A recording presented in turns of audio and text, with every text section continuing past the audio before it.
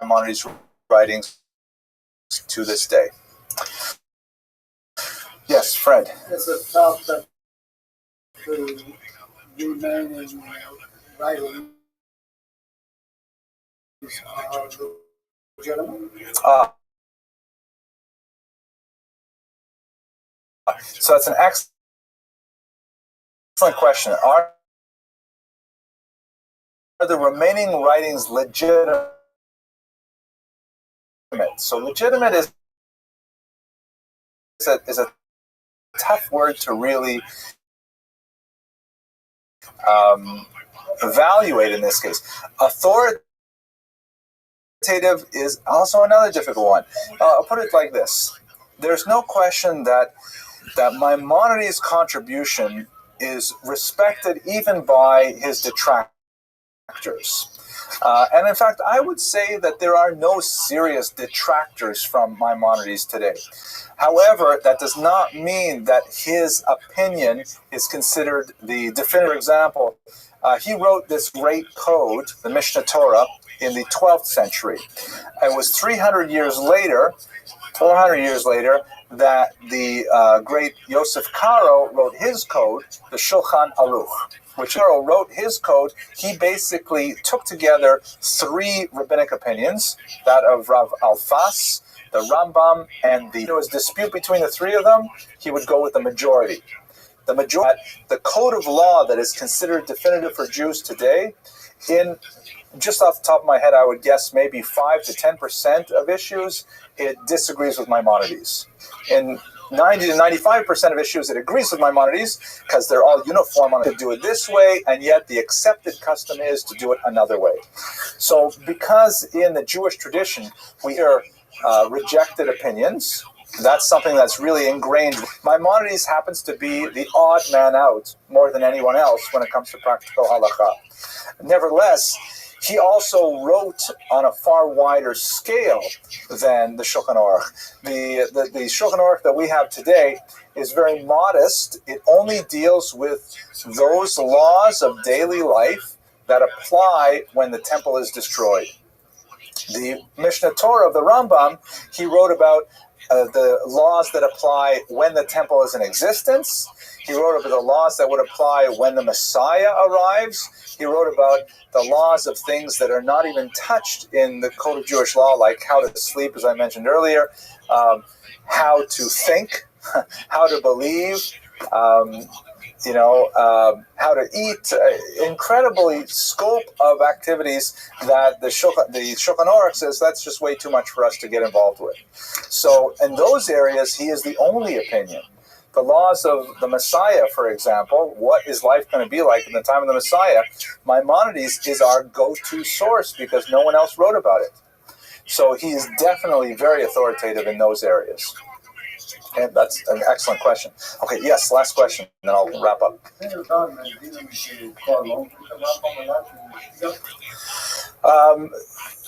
Schneur Zalman, the first ROTHSCHILD Rabbi? Yeah, I don't know how to answer that question. He wrote a Shulchan Aruch called the Shulchan Aruch HaRav, which definitely relies heavily on the Rambam. But he's a huge opinion. Everybody has to rely heavily on the Rambam today. Doesn't mean that we'll always agree with him, but nevertheless, his opinion is valid in the vast majority of cases. Yeah. Oh, the 13 principles. Let me just take a second to report on that, and then I want to wrap up because I want to stay on time. Some of the things that Maimonides did, which were also controversial, I didn't really mention them earlier. He was big in codifying things. So one of the things he codified was what exactly do Jews believe? It's kind of funny that here it is, we're in the 12th century. The Jews have been in exile for 1,200 years, and they've been in existence for another, 1,500, 2,000 years before that. And nobody ever sat down and said, okay, what exactly do we believe? Can we just agree on this? So Maimonides said, okay, let's write it down. And he came up with 13 basic principles of what Jews should believe. It says something about our religion, though, that we can go so long without ever having to actually agree on something so basic. But he wrote 13 basic principles that say things like, yeah, God exists, God is one, God is non-corporeal, we're waiting for a Jewish Messiah, he hasn't come yet, don't confuse us with that other religion.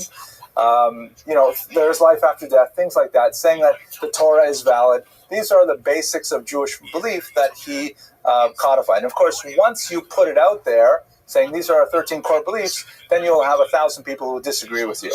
And so he was also criticized very heavily for even daring to suggest that these are our beliefs held in common. Okay, so let me wrap it up by talking a little bit about his legacy. This is his grave in Tiberia, although as I mentioned at the beginning of this lecture, the Cairoese Jews would disagree with that.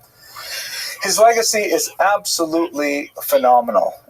He literally started the entire industry of codes in the way that we understand it today by taking a very bold intellectual leap and saying, we can reorganize the Talmud.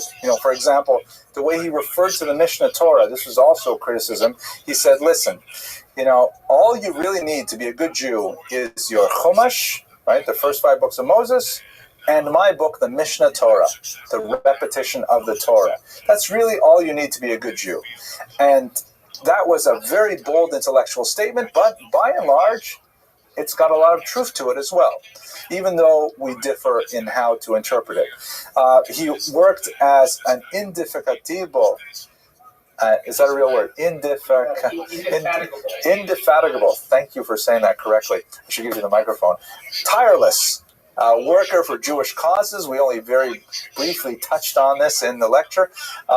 And he also created tremendous philosophical works. And on the side, he was an extremely successful physician with a very lucrative practice and a good publication record. So Maimonides is really one of those towering figures in Jewish history, but I strongly urge you to encounter his writings for yourself because they really are quite brilliant. They are available in English translation if you find the Judeo-Arabic or the Hebrew challenging. And once again, I want to thank you very much for your endurance and your attention tonight, and I look forward to speaking with you next week. Okay, thank you.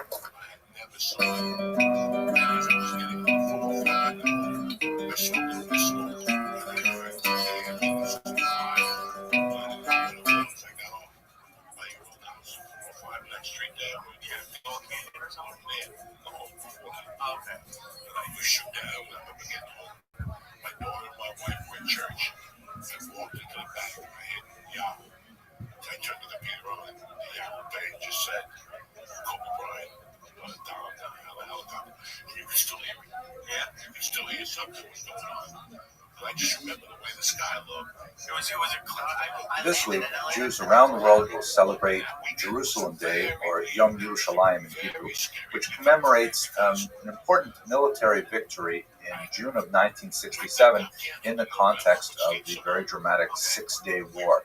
Specifically, Israel conquered parts of Jerusalem and brought it under one political rule, and conquered in particular the extremely valuable Old City, which contained the Temple Mount.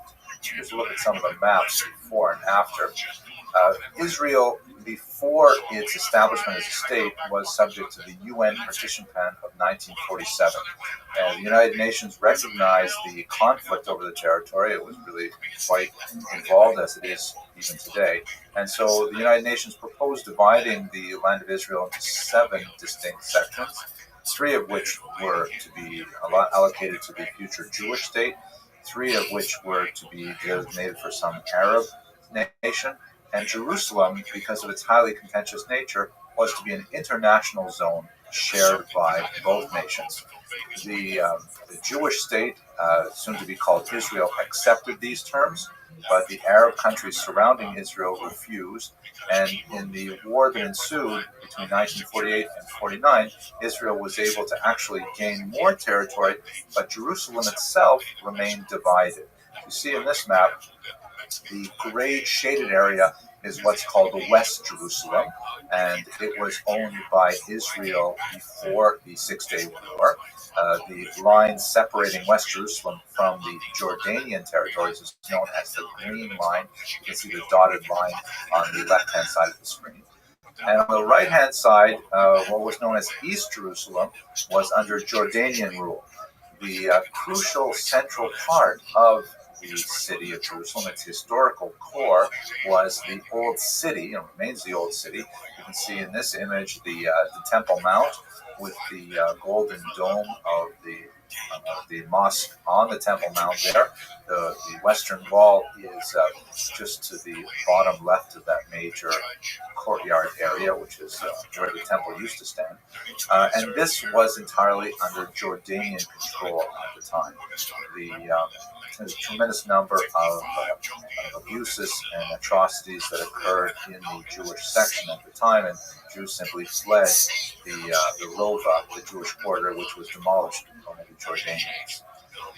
In 1967, in the context of the war, however, Israel attacked Jerusalem, and within very short order, although there was some fierce door-to-door fighting, the region was captured and made part of Israel proper.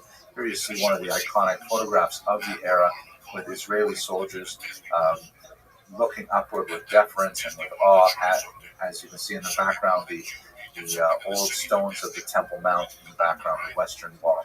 It was a moment of extreme political euphoria and religious ecstasy for many, with the unification of Jerusalem, bringing this ancient capital into Jewish hands once again. This meant, however, that Jerusalem was demographically a divided society. This Hebrew language map shows you West Jerusalem on the left-hand side, and on the right you see East Jerusalem, which has the Temple Mount, that small square area in the middle.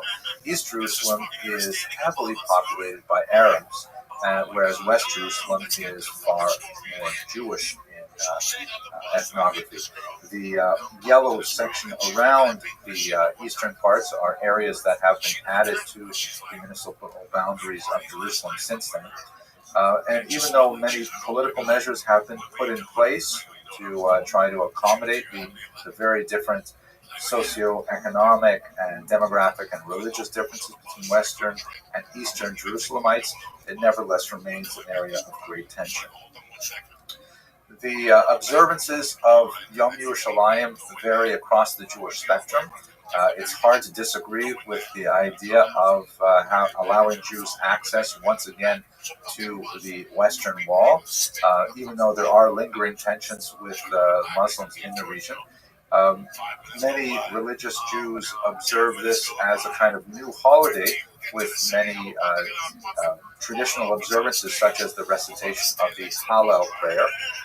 Other religious Jews feel that the imposition of a new holiday into the Jewish calendar is something that is really inappropriate for the pre-Messianic era, and this is an element of some controversy within the Orthodox spectrum in particular. But without a doubt, Yom Yerushalayim represents a huge victory for the Jewish state, a victory that's both military as well as symbolic. And thanks very much for watching. Stop doing it. She's on the open Zoom. I'm like, what the fuck are you doing? And like, well, where's the coat? She goes, right here. I was taking care of myself. So I took the coat and she went out. You never thought about it again? I think I gave the rest of the package on the way back to New York. You never saw her again. Hello, everyone. This week in Jewish history is a very important event in Middle Eastern politics. In November of 1977, Egyptian President Anwar Sadat flew to Israel to meet with his erstwhile enemy, Menachem Begin, and speak to the Israeli Knesset about the possibility of peace. This initial visit ultimately led to an Israeli-Egyptian accord and the current status quo of a fragile but nevertheless enduring peace is a result of that courageous trip.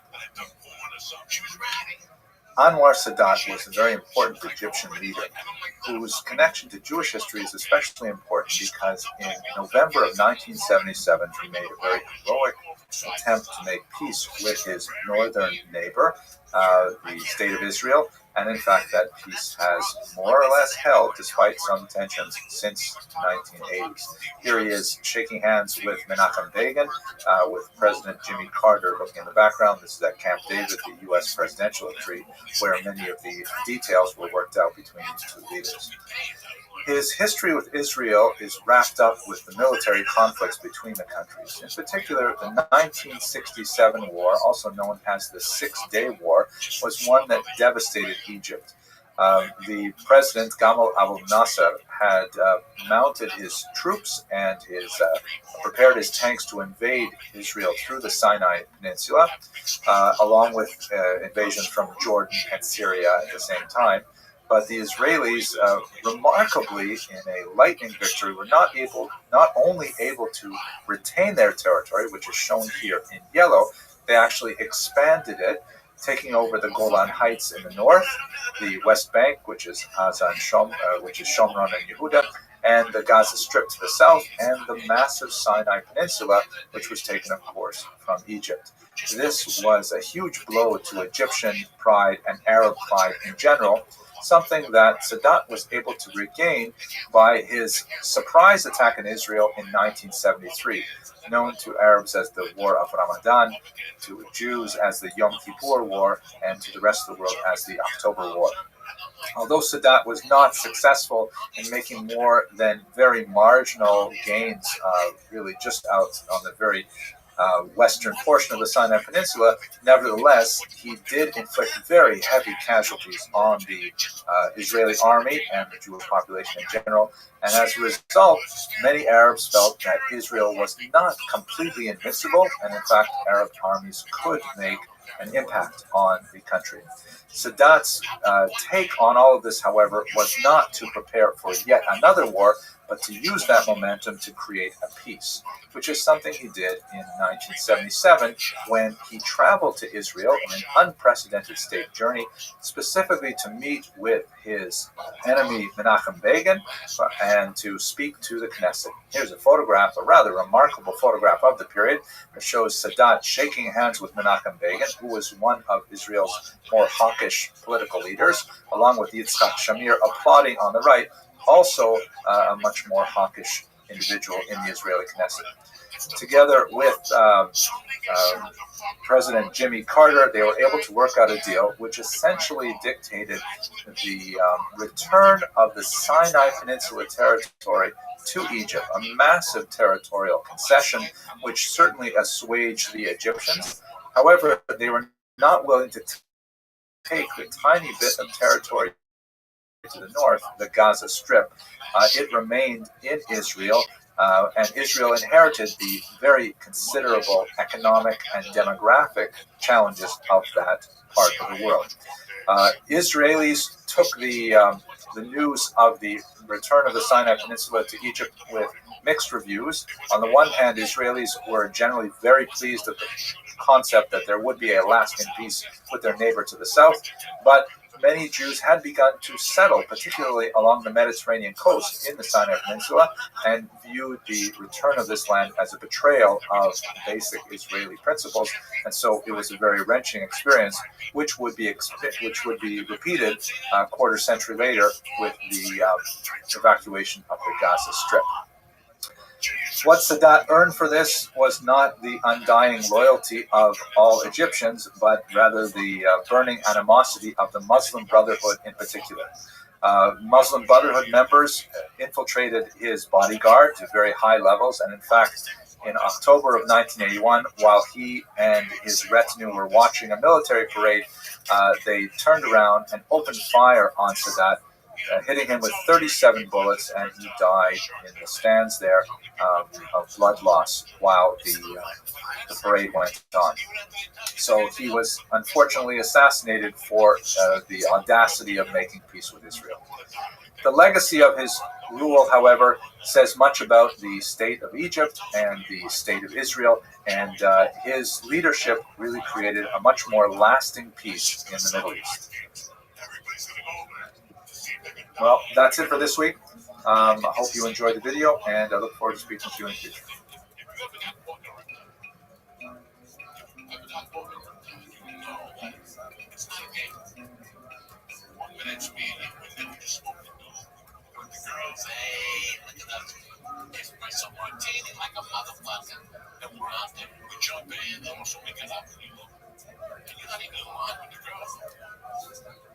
Fucking 30 yards that way, okay? All of a sudden you're trying to swim.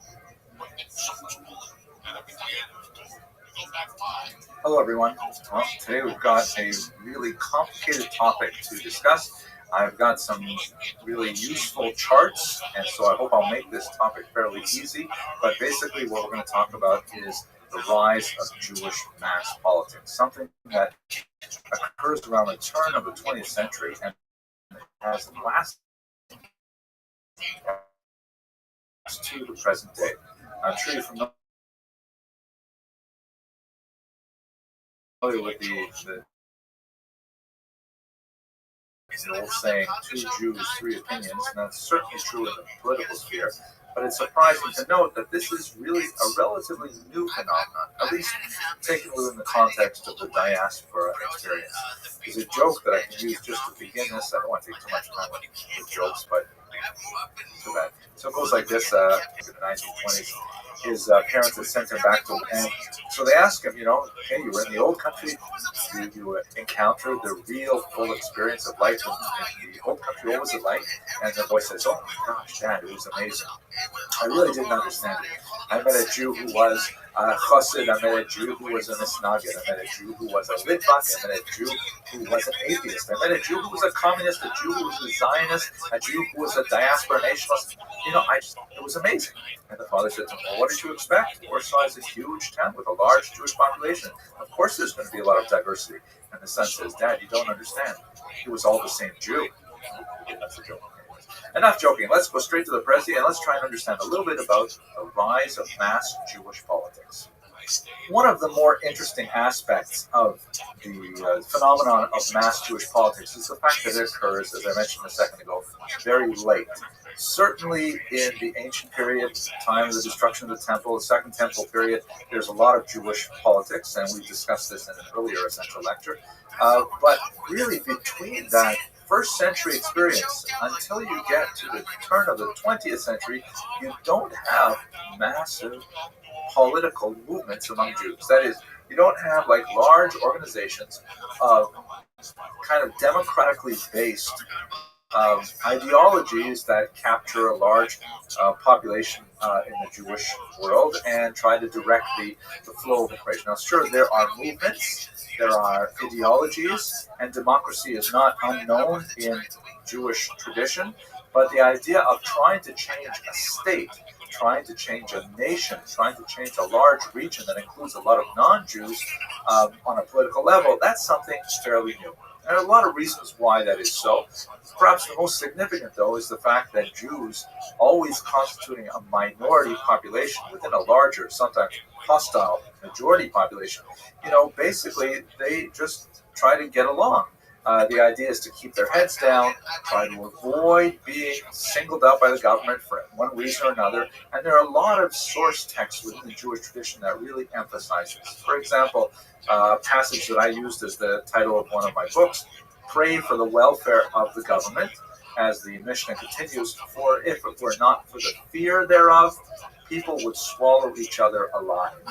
Meaning the government is an absolutely essential element of a normally functioning society because, the author of this particular passage felt that he took a fairly pessimistic view towards the ability of humans to live together in a peaceful state of harmony without any kind of coercive influences keeping them from literally swallowing each other alive. And so as a result, Jews have always, or I shouldn't say always, Jews have overwhelmingly favored the government that is in control, even if that government is slightly anti-Semitic or is even discriminatory to other peoples on occasion, largely because as a minority they were powerless to effect any real change, and as a result they just tried to rely on the concept of the state as a ROTHSCHILD, that is, a state that is governed by law. We'll talk about this a little bit more perhaps. No, I guess we should talk about it now. One of the big turning points in this movement was in 1881 in Eastern Europe, particularly in the Russian Empire, where you have a large population of Jews. And with the assassination of Tsar Alexander II, the entire society just collapsed into a period of anarchic waves of pogroms, of violence against civilian populations, primarily Jews. And as a result, Jews began to feel, oh my gosh, we cannot rely on the Russian government to maintain our safety anymore. So therefore, Jews began to look to new political ideologies that were emerging all over Europe at that time as nationalism really gathered a lot of strength, especially with non-titular nationalities, that is, nationalities that did not own their own state, so to speak, at that time. And so Jews began to think about politics for themselves as well. Now, this is going to be a very brief lecture. I encourage you to look at some of the longer lectures for more discussion of these. But let's look at least two of the major movements very briefly, and then put them all into context. One of the most important early parties was known as the Bund. That's short for the Jewish General, or the General Jewish Workers' League. And this was an organization that was socialist in nature. That is, it believed in the fundamental equality of all people, regardless of whether they were Jewish, Russian, Ukrainian, Latvian, Lithuanian, whatever it is, and that they should be joined within a Marxist experiment to create a dictatorship of the proletariat, following a socialist model towards a brand new future. The Bund was, at least in its origins, which is in the late 1890s, an anti-clerical party, meaning that it was anti-religious. And in fact, its Jewish character initially lay primarily in the fact that a lot of its early members were Jews, particularly in the northeast industrial area like Lithuania, Vilnius, places like that. It made sense in those early years to conduct a lot of its propaganda in Yiddish, which was the mother language of many of these urbanized Jews, and it worked well alongside the Russian language propaganda generated by other social democratic parties. This was actually a very large party. It was illegal until 1905, and nevertheless it garnered tens of thousands of members during this period. However, it was not the most popular Jewish party by far. In the few sources that we have to get a real measurement of what Jews actually thought before, let's say, 1921, Jews tend to vote predominantly for Zionist political ideas. And just as socialism represented a break from traditional religiosity and represented a break from the capitalist viewpoint of the world, the Zionist mentality also represented a break from traditional views of Jewish identity in exile, because it posited that Jews should leave their homelands in exile and go to the final homeland of Israel. This challenged the religious status quo because it was felt by many that the idea of imposing a political solution to the Jewish people in Israel, as opposed to merely one of individual settlement or even communal settlement, was felt to be challenging God and was an affront, really, to the unfolding events. The anxious awaiting for Messiah would not be rushed by Jews forcing a political solution in the Middle East. And so there was a significant break from traditionalist viewpoints, and as we shall see, the majority of Zionists at the turn of the 20th century were in fact non-religious Jews. This is a great picture, by the way, and rather taking an iconic image of Herzl, the founder of modern political Zionism, with his famous quotation, "If you will it, it is no dream," meaning if you only want to establish a homeland in Israel, a very audacious and rather amazing goal at the turn of the 20th century, then Herzl said it would be no dream. And in fact, he was quite correct. So with those two movements in mind, socialist movements and Zionist movements, let's have a look at the overview of all of these parties, and this is going to get really complicated, okay, so just stay with me for a second. Having a look at this image here, this looks like a very traditional Jewish symbol. No, that's a joke. It's actually a complex political spectrum, whereas on the left you have socialism, and on the right you have capitalism.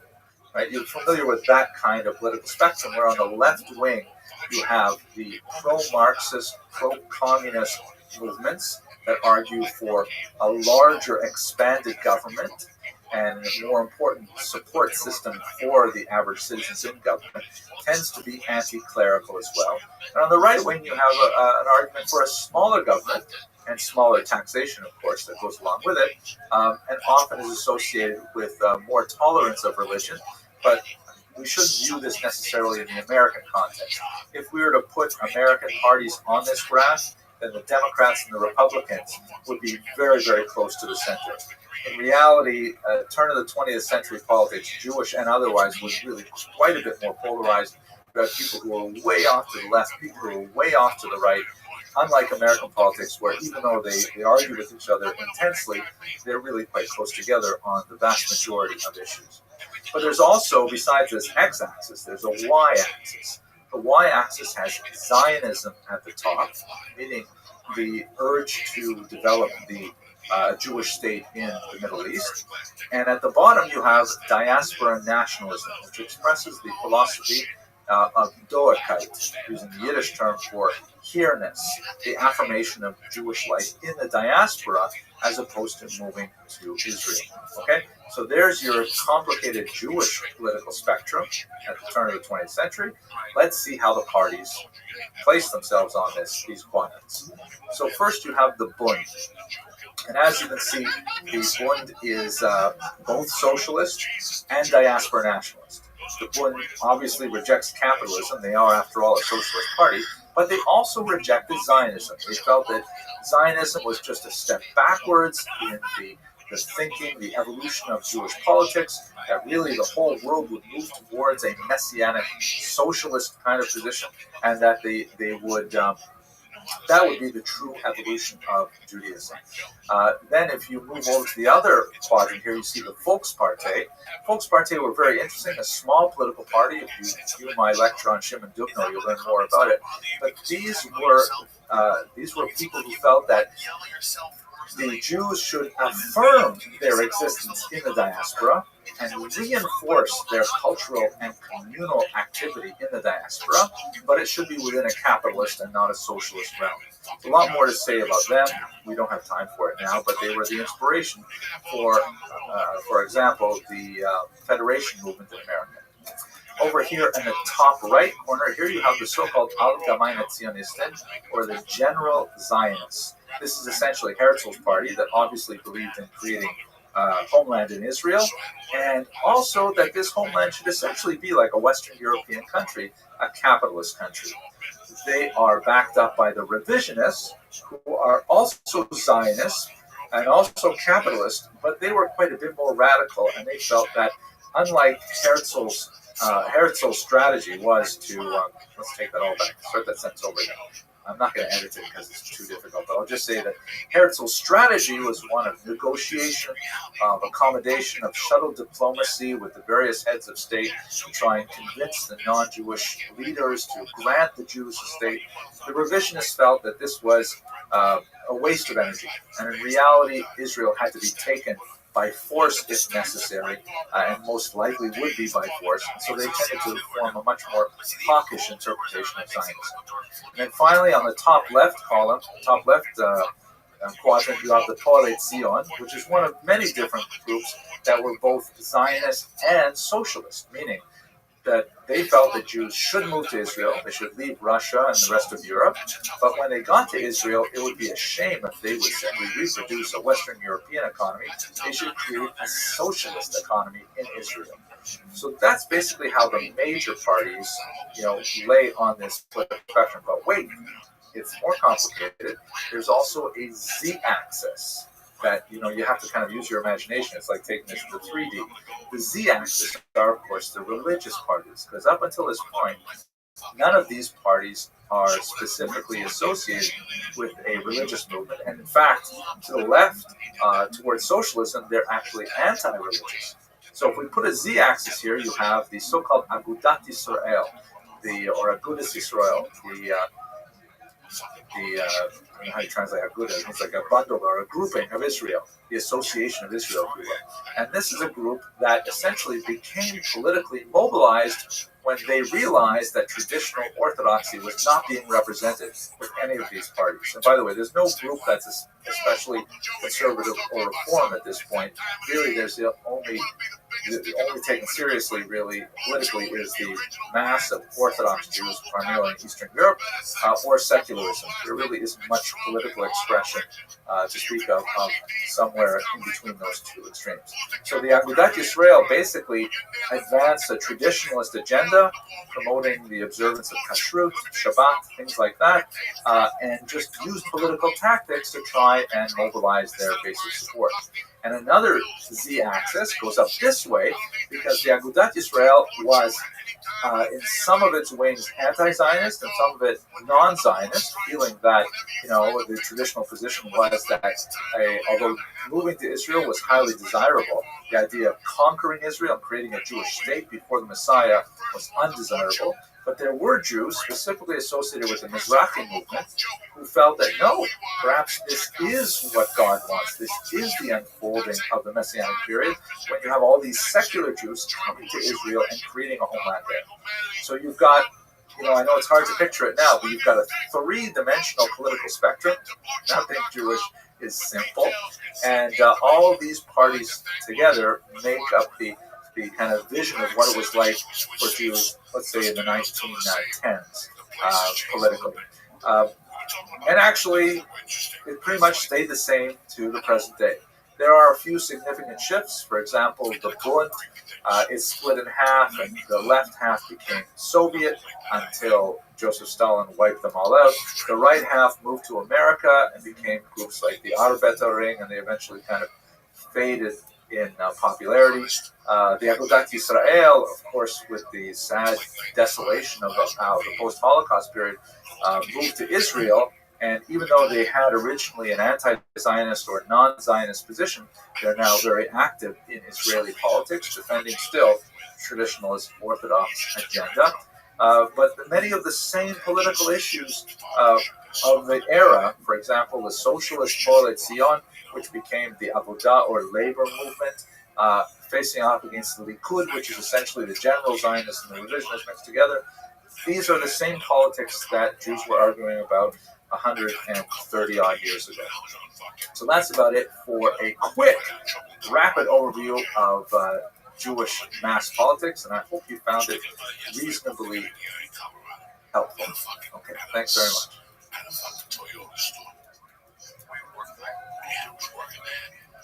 Talking about lunch, and the guy kept aggravating me. Me and Benny Caffey, and there's all these Italian guys, and we're talking about lunch. There's this guy that's a ball button.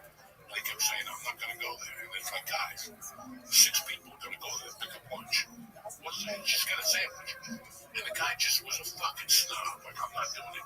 I'm not doing it. I don't like those people. I don't even like New Yorkers. And I turned around, George, and I just fucking poked him in the eye. And he was like, I'm calling the police. All the guys, the manager told him, no, I'll give you Saturday off. This guy, somebody needs to fingers right in his fucking eye. Like, shut the fuck up. I just went deep in there, in that motherfucker. And then the one that hurt me the most was March of 95, when I smacked my ex's boyfriend. And my daughter was in the car. Well, my ex-daughter at this point. And that was what dawned it. That was what let me know who I was. It was when I smacked him and I turned around and she was really upset. And I couldn't understand why. Your dad just smacked somebody who's been busting his balls. But she didn't look at it that way. In her world, she couldn't comprehend it. And it really broke my heart. At the time, I was going to Rabbi Institute because I was so confused because the Morris didn't stand up. I was like, I'll try anything. Buddhism, I fucking became. I got my confirmation at 32. It was just rough, guys. I've forgotten who the fuck I was. With a divorce, stand up, fucking being broke, And I was just falling at the fucking mountain, people. But after that, I remember a guy, I learned something there.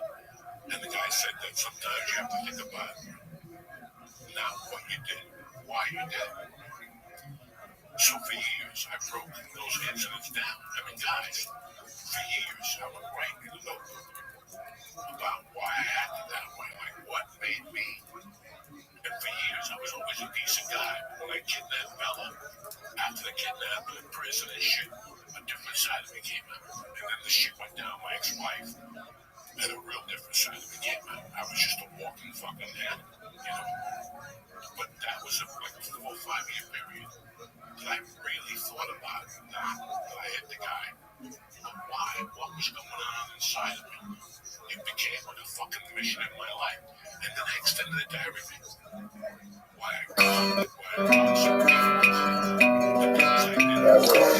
Okay, welcome everyone for another lecture in Jewish history. Oh my gosh, we've got so many chashuv guests today. We have Mr. Rabbi Aryeh Wunsch of Lions Gallery just joined us. Wow, world-class art. We have one of the master educators of our community, Rabbi Nathan Heshi Rizel. We should give a hand to Rabbi Rizel. He's been educating our youth here for probably 30 years now, I think. Probably. He's a little embarrassed, but it's great to have you here. And tonight we've got an excellent topic. I don't really have a joke. Mr. Rodriguez tried to give me a joke, but it's a really old one, and I'll save it for later on in the season when you're a little tired of the jokes. But this is one. It's not really a joke, but it's kind of an anecdote that somehow relates to what we're talking about. Elisa reminded me of this one. Rabbi Grunstein, the Rav of Young Israel, told over the story a couple of weeks ago on Shabbos that there was on Yom Kippur, there was a Jew who went swimming in the Mediterranean. You know, Chiloni, not an observant Jew. He went swimming on Yom Kippur in the Mediterranean off the coast of Tel Aviv, and there was like a huge rip current, and he was being pulled out to sea. And he was screaming and screaming, being pulled out to sea. And so the lifeguards hear him screaming. They rush out to save him. They rush out. They swim out there. And as they get closer to him, they think, he's yelling, help, help, something like that. But actually what he is screaming over and over again is, Ani lo chozer b'tshuva. Ani lo chozer b'tshuva. It says, I am not going to repent. I'm absolutely not going to repent. And so they, he's like maniacally screaming this over and over again. So they take him and they drag him out of the water and they put him on the sand and they revive him and so on. And then afterwards they ask him and say, what's Tutzach? What was the story with that you're not going to do tshuva? And he said, it's very simple. Many years ago when we lived in Europe, my father, he saw me going off the derech, going, away from the straight and narrow. And he said, look, I know that you're going to choose your own way in life and you're going to the land of Israel and you're going to lead your life in a secular way. But before you do, I want you to meet with the Slonim Rebbe. It's very important that you go speak to the Slonim Rebbe. So he takes him into the Slonim Rebbe and they had a long talk. And when he came out, his father said to him, so what did he say? He said, look, he said basically one thing. He said, I'm not going to die before I do tshuva. I'm not going to die until I repent.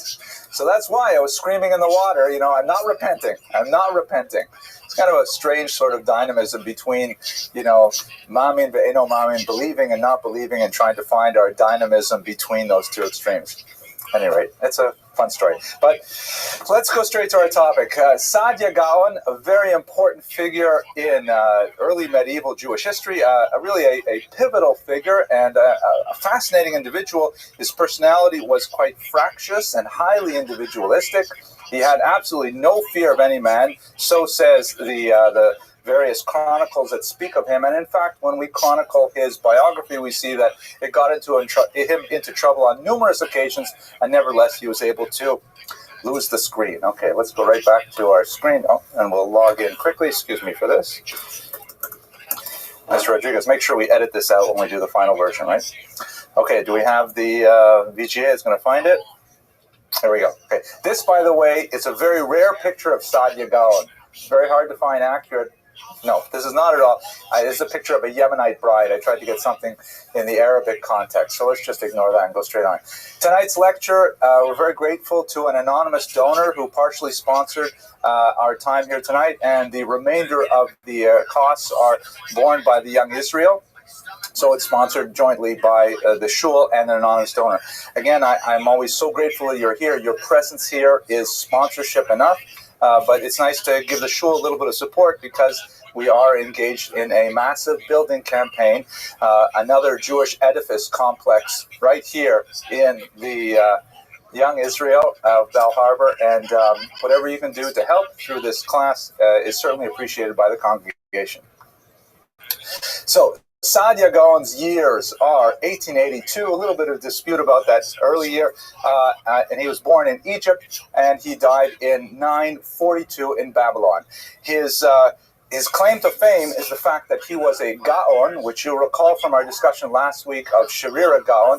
That was actually an institutional title. It was given to someone who headed one of the great academies in Babylon. This the areas where the Talmud was formed and debated for literally hundreds of years, and to have the title Gaon essentially meant like a Nobel Prize winner 10 times over. It was a huge title of responsibility and signified a tremendous intellectual achievement. Of the several cities that had academies in the Mesopotamian region between the Euphrates and the Tigris River, leading down into what would be contemporary Kuwait, there were two cities that were primus inter pares, the first among equals, and they were Sura and Pumbedita. The Sadia Gaon was actually a Gaon of both institutions, first Pumbedita and then later, more famously, Sura, which is some indication of his status. While he was there, he distinguished himself not only as an incredible administrator, taking Sura, the yeshiva of Sura, from a point when it was at a bit of decline to a point of great prominence internationally among Jews, increasing its student body tremendously. But at the same time, he was a major Jewish philosopher, compiling some incredible works on lexicography and on theology, liturgy, and so on. We'll go through some of those, catalog them today. So, and ironically, though, he accomplished most of his great literary achievements when he was fired from his job temporarily at Sura, and that's when he was really his most creative. So we'll see how that works out in his biography.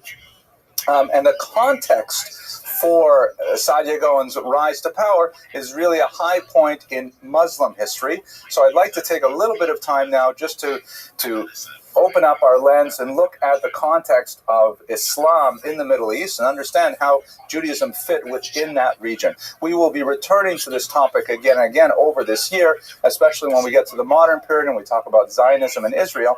But for now, let's look at it in the 9th century. So Islam, there's a map that shows the spread of Islam. It begins in the early 7th century when Muhammad proclaims a new religion, which is in many ways highly derivative of both Judaism and Christianity, but he claims that it is really a huge upgrade, an improvement over earlier systems, kind of like Windows 8 is really much better than Windows 7 and XP and so on. And it's more than just a patch on the old systems, to milk that metaphor dry. And he is able to really take this message to the residents of Mecca and Medina, which are here in the Saudi Arabian coast of the Red Sea, and it expands tremendously, both during his lifetime, which you can see the sort of brown areas, and then amazingly, by the year 711, it has expanded all the way across the coast of North Africa and has entered into Spain, going all the way up to the Pyrenees. It's also extended all the way through the Central Asian portion of Syria, Lebanon, Turkey, Iraq, Iran, and goes all the way out to modern-day Pakistan. And he also extended it through the Balkans into Europe, right up until the gates of Vienna. It's an incredible story of phenomenal expansion that cannot be explained solely by, for example, the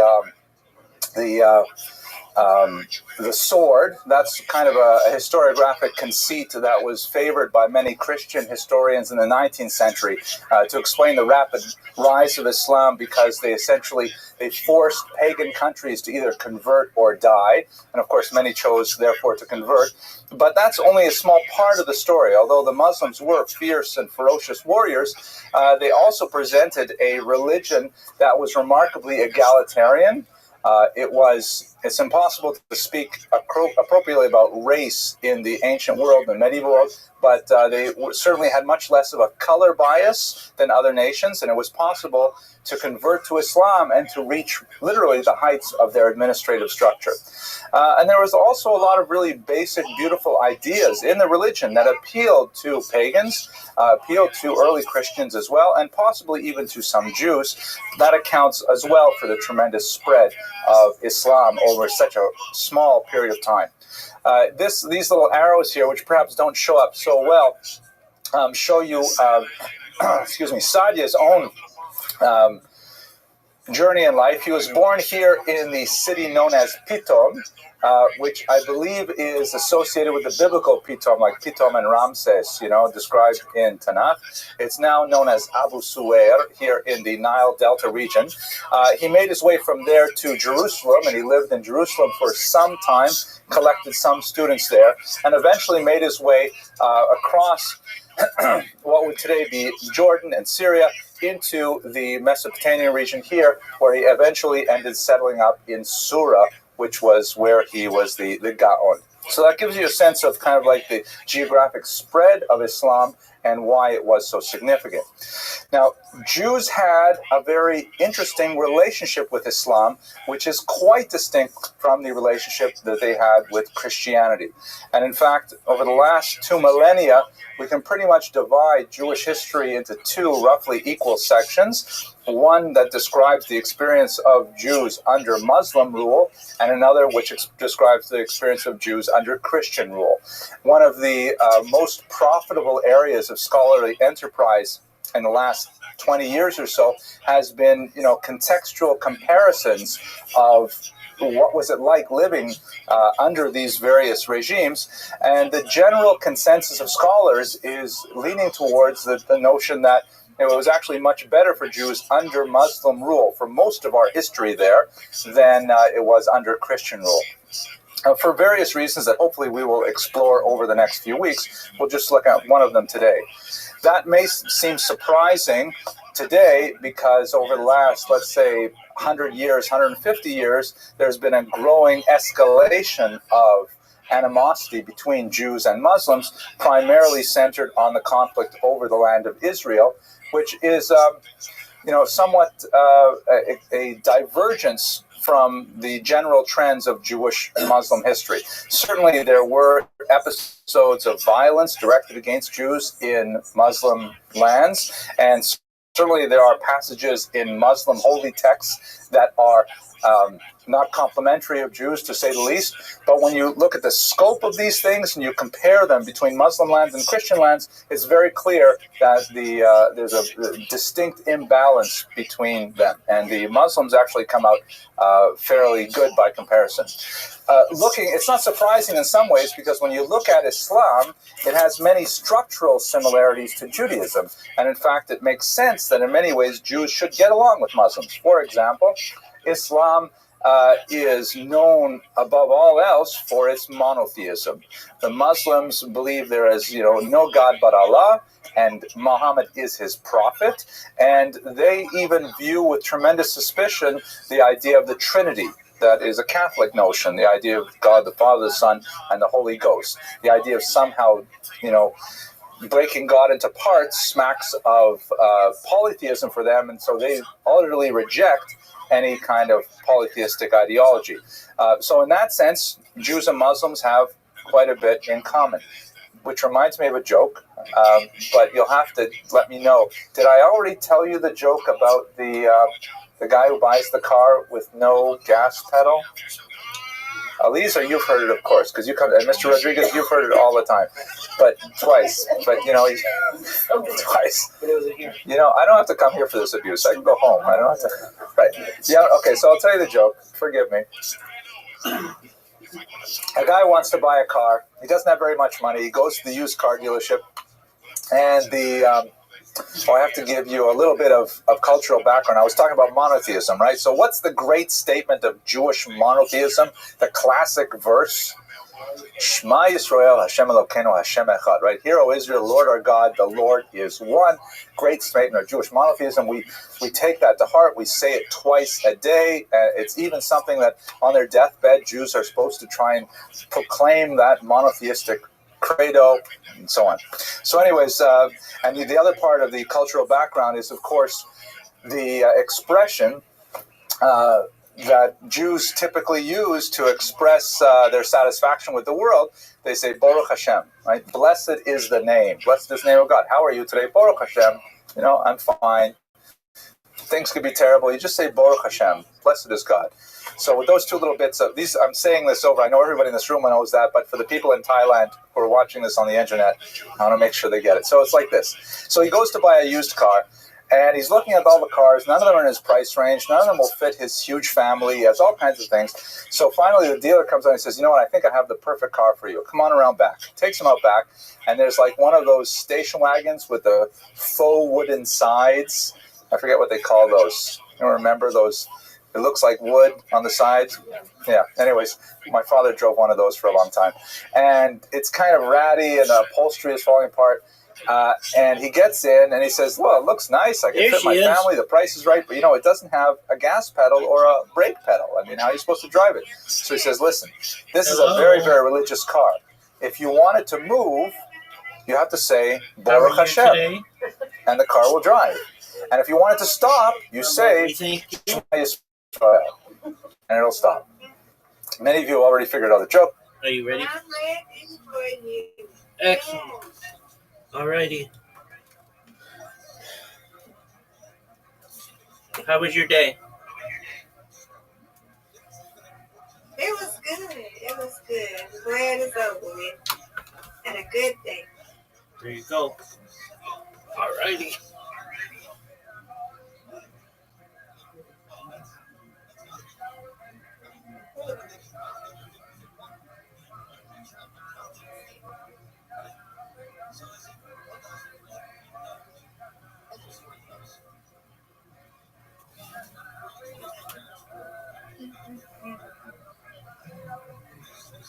Remember Rabbi.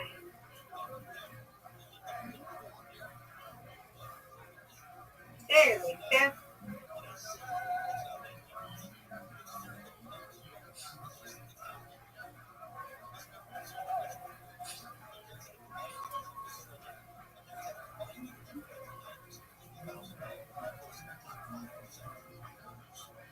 You're welcome. Good enough.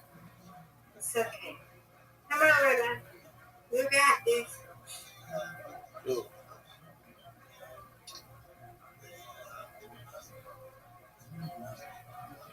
Come on.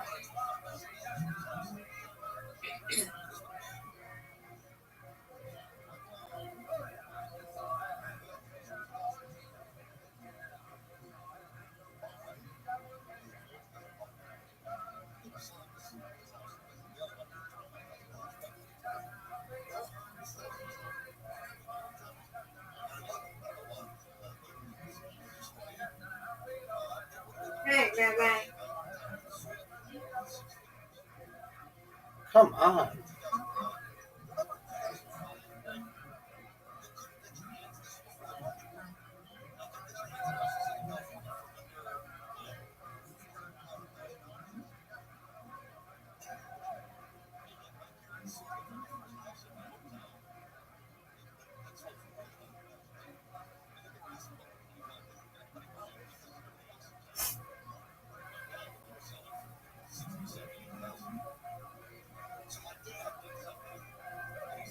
Come on, Rabbi.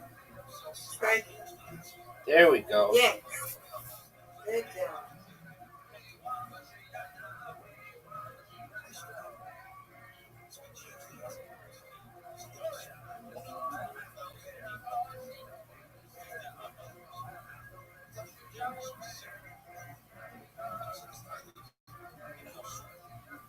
Where I got it anyway. Come on, Rabbi. There we go. That's right. Good job.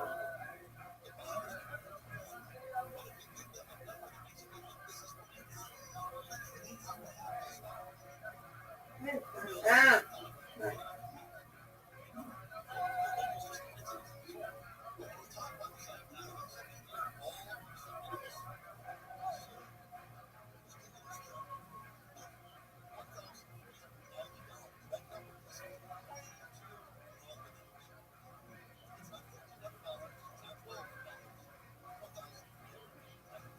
Get it. No. All right. Good job. All right, Mr. You Aquarius. win out. I win, you win. That's right. Let's go.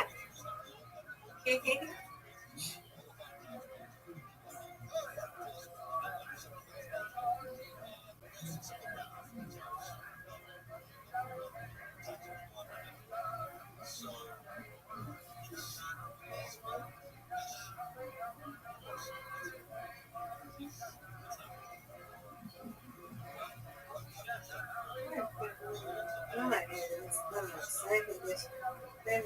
Come on, Rabbi.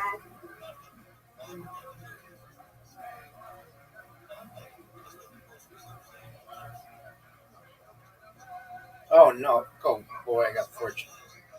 Good spirit, good spirit.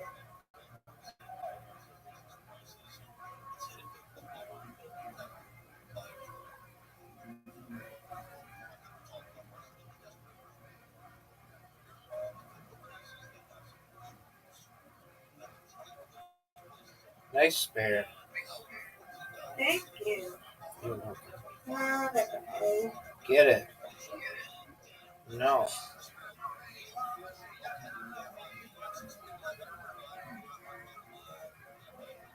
Get it. No.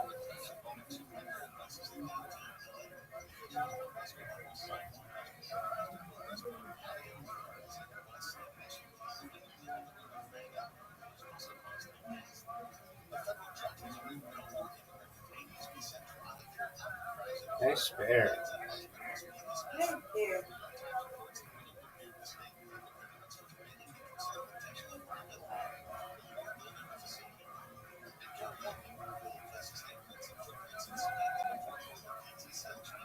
No.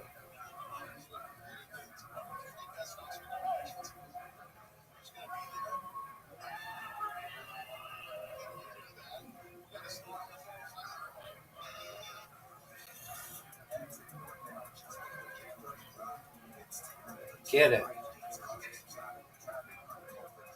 Come on, Rabbi. You got this. No doubt. Come on.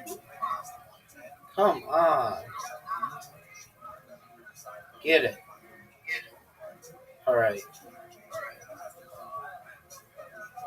Mr. Aquarius about to put me away. I don't know. You have to see it. You're gonna get this. Nope, I don't. You got this, Rabbi. Go. Comeback time, Miss Aquarius. Yes, the combat time. I don't care. You win, I win. Let's go. See? I need this. There I you got it. Yay. Here we go. Here's the comeback. Okay, come on. Get it. Get it. I'll take it. Yay. I win, you win, Miss Aquarius. Good job. Yeah. You win, I win. Good job. Undefeated in bowling, undefeated in friendship. That's right. That's what we do. Yay. All right, Miss Aquarius. That was fun. I'm here, though. Okay. Because I'm here, I'm going to go take my bath. Excellent. And then come back later. I will talk to you in the morning, okay? Sweet dreams. Take care, Miss Aquarius. Thank you. You too. Thank you, ma'am. You're welcome. Thank you. You're welcome.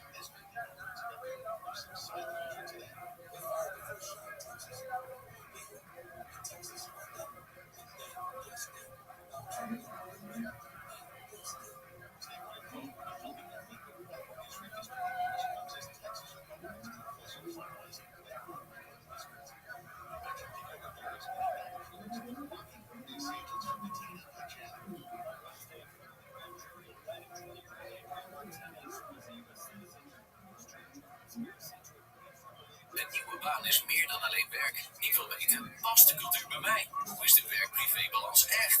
Ik wil niet pas na maanden ontdekken dat het toch niet de plek voor mij is. Daarom check ik nu altijd de bedrijfsreviews op Indeed. Echte ervaringen en meningen. Zo kies ik een werkplek waar ik me zit.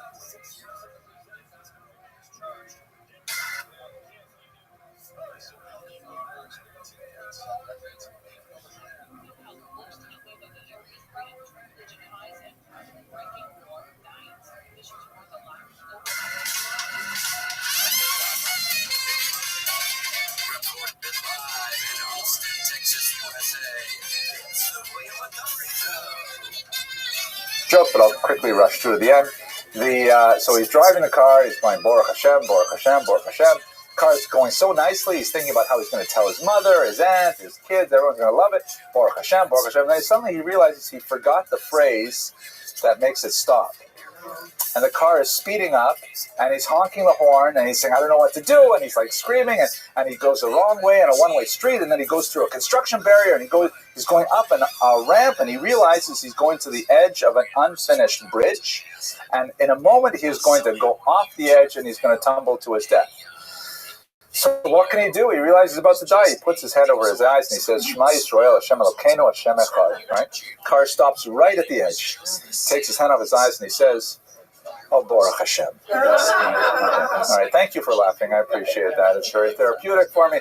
Okay, so Islam and Judaism, they have monotheism, a very major point. Another, perhaps more important point on an anthropological level is that Judaism, traditionally practiced, and Islam are both orthopractic. The term orthodox is a little bit troubling because the word dox comes like from doctrine, and it's not really true that observant Jews have one doctrine. They have quite a large array of doctrines, but they basically agree on one practice. They basically agree on kashrut, Shabbat, Taharat HaMishpacha. There's a certain code of conduct as opposed to a code of belief that's not necessarily held so much in such high strictures. So Islam has something similar, Sharia, which also translates as halakha, as the way, and so they have a unified code of behavior, which is at the same time religious ritual and civil and criminal. It's all one body of law. It's not render unto Caesar what is Caesar's. It is, the whole system is guided by the entire religion. It's presided over by a group of scholar judges, just like the rabbis in Judaism. And so there's a lot of congruencies between the systematic thinking of Muslims and Jews in terms of how the whole thing works. And they have a lot more shared vocabulary. Christianity, by contrast, is a creed-based religion. And although, of course,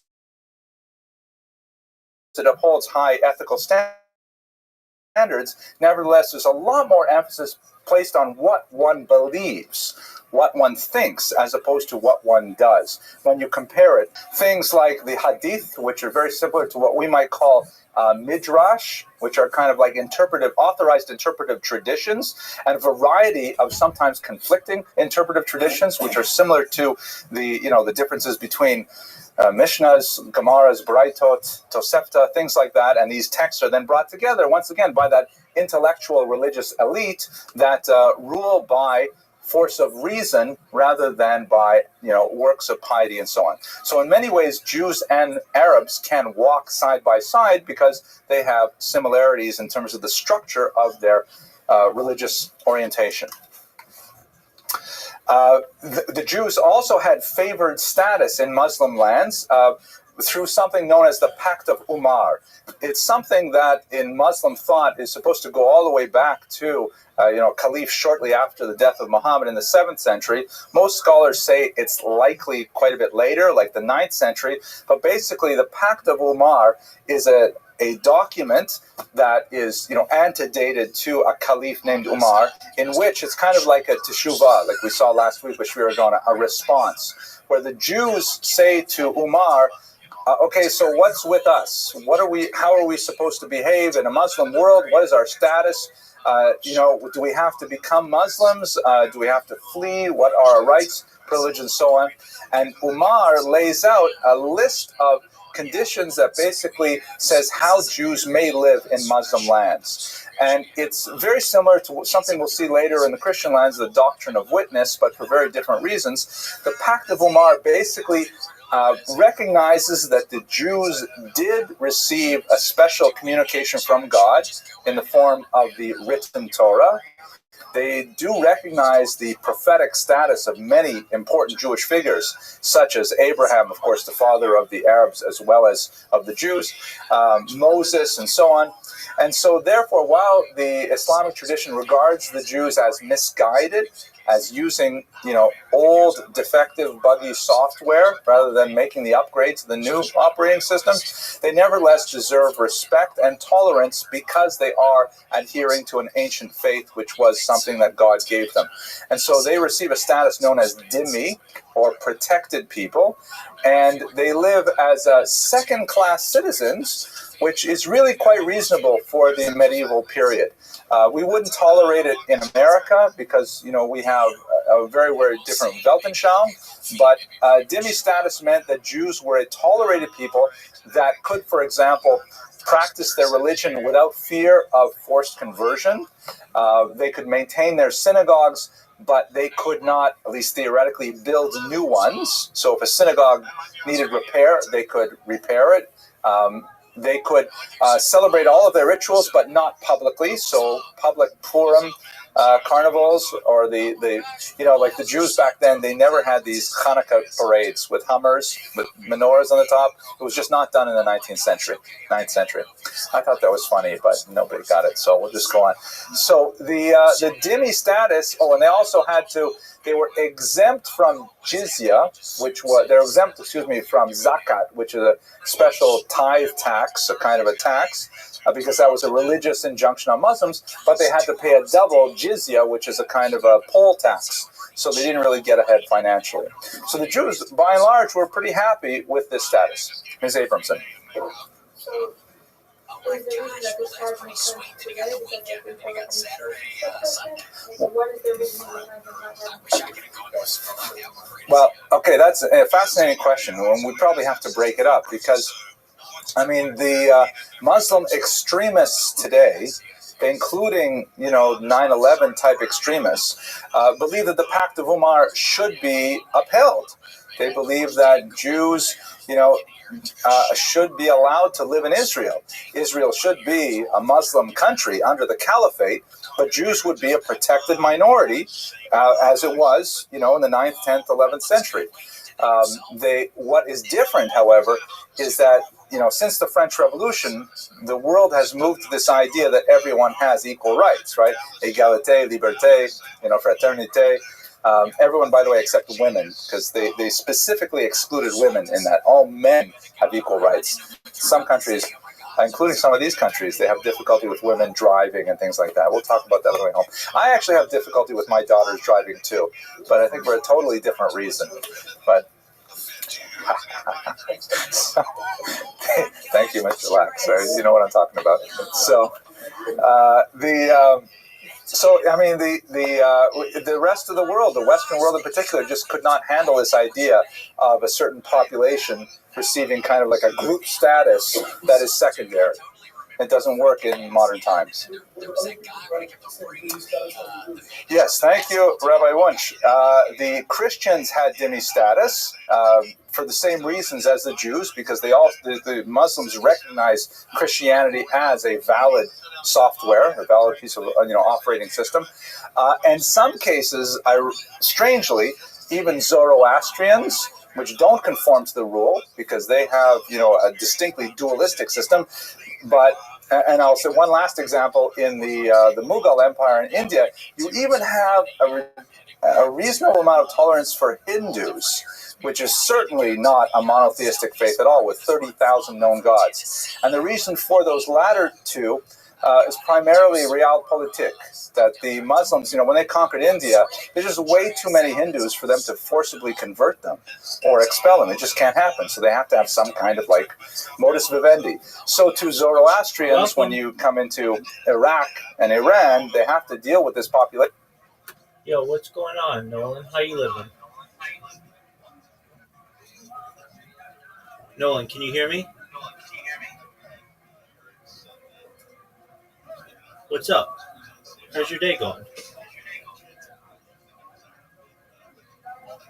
Nolan, I hear you, but I don't hear you speaking. What's up? Nolan, can you hear me?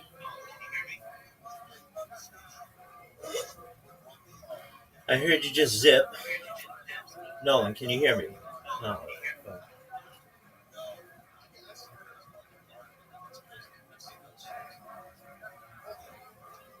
Conference. Oh, cool. So it's kind of on the way. Yeah. Now, once I knew I could catch you in Dallas, I was like, I'm definitely driving. It's a done deal. Oh, cool. Well, you're so nice, Alan. I totally appreciate it. And yeah, I remember your ass. Yeah, there was kind of some rowdy people around you. So it's because you were feeding them drinks. Yeah, and I was double fisting White Russians and Scotch that night. So. Oh my gosh, Alan! I wish I haven't had anything to drink in 4 years, but I swear, dude, whatever. If I can make it to 50, I think I'm gonna drink again. And I say beer. I think I won some Newcastles, but I think I also, Alan, won some White Russians. I used to love those things. But Alan, I gotta learn how to just sip on them, dude. I would pound those things. I just gotta sip on them. That's what I gotta learn. I just can't even drink them. Well, truth be told, I'm the same way. I'm either all or nothing, and I don't drink very often, but that night was a celebratory night, so. Until they kicked your freaking ass out. So what'd you go do? That's horrible. I called an Uber, went back to my hotel. It was literally right across the street, the nice Hilton in downtown, and woke up at 5:30 and started driving. So. Oh my God. Went to Talladega racetrack, got rained out there, then went home the next day. Nope, that sounds good, except for the raining out part. Yeah, I've never been to a NASCAR race. I think that would be fun after people wear diapers sometimes so that they don't have to go to the bathroom. Not my crowd. Maybe some, not my crowd. Can't you bring in coolers and stuff? Is that an old thing? No, you can take all you want. No glass containers. I did back in my younger days. Took a handle of Scoresby Scotch, which is cheap in a plastic bottle. Scoresby. Yeah. A friend took Burness vodka, just a whole gallon or whatever it is. Oh, I love that. Would y'all just get wasted at the racetrack? We used to. I don't drink it when I go to races anymore. I enjoy it myself. Maybe a gummy here or there type thing, but oh, cool. And you will be more alert if there ever turns into like a Final Destination scene. Remember that one Final Destination where the freaking racetrack and the car goes into the stands and. You'd probably be able to run better because if you're all wasted, you'd probably just immediately get hit by the debris flying. But maybe if you're only on some gummies, you'd be real alert. I remember that. And listen, I just want to thank you for even letting my call in, man. I am going to join the club at the $40 a month rate and be able to do this more frequently and make you read something stupid at the end of the show. But sincere thank you for your comedy. It's just amazing, dude. Yeah, Alan. Well, thanks so much, man. I appreciate it. So sorry they kicked your ass out because I think that was nice reminding people to race because I think drinks are kind of expensive at these comedy clubs. Oh, I got a $112 tab on the second show too. I was gonna buy those guys drinks. I guess I did, but anyway, whatever. Oh my gosh! So wait, after you left, they still had a tab open on your ass, and it was $112. Yeah, I was gonna buy those guys because I was by myself, so I see you with some randos. Yeah, and I was gonna buy their drinks too to be nice, and I guess I did. But anyway, it's all good. I'll see you again next time. I'll buy a fucking ticket to both shows next time one night. Well, sounds good, and then hopefully they don't kick your ass out, and you can say hello after one. I'll save the drinking for the second show. But, yeah, that sounds good. And then maybe I can start drinking. Maybe we can meet up after, and then you can give me my first beer. I want nothing to do with giving you your first beer. Well, thank you, Alan. That's nice of you to say. Yeah, because every now and again, people fuck with my ass. I do something like that. They're like, oh, yeah, let me give you a beer. I'm like, what? Can't do that, man. Well, thanks, Alan. Cool. Well, great to talk to you, sir. Thank you. William, keep it up, my brother. Okay. Bye. See you. And Al, wonderful talking to Alan. And look who we got in Casey. We did the math, my friend. I was hoping you remember what I look like. I was hoping I remember what you look like. It's been a little bit of time. You've been very busy. It's been 5 weeks, my friend. Oh my gosh, and you wore the wolf shirt. One of my favorite shirts. The wolf shirt. This is like a Nickelodeon like kid show, like song at the beginning, like Gullah Gullah Island, like there's a part of the song or something. But where my bullshit. You're about to watch Ed, Ed, and Eddie. Had to wear my little bullshit. And then they put the little stick guy. That'd be funny, maybe if in that episode they put the stick guy character, put the wolf shirt on the stick guy. They say, send in your stick guy pictures to Nickelodeon at CartoonNetwork.com. Please send them in, kids. If y'all are watching this shit, send in your pictures. The website's still active. What do you know, Grant? What do you know about HelloFresh? Tell them, dude, what do you know about this company? HelloFresh? I've used them for a bit. They're great. Oh my gosh, they're wonderful. And Grant, I don't think a lot of people know this. It happens to be my favorite dinner is a HelloFresh dinner. It happens to be my absolute favorite. And Grant, also people don't know this, but there's a major menu upgrade this summer. Oh, I didn't actually know that. This summer, okay? HelloFresh has doubled its menu. And Grant, do you know what that means? If they doubled their menu, do you know what they used to have? Half of the options they're bound to have. Well, you got 100 options now. And Grant, I'm going to be honest, it's almost too many options. I know, overwhelming. Yeah, but it's a good thing. I mean, some people say it's a really good thing, and I think it's a really good thing too, but it's all to be careful. It could take a long time. I mean, that's 100 different options. That's a lot. They do at least have categorization, so you can kind of drill down around what you like. Oh, yeah, so you want some mashed potatoes with something. Say you want only mashed potatoes. Only mashed potatoes. Yes, they do have really, really good mashed potatoes. Chicken. They have chicken. They have all kinds of stuff. And it's really healthy. And oh my gosh, I mean, it's so great. You can steak and seafood recipes delivered every week for no extra cost. What? There's 3 times more seafood on the menu now? What? Wait, no extra cost on that either. No extra cost. That is crazy. This is crazy. Okay, they have snappies, stone fruit from the cob. What? But yeah, it's very great product. Okay, makes dinner, lunch, what have you, so much easier, and the best way to cook just got better. Go to hellofresh.com/WMS10FM. That's a mouthful. WMS10FM now to get 10 free meals and a free item for life.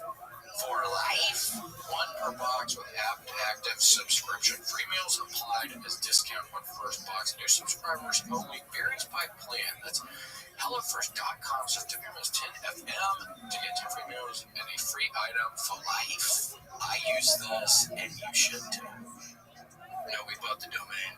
We own the IP.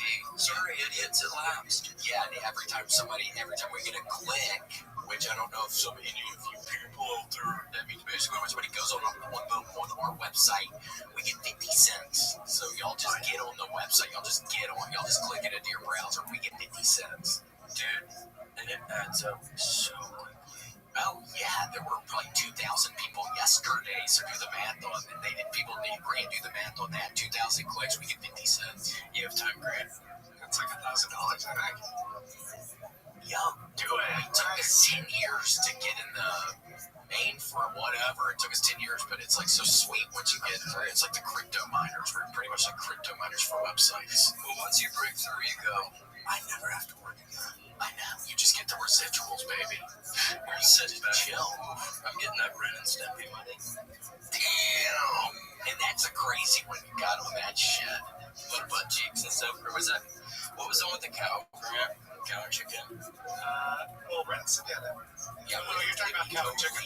But cow and chicken also was kind of perverted. I thought about cow and chicken at first. That was like kind of a nasty one.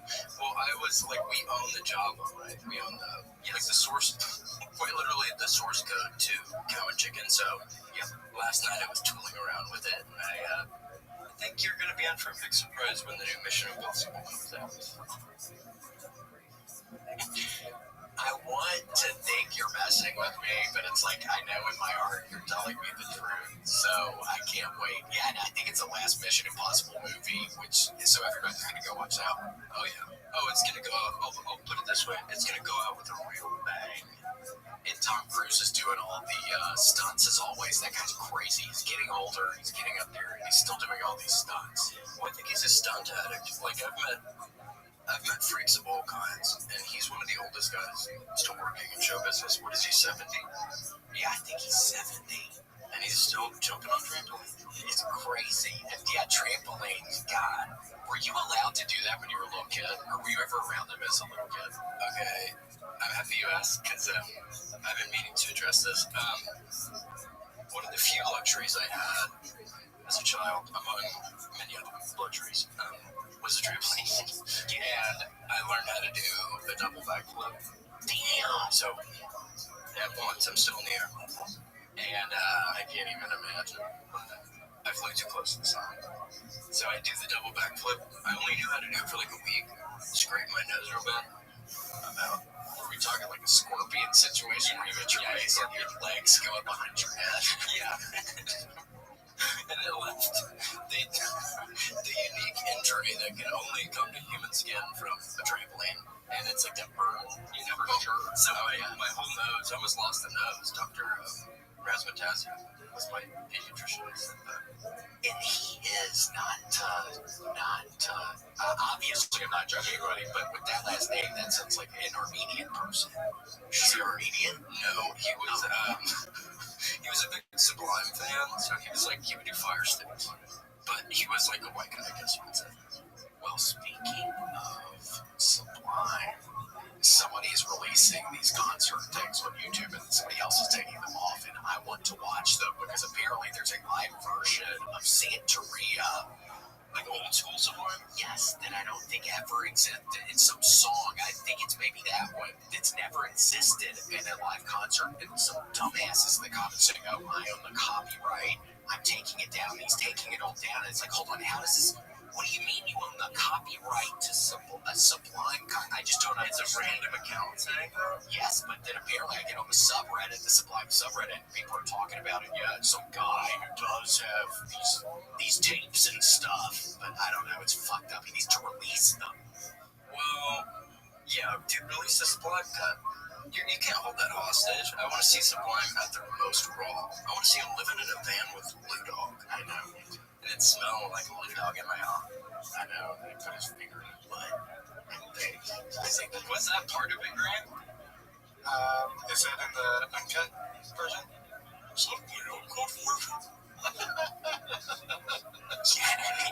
You got me. This isn't Magic the Gathering. This is real life. Let's get it together. Talking Sublime. I don't even know. By the way, I don't even know if I would see the new version of the Sun. I don't know. Maybe it's not. Why don't you like it? I don't know. I haven't even seen it. I've only heard one song. He sound pretty good? You know, it's funny you say that. I've only heard the one song, too. That's all I've heard. It's like, I think it may be fun. I don't know. I'd still maybe go see it. Well, I remember the first show I did with the Sun, and the internet was like, history is correcting itself. This is how Sublime was meant to be. Yeah, Rome sounded now. Yeah, everybody's talking shit about the poor Rome guy. He toured with him for like 20 years. I know. Like, good riddance. They hated him for some reason. Well, he sounded just like Bradley.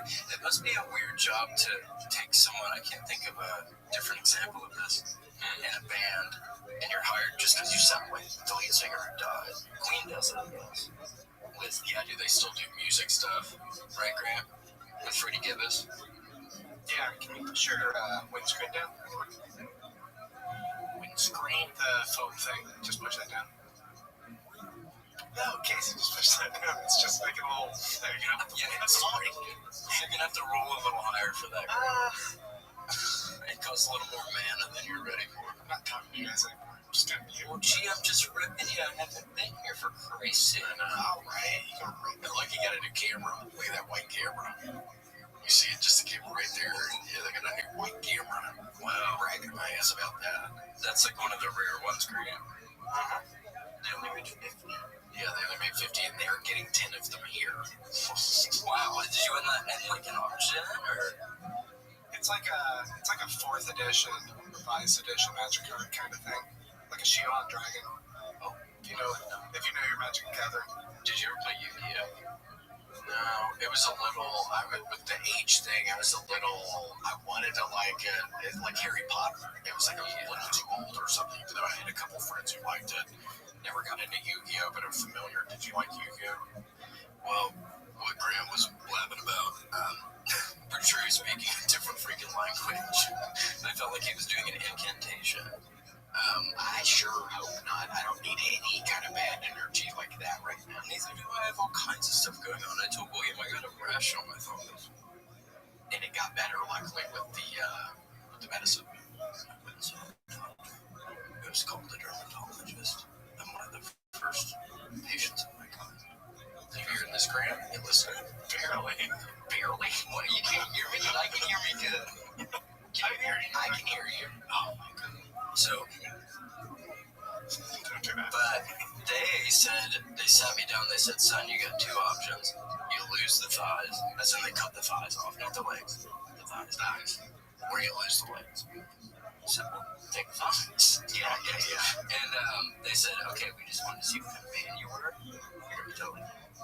What do you mean? Because they told you to take your pants down or something? It was like a test. Yeah. That's awkward. It was like kind of like hazing. And then, so I said, the thighs, right? And then the lights came on and everyone came in all clapping. And what a relief. I know. Thank God you're not going to cut my thighs off. I know. Wait, what were they going to do? Just, literally cut a big chunk out. Yeah, so they had one of those turkey carvers. And he said, it was, in hindsight, I should have known it was like a prank. Yeah. And he was like, we gotta take him quick because the infection's gonna spread. He like presses the button, it makes a scary noise. Yeah. I said, okay.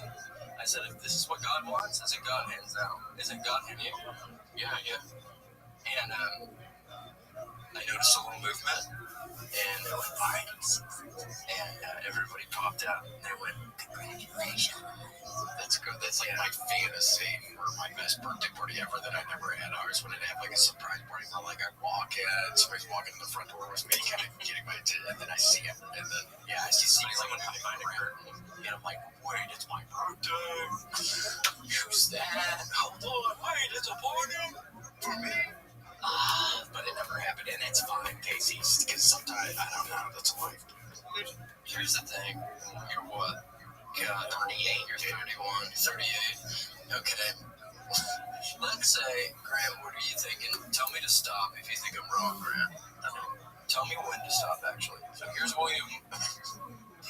Seriously, Graham, no, it's not a freaking joke. Alright, just might cut it out right now. Well, this is where William is now, right? 38. Tell me when to stop for how old he's gonna be. Jesus Christ, dude. You're gonna be over 110 years old, it seems like, according to Grant. So the technology, so why do you think that, Grant? Because most people don't live that long. What do you think the technology's gonna get better? Yeah, just sheer good luck, or I think so. Or just, sheer good luck. Like I never slip and fall, or I never, I never get food poisoning again. Just stuff like that. Good genes. A good pair of jeans. Levi's. Yeah, I need some good jeans. You and me both pounced on that riff. It's been crazy.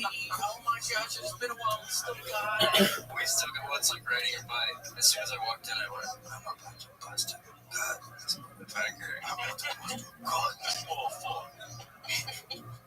I started looking around. I started kicking some tires. Because you'll see in the footage, I was kind of shaking the camera. I went, God, that's how I remember it.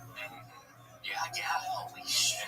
Buddy. Then I checked under the table, sure enough. Still my signature carved into it. KC plus GG. And did you see my little piece of bubble gum I put up there one time? Yes, I did. And it looked like your gums have been bleeding, baby. I know. Well, got red. It's these sins. It's the sins. Do you still do them despite the blood? Yeah. Why not? Keep going. I gotta stop doing it at some point, dude. I don't know. It's not good, Casey. I guess. I don't know. I don't know. It's not. It's something it's on my mind. Well, I think you do too, man. Because what do I need to do? You do doubles. No, you do doubles? No. Oh, I thought you did dubs. At one point in time, I did the 2 6s, which that was way too bad. Then after the Gators lost to Florida State, I finally looked at my gum because I was in such a horrible mood. I was like, oh, shit, what else is wrong with me? Yeah, the Gators lost. What the fuck? Let's the other problems I've got right now. You start taking a moral inventory. You go, you know what? I'm gonna look at that ingrown toenail. Fuck, I should have went to the doctor. That's infected. I know. Well, it's a work in progress, dude. That's what I'm calling it. It's a work in progress.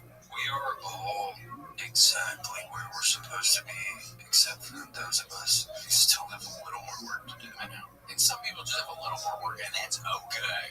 That's okay. And here's the thing about heaven needing a couple angels. They're full right now. You're not going to die anytime soon, I promise. Yeah, because that's, again, I think it's like 1 in, 1 out kind of deal, and heaven's filled with angels right now. Basically, from the intel I have been sort of, well, they call it transdermal location, and it's when it's from deep meditation, but I've been able to visit just glimpses, a glimpse of it, and it's basically like the line of like Studio 54. It's like, if you know, it's fun.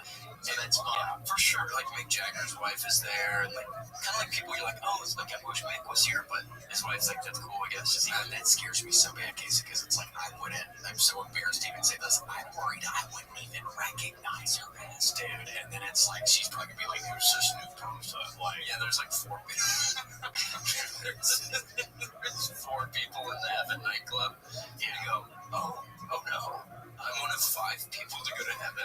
Yeah, and I don't really know these other people. These other people have to spend a lot of time with. It's like, it's you, it's Richard Jewell, who got wrongly accused of the Centennial. Oh, my God.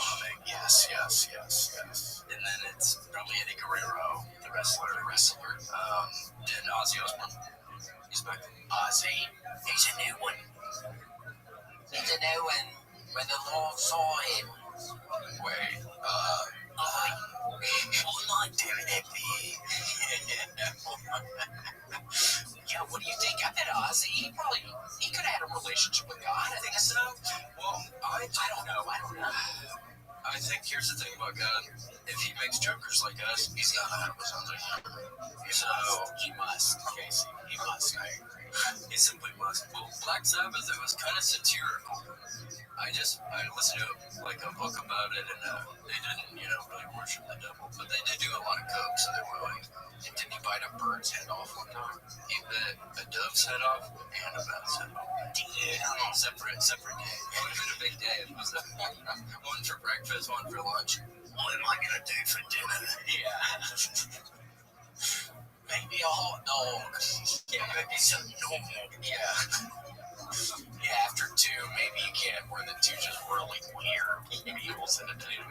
Especially because it's not like Ozzy's taking the time to take the little hairs off the bat or take the.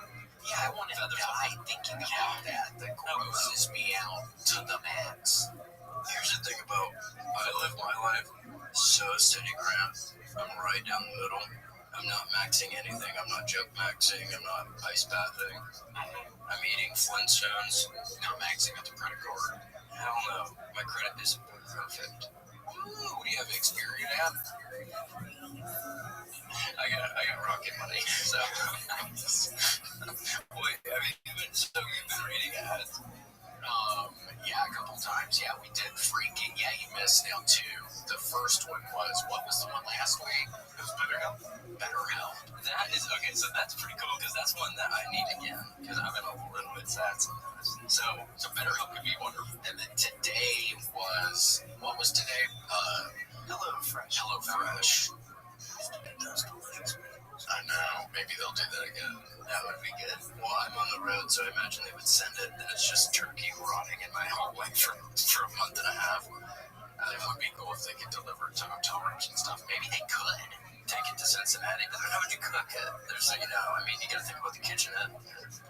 And a lot of these places don't have anything, and if you're in Las Vegas, the rooms don't even have a freaking pasta pizza, dude. Vegas is going downhill. If you're anywhere but old Vegas, like, Grant, let me ask you this. If you see a couple of guys like us, you think we're a couple of Caesar's Palace guys, or you think we're a couple of MGM freaks? Yeah, what do you think? We're walking off the plane and you're watching everybody walking off the plane at the Vegas airport. Where are we going? I hate to say it, but I would tell you MGM. Come on, man. And you already know that's the score, my man. We live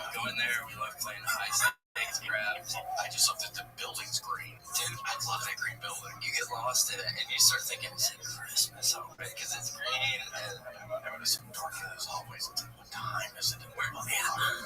Get me out of this fucking hallway, bitch.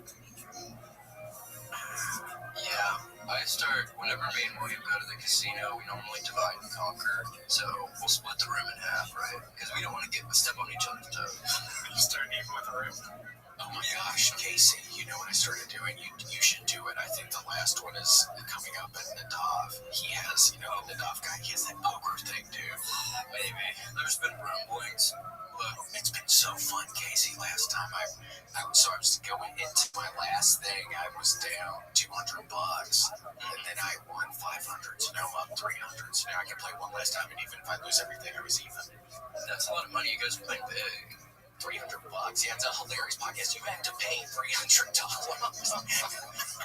I had a buddy, I won't say who it is, but he texted me and he was like, yo, dude, will you buy me in so I can do the podcast? What? I'm not your dad. Why would I buy you in to do a poker book? You're kidding. What is it, $500? There's somebody there. Like texting like you was already there. No. I would have been like, freaking get your life together, nut job, because I'm actually coming over to kick your ass. Yeah, get ready for an ass beating, dumbass. I would say, here, I actually got something for you. Open the door. Wait, why? And I'd say, don't touch him. He brought this upon himself. And everybody just has their hands up like, what the fuck is this guy? I take his car keys and I go, I'm hang on. Bitch, yeah. So he ain't driving no more. Yeah, unless you got a spare somewhere, dumbass. Yeah. And then I got your Uber app canceled.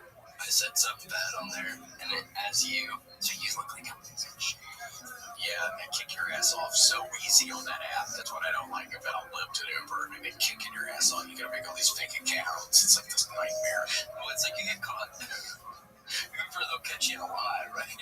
Oh, yeah. When your story gets too complicated, they'll like double back like a good detective, and they go, wait, I thought you didn't take a ride yesterday morning. And you go, oh, yeah, wait, gotcha. They got you. They caught you in a lie, and they're gonna come. Frankly, they'll kick your ass too. They beat the hell out of my buddy Brian. Really? Is that what happened to Brian? Yeah. I saw you have those two black eyes. Yeah, no, I mean, when I got in a literal car crash in an Uber, and I'm communicating with them, yeah, they pull the same shit. They're like, okay, so you claim you're going to the airport at 12:40 p.m. on this date. Is that correct? I'm like, yeah, that sounds about right. And they're like, well, when I look at your app, it actually worked there at that time. I'm like, I'm not lying that I just got in this car crash with one of your drivers, okay? What's going on? What are y'all doing? Put me through the ringer right now. Well, it's victim blaming, right? Like, which is not the term. Victim shaming, I think it's the term. But Gigi said I could mess with making money. Well, it sounds about right because I was the victim in that situation. Well, it's the same concept. They're going, oh, are you sure you were in the car? I was just like, wait, what am I fucking getting nuts right now? Well, they're gaslighting you. They're trying to see if, well, maybe they'll luck out. Like, this is the company's position. Hey, maybe we'll look out. This dude's like fucking nuts. Yeah. Oh, they'll lock you up. They'll 5150 you. And then you're just trapped somewhere and you can't get out. And it's like fucking Bram Stoker's Dracula. Remember that guy stuck in that padded cell with that lawn? He has that weird outfit on. The guy in the padded cell? You remember that? You talking about Count Orlok? Yeah, was it Count Orlok at the padded cell? Grant, help us, man. I'm looking it up. Yeah, okay, I hear his tippy tappy's going. He's either riding on the road or he's writing his book and while he helps us. Grant's on fucking Dexedrine, dude. He's on old school diet pills. Just writing. Damn. I thought you looked a little more slim, Grant. You're probably not eating shit all day, right? Is it Tom Waits? Boy, what are you getting at? Huh? Wait, it's what Tom Waits? That's the guy that passed his name? That's him? Oh, that is Tom Waits. Oh, I feel stupid. Never mind. It is Tom Waits. He was the guy in the padded cell.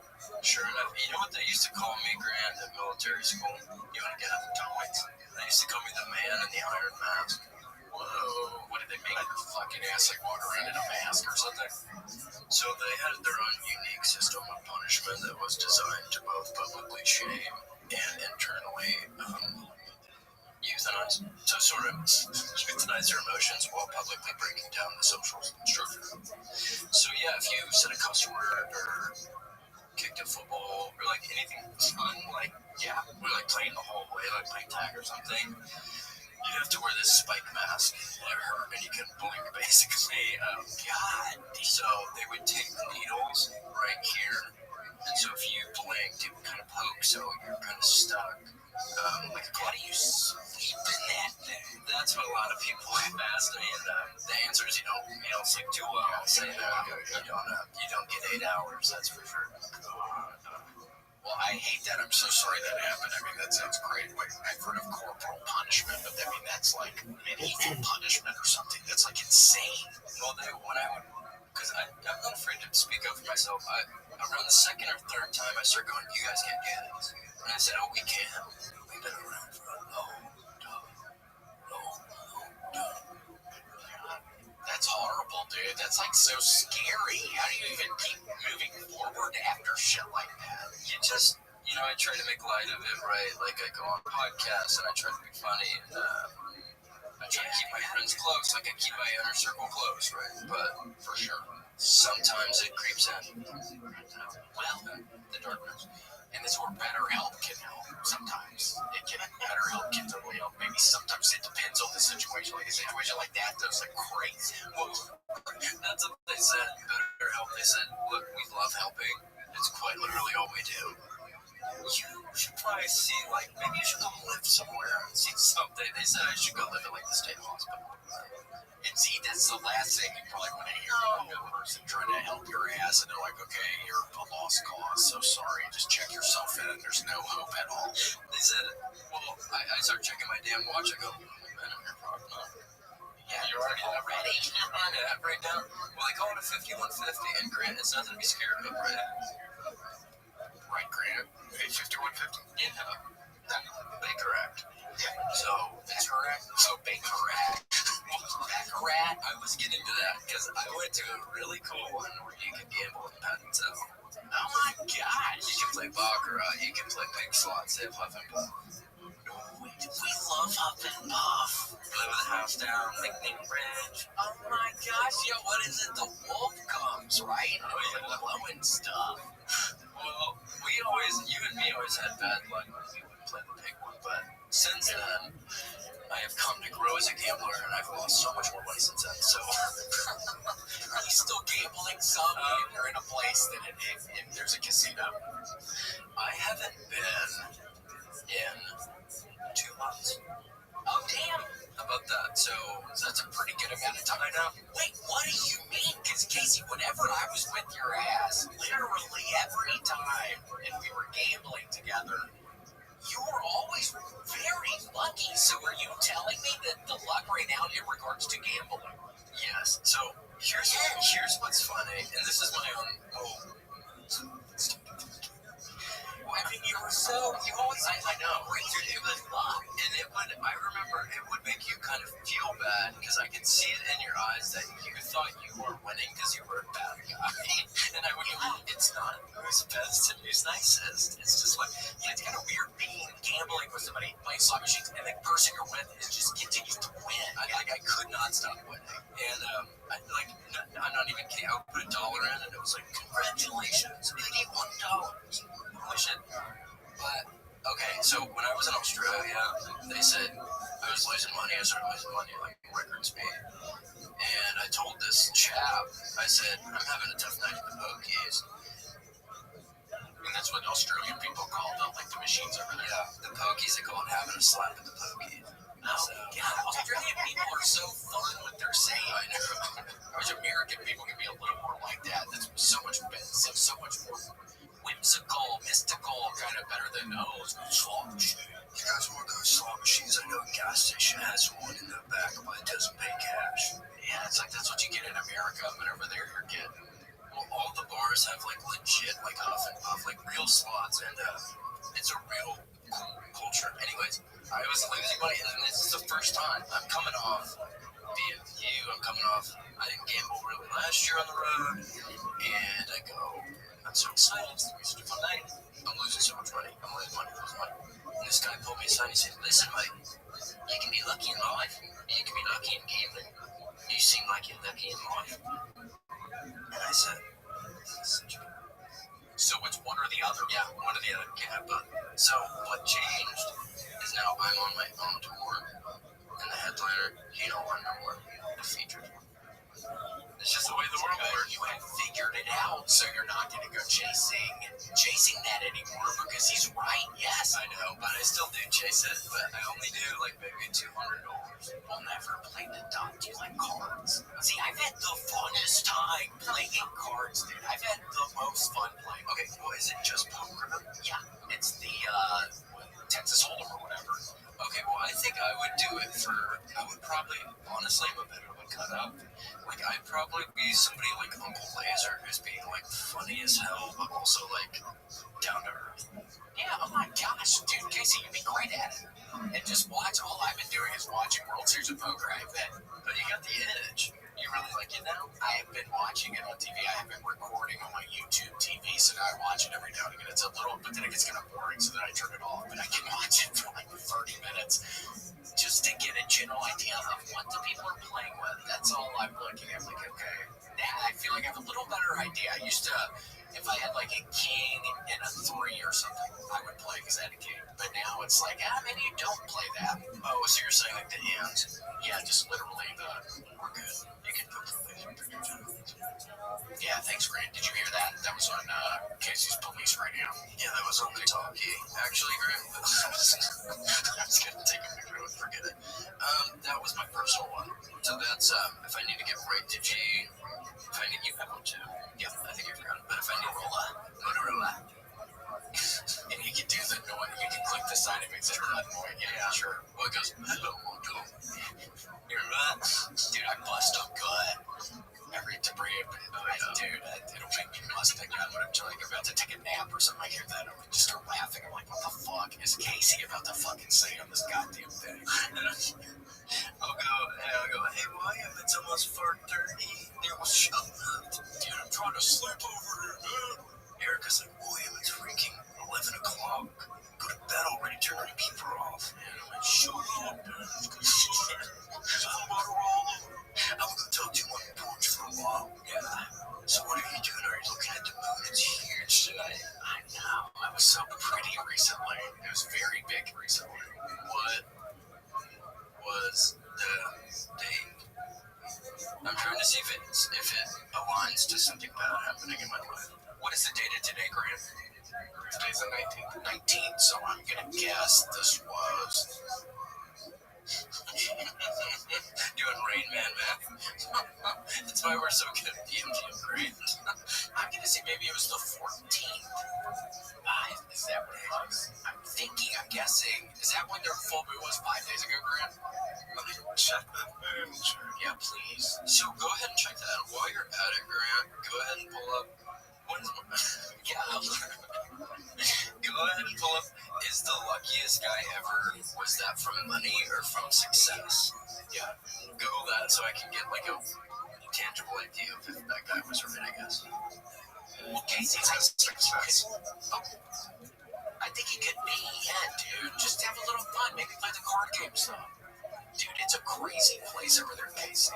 And also, by the way, there's a place next door that I'm scared to walk into. And it looks like that has slot machines. Okay, well, that more piques my attention. Places where, even in Texas, you're in there, you're having a slap, right?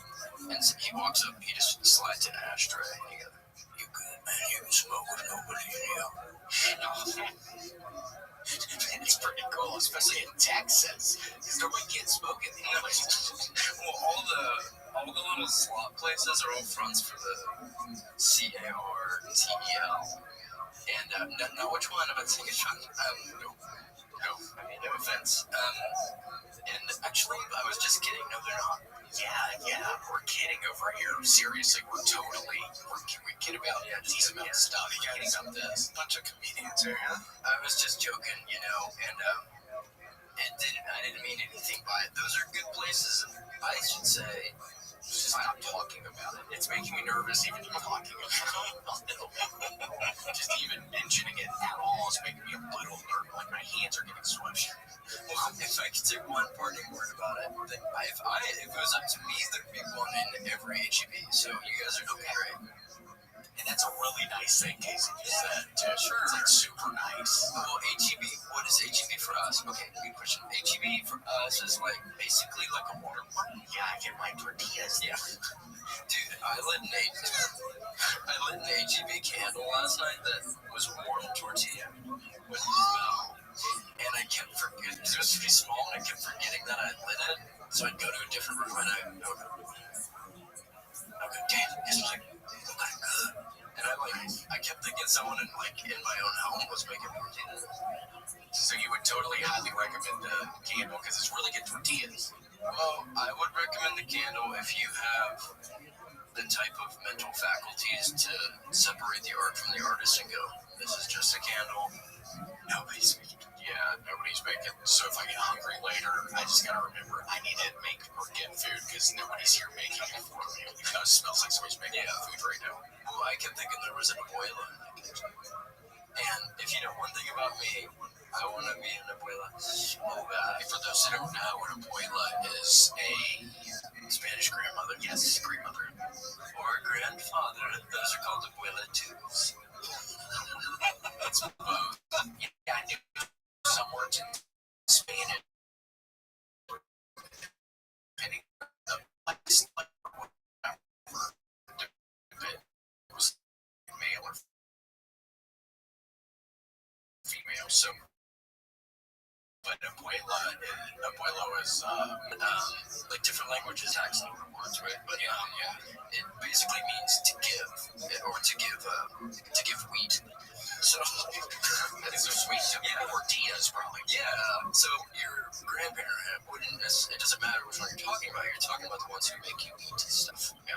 Interesting. Well, that's cool. I had no idea even a background. Again, I didn't even know if it was the grandma or grandpa. That's where I was lost at the very beginning. I didn't even know. And that looks like a grandmother and a grandfather. Yeah, what did you Google to find that? Is that your grandparents? That's an HEB grandpa. Because that looks like a bigger you took on your phone. My parents? That's so weird. You got a picture on those. That's my abuelitos. Well, that's great. When the grandma refused to wear a mask, and the grandma goes, I'm filming you. I'm filming you to be put it on. This is on right now. Shut up. Oh, get lost, kid. Tell me something when you've lived it another 40 years. I hate it when that little fucking old person says something like that. It's like, I need to fucking make it 40 years. What are you talking about, dumbass? How about I give you 40 spankings for all the years on your old ass life right now? Yeah, lean over, bitch. I'm about to spank your ass. Show me those bare cheeks, thick boy. Yup. Take the jeans off. Yes, bare butt cheek HEB produce aisle. Yup, that's where it goes down sometimes. So it was butter tortilla, that's the flavor. Yeah, and I guess I bought it as like maybe a gag. Because I like this little tortillas. I'm not gonna sit here and lie to you. Like, I have a bleeding heart, I wear it on my sleeve. But you like fajitas? Me too, and it's such a performance. It's like so fun. If you're at the restaurant, you get them because it's like it takes the guy and it takes him a couple times to bring out all your shit. It's like so sizzling, and then it's always right in the middle of like a story because it takes a while. And so you start telling a story to your guests that you're eating with, and then you go, we're gonna have to hold that thought. Here comes trouble. It's just sizzling and smoking and God.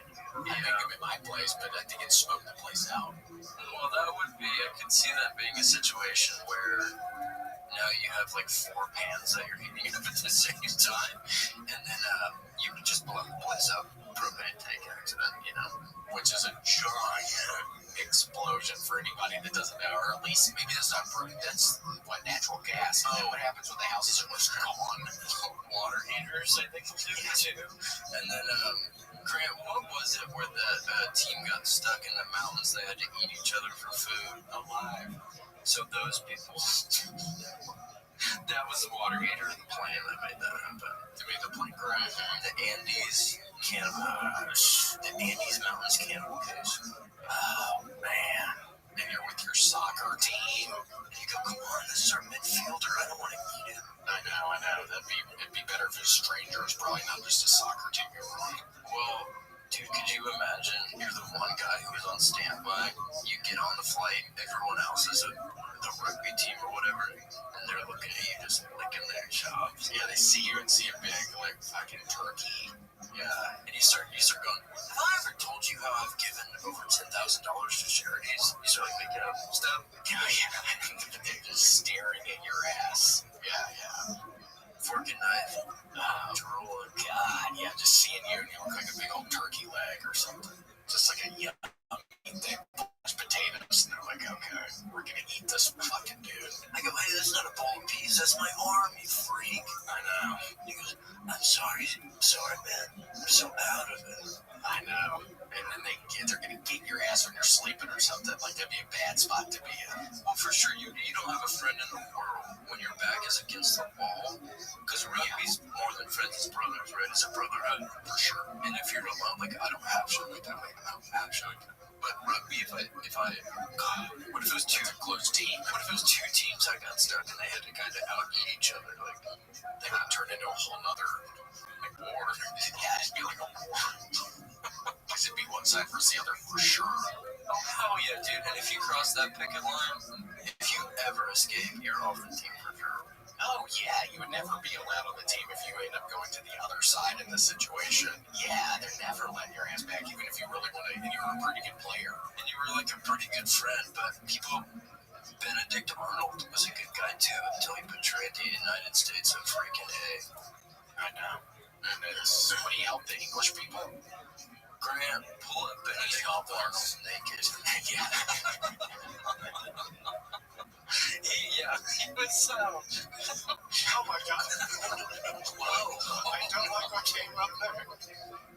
Is there fan fiction for Benedict Arnold?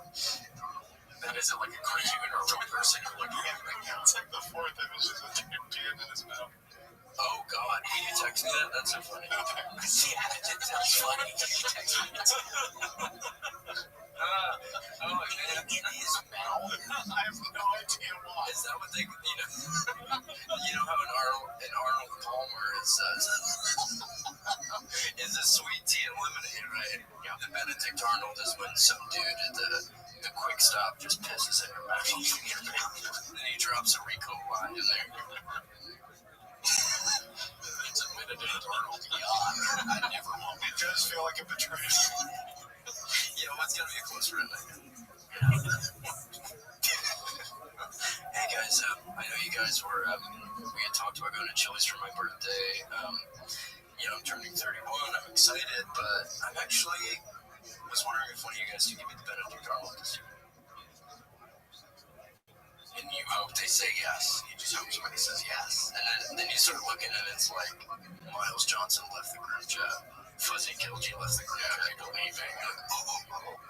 So maybe we are just going to have some dinner. You start pulling back. Yeah, and then they start popping back in. Yeah. Miles Johnson has rejoined the group. Damn. Who told us? Hey, Miles, you can come back. We're just going to feed us. He loves feed us. Wait, hey, Grant, hold on. And I did push you. You want to talk to a couple of people? You gonna go, G? Oh, yeah. In like 5 minutes. Okay. One call. Yeah, one call. Okay. I need to talk to some MFers, please. I think I did see. You want to pick someone? Oh. Just, well, hold on. Give me 10 seconds. Dude, can you see a line? That's small as an Easter egg on Arbor Day. That's smaller than a rotten egg at the steak factory. Alright. Well, here, I'll just grab one. Do one we've never talked to. Alright, this one looks, I don't recognize the name. I swear if it's somebody that, if we couldn't see, if we just offended somebody, we couldn't see what those names were. Yeah, by the way, I couldn't read it. No. Let's see if this person pops up. Well, they've been waiting quite a while. If they're being a little patient, a little stinker. They had to go to the bathroom. They might have had very patience. Can you imagine one or both of your heroes is ready to talk to you, and then you go to take a big old dump, and then you blow it. Yeah, and then you fucking totally blow it. There's no take backs. Well, I'm gonna try another person here real quick. You blew it, my boy. Sorry, my boy. That's funny when people say that. What's up, fellas? Whoa, what is up? Rock and roll. Oh my god. How's it going, dude? I can't believe this right now. Wait, holy shit. Getting a little bit of feedback. We're in hog heaven too, Matt. We like you. Yeah, dude. Oh my god. Guys, I've been watching you for so long. Love it. Love to hear. What are you doing? Where are you, in Arizona, or you just got the Sedona hat? Here, wait, I'll show you. Try to guess where I'm at. Oh, okay. Because he probably remembers when I guessed Indianapolis, right? I was about to say, yeah. What was that, Indianapolis? You fucking guessed. Are you in Massachusetts? Close.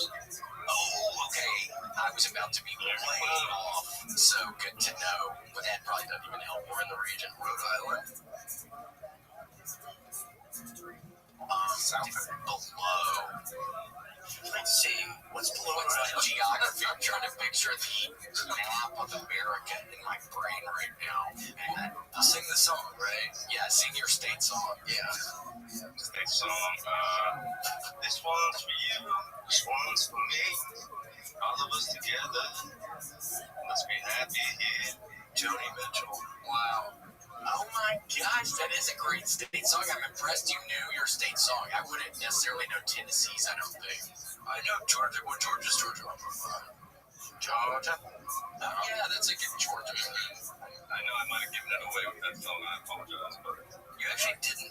Yeah. Here's the fun part. New Jersey.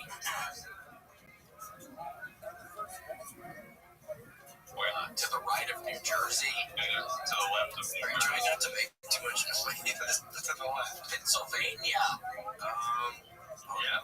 He's a PA. PA. I knew it. Oh my god. The houses like that. Okay, but I was in the right area. Boston and Philly. Very similar house structure. I just bought my honeymoon, and that's why I have the Sedona hat on. Never been out west. Oh, I loved it. yeah, it's cool out in the desert. It looks cool out there. I never heard of javelinas before. I never knew that javelinas were a thing, and they were like, "Oh, be careful when you're taking the trash out because of the javelinas." What is that? What's that? Like a Wendigo? Like well, I watched the video. They're kind of like a wild pig, but the video's not like a wild pig. So just picture like a little wild pig with like little horns. Yep, there it is. They have horns? That was cute. I think some of them have horns. But you don't want to mess with their kids, because if you mess with their kids, they'll squeal and they'll get you. Well, that's me too. I'm fiercely loyal. Wait, man, so how was the honeymoon? Were you in your lady getting it on? Isn't that what people do on the honeymoon? Yeah. You had Sedona Rockets. Yeah. Oh, I love that. That's Well, we exciting. actually got some split Airbnb. It was split down the middle, so. So, wait, what do you mean? You and like another family, or you and like your wife split it, or what do you mean? Is it like a breakup situation with Jennifer Aniston? Very similar to that, yes. But I think what the situation was is I think there's a lot of tourism out there, so people are just buying up property and literally just splitting places down in half and having somebody rent one side out and then the other side. And then what? So you couldn't F too loud? Yeah, so you had to keep it kind of quiet or something. Well, they also said not to do it too loud for the javelinas outside. Because the pigs will try to get in. You kind of mimic like a child's call, so you know. Oh my gosh. That's kind of quiet. That's kind of hot almost or something. That you have to keep it a little quiet or the pigs are going to come get you. That's hot as fuck. Yeah, the pigs are going to come watch you if you're too loud. That's hilarious. Oh my gosh. I don't think I'd ever be able to do that. I would like, in my fantasy world, I'd like to think I could, somebody would be real loud or something, but deep down I know that's probably not the case. So what you're saying, you couldn't rock someone's world is what you're saying? Yeah, I don't have the confidence right now, dude. I don't even want to talk about that. You don't have the confidence. I've been telling you. I'm not going to say it on the podcast, but look, you seem like a confident guy. You're 30 37 already. 38. Dude, you're 38 this month. Don't you think William could just wreck some shit? Like, just So I don't think you realize how attractive you are inside and out. And this is coming from man, stop it. I don't even know this guy. I didn't even tell him that. I swear to God, I never met him. Yeah, did you pay that? No, he would call in and say this shit. Well, I was his hostess on his honeymoon, and he's a good guy, and so I kind of thought I was doing gigs that weekend. I couldn't. Sedona, did you know they have portals there? Is that why you went there? You're trying to get a quartz portal with like crystals and stuff? Yeah, I think they have crystals and all kinds of stuff. UFOs. Crystals are big there. Crystals are big. I looked into a place called the Bradshaw Ranch. I never heard about it, but if you want to go down a little rabbit hole, look up the Bradshaw Ranch. Well, that's a good one. It's like Skinwalker Ranch, right? Where they have paranormal stuff. You can't see going past me, but some people you can. Scary. So what? It's like evil. Is it like evil stuff? Well, go ahead. You're good. You go. So apparently, from my little research that I did, there's some good vortexes out there in the desert, but there's also some bad vortexes out there with paranormal activity. So. Oh, Grant, just put on the screen that he's got to go get a crunch wrap. Yeah, he's got to pick up his kids. Well, Matt, congratulations on getting married. So exciting. Glad you had a fun time, too. I love you guys so much. Thank you so much. I love you, dude. Thanks for calling in. That's awesome, dude. Congratulations. Take care, cats. Bye. Bye. See you, man. That's so weird. My voice. Grant, can we edit out? It just happened.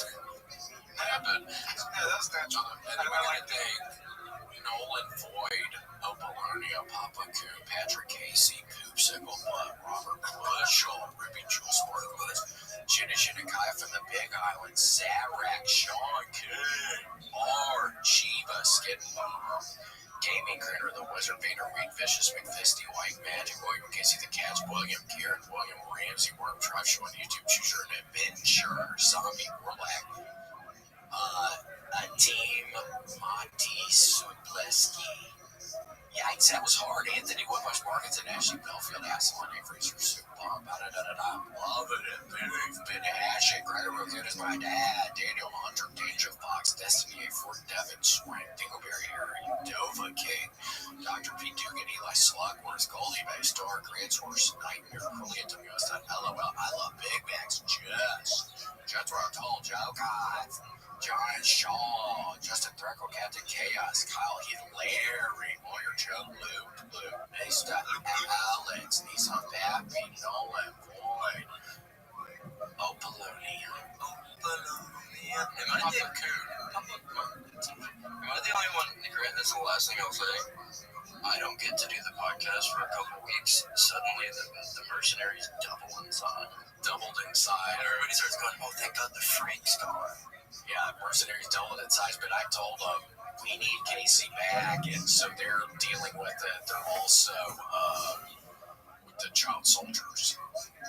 They interrupt the child soldiers. Really hit your foot. Dude, here's the thing, and mercenaries, we love you guys. I'm not saying anything about that, but I'm like kind of a blue collar guy. Like I'm like lower tier. Like maybe they like me, like because I was born in a barn. Yeah. So y'all remember that kind of crap, okay? I'm serious. And I'm happy to be here with my friend William, and I don't think I should miss too many more episodes. And I just want to say I love doing the podcast. I love Grant, I love William. And if you guys are ever struggling, you can go to BetterHelp. Yes. And we love you, Casey. That's me. Let's get on. All right, bye. Thanks for joining us for this week's episode of The William Montgomery Show. Send your questions, artwork, and manifestos to The William Montgomery Show at gmail.com. Leave William a voicemail at 737-471-1098. And never miss an episode of The William Montgomery Show by subscribing to The William Montgomery Show channel on YouTube and anywhere podcasts are sold. Check out William online at william.f.montgomery1 on Instagram. For more William Montgomery, check out Kill Tony on YouTube. And check him out live at the Comedy Mothership in Austin, Texas every Monday night.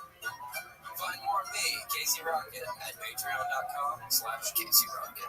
Follow me on Instagram at Casey Rocket. This episode of the William Montgomery Show was recorded at Record ATX Studios right here in the heart of Austin, Texas. The William Montgomery Show is produced by William Montgomery. The anthem is sung by William Montgomery. The drums are sung by William Montgomery. The words are sung by William Montgomery. Thanks for joining us. See you next time. Shh, who the fuck said that? I'm trying to have fun tonight.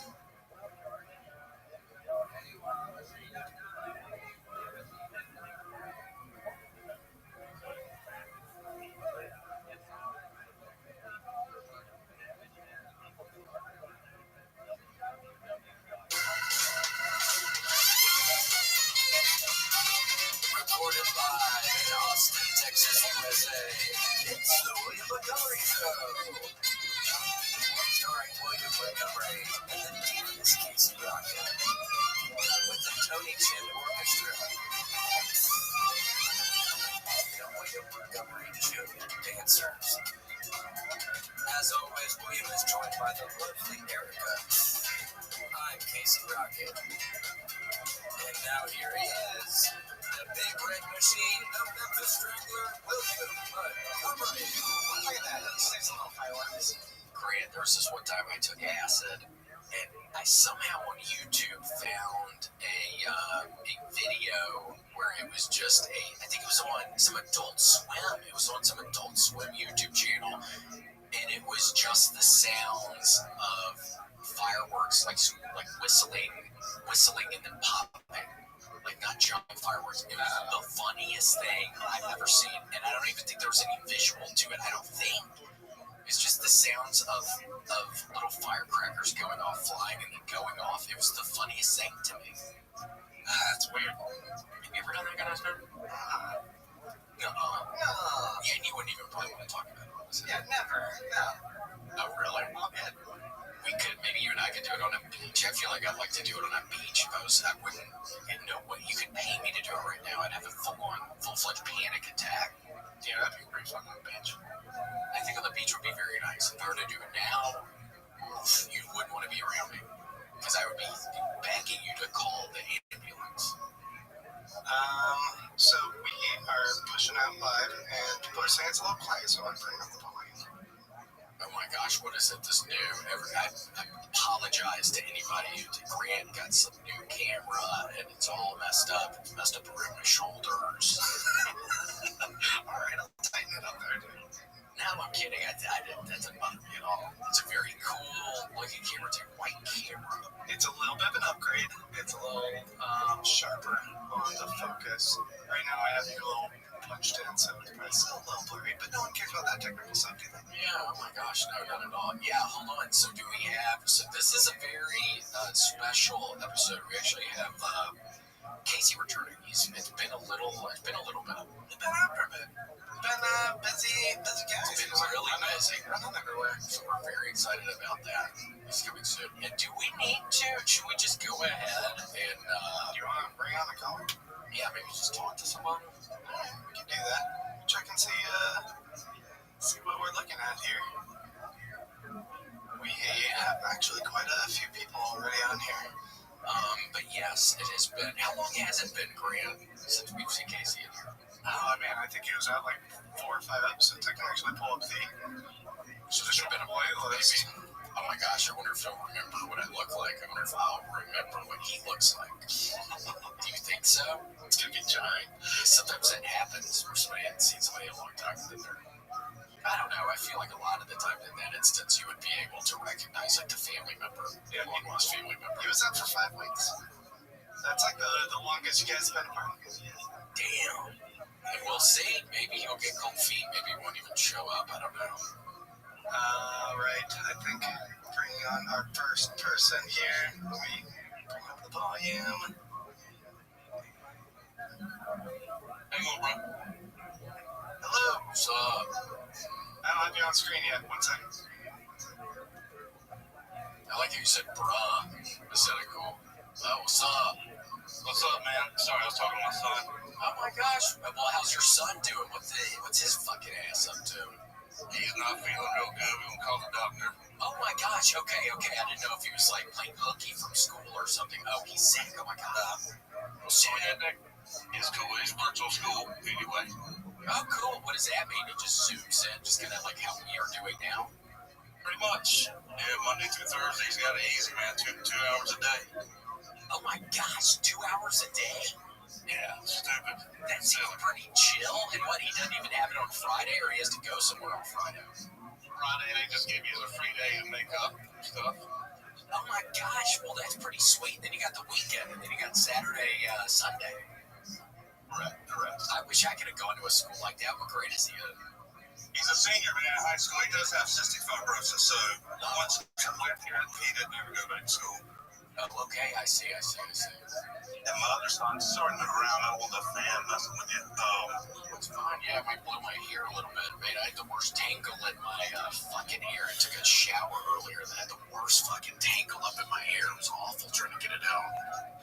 The talking here, I just cut mine and I shaved the line by accident, but That looks good. Wait, you did that yourself? yeah, my wife will clean it up, but she's not home from work yet. Oh, I see. Just put the number 2 guard on the go. All right, I was at your desk.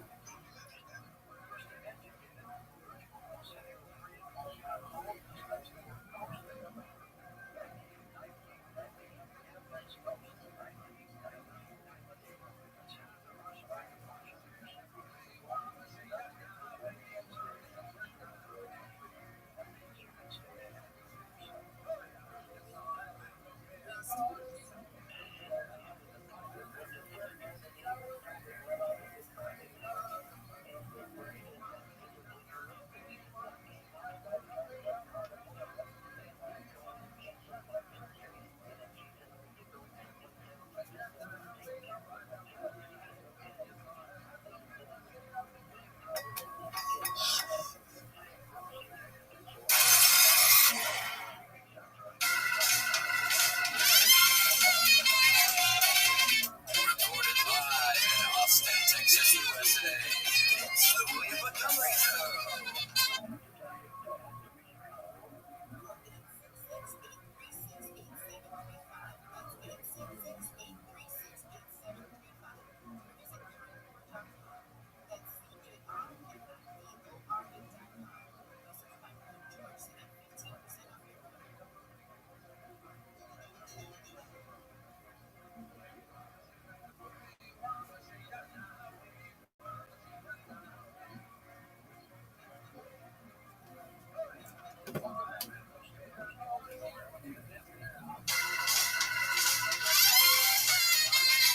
Recorded live in Austin, Texas, USA. It's the William Montgomery Show. Starring William Montgomery and the Dean's Casey Rocket. With the Tony Chin Orchestra. The William Montgomery Junior Dancers. As always, William is joined by the lovely Erica. I'm Casey Rocket. And now here he is, the big red machine, the Memphis Strangler, William Montgomery. One of my favorite, I'm from Memphis, Tennessee, one of my favorite rappers, Project Pat. He had a wonderful line in a song that always stuck with me. It was, I've been eating so many shrimp, I've got iodine poisoning. And now that I think about it, Chloe, I'm lying to you. I don't think that's Project Pat. I think that is maybe E40. I think that's somebody else. Have you ever heard that line before about eating too much shrimp and then iodine poisoning? It sounds oddly specific I don't know. and also researched. You know, it feels like someone close to him that could have happened to. I know. Was eating too much. I don't know. Seafood restaurants or something. And then, yeah, you got to be careful with also, I think, the other little canned fish. You can get mercury poison. Yeah, That's from 3-6 Mafia. Oh, it is Featuring Mafia. UGK and Project Pat. Okay, excuse me. Okay, so there's UGK. Does it say, give the full line? Because I feel like I'm missing, because that doesn't really rhyme when I said. Sipping on some syrup. The line, we ate so many shrimp, I got iodine poisoning. Oh, Okay, yes, from sipping on syrup. That doesn't even rhyme. I know it doesn't. They just wanted a way. They knew that they would hook their listeners by just starting with sipping on syrup. They're like, okay, in. I know. They're like relatable, and then he's like, they hit him with a fact. I know. So many shrimp, I got iodine poisoning. And then, yeah, the stuff, sip it, also scissor. That's what she said. Stupid. Stupid. You guys are stupid. Oh my gosh, yeah, UGK. Did you ever do syrup? Yeah, I tried. Did you like it? Yeah, well, I just liked it. I don't know what exactly syrup is, but I'm drinking a bottle of Robitussin. Oh my gosh, was it exciting when you did that? Well, actually, I have a friend, she's from Mississippi, and she loves to robo-trip. She said it was like a huge thing in their high school. They would robo-trip and then go to cheerleading practice. She's like, there's nothing like tumbling when you're robo-tripping. Oh my god, down in Mississippi somewhere. Yeah, Jackson, Mississippi. Capital of Mississippi, for those that don't know that. I didn't know. Yeah, that's I've learned so many things today. I know, be careful eating shrimp, because that really can give you poisoning. But I do think if you get that vein in the back of it, you're maybe a little better. Wait, so what type of syrup is it though? I know you mix it with Sprite. So this is, I know it's purple drink. Yeah, it's purple drink stuff, and I think people get it. I think if you can't, it's drink, because I guess it can be different colors. I think maybe there can be orange sometimes, so it's not necessarily purple drink. But yeah, I think it's for people if you get a real bad cough and you can't go to sleep at night, then the doctors give it to you. Yeah, I mean, I Delsum, that was like, people were doing Robitussin, and then the whole thing was you got to drink a bottle of Delsum. I went to this rehab once, and not for purple drink. It was for alcoholism, crippling alcoholism. But I do pills and stuff. I'm like, Pills always scared me a little bit because I was always drinking so heavily that every now and again I take a pill and it'd be so much fun. I remember the first time maybe in high school at some high school party taking a Loratab. Oh hell yeah! A bunch of Bud Lights or something and being like, what is this feeling? Dude, I love this. Do you know that song? I can't remember who sings it. It's called Scarecrow. And it's like Percocet, it's like, what is it? Oxycontin, Xanax, Percocet, Loratab. Valium's ecstasy. It's all up our guys. Oh my gosh, that's a Lil White. It was a Memphis rapper. It's called Scarecrow. And I went to SMU in Dallas. And we were like, everyone was so into it. They call it farming school because everyone wants pharmaceuticals. And like, I thought it was because farmers or something. No, I thought it's pharmaceutical. You eat those boys, they have the softest hands you'll ever touch. They never worked a day. And they're feeling something that much. But, and I'll tell you more. So basically, we're like these like little preppy kids, and we're like just like taking Oxy and like stuff, just like listening to just like Percocet and Loratabs, and I'm like wearing like a Lily Pulitzer dress. Hilarious. I'm like Scarecrow. Yeah, Scarecrow. Once that you're popping a powerful pill they call Oxycontin. Yes. But by the way, rest in peace, Scarecrow. Did he die from Oxycontin? He died from something. Powerful. Rest in power. Rest in power, Scarecrow. Rest in powerful pills. AKA Soul Kaiser, AKA. That's all I remember. He had Lil White. I swear the song you were talking about, is called Oxycontin. It's number 12 okay. On this album. Yeah, that's it. Scarecrow is in there. It's in the chorus. I just didn't know. I thought Lil White was gonna have more creativity. I know. Look at Lil White, just that white dude, and he's got the backwards. That used to be my look. It's like he's doing the thing, from Superstar, when he's like, that's what he's up to. Oh yeah, I was thinking for sure. Right when I saw that, I would smell my fingers after having my hands like that. I mean, you'd have to. Would you smell your fingers? Do you smell your fingers after touching stuff? No, he does it all the time. Not really. Ask me. Yeah, I just love it. Because I am a smoker, except for actually I quit. Oh really? Yeah. Congratulations. Yeah. An hour ago. Oh my God. Thank you. Well, that's wonderful. You gotta start somewhere. I know. Grant, can you believe this? We're at the beginning. Is this true? Yeah. Oh my God. I quit what's in your head. After I smoked, I put out, I said, I am a happy non-smoker. And that's it. And then I practiced in my head, like, actually, I might have said that out loud. I was walking around my apartment, and people were like, want a cigarette? No, I don't smoke. I actually quit. And it's like, it's like I'm talking with them. No, I quit. Sorry, thanks for asking, but I'm not interested. Yeah. Like, alone. Yeah. Well, that's good. You have to practice because then you'll be used to it. So when somebody really does say that to you, you will practice and you'll be good. And here's the thing, I did quit smoking for 8 months recently, and nobody asked me if I wanted cigarettes, so. Oh, really? Yeah, nobody was like, you want to smoke? I was like, I was practicing for that big moment. That's bullshit. That's life. Yeah, it's kind of like, when that one person says something to you and you're ready for a comeback, and they just say nothing but nice. I know that you can't, you've been preparing all day long. You're going to just get after this person, and then kind of nice. Thinking about it in the shower, over the shower thoughts. Gosh, I don't even know. I probably wasn't even thinking about anything yesterday in the shower, but I did this thing where I'm standing up and I'm totally fine. And then something happens. This episode is brought to you by BetterHelp.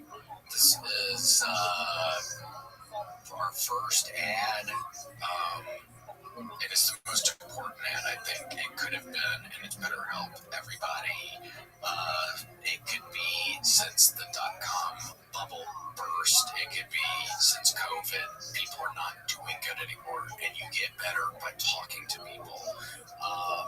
Oh my gosh, I used to shut myself down. I didn't start talking until I was 3 years old. Just talked to a lot of people. But yeah, BetterHelp is there to help everybody. Please never forget that. It's there to help everybody. It's there to help little Gator. No, I'm kidding. Gator's a little dog, so she wouldn't understand probably what the people are saying. But yes, oh my gosh, it's the largest online therapy provider in the world. BetterHelp can provide access to mental health professionals with a diverse variety of expertise. Talk it out with BetterHelp. Listeners get 10% off their first month of BetterHelp.com/WMS. Okay, that's BetterHelp.com/WMS. 10% off. And you can start talking to people that can help you. And I feel like I'm falling over. And then I grab for something, and then I really almost fall over. But it didn't happen. I was able to catch myself. It's an incredible story. It's a little theory. I know, because it's like I'm doing it to myself. Were you joking yourself in the shower to come? And then, I lost balance, and it's embarrassing. Wow, these are really quick. This guy, Grandma has been doing it. That's like what would happen if you fell go back. I know, my head would get snapped backwards. Some exorcism shit. Damn, yeah, Grant. So that guy looks just like you. I know it's weird. Every now and again, Grant, it really hits the ball out of the park on this thing. And sometimes it's extra scary, and this happens to be an extra scary one. Are you all right, Grant, today? I'm all good. Oh, and we have a Delsum right there. Wow. Was Delsum blue? Is that a thing? Why do I keep on thinking actually, it says Delsum blue? No, you're thinking of Celsum blue. Celsum blue. Celsum blue. Wait, what? Yes, that's what I'm thinking. That's for dandruff. Okay, that's a dandruff thing. Celsum blue, not Delsum blue. I think that you're supposed to be advertising certain things and your initial ads, and now you're really plugging a lot of products. Delsum blue. Maybe you'll get sponsored. I don't know. Now they're looking in the woods. Suicide Forest, where she hears about it. Would you ever step foot in that place? I don't really know much about it. I just know it's in Japan, right? Yeah, and I've seen pictures. Yeah, where people are. Can we see a picture? Or they were in? Yeah, I'll pull up a picture. Not of. Yeah, there's real. Not of my friend. Right. We're gonna dox her. Give her the exact address. It looks like this, I guess. Wait, nah. I'd just be waiting for the Blair Witch to show up the whole time in there if I went into suicide. I thought it was really supposed to be really dark, and I thought we were gonna do it. I thought it was gonna be some Deathly Hallows shit. It could be. It's probably really scary at night. It's probably real dark in there at night. Look at those trees. That's maybe daytime or something. I mean, but it might get a little darker. It's like Daytona. My gosh, where they drive the cars on the beach. Wait, you can't do that. You being a filter on this. No. That's scary. Can you hang a body or two? Yeah, like from the trees, from the branches. Yes. Yeah, like maybe somebody wrapped up in a sleeping bag. Sometimes they go out there and I think to go just sleep forever, and they bring their sleeping bag. Ooh, this is getting dark. I gotta live up to dark. I feel like you're not looking at the right forest. Yeah. Is it like you want There must be other pictures. I see. God, thank God none of us were at the Target yesterday. They got shot up by the person. By what person? Someone who should have just gone to the forest. He should have gone to the forest. He should not. I didn't know about this article, and I have a news show. Oh my gosh, yeah, it happened yesterday at a Target here in Austin. Where? Scary guy. Austin. That's where I live. North Austin. North Austin Target. The one by the campus? I have no idea. How many people 3. did anyone surrender? 3 and 2 guys surrendered in a garbage truck. Wait, Yeah, that's like the happy part. 3 people died, 2 people surrendered in a garbage truck, and then the main guy surrendered. wait, what? How old were the people? Any association? No, it was just some weird. They were like hanging out earlier that day or something. They were friends? Yeah, like old school friends. So he didn't just walk in and just kill a bunch of strangers or something? I don't know. I don't need to be talking. I have targeted attack. Targeted. He's like, you took the last subject, you motherfucker. In the truck. Oh, well, there's a picture. Did you take this one yesterday, Grant? No, you pulled the news. That's right there. Because Grant dead. Chloe, I don't know if you're on a suspect. Did you ever watch the movie Nightcrawler? Yeah. Jake Gyllenhaal, where the guy like follows the police and then eventually like causes accidents. Yes. So That's what Grant was doing. you were causing In problems? the mid 2010s, he was doing that before Nightcrawler came out. It was a different time. It was less frowned upon back then. Yeah, where you're just like going around slitting women's throats and being like, we have an accident. I think it was more. On the scene. I think it was a lot more slitting people's messing with their brake systems in their cars. Oh my god. Do you have any casualties? Well, I mean, that's kind of on them if they don't check the brakes when they get in the car every time. Did you know them? I don't know if he's going to. I mean, never even talked this much about it. I'm shocked you just said the thing about people need to be checking their brakes before they get in their cars. That's just a general at all of it. I think people I don't check my brakes before I get in my car. What are you talking about? Where can I even look at? What if I wanted to look at my brakes? I don't even know where I would begin to look at my brake. What do I do? Get one of those things with wheels on it and put my back on it and then pull myself under the car and look somewhere? I don't even. Like, do I find one of those? Do I get some overalls? I don't even understand. Yeah, something like that, I think. You just gotta check them. Well, you're a real sick motherfucker. No. That's why we gotta stay nice to him. He's kind of a bad guy. You gotta be really nice to you gotta do it. Seriously. Okay, I don't have a car. How'd you get here? I took an Uber, which she could have also messed up. I swear you didn't take one of the robot Ubers, did you? No, I never did that. However, the other day, they're always driving around my little neighborhood, and the other day I was very bored. So I bored and I thought to myself, what if I just walked in front of us right now and see how just fucking quick they are?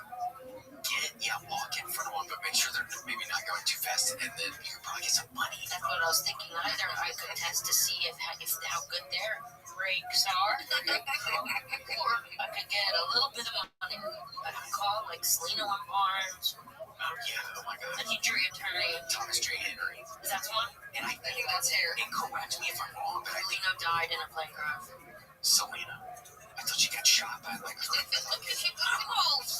in the fan club or whatever. Selena, as in Selena and Barnes. I thought you said Selena. Oh, I thought her name was Selena. That would be the craziest fucking ADD transition. Selena Barnes. My name is Selena Barnes. Injury attorneys. 88888. Yeah, I think Thomas J. Henry's maybe 77777. Selena and Barnes, injury attorneys.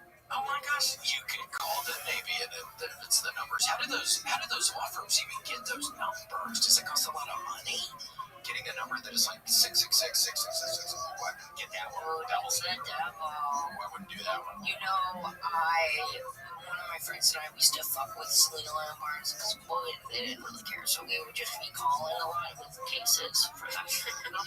We called once and they were crying and be like, I recently got herpes on a Bumble date. I need you to take him down. And they were like, ma'am? She's like, and they're like, she's like, and it hurts. And they're like, you should go to a doctor. Here they are. Wait, they broke up? Why'd you do that tear in the middle? Which one was Selena? I don't know. One died in a plane crash. Like a little plane, huh? So Barnes is on the right. Okay, Barnes, thank God, right, and then poor Selena was on the left, and then Selena is above my head. I wonder if Selena and Selena would have been buddies, like in real time, like if their timelines had matched up. You think they would have maybe hit it off? She could have used an injury attorney. She could have used it. Maybe he could have helped with the fan club person. He could have like looked at the books and stuff and seen. I don't know. It's always talking about that. It's always a fan. It's always. Oh my gosh, Grant! This is actually. I like this. It's a rom-com. Wow, who's gonna write the screenplay? Yeah. Who's not doing about that screenplay? Who's calling it? Selena and Selena. No, there could be a better name than that. I don't even know what it would be and what is it about? Falling in love or something? I don't know. And then him getting in the plane crash and It's then when her she- dying on the same day, maybe. She doesn't die, actually, so she has to hire him for the injury case. Yeah. So the lady only hurts her, doesn't kill her. And they This fall is a in different love. timeline. Yep. And then they fall in love when he's helping her ass down in. Yeah, and she's really not interested. So first of all, she gets assigned with Barnes, and then she really likes Barnes because she thinks Selena's like a fucking asshole because she saw him rip off someone else out of a case, I've heard that about him. He's a fuck boy. and then Barnes, which is part of the real story of life, dies in a plane accident. So then she's stuck with Selena, and she's like, this I fucking hate this guy. And then slowly over time, he begins to woo her. And I was gonna say something more interesting, but I didn't have it.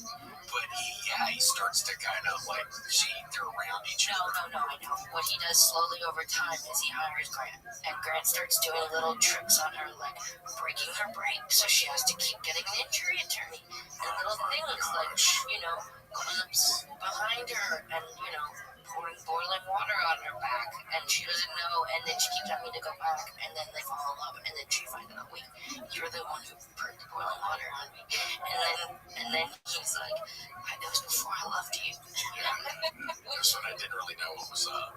And she's Now I love and then you, she but says, before when she finds out, she goes, well, you know what, speaking of which, you're in hot water. Damn. And then that's the end of episode 1. And then Season 1. and then he comes. Oh my god. I love this. Oh my gosh. Yeah, some sandwich. Huh? What did you say? Some sandwich, yes. Yeah, oh my gosh, no, I love that. I mean, that was just effortless. And she's also in the movie industry. I am me. Yeah, she's a scream queen. Yes, that I didn't get the role. No, What are you talking about? My man. What's happening? So I was auditioning for a movie. Because my dream, I want to be in horror movies, and I can show you my scream sometime. But Yeah, do you have a good screen? I'm not really sure. That's why I'm saying I could. Yes, I'll come in. You can cry. We got. Yeah, hold on. I have really bad news. Grant cut the brakes of the Uber you came here in, so they're not going to be able to pick your ass back up.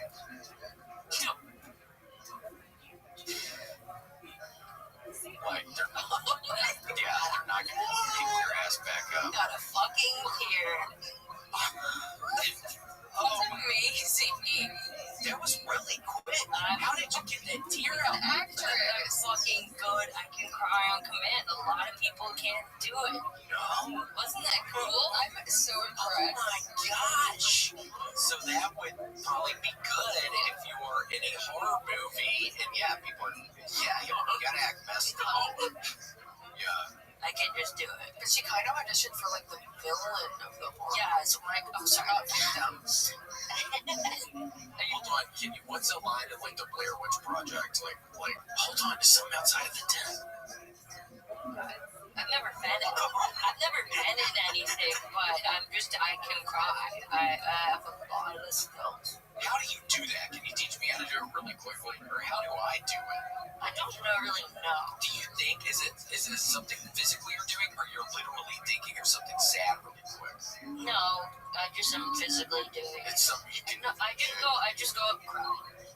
And then so you're not even thinking about, like, some sad moment that happened in your life. You're not even thinking along those lines. You basically act as if your water ducts are in your face, or eye ducts. I just kind of act like they're Water ducts.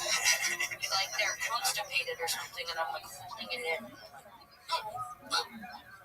You know? Oh, wait, You have to cry. I don't want to do it again. I don't want to cry again. I don't want to actually. Clog your duck, William.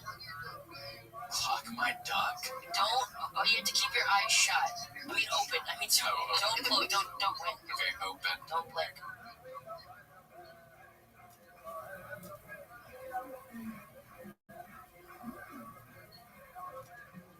It's not working. I can't even do it. God. And you're doing it again. No, don't cry about me not being able to do it. It's not that sad. No, don't cry about that. Now you're going to make me cry. That was so bad. I'm very talented at crying. I need a tissue. Okay. I can get one. There's right here. Oh my gosh, hold on. Did it look like there was a little... man, I swear. Wait, it didn't? It looked maybe like my eyes were moistened up a You little. will never be me. And so I auditioned for the role, and When was this recently? very recently, in fact, I was so far from getting the role that my manager said the self-tape was so bad I'm not even going to submit it. No. What do you mean? What are you doing on a self-tape? What do you have to do? Read lines or something? Yeah, but the thing was, it was just too funny because my character was supposed to be a pregnant cop. Oh yeah, William definitely needs me. Yeah, thank you. I was supposed to be a pregnant cop who gets possessed by a witch while she's brushing a child's hair. Weird. So I just started to feel like a pedophile. Like you're just setting up the lines, like, what a pretty girl. Like, you're so pretty. You know, this long hair won't last forever. And it's be like, my pretty girl. I think you're so pretty. Like, get real weird. That's kind of scary. Wait, so does your manager person give you any insights or just says, oh, this isn't going to work? He just says, I don't know. What do you say? Well, hold on, I'm crying in it. Or was it, no, you're right, you don't have to cry in this part. I was like, kind of laughing. It was too funny. Oh, I was shooting it. Jenna Sparrow was filming it for me. And she was like, she was making you giggle. Yeah, because she kept laughing. And I was like, I am being serious. And she's like, I feel like you're not being serious. And I'm like, this is about as serious as I know how to get.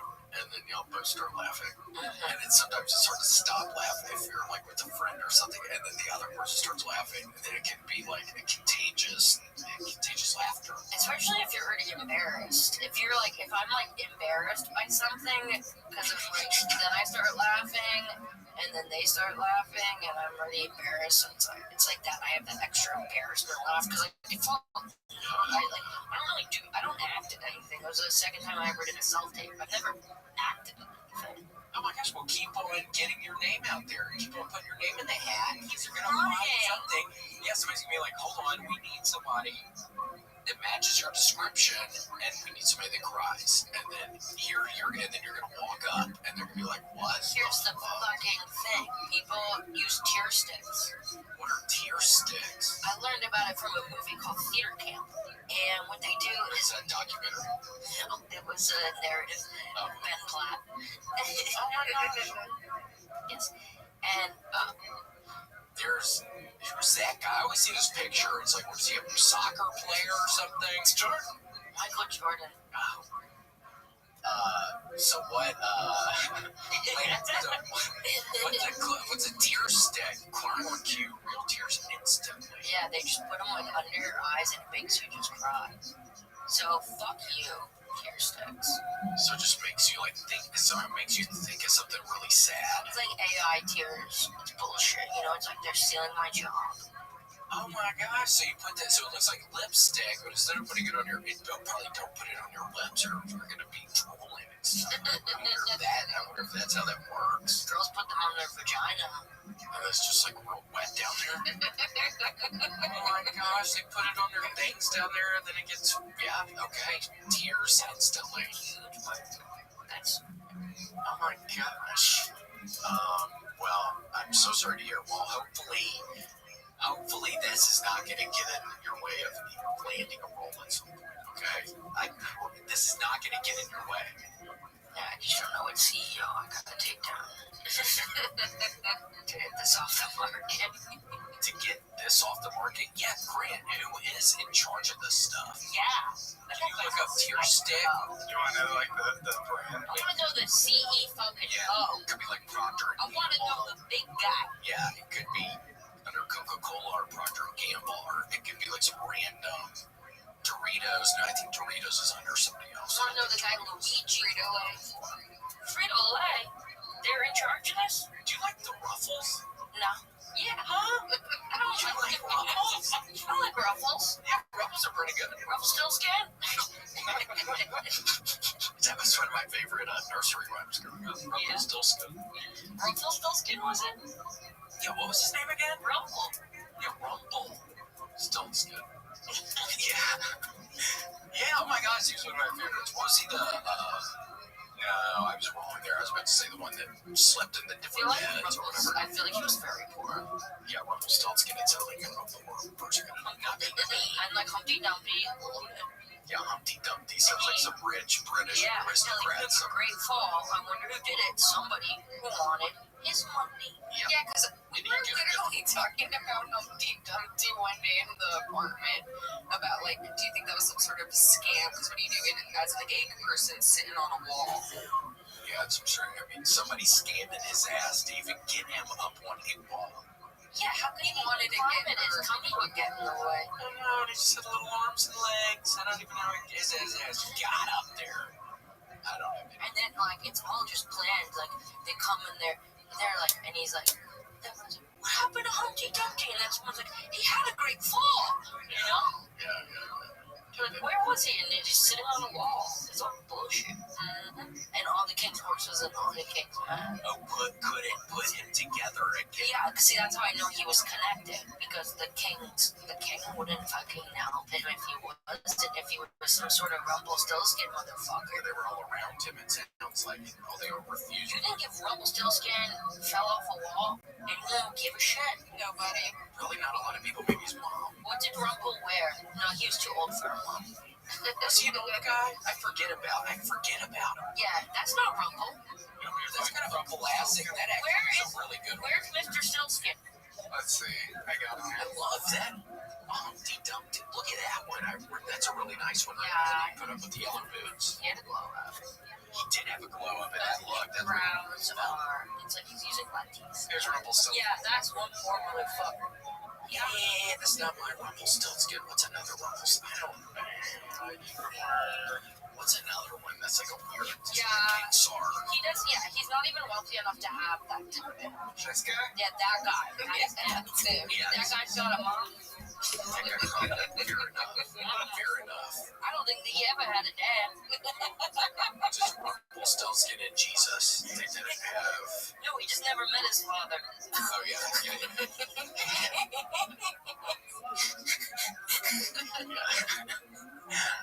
That's right.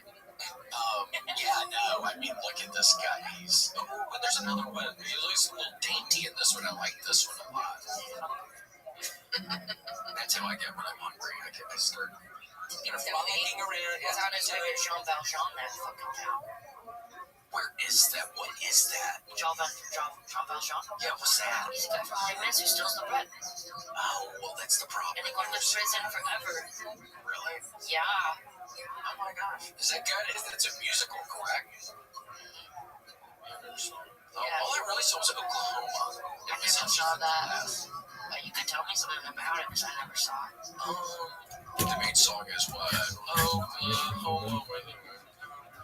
And then there's other songs too. That's like the main Am song. I? What is this? Passion of the Christ? Yeah, what is this one? Exactly. Jean Valjean, yes, the Wolverine. Didn't he play? Well, yeah, Wolverine did, but Hugh Jackman. Hugh Jackman and John Valjean. And then Anne Hathaway, that's why she got so thin. For doing a role in the John Valjean. She would play. How come? Because she played the woman who's so thin. No, there was just a character. She had to get like anorexic. Okay. Can we see her? Yeah. Please? Please, Graham, come on. Don't freeze up on us now. Look, he doesn't like words like that. He doesn't like it when people talk about it. I'm gonna move her to the side. Oh, we're gonna have to whack. Left her in Star Wars. Like him. She's on Star Wars. Natalie Natalie Portman. That's different. One time I saw, what's that fucking guy's name? Shit. Dennis Quaid. Not Randy Quaid. You know Dennis Quaid? Yeah, Dennis Quaid. What is he in? A bunch of like bunch of kind of family kind of movies. He's in a Parent Trap, for sure. Oh yes. Yeah, I met him all coked out at the back of the Comedy Store one night. I had a picture with him, but it was when I was totally on one. I was wearing a wig that night, but I remember I was conversing with his ass back there that evening. Yeah, he's so hot. That's what I was just about to say. I couldn't believe it when I was standing right in front of him. Really? I was thinking the whole time, oh my gosh, I remember this guy growing up, different movies, different shows. Now he's right in front of me. I can't mess this up. Yeah, because he will never forget it. Yeah, I'll never forget. I'll never have any kind of chance to communicate with his ass again. And then I think I messed it up. How'd you get a picture of my ass at the back of the Comedy Store with him? Anyway, there you are. No, that's his son, and his son's the mom is Meg Ryan. Oh, weird. He looks like Seattle. Yeah, he looks a lot like Meg, right? Yeah, more like Meg. He doesn't really He looks like a guy little next to him. Yeah, it's Meg. Wait, so what I was gonna say is, and then I met Randy Quaid when I was drunk at Telluride. I went to the film festival like a long time ago when I was drinking, and I saw him in a bar, and I was like, I fucking love you in Field of Dreams, man. And she was like, that was Kevin Costner. Yeah, I was right. I fucking love you in Field of Dreams. And I was serious. God, That's hilarious. He just said that to his ass. Yeah, I just walked up to him. I was like, man. But he was pretty chill I about was like, it. I'm watching that. I was like, I've seen that movie probably like 100 times. You're fucking fired. Like, not even me. You've seen this 100 times. You felt that baseball stadium in the field. How'd you do that? I was like, what a comeback. I actually recently as in over 3 days, I actually missed a couple spots due to it. I Watching Field of Dreams. No, to watch Eastbound and Down. Nice. I watched the entire 4 seasons in 2 days. Oh my gosh, how was it? Was it good? I decided at the end of it, he has so many comebacks. You know, have you seen it? I need to watch it all the way through. I think I've seen the first season and maybe the second season. I don't think I've seen it. He's just constantly having comeback. And like by the end of it, I was just like, I'm turning my apartment into a fucking dojo. You know? Because he has dojo. He has a dojo. And I moved around all my furniture. And then I got tired. And now it's all just mixed up. And there's stuff all over the floor. Because I was like a quarter way through making my dojo. And then Oh no. And then I got too tired to finish cleaning it up, and it's a mess. And I switched to a show called The Outlander about, like, you know, the Scottish people in the Highlands, and their shit is a mess back in the day. So now I'm like, Oh my gosh, so now it's cool. yeah, no, I'm like, I'm on my new journey. I have to. And then, well, after Highlander, you need to find another one where they're cleaning up and stuff so that you can clean back up. If you want to. Only if you want to. Like Good Will Hunting, when he's a janitor. Oh my god. But also a genius, so he's always cleaning at night. I I think you should watch that. Oh, and then I could solve equations. And then you'd be good at that. Are you good at math? I'm horrible at math. Should we do an equation? What, like test me and I test you or something? Yeah. 6 times 4. That is 24. Okay. What is 12 times 11? That's a hard one. You're good. 6s. I was trying to be sweet doing a 6 because I remember 6 is going to be easy. 12 times 11? 122. Yeah. Okay. 12s and 11s always scare me. I can do 10s, obviously, but I think I pretend like. And 11 is like no, one of 11 his, he's like the second easiest. so 12 always was hard. This is You guys 9.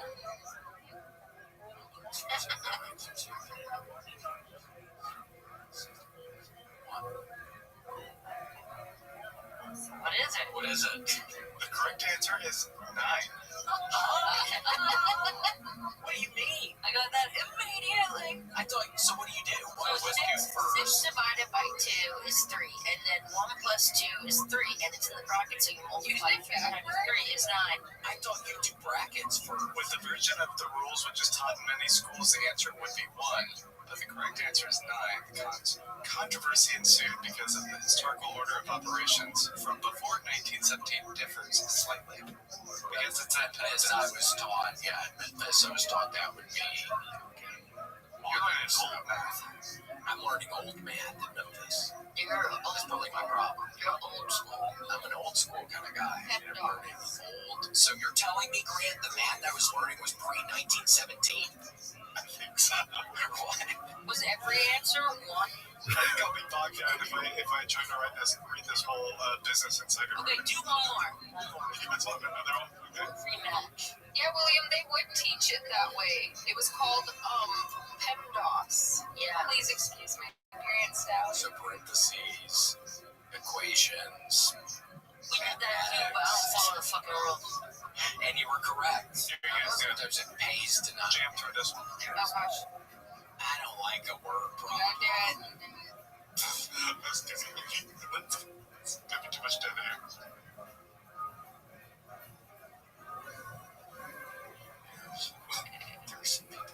I'm just trying to reread this first sentence over again so I can really understand what's going on. So there's people on a train, okay?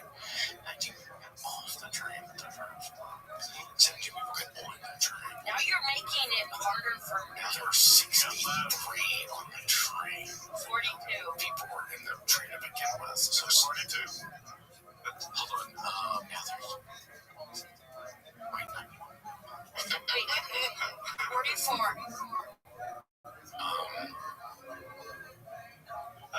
Let's see. Calculating the answer. Say 32. I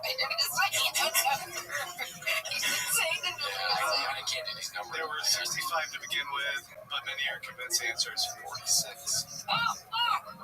Wait, what did you say? I know what I did wrong. I'm a fucking idiot. What did you say? 44. The answer. We were close. The answer is 65. No, I was closer than you. You're closer than me. You said 1. I said 32. I said 1 again. This I way I don't can like never that do one. this. I was joking. Yeah. 60. Yeah, Hold on. well, Wait, hold on 1 second. Let me do this really quick. 65. Oh, wow. That's very good. Can you? What did you do? I want him to cut that other part. So it seems like I got it right away. I see. I said I was a genius early on. What was the right answer? 65. I put Goodwill Hunting right next to it. Oh, new equation. Wait, hold on. What was that last one? The answer is 65. It was 60. Yeah, will you put it back up for 1 second? Oh, so we didn't print it as a genius. That we're done. Oh, we got yours. We got yours. Oh, so now we're gonna. Oh, God. Here's a question for you guys. 65. Whoa. Very good. Is that it? Yeah. Well, I still got it. Word problems always used to scare me, but now the better help. Okay, good. We do 2 out of 3. If you guys are so good, what's this one right here? Stop. We already did this. It's 1. More, because now It's a One more and you tiebreaker. win. No, I haven't won any. Yeah, you won that one. You said it was 65. Oh yeah. So now we need a tiebreaker. I know word problems are not like that. This one is, this has 2 solutions. So it seems cool on the first line, and the second line seems off. It gets in my head. Oh my god. Okay, Did you get it? Oh my wait, god. no. It's confusing me.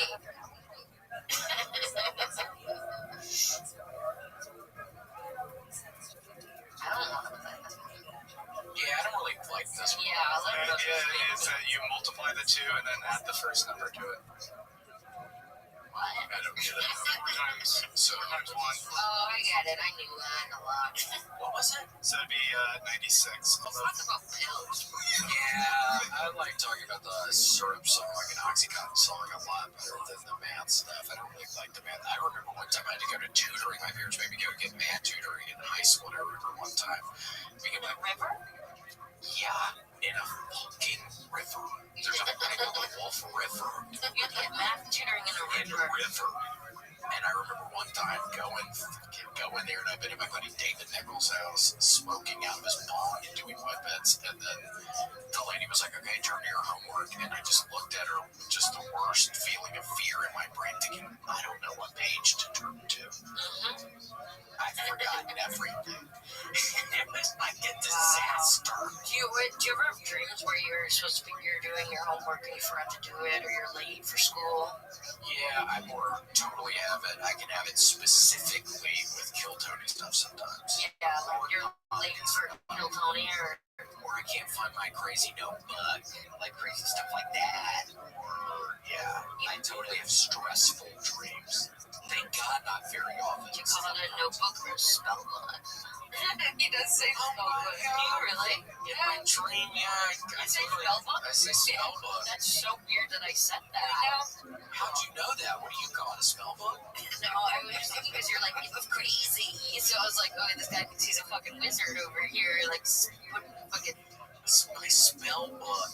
Yeah, I don't know what somebody would think if they were picked it up. They would think, okay, these are just the ramblings of a crazy person or something.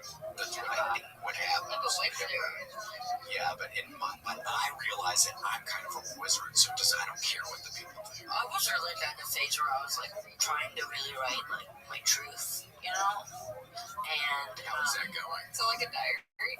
no, well, I'd just be like in lists. I guess you look at Oh my gosh, I picture you putting on the crying stick on your eyes, just making your list. I'm telling you. No, but sometimes I was getting confused. I'd read it because I'd be drinking, and then I'd read it, and I'd be like, oh, this is such a to-do list or set list. And one time it said abortion, and I was like, abortion. I was like, I couldn't get real confused. Oh my gosh. William would write all his crazy ideas when he was drinking. All kinds of them. And did you end up using any of them? Sometimes. Oh yeah, every now and again. I never. Wouldn't always work. Sometimes it would work. Sometimes it'd be a disaster. I would always think I was a genius when I was drunk and writing. I'd be like, I'm gonna go drink and write, and then I'd go sit and have a glass of wine, and I'd like write a tiny bit, and then I'd just get another, and then I'd picture more and more scribbles. And then by the end, I would just be ready to just sit poop really big, and then I'd be like, all right, time to get coke. You know, I'd be like, good day of writing. That's how I would be too, for sure. Oh my gosh, I'd start drinking, I'd write something, and sometimes I'd wake up the next day and just look at my scribblings and just think, dear, what is going on? This seems crazy. But that's life, I guess. I mean, I'm sure Lil White thought that. I mean, I think a lot of different... Little White's dead. He was in the airplane, I think, breaking Soul Kaiser. No, I don't know when to take any pages out of his spell book. No. Yeah, Soul Kaiser. See, that would be a good name for either a Memphis rapper, like it was for Scarecrow, or also maybe a wizard, Soul Kaiser. But that's also kind of a little evil sounding or something. I don't actually, the more I think about it, the more that I wonder if that's like evil or something. Kaiser? Soul Kaiser? I don't know. that just has like kind of almost German connotation. Yeah. It almost can have like World War II connotation. And that's why. And then it's like, okay, I don't know, who are you supporting in the Gaza war? Yeah, who knows? Well, if I wish Lord Infamous was still with us, because I would like to, and again, that's what a scarecrow. Dumbledore? That's what a scarecrow's other names. That's his main name, Lord Infamous. His scarecrow's main name. Soul Kaiser, Lord Infamous. Are you a big Harry Potter kind of guy? No, it kind of came along a little after my time where I was thinking, 2 ghouls per school, ain't no way. I forgot that you went through elementary school pre-1917. It's like, how do I get it? Before your time. Yeah, I mean, it was literally... Oregon Trail before it was a game. For sure. Yeah, so... Would you even have been allowed to read witch stuff? Or wizard What, the stuff? school that I went to? I don't Or just know. with my parents? Yeah. Yeah, Francis went. Okay. Were you religious? Am I religious? Yes. Excuse me. Yeah, oh my gosh, was I? Yeah, I still am. I try to pray at night. Do you go to church? No. Well, I went to church on Sunday, so I used to, yeah, we used to always go to church every Sunday. I didn't because I wasn't baptized. Oh, really? You're not baptized? You didn't tell me this. Is that a precursor? Whoa, yeah, for coming wait, you're not baptized? Get confirmed. This is a Christian recording studio. My first ever concert I went to was DC Talk. Do you remember DC Talk? Before my time. It was, really, yeah, get it, DC Talk. It was some Christian rock band, so that was very exciting at the time. Surprised knowing you it's not a PC talk. Yeah, tell me about it. God, with my blood.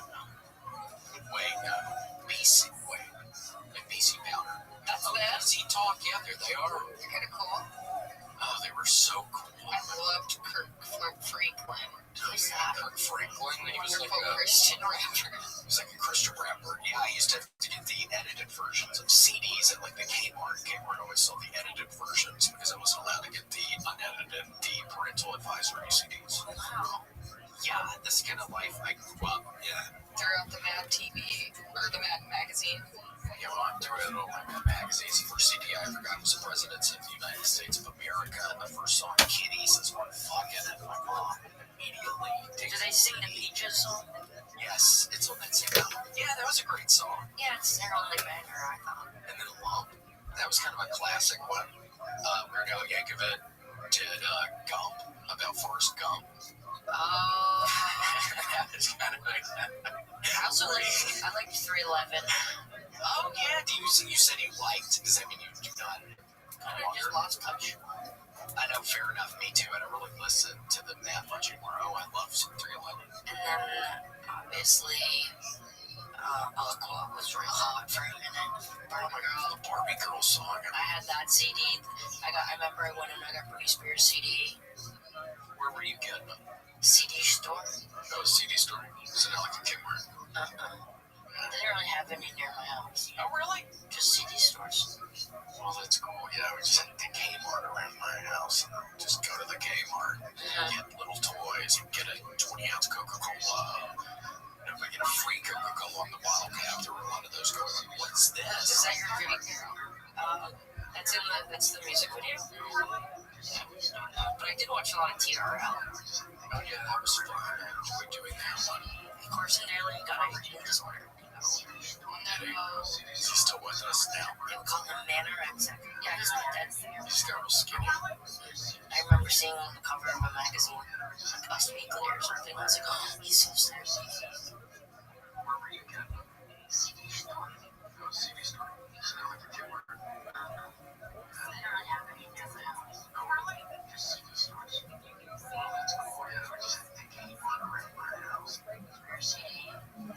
Where were you getting them?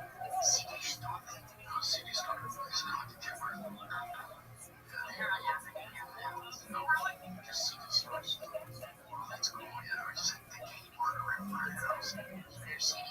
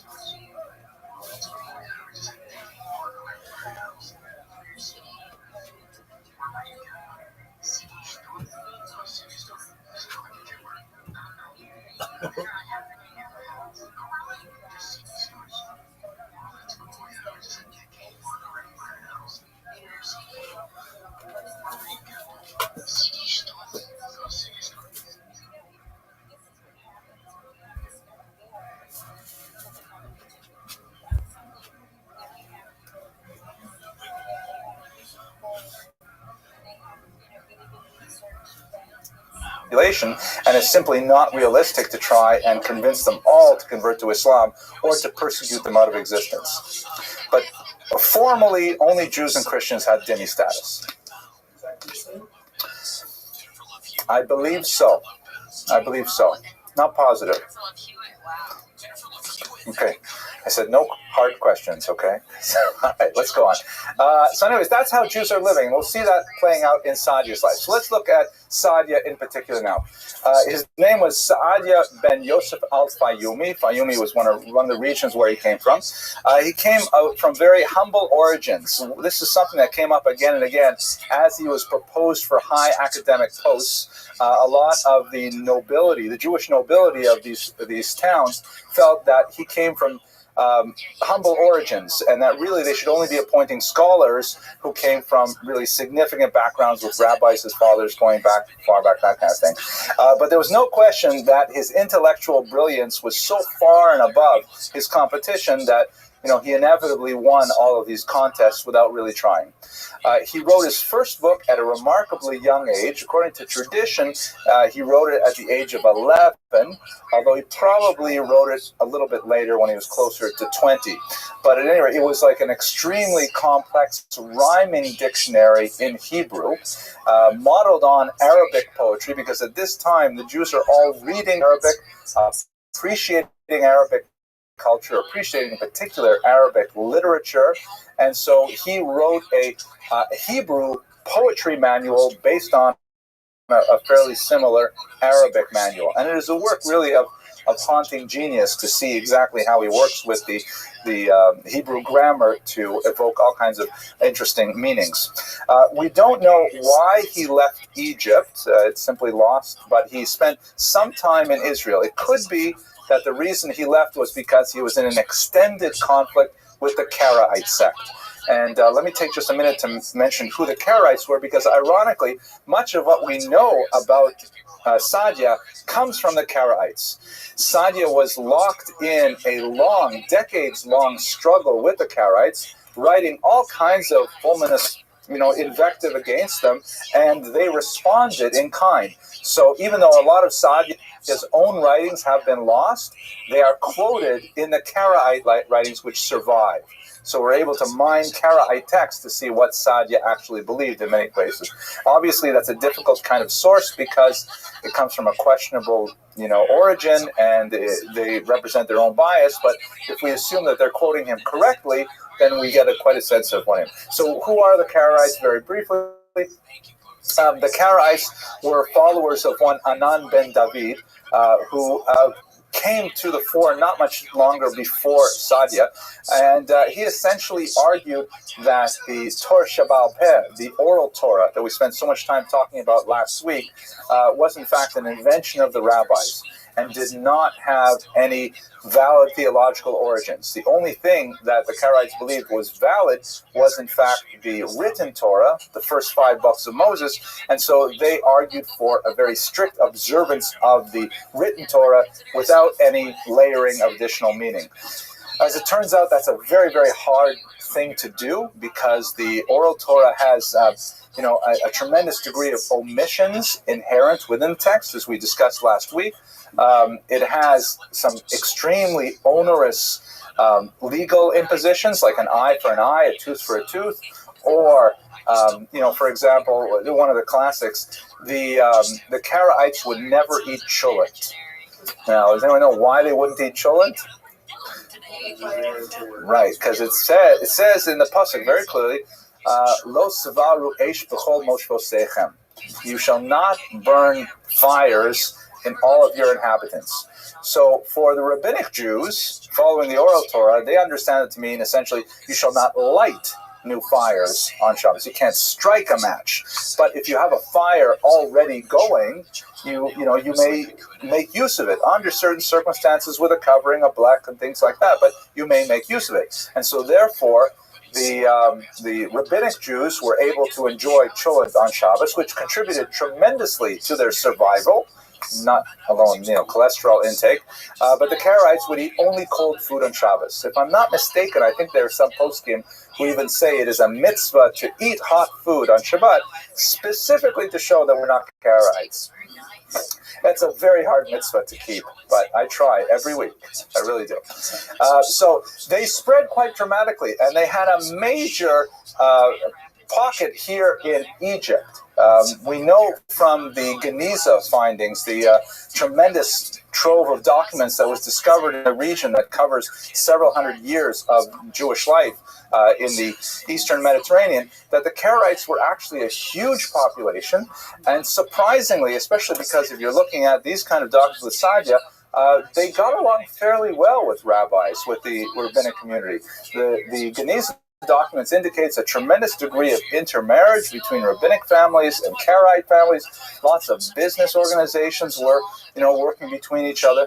And although most of the accepted historiography shows, two communities that are really fighting tooth and nail over all kinds of theological points, the actual, social documentation indicates that Karaites and Rabbinites had all kinds of ways to get along with each other. That was not the case, however, when you get to the level of the rabbinic leadership, people like Sadia, who are constantly assailing the Karaites for their heterodox views. The Karaites still exist today, but only in tiny numbers spread out throughout Turkey and places like that. So that's how we know a lot about Sadia, and probably why he had to leave Egypt. Especially, it makes sense that, if Sadia was constantly getting in trouble with wealthy individuals because he had a mind of his own, and though he would have wealthy patrons who would support him in various positions of authority, that ended whenever Sadia would take a position that was unfavorable to their interests. And that seems to be a kind of a trope in his life, that he would recognize no man. He would only recognize what the Torah said, no matter whose interests it affected. One of those conflicts, one that actually first brought him to sort of international fame, was the calendar controversy of 921 through 924. Yes, Ms. Abramson.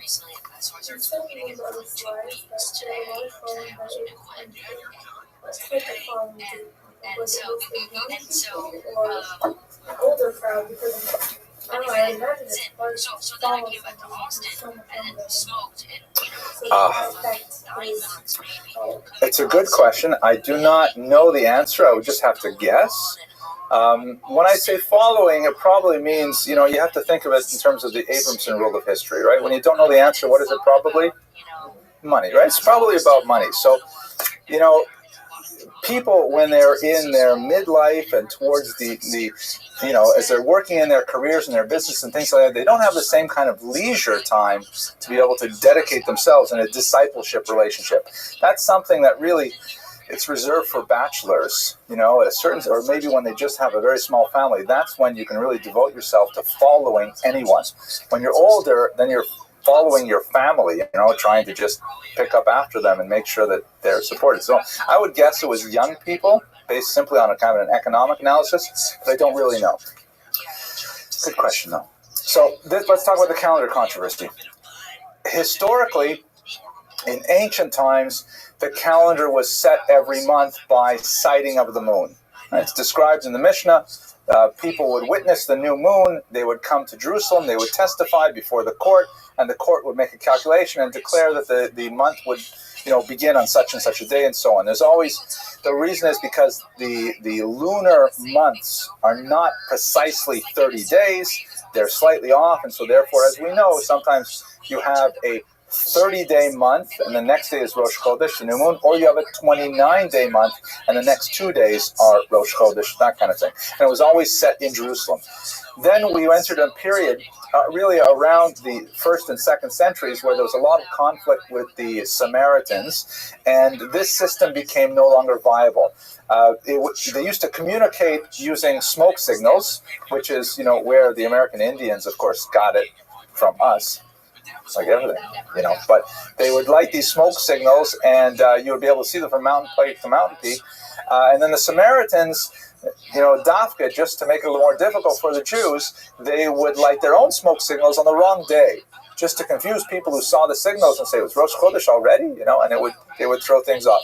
So by the 4th century, the Jewish world, also the Jews are spread out tremendously by the 4th century. They're living in Iraq. They're living all over the North African coast. So they set a fixed calendar based on mathematical, astronomical tables. They set a calendar, which is the calendar we use today. So in the year 921, a very important rabbi in Jerusalem named Aaron ben Meir declared that he was changing the rules, and declared that they were going to announce the sighting of the moon based on a certain time of day when it was visited, when it was seen. And according to his proposal, it meant that Rosh Hashanah would fall out on a Tuesday instead of on a Thursday, as anticipated by the written calendar. So this threw the Jewish world into quite a bit of tumult, because, if you throw off one holiday of the year, all the holidays are off. And what happens if, you get to Passover? If you celebrate Passover early, so all right, it's not such a terrible thing if you eat the Seder early, but that means you're going to start eating chametz before Passover is over, which is a very serious transgression. And so there had to be agreement on the calendar. Sadia Gaon wrote some initially very polite letters to Aaron ben Meir indicating why his calculations could not be upheld. But it was very clear that this was not just a demonstration of, rabbinical prowess. This was a little bit of a power contest, because Babylon had, for several hundred years, since the close of the Talmud in the 5th century, they had demonstrated that Babylon was the new center of the Jewish world. And Jerusalem, even though it was clearly the spiritual and historical center, was not the intellectual center where, the entire Jewish world would be ruled. And so there was a desire on the part of the Jerusalem Jews to try and wrest that authority from the Babylonian academies. So Sadia tried to persuade him. He was unsuccessful. And ultimately, he wrote some very powerful invective challenges against Aaron ben Meir. They did go through at least 1 year where Aaron ben Meir's calculations were observed in Jerusalem, and in the rest of the Jewish world, they followed Babylon. This only lasted for a little while until it was very clear that the Jewish people could not tolerate 2 calendars, and as it was really expensive, Hanukkah time, it was ridiculous. All the gifts you had to give for people far away. I'm in that kind of mood, I guess. So what ended up happening is that Sadia Gaon won out, and the calendar controversy was resolved in his favor, which clearly demonstrated the authority of Babylon once and for all. And so Sadia emerged victorious, and this had tremendous repercussions for his life. So he was appointed initially the leader of the great yeshiva of Pumbedita in 922, and he signed his name at the time in some of the documents we have with the title Aluf that is associated there. But there were many people who felt that he should be appointed to the neighboring rival city of Sura because it had been going into significant decline, and they looked for someone as strong as Sadia in his personality to bring it back to life. Now, one more thing that we have to explain about the nature of Jews living in Islamic lands, is particularly in this region of Iraq. The Iraqis, or the Babylonians, recognized a head of the Jewish community who is called in English the exilarch, arch meaning leader, and exiled, of course, the exile, or in Aramaic, the Reish Galuta. the head of the exile. We even pray for the Reish Galuta's welfare on Shabbat and the Yakum Purkan and places like that, so it still survives in our liturgy. But this was kind of like a quasi-political appointee, and there was always this kind of tension between who's really the head of the Jewish community. Is it the political head, the Reish Galuta, who was a descendant of King David, that was appointed and recognized by the Babylonian Muslim authorities, or was it the head of the academy? Was that really the head of a community? So in this context, the Reish Galuta named David ben Zakkai, also a very strong-minded person, decided that Sadia should be brought from Pumbedita to restore Sura. And as I mentioned earlier, he had a lot of opponents to his candidacy because many people said, who is this guy from Egypt? He doesn't have any yichus, he doesn't have any family background. Why are we making him the head? But nevertheless, his brilliance, and in particular his performance during the calendar controversy, was undeniable, and his patron, the wealthy and powerful David ben Zakkai, was able to make him the Gaon. The only thing is that when he accepted the position, he did so explicitly on the condition, and we have this from Sharira Gaon and Natan Abavli, who are chroniclers of the period, who said that David ben Zakkai made him swear that he will not disobey me or plot against me or regard anyone but me as the Reish Galuta or associate with any of my opponents, which is kind of like dramatic foreshadowing that these things would not happen. A contemporary authority says, and I quote here, that he was not afraid of any man and does not show favor to anyone because of his great knowledge. And it came a time when Sadia and David ben Zakkai ended up at cross purposes. There he is. It was specifically over the issue of probate. Pimp, how you living, baby?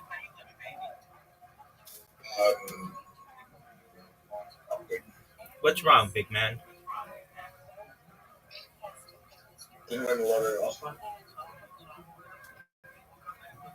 Okay.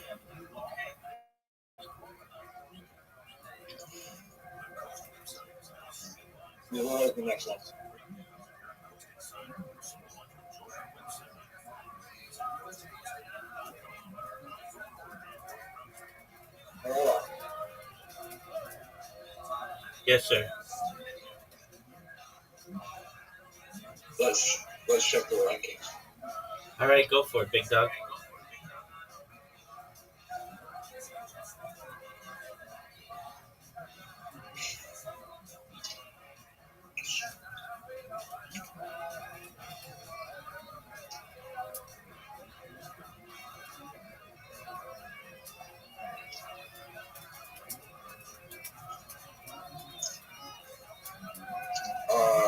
Number 10. Dude, you've been letting her down, dog.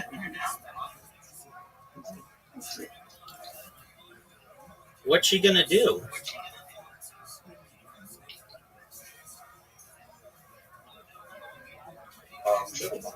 Oh, I don't know about that, dog.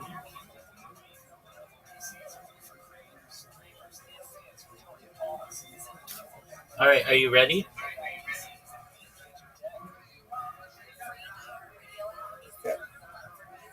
Okay, just a moment.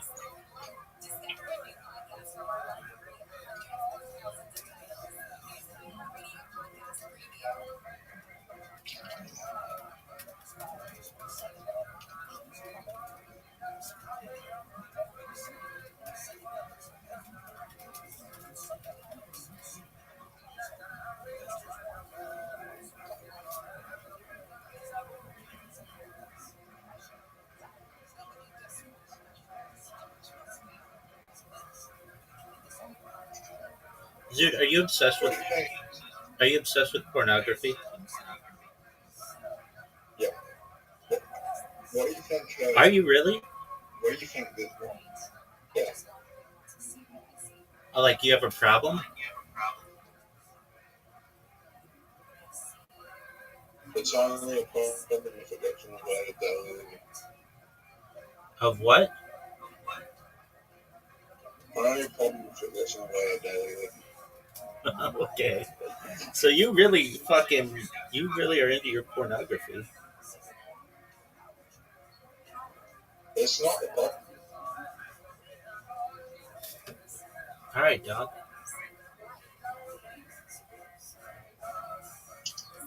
So I have a problem with the interviews with social relationships.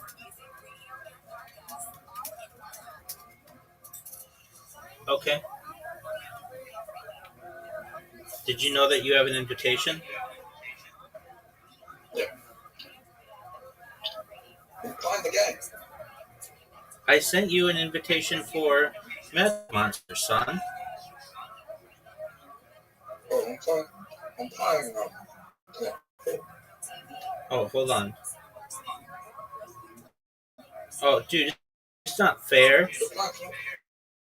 Dude, this doesn't count.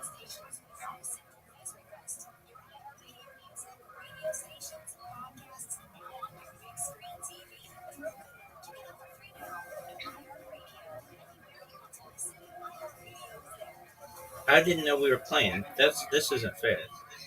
That doesn't count. I mean, Rabbi, Yo, pimp.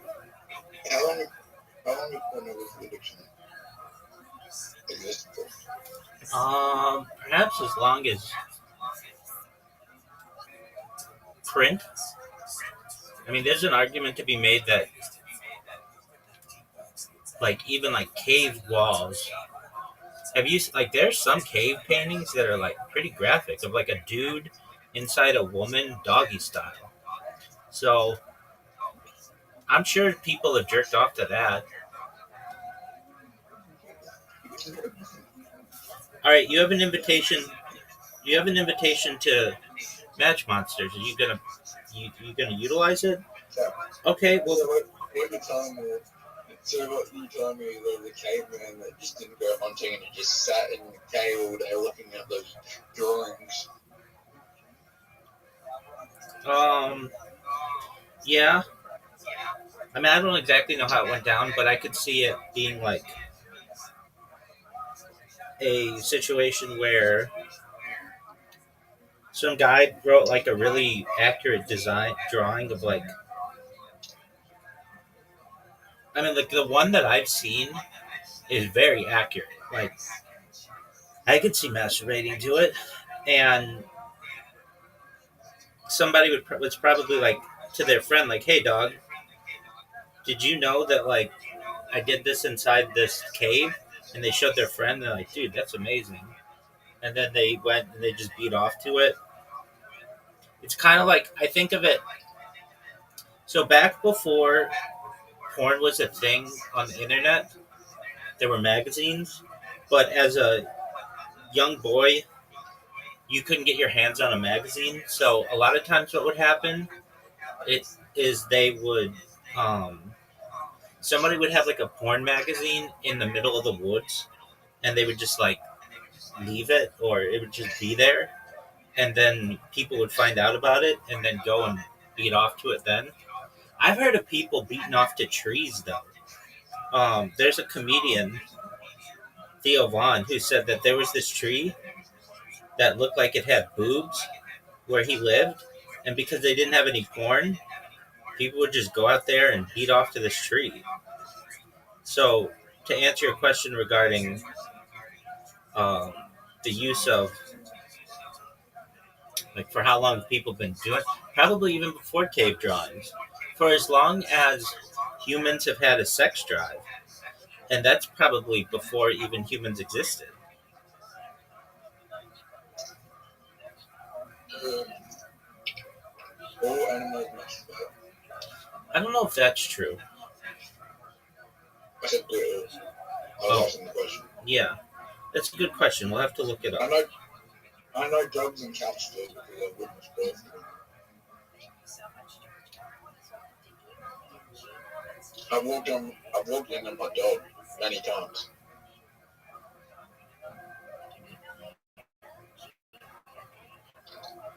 All right. What's the other animal? Oh, like monkeys do it. Dude, I'm looking up your fucking stupid question. It's a good question though. Not all animals masturbate. Dude, I missed a turn because of your question.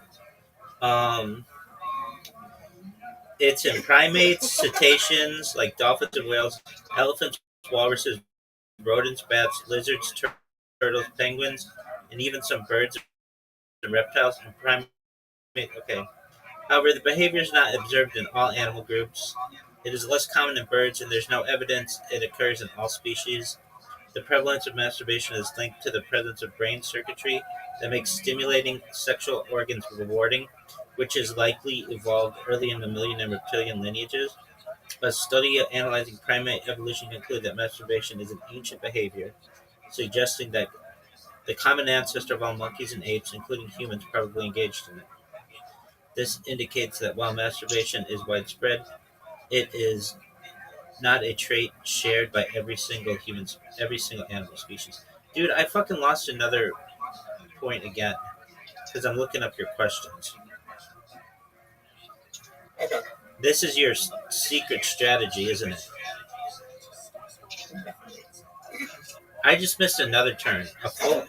I missed a full-on turn, dog. I just want to know what animals masturbate and what animals don't masturbate. I know, it's a good question. I don't know. I don't think fish do. Well, it didn't seem like they do, but I'm sure there's some fish that does. It's a good question. Just think about it, right? How much you would accomplish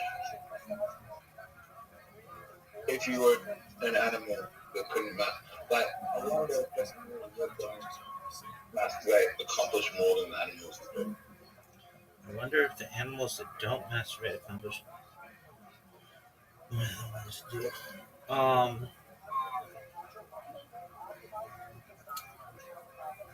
I mean, it could go either way. It could be like masturbation stimulates them.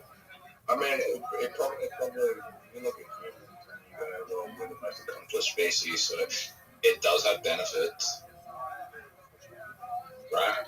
Not necessarily. So, I mean, it'd be hard, but like you'd need like two twins or like a set of twins, one who masturbates and one who never masturbates.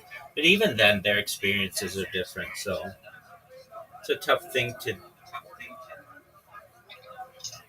It's a tough thing to the only way you can, quantify. the only way you can do that, the only way you can do that, really, believe it, is illustration, which is cool. No, I don't think that's the only way. I mean, it's the most guaranteed way. Not necessarily. There are ways to orgasm without a sexual organ. So what you're saying is you get an escort from the time he's 13? No. Which is a bit weird. No, you could cut off a person's penis, but still stimulate their prostate and get them to orgasm. That's cool. I mean, you're the one talking about castration, dog.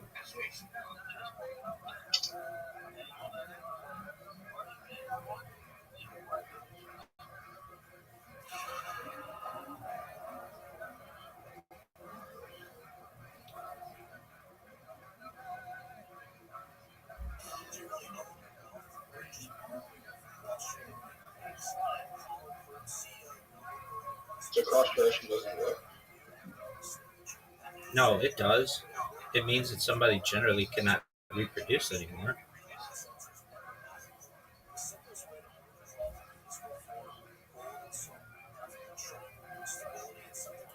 Dog, I just evolved.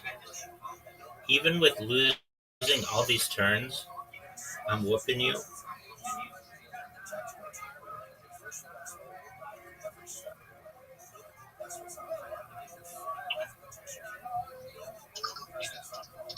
Zoot, you're up, son.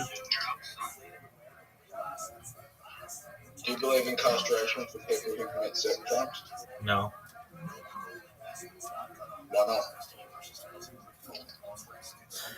Ideally, and I think we're pretty close, I think those people can be quote unquote cured using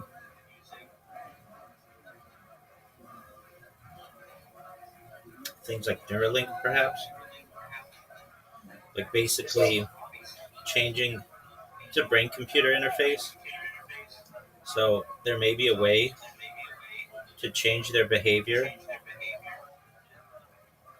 so that they don't do that kind of stuff, and also have their victims be able to forget about it if they want.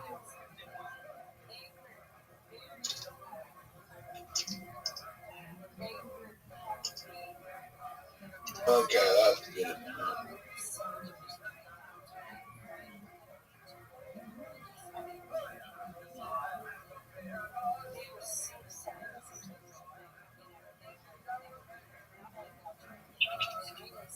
That's a bit what?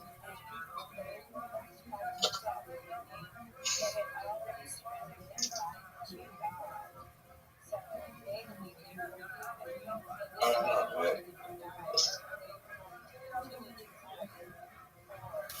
There could be a lot of side effects if you delete a people's memory.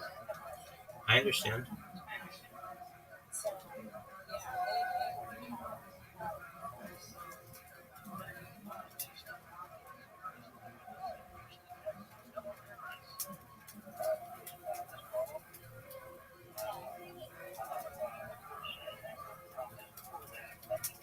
But I put some Good for you, dog. Are you proud of yourself? trying to be afraid of. All right. Well, that's more than you had been doing.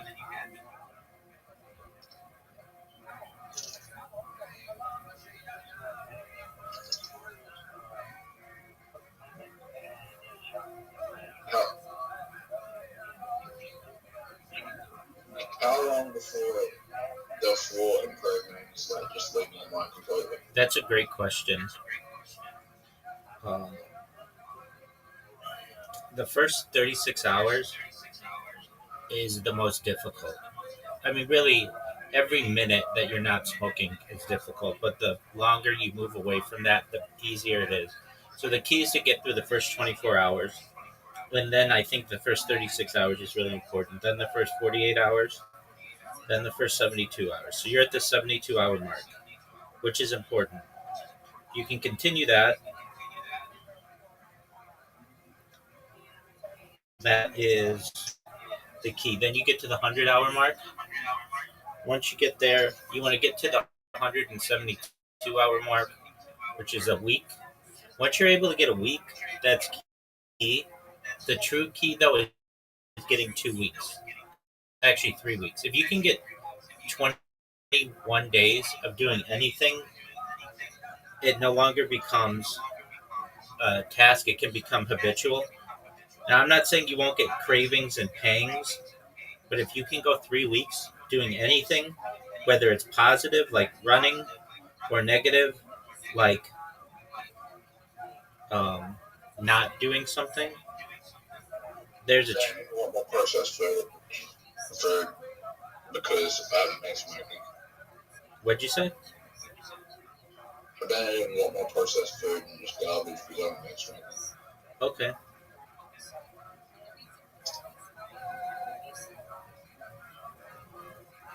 Oh, fuck! That's not the move I wanted to do. Dude, it doesn't matter. You're done and it's over. That's all that does matter. Dude, even with losing all of those, I did well. All right, let's play that game that you have wanted to play, Dungeon Tales. Yeah, Okay, so campaign is all easy, medium, or hard. We'll do all. Let's try easy. Let's just try to. I mean, we did already beat it once, though. Let's just try all. so I think that Let's try all. I don't really know what this means. this is just Dungeons and Dragons, but like, Welcome, adventurers. Please remember to stay online. Your party needs you. All right. Do you want Terror Beneath the Red Hill? Okay, so let's do. Let's start with Drums of War, which is easy. Have you ever played Dungeons and Dragons? I can't say that I have. Me, but I don't have autism. Yeah, I mean, I don't know if that's necessary. I can tell you that, dude, I don't want to play this game. I want to play like something where we're actually doing something. Because No, we can't pick the same person. This is not good. okay, I didn't pick anybody. We're gonna play something else where I have time because I'm multitasking right now. So we're gonna go back to Brawl Bots for the time being, or not Brawl Bots, but whatever we play. Match Monsters. Match Monsters. It's like, No, Match Monsters because I'm doing something right now. we'll go back to Dungeons and Dragons. Yeah, exactly.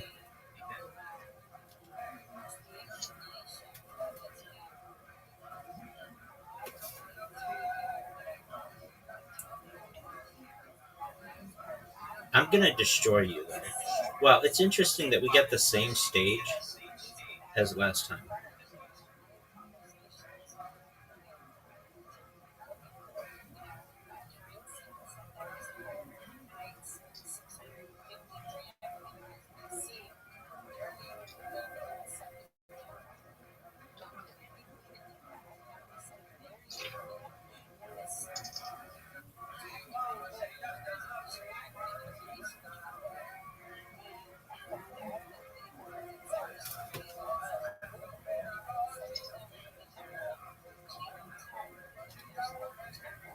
Fuck, what the fuck did I do?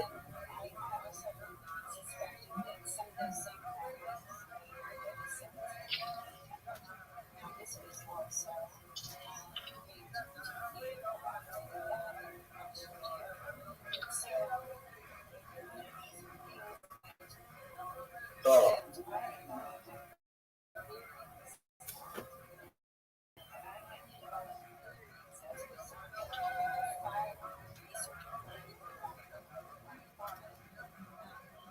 Oh my god.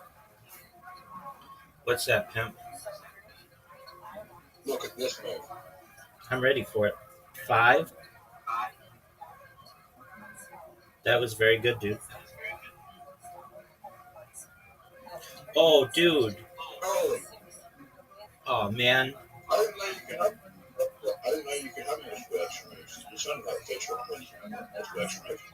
Yeah, I didn't turn that on. I didn't know that either. Sometimes it seems like it doesn't work though. I feel like you turn on multiple extra moves.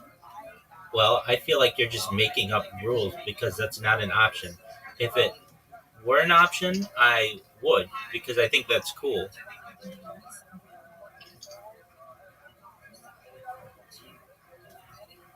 Yeah, I'm not gonna go right now. Why not?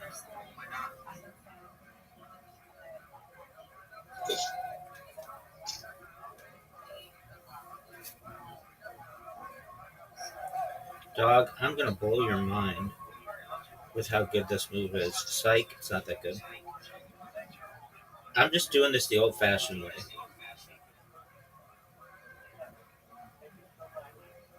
I don't need your fancy stuff.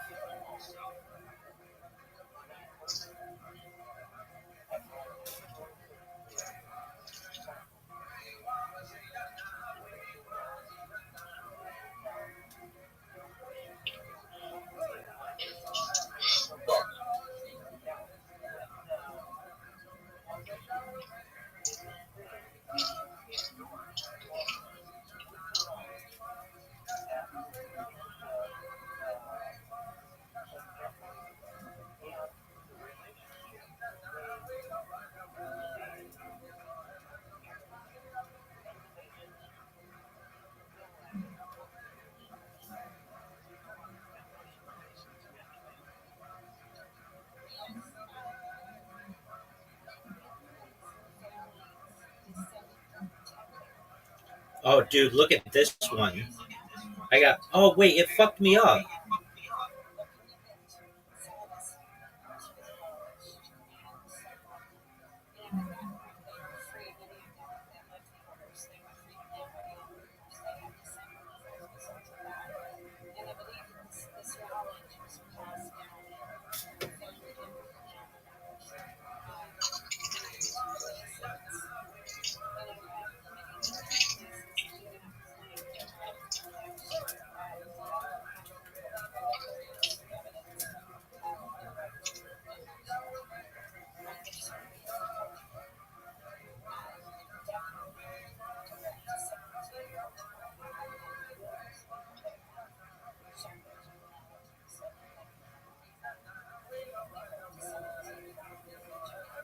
What are your thoughts on evolving? Are you proud of that move?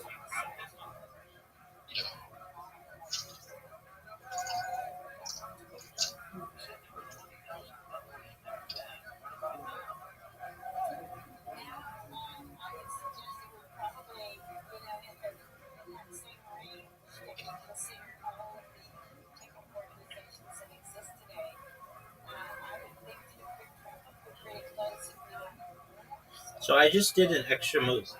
Okay, maybe you maybe you can do multiple extra moves. I mean, I know you can. We saw you do it, dude. I just helped you so much.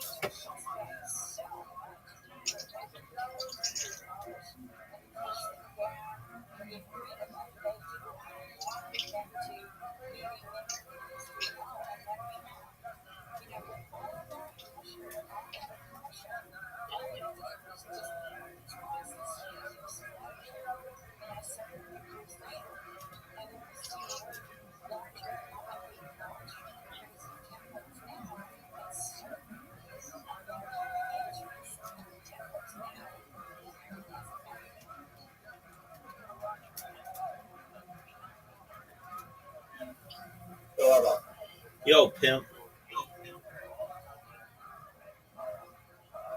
Joe Blair.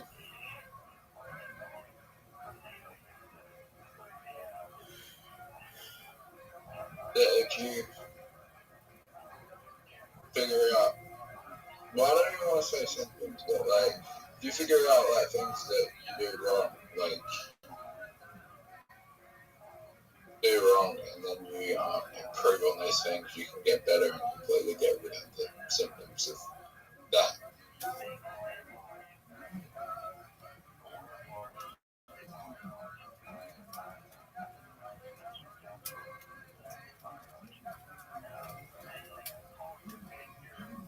What do you mean? Do you believe that you can get, if you look up symptoms of mental illness or like neurodivergency that you're diagnosed for, and you like improve on all of them, you can get rid of your symptoms and just improve your quality of life? Oh, I think that's a possibility.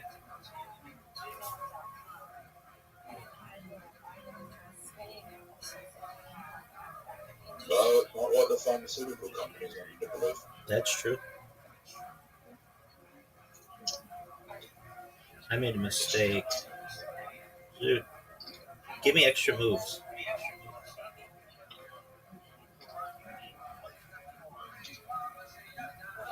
I'll take it. Yeah, dude, that's true. I mean, if you ask pharmaceutical companies, they'll tell you all the things that their drug does, but they'll never admit what it does badly, like like bad things. And I think that's an important discussion to have. Like, okay, all that stuff is really cool, all the good stuff, but what about the bad stuff? I mean, the person who diagnosed me for ADHD, they didn't suggest, they just made a recommendation. Have you thought about going over the medication route?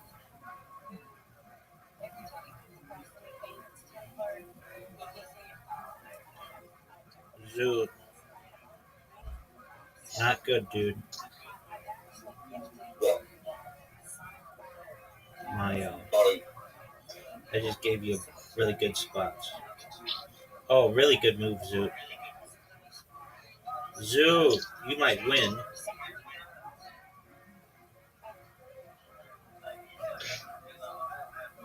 therefore, there's like, have you thought about going medication route? I didn't say that I missed it this time. I just said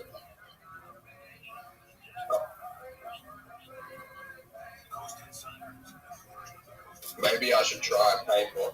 And I'm thinking now, maybe I should just try and pay more attention before I go to the medication route. Right.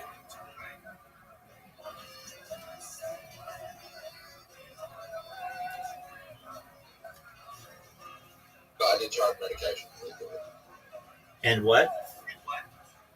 I did try medication. I tried with it legally. I didn't attend legally.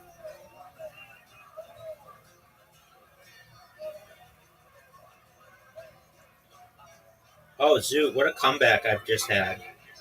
Dog. Maybe one of the greatest comebacks in the history of this game. Oh, look at this move. Dude. Could I beat you? No.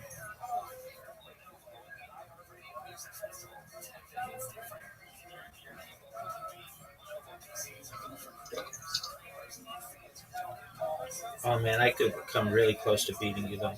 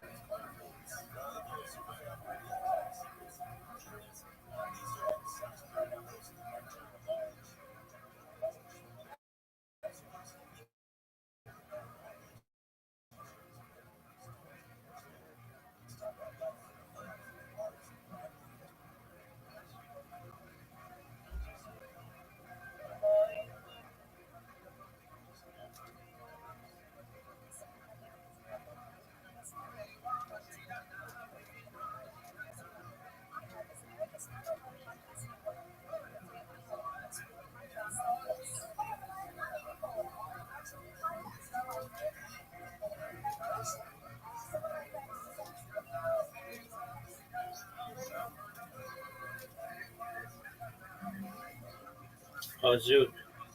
I wasn't paying attention.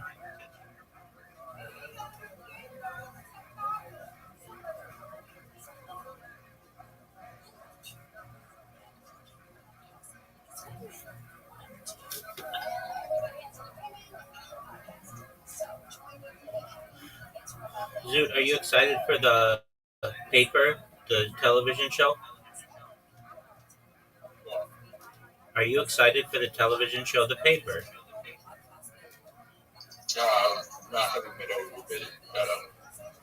Malcolm in the Middle sucks so much cock, I can't even put it into words.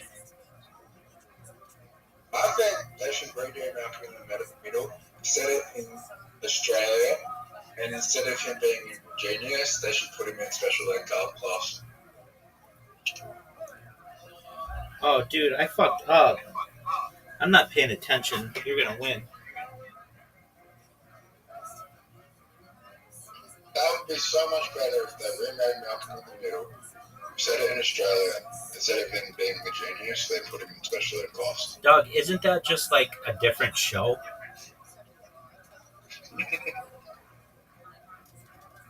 Yeah. But it'll be better. Why would it be better?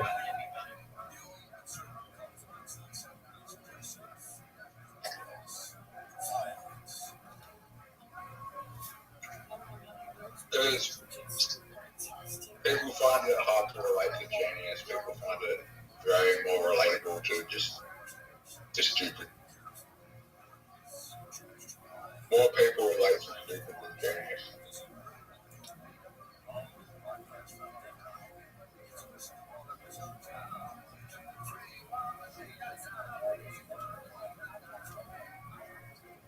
Dog, did you know that you lost? What are your thoughts on losing?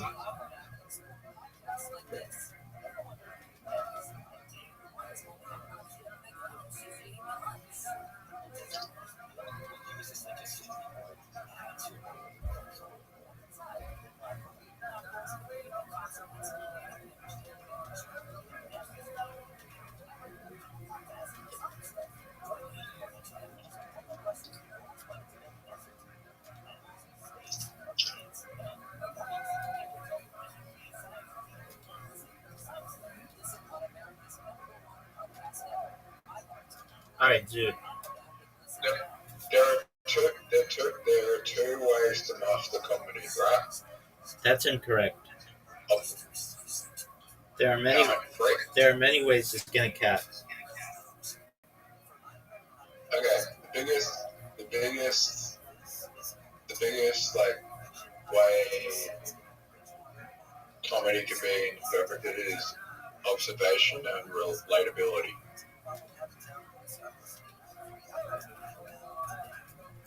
And more people relate to stupidity than trying to fucking, there are jokes that you like. There are jokes. A lot of people don't like the Big Bang Theory, right? Yeah, because that show sucks. Because that show sucks. Because a lot of the jokes being told, a lot of the jokes being told in that series, like, are jokes that you need to be like intelligent to fucking understand. So that really irritates people. Yeah, I can't stand the laugh track on that show. Yeah, it sucks. And then I can stand it on some shows, but not on that show. And I think one of the reasons why is because some of the jokes are so highbrow or so intelligent, not that many people would think they were funny. Like, the people just generally wouldn't always think they were that funny. Um, so you can tell it's just a laugh track. It's not filmed in front of a live studio audience. yeah, what's Friends? No. Now there What was. show was Friends? They used to be Cheers, The Cosby Show, and they used to say, Jim? yeah, they used to say Cheers was filmed in front of a live studio audience. So, like, you knew. Those bloopers are fuck up. Those bloopers are fuck ups, right? Word.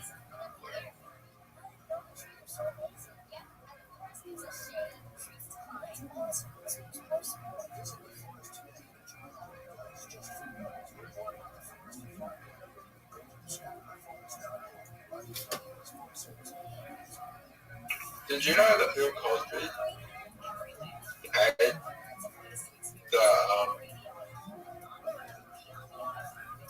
paid for the microphone and stage that Martin Luther King did his I Had a Dream speech on? Yeah, I heard that. Did you hear that from Dave Chappelle? I don't know if I heard it from Dave Chappelle. So I was watching Dave Chappelle before, and he said Bill Cosby did a lot for African Americans, and he wouldn't have a career if it wasn't for Bill Cosby. He does some bad things, but he rapes, but he also does some really good things. I made a mistake. Yeah, that's true. Dog, I'm a big Bill Cosby fan. I mean, again, I think you have to separate the art from the artist.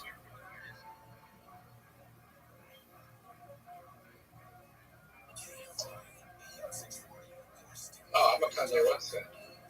There you go. So I agree with his anti-Semitic views. No.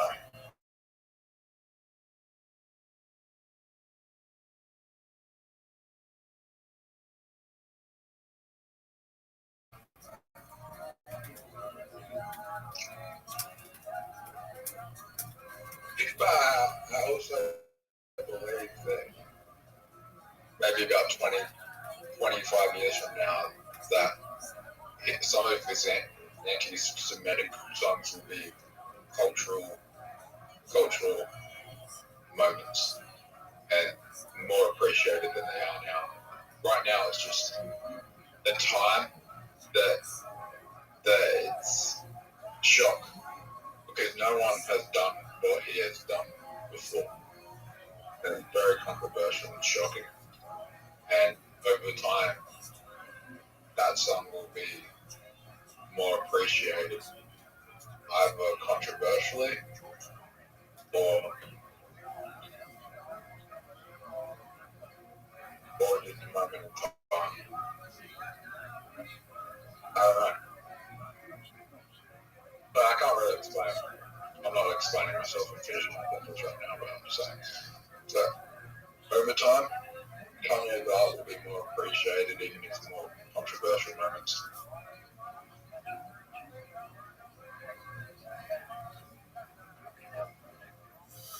Dude, I remember the first time I recognized that he was going to be controversial was during the Katrina telethon when he said George Bush doesn't care about blacks.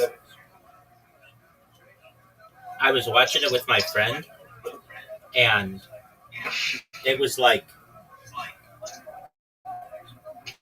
dog, that was not supposed to happen.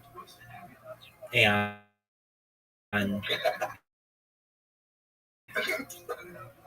then they quickly cut to, like, Mike Myers, his face was like in shock, and then they quickly cut to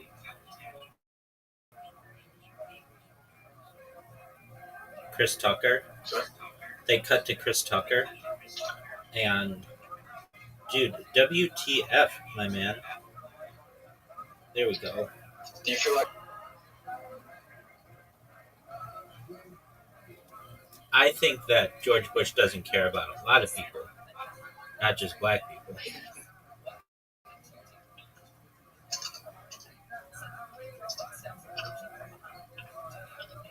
there's only one way to know his band besides George Bush just said, but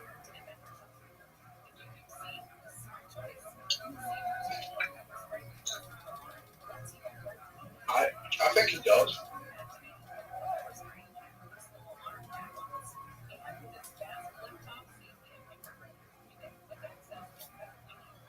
I feel like he cared about getting the black people vote.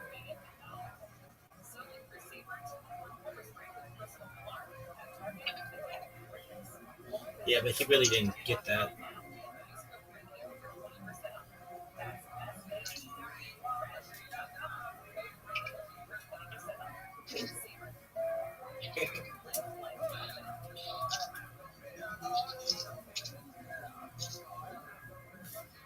Think Donald Trump cares about black people?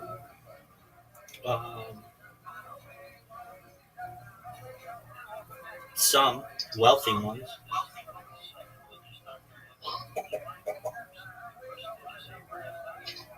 The ones that voted for him.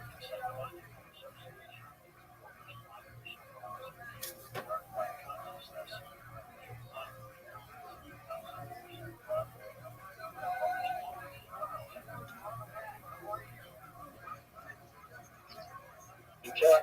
No. Do I care about black I people? just want yeah. Very much so.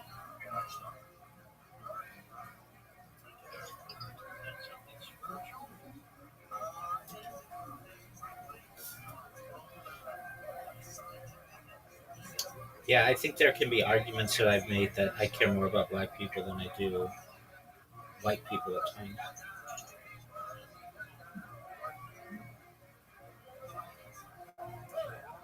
I'm not saying. I can say this: when I was a little kid, I cared about black people so much. Not that I still don't, but it was like overly. I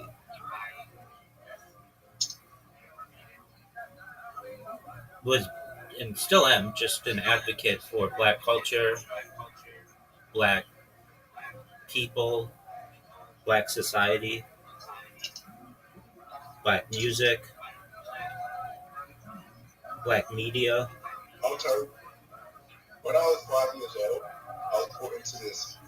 I had a really old teacher. She was a old school teacher. She was old, she was old. This is back in 2001, right? And she still, I don't know. This is in Australia. I can't believe what I'm saying this. She hit kids that were Aboriginal. Oh, that's She would terrible. target Aboriginal kids with them, and she made us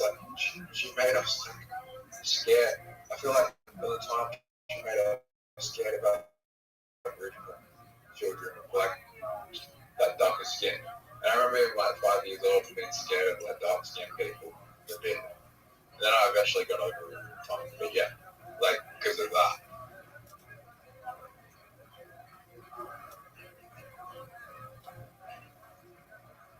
Yeah, she was fucking scared. She hit Aboriginal kids and she hit fat kids. Did you have Aboriginal kids in your school? Yeah.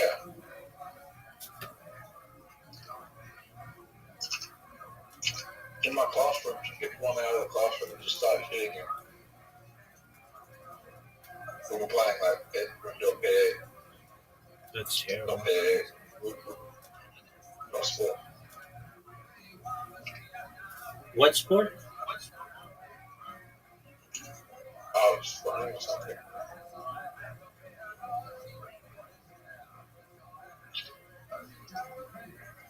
Now I was only 5 years old watching that, but Yeah, that's if I terrible. knew what I knew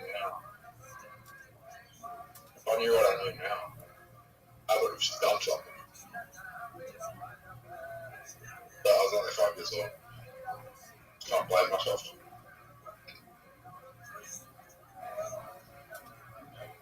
Right. So what would you do if you were 5 years old and you saw your teacher start hitting another kid? Tell my mom. Tell my dad.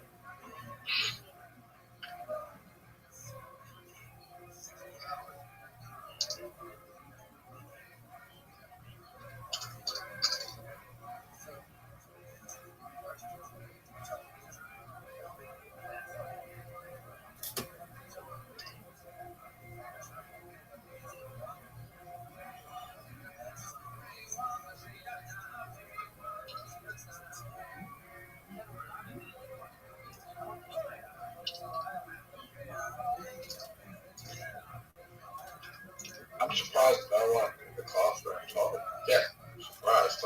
None of us told me.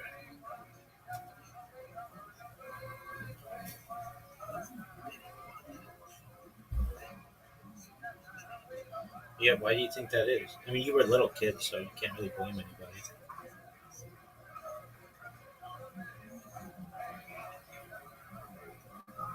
Why? Word, dog.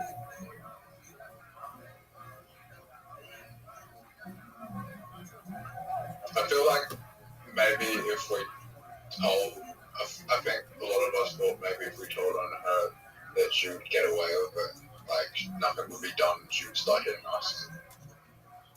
Yeah, I understand that.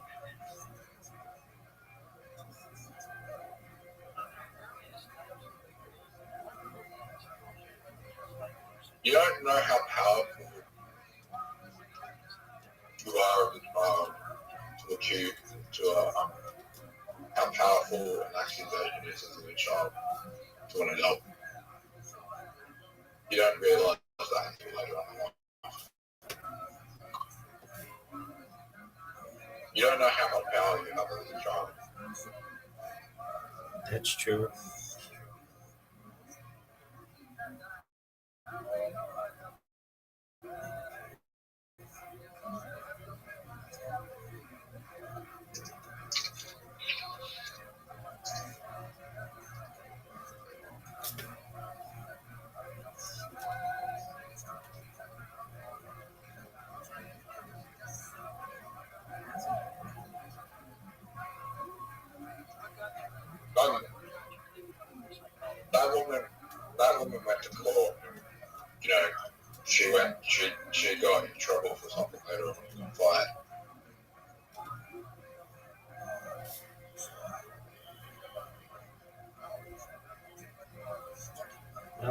It's good that she didn't work around children anymore. Oh, she died not long after.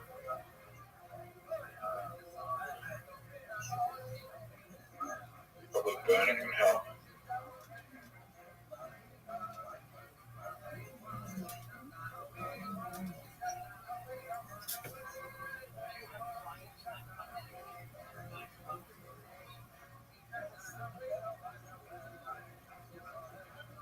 I'll tell you something. There is a hell of that woman burning in fucking fires.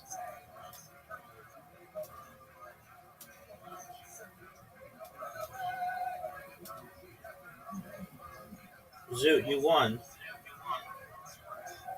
I wasn't even paying attention. I don't even know how you won so quickly. Because I had a good team.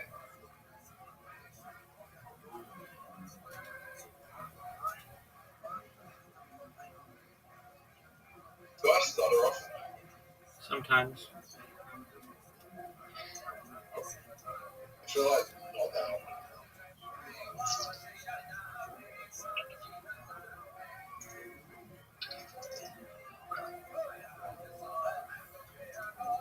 Yeah, not like someone with a major stuttering issue. I feel like there's nothing wrong with my speech, just sometimes I forget to finish my sentence.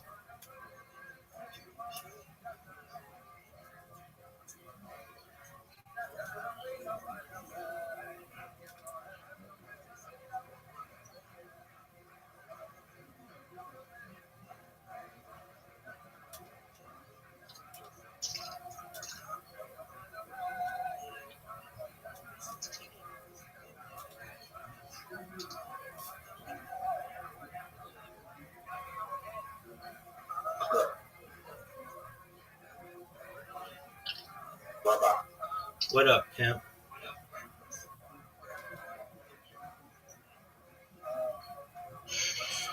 do you think I'm going to win? No, I'm going to destroy you.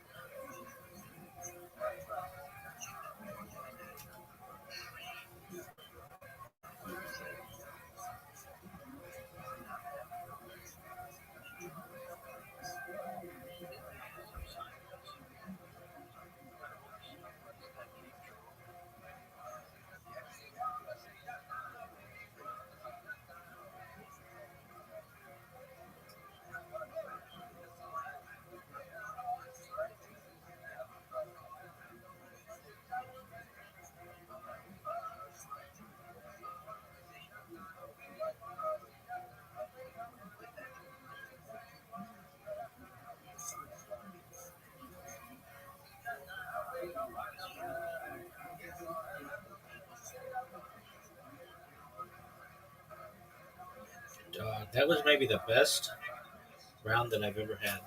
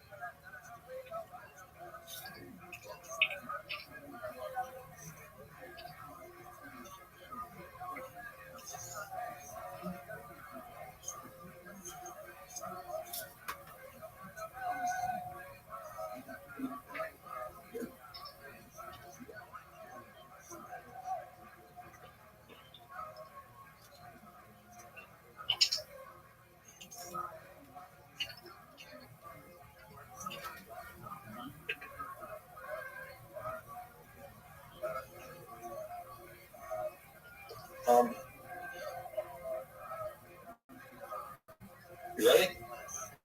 Yeah.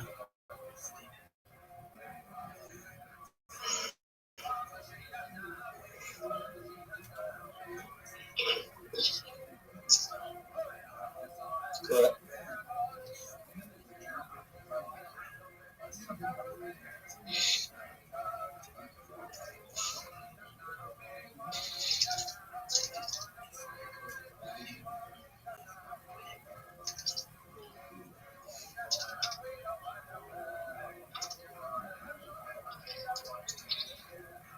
And how big is Bill Cosby when you grow up? When you're growing up? Giant.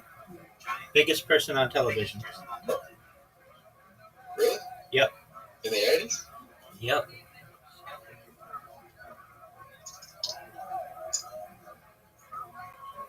And that's why he was doing rapes.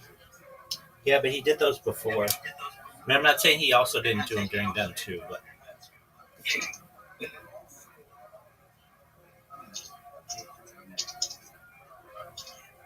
Why do you think he got away with it for so long? he was very powerful. He was literally called America's dad. So he, No one would have believed him. yeah, No one would have believed him. right. And he paid off a lot of people. So, like, I know one girl who said he drugged her. He paid for her college, and like,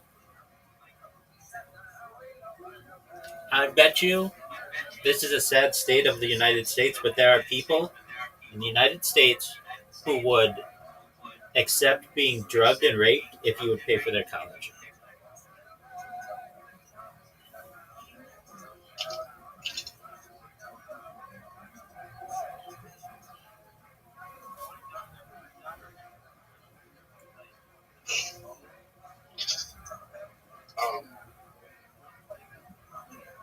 I feel like that anywhere in the world.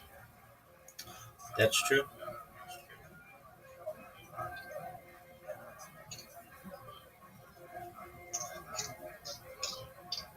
I feel like there are people that would let their children get drugged and raped to get out of countries to go to a first world country and some of these first world countries. 100%.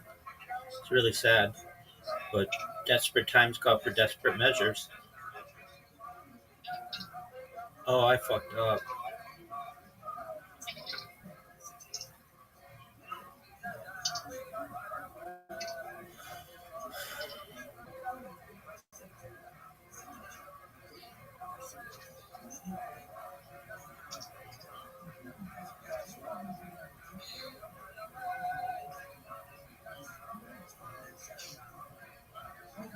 However, in some of the countries, it's not as viewed as that. Half the stuff isn't as viewed as bill as it is here.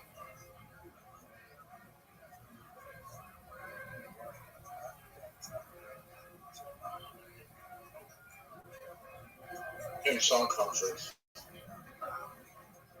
In other countries, they'll stone you to death. Yeah.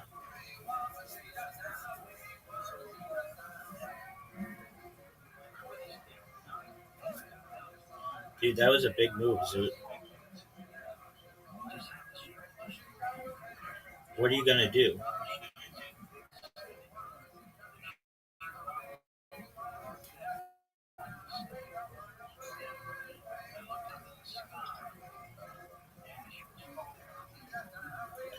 You chose to heal? Oh no. Evolving heals you. Really? Yeah, on this one, evolving restores 10 hit points. And you won. I don't know if I won. Is it help? It's hit points, isn't it? Help one. Pretty sure it's hit points. Yeah, how you space that to help points? Hit points, dog.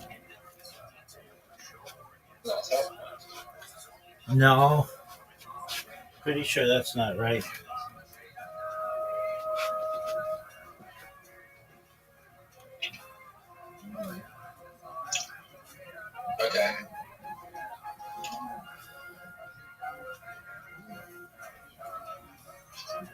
Oh, Zoot, that was really good. God.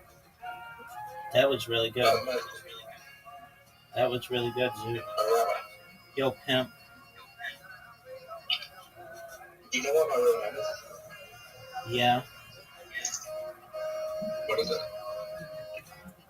Well, it's a Scottish name that's longer than this, but you go by Lochi. Lucky. Okay, Lucky.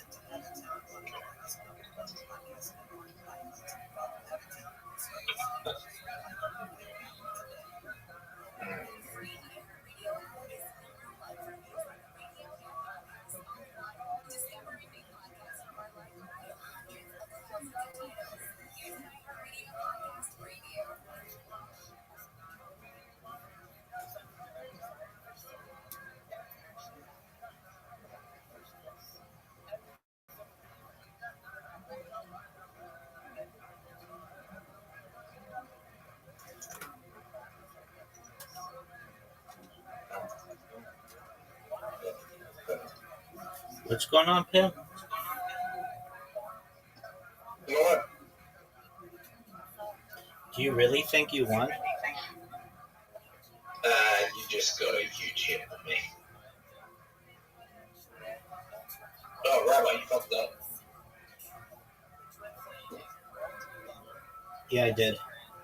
You could have got an extra move. I know. That's okay.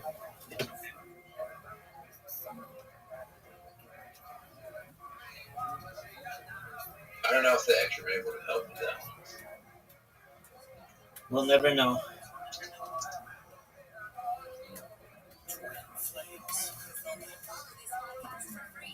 I don't think you need it.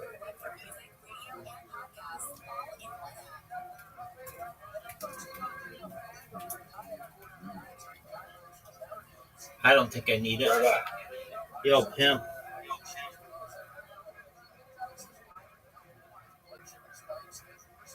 do you like Big Crosby? I said I separate the art from the artist. I think he's very funny. He had an amazing show.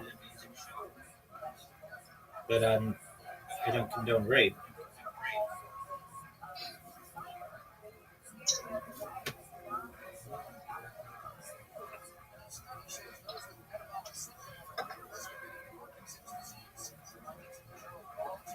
It's oh, dude, you got so fortunate.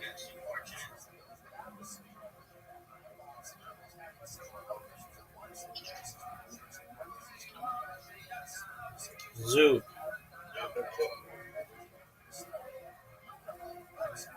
Bill Cosby's gonna die soon. Yeah.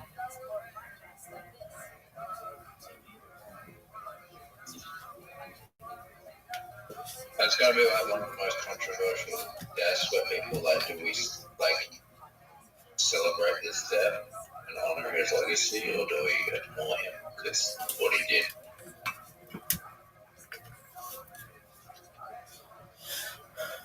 Yeah.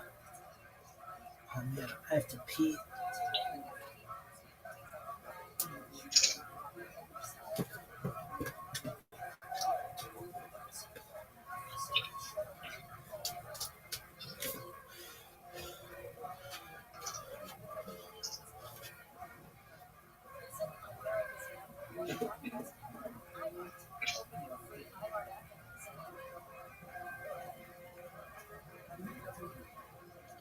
It's over, baby. All right, Zoot. I'm gonna take a 2-minute break. I'll be right back. Don't leave.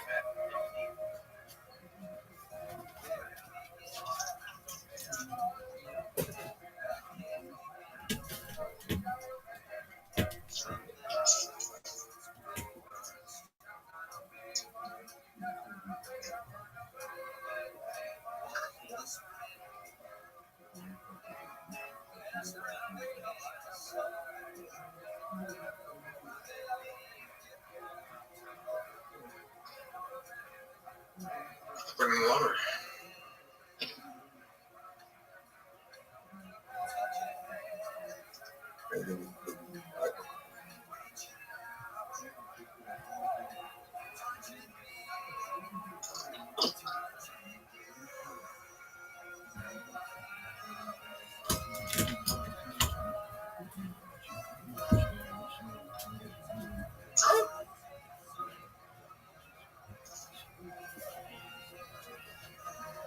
Zoot. Zoot. Are you there, big dog? Sure. Thank you for your patience.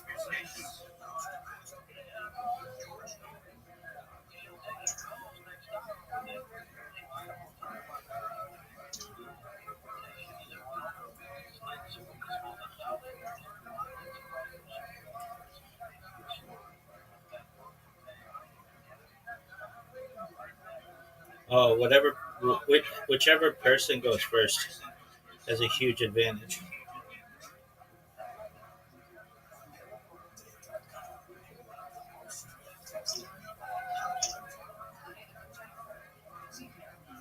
Not necessarily, actually. Well, that's a good move. And I don't even.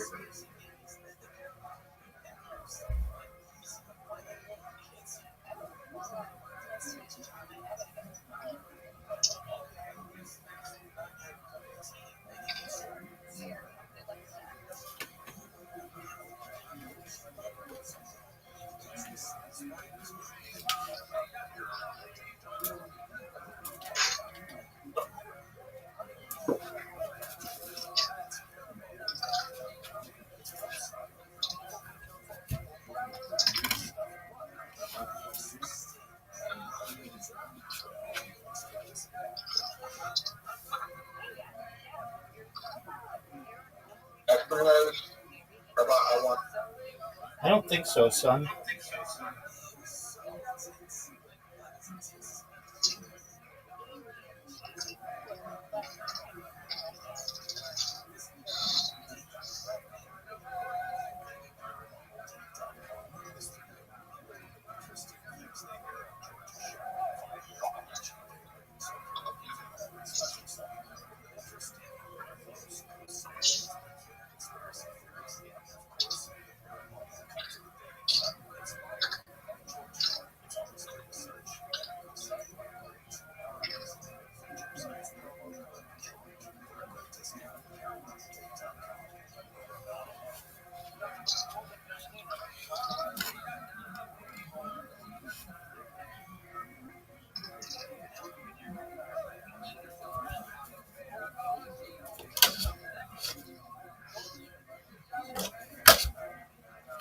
They're coasting.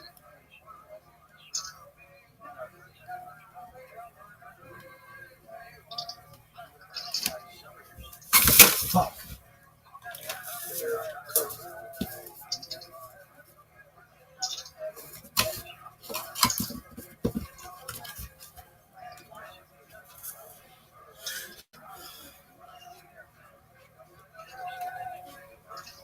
Oh, I wasted so much time. All right. All right. Rabbi, I'm not going to the city. Okay. Finish this game, then you do whatever the fuck you want, son.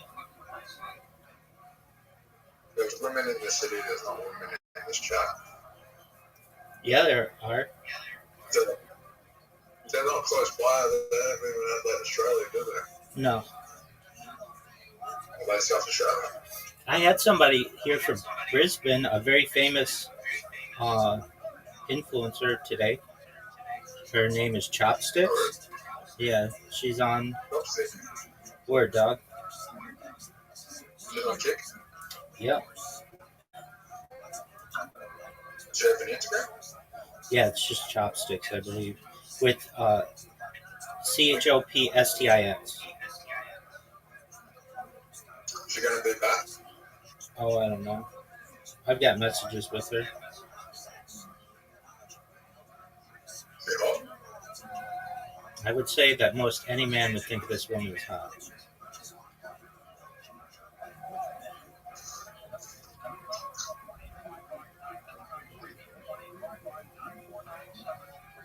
Well, I'm saying the most beautiful woman that people think are ugly. No, this chick is banging.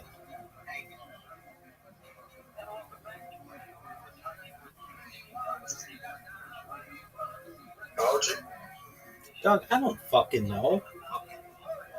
Maybe like 25? That's close to my age.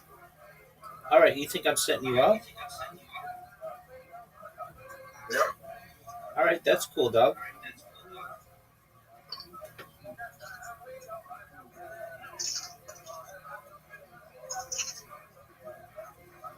Oh, fuck. That was the worst move in history of moves you could make. Is it really?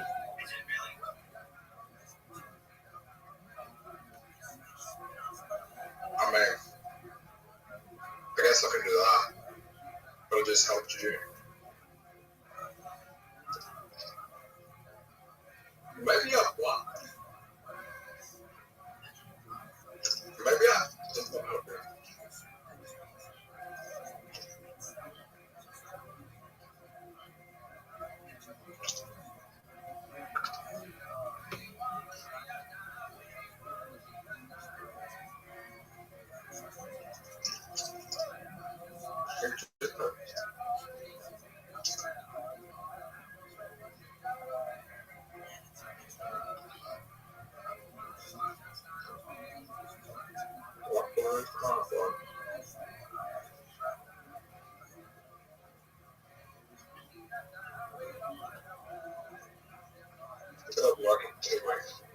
What are you going to be doing?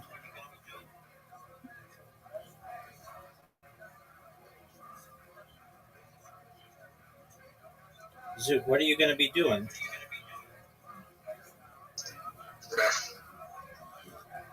That's not work, son.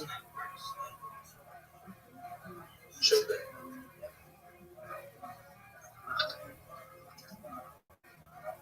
Alright, what's this woman's name? Chopstick, CHOPSTIX. CHOPSTIX.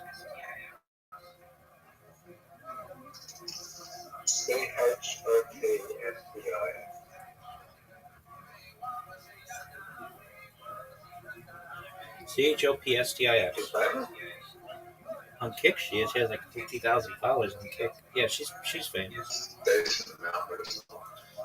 I mean, dude, I didn't stalk this woman. She came in here, and I don't know, I was doing something, and then she came in my YouTube and said hi, and I don't pay attention to what people say on YouTube. Does she on Kick? Does like can I go to Kick and watch the live stream? Yeah. That's what I watch. Like, does it save it? Yeah, it saves it for 30 days. Okay.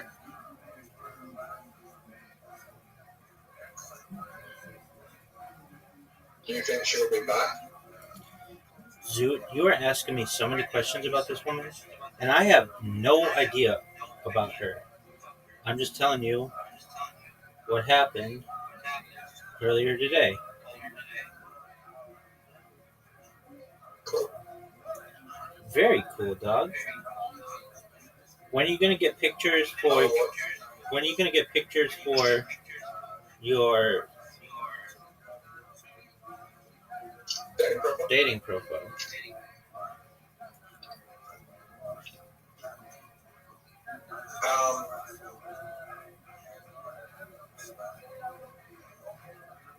When I get drunk. Okay, what are your thoughts? I thought you started a job in 2 weeks. 100% of it. Okay, I didn't doubt you. So, don't you already have a job? You mean once you get paid?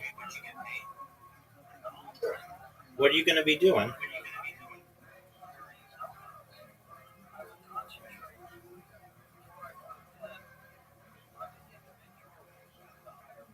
Building a cult. That's not a job.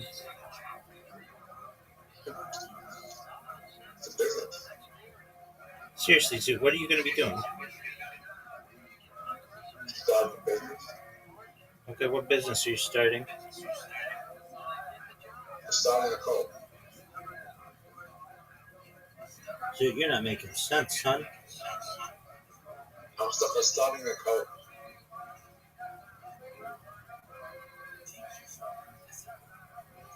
Starting a business that's a cult, which is pretty much all cults.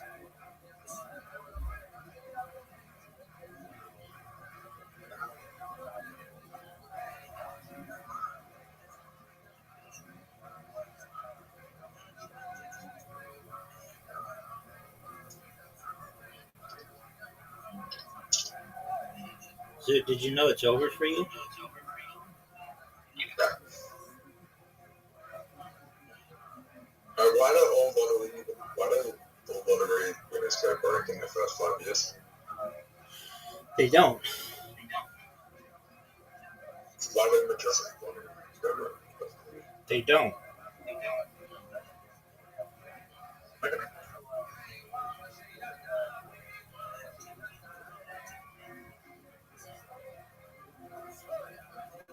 Discord.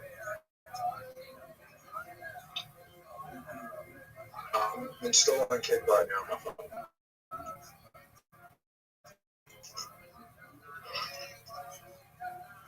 Okay. Do you have a username?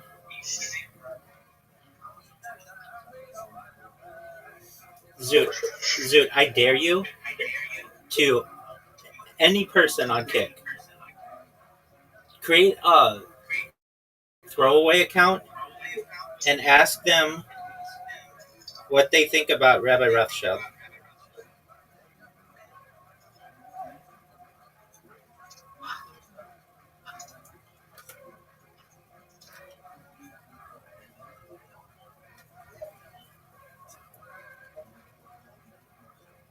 Ask anybody. They will throw you out. They will ban you.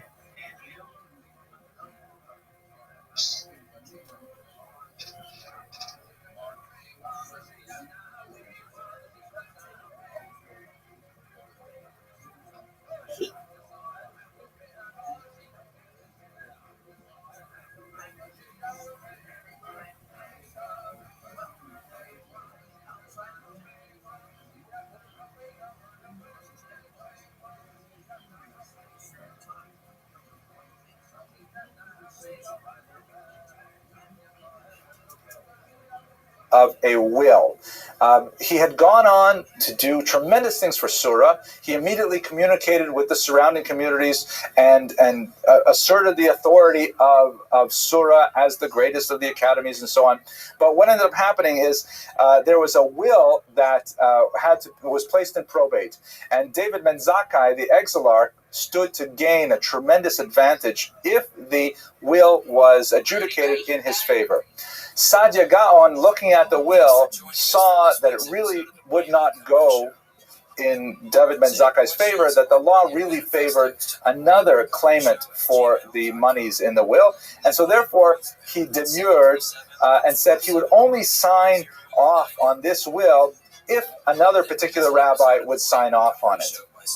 The other rabbi signed off on it, giving the money to David Ben Zakkai, and so then it went right back to Saadia, and at this point Saadia said he was hoping that the other rabbi would be the first refusal, and therefore Saadia would not take the blame, but Saadia refused to give in, and he said he would not sign off, and that the will would not go to David Ben Zakkai. David Ben Zakkai was furious, and he fired Saadia Gaon.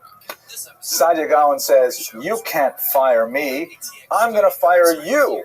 And so he fired David Ben Zakkai. And you had this really strange situation where both people of great authority disavowed the other, and they were kind of arm wrestling, so to speak, over who was going to be the true head of the people of Surah, and really the Jews of Babylon, and really the Jews of the world. It was quite a long standoff where David Ben Zakkai, the Reish Galuta, appointed another Gaon of Surah, and Saadia Ben Gaon reciprocated by appointing a rival exilarch, and they're all kind of like in this strange kind of family dynamic with the four of them there, and no one's recognizing anyone. In the end, the Muslim authorities stepped in, and they said in Arabic, "Genug shoin," it's enough already, and they demanded an end to the fight.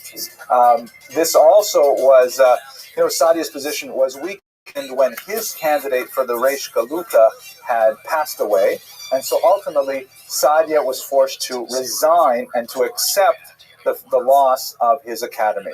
And so he had to step down, and David ben Zakkai temporarily was ascendant. And this was the time when Sadia actually went into a kind of like his own space, and that's when he began writing a tremendously prolific and powerful amount of literature. So it's really a blessing for the Jewish people as a whole. So I pause for any questions now. I'm giving you lots of history and the Reish Galuta stuff. Ms. Abramson, you're okay? Okay, good. You're still thinking about that driving comment, huh? Okay. Now, yes, please. Very sad point in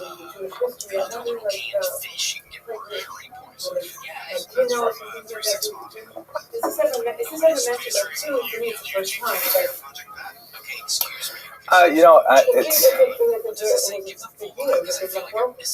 It's a big machlokus. I appreciate your question. It gives me faith that the Jewish people are going to survive, because this is, as they say in Yiddish, plus ça change, plus c'est la même chose. I mean, how often do you have, for example, a rabbi in conflict with his board? Right? I think pretty much any time you have a synagogue, you will have a rabbi in conflict with his board, right? And it's exactly what we see with David ben Zakkai and Sadia Gaon. That David ben Zakkai represented, so to speak, the board and the sponsorship and things like that. And Sadia Gaon was doing his own thing, and the two of them were in conflict. So it's really part of the Jewish tradition.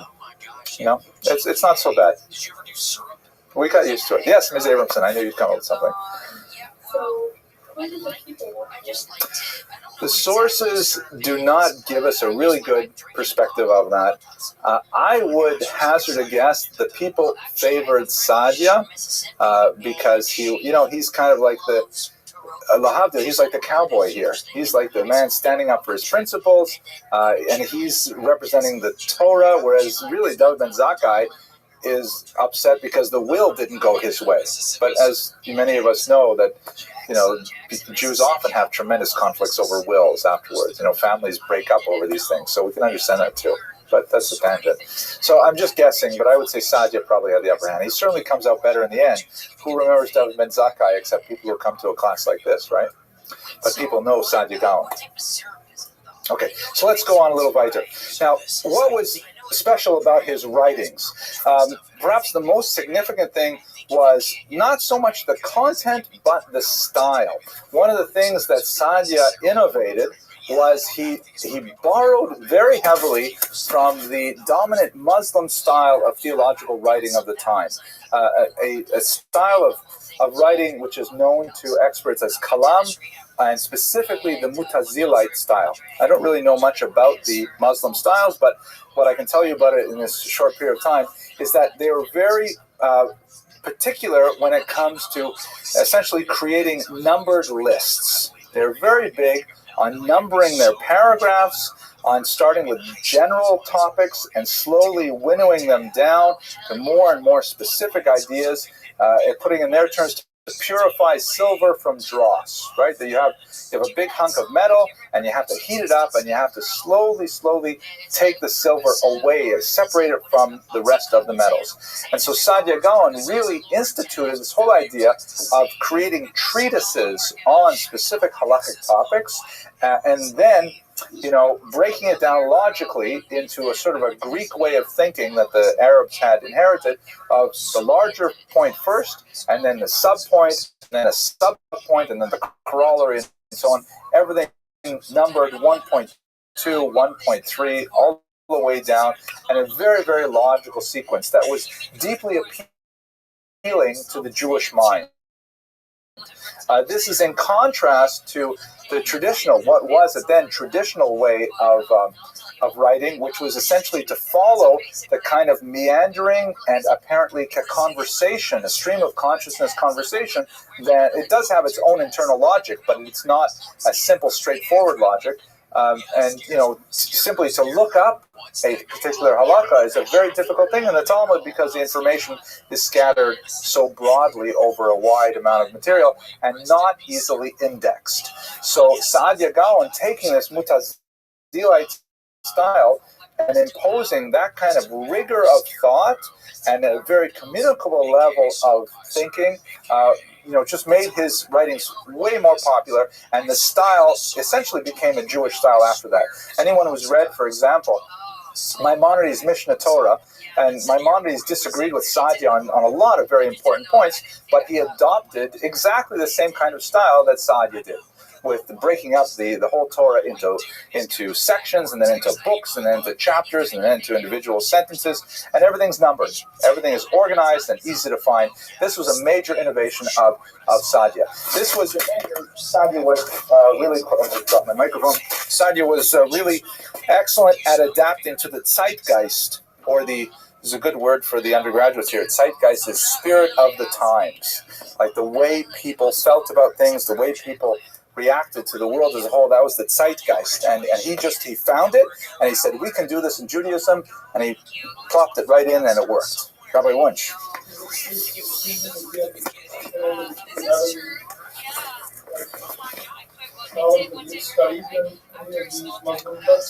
Absolutely. He's completely fluent in Arabic. He's writing in Arabic. The variety of literature is limited. I'm not an expert enough in Saadia's writings to know who he cites from, Muslim writers, but there's no question that he is completely at home in the world of Arabic literature. And the world of Arabic literature is overwhelmingly religious literature at this time. So, and that's true of many of the Jews in Muslim lands, which is not the case in Christian lands. Like we started this discussion a little earlier, one of the kind of oversimplified differences between the experience of Jews in Muslim lands and those in Christian lands is, especially after the Crusades, Jews in Christian lands, with a few exceptions, let's say Italy, for example, they tended to become much more insular. It's more inward-looking, regarding the outside world as toxic, as dangerous, as something to be avoided, and so on. And that held true really until the Enlightenment, 18th century, let's say. In Muslim lands, that bifurcation really didn't exist. And it was perfectly normal, for example, for Shmuel Ibn Nagrela to, be a high officer in the Spanish government and write Arabic love poetry and write a Pirush on the Gemara at the same time. It was not considered a stira, a contradiction, to be involved in both worlds. Whereas in the Christian world, you don't see Jews really doing that kind of thing. Writing Latin. Maybe a big exception would be, let's say, the Ramchal, the great Rabbi Moshe Chaim Luzzatto, who did write, Hebrew plays. He wrote dramas in Hebrew based on Italian styles of the 18th century, as well as, phenomenal works of Kabbalah and Musar at the same time. But that's already quite a bit later. Excellent question. Okay, let's look at some of the kinds of books that he wrote. So the earliest ones we discussed a little earlier, the rhyming dictionary in Hebrew. So he wrote quite a bit on Hebrew grammar, which was really significant because it was not that well codified in the 9th century. The Karaites, ironically, were making a lot of progress in this area because, again, they disregarded the oral Torah, so they spent a lot more research on the written Torah and on Hebrew grammar. So in many ways, this is kind of like competing work. He wrote a very famous biblical commentary, which exists to this day, and it's noted for its very, very strict rational approach. This is one of the areas where Maimonides, and he comes to some odds, and he avoids all anthropomorphisms, any kind of, the Torah uses a lot of human imagery to describe God. Saadia shied away from that very heavily. Like, for example, even the phrase Vayomar or Vayomer, and God spoke. Speaking, of course, involves some kind of speech and involves, articulation of breath and of your tongue and your teeth and things like that, and that's an anthropomorphism, even a fairly mild one. So he would render that as, and he willed. as God willed as opposed to as God spoke, because he wanted to avoid even those anthropomorphisms. Yes, Abramson. It's extra scary in this house. Being extra scary. Is there a oh right grant today? No, but will is kind of like a pure intellectual phenomenon. Speech is a physical phenomenon. You have to say something. You have to like breathe, and you have to like or form things with your body. But will can happen, just by some kind of consciousness floating in the ether. Okay, that's a dandruff thing. So simple, not tell someone. Yeah, well, God, I think they would fair to say, can have consciousness without being anthropomorphic. Okay, don't argue with me later. Okay, yes, Rabbi.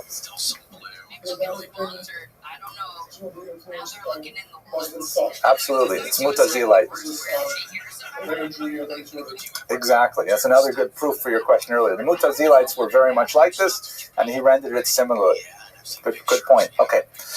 Third, polemical literature. We've got a lot of things he wrote against the Karaites, and as I mentioned, we have a lot of the Karaite responses to it. Fourth, halachic literature. Of course, as the Gaon of Surah, he's writing teshuvot, he's writing responses all the time, and he's writing treatises on individual halachic topics as well.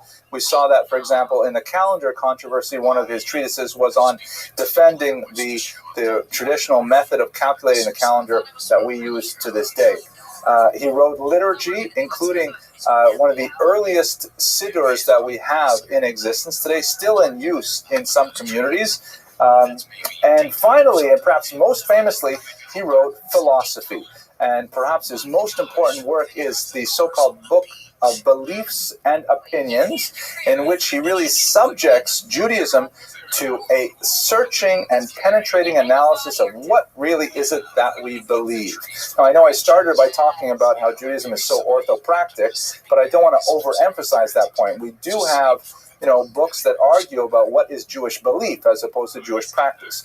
And this is one in a great chain of works that would include, for example, Samson Raphael Hirsch's Chorev, that are kind of overarching philosophical statements of why do we do these things, what are our fundamental beliefs. Among the many innovations that Saadia describes, or his kind of analytical categories, is he describes rational versus revealed commandments, meaning commandments that we can derive as being sensible, that you don't really have to be Jewish even to recognize the value of, for example, honor your father and mother, Ms. Abramson, or, I'm sorry, yeah, and, but there are also revealed commandments, like, what is the point of not wearing wool and linen in the same garment? So that has to be a revealed commandment. And there is logic to it as well, but it's not the same logic as rational. So this is like a huge philosophical work, but the English translation I have is about 4 inches thick, and there's far more for us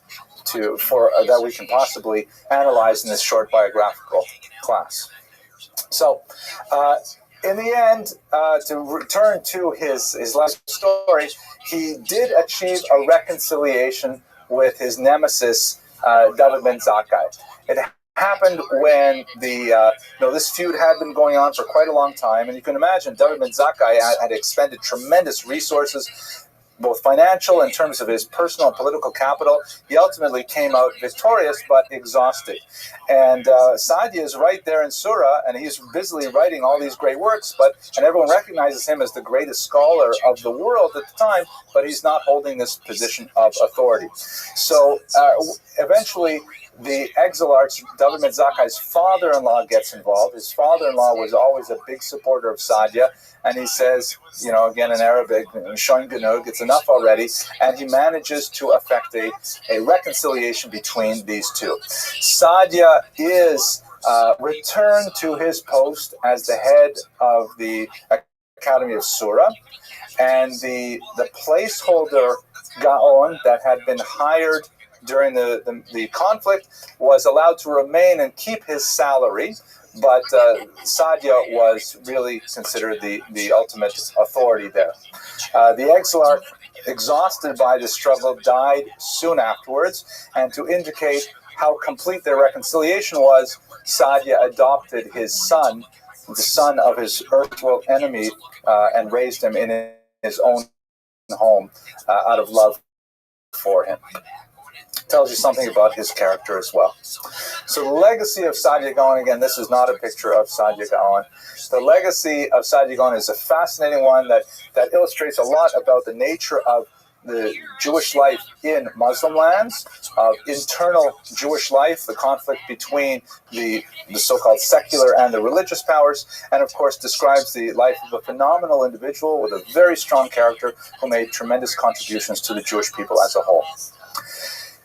Next week, I have an amazingly bizarre topic to discuss. I hope you'll be able to join me. We're going to talk about the very strange story of the Jews of Khazaria, which is a small territory, actually at the time it's a very large territory, in the Caspian Sea region, where in the 8th century, as is well tested by multiple authorities, the entire kingdom converted to Judaism. So we have to figure out what was all this about. Where did they go? If there's so many Khazarians converted to Judaism, where are they now? What kind of Judaism did they practice? So we'll talk about that, God willing, next week. In the meantime, thank you very much for your attention and your indulgence.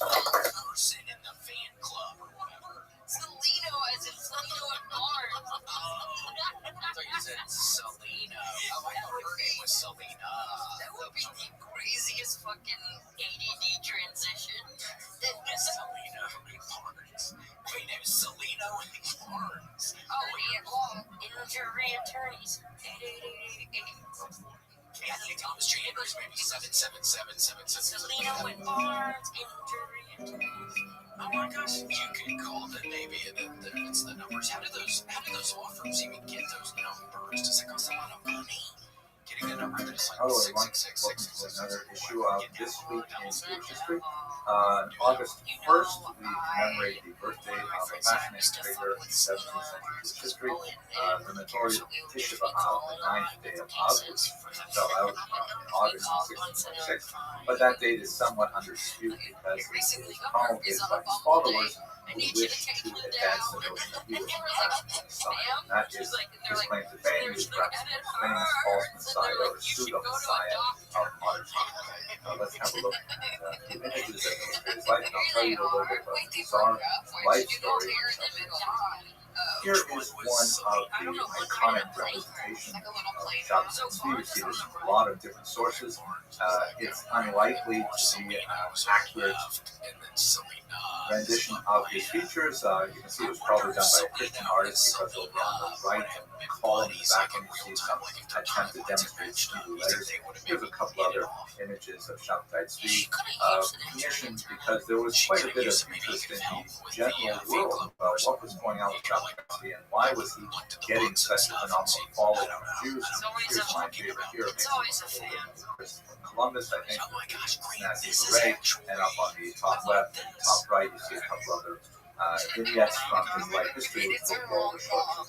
The context was a very difficult one for Jewish history. In the middle of the 17th century, there was a tremendous uprising in Ukraine, led by Bogdan Khmelnytsky, primarily against Polish overlords and their Jewish leaseholders. This was also known as the Cossack Rebellion.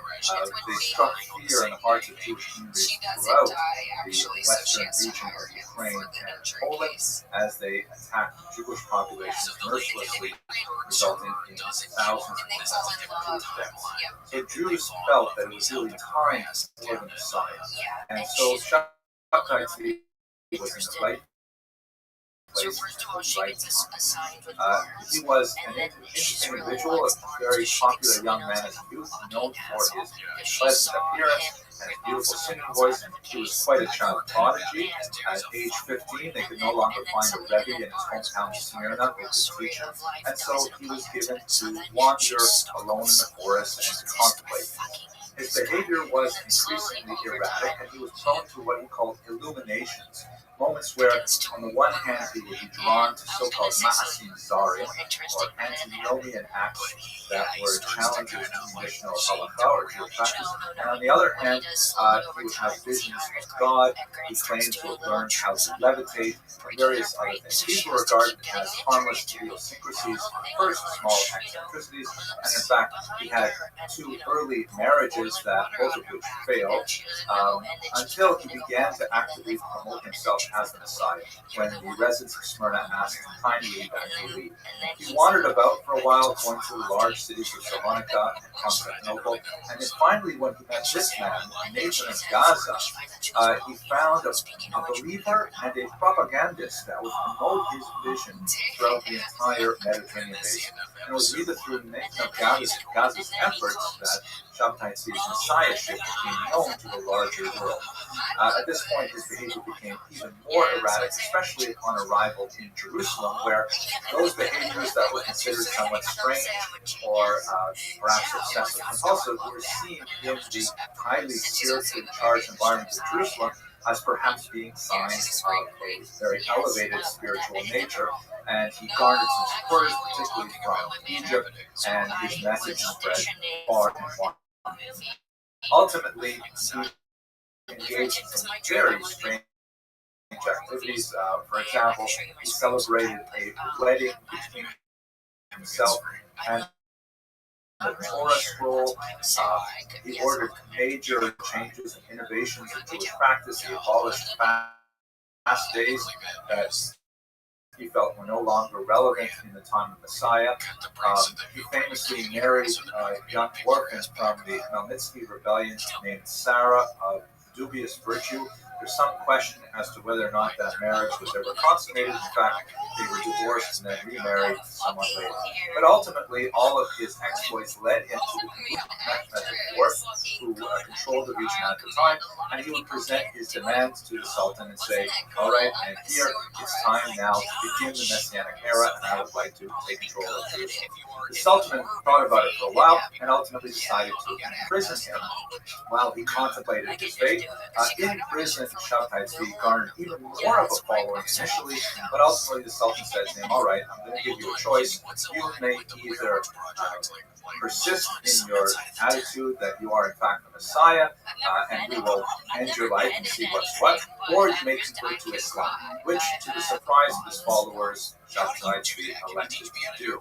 His followers were completely devastated by the idea that Shabtai Tzvi would become a Muslim and reject his Jewish heritage, and many of them simply left. The vast majority simply left and returned to their homes all throughout Europe.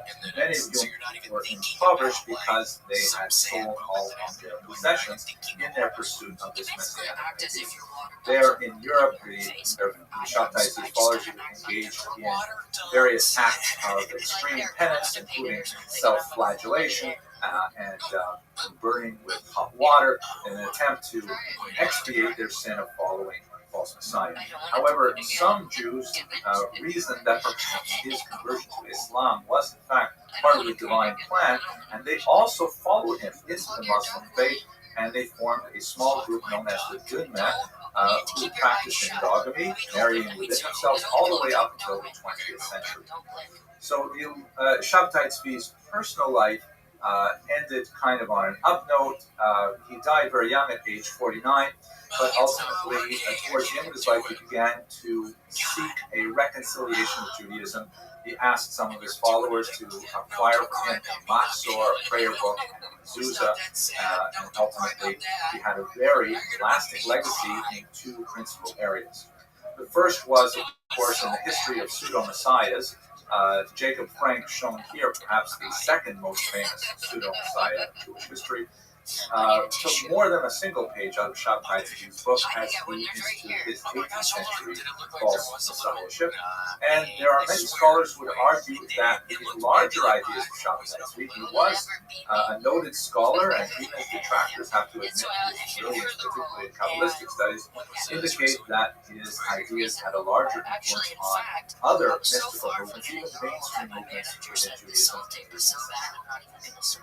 That's about it for This Week in Jewish History. I hope you enjoyed it, and I hope you have a fantastic week. Yeah, but the thing was, it was just too funny because my character was supposed to be a pregnant cop. Oh yeah, William definitely. Yeah, thank you.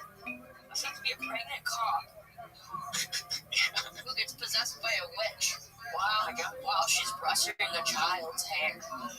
Weird. So I just started to feel like a pedophile. Like, open up the lights, I'm like, what a pretty girl.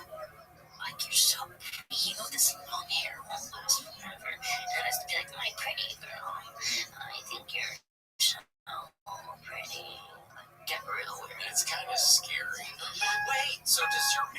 person give you any insights or just Hello, says, everyone. oh, this is I'm glad people have been responding so nicely to the This Week in Jewish History series. This is the third installment that we're going to talk about the Palestine Mandate, also known as the British Mandate for Palestine. In July of 1922, according to Jewish calendar, in the 28th of Tammuz, that same year, the British formally control of the region of Israel as part of a mandate from the League of Nations, and commemorating that anniversary by discussing the borders of Israel in the 20th century. So let me shift over here to Prezi, and let's have a look at these maps, which are really so crucial to understanding this. So first of all, when the Ottoman Empire fell in the context of World War I, England was given the entire region to deal with, and the League of Nations, which was formed in the wake of World War I, decided to give the entire region of what we call today modern Israel and Jordan were held under Jordan control. You can see in this map really it's quite a huge territory. Within a few months, however, it was decided by the British to give a significant chunk of it to Trans-Jordan as a result of some military alliances, and the remaining part, which was on the west side of the Jordan River, that was given to the future Jewish state, as explained in the 1917 Balfour Declaration, which promised the Jews a national homeland in the region so long as it did not prejudice the rights of the local inhabitants. If we move forward from there,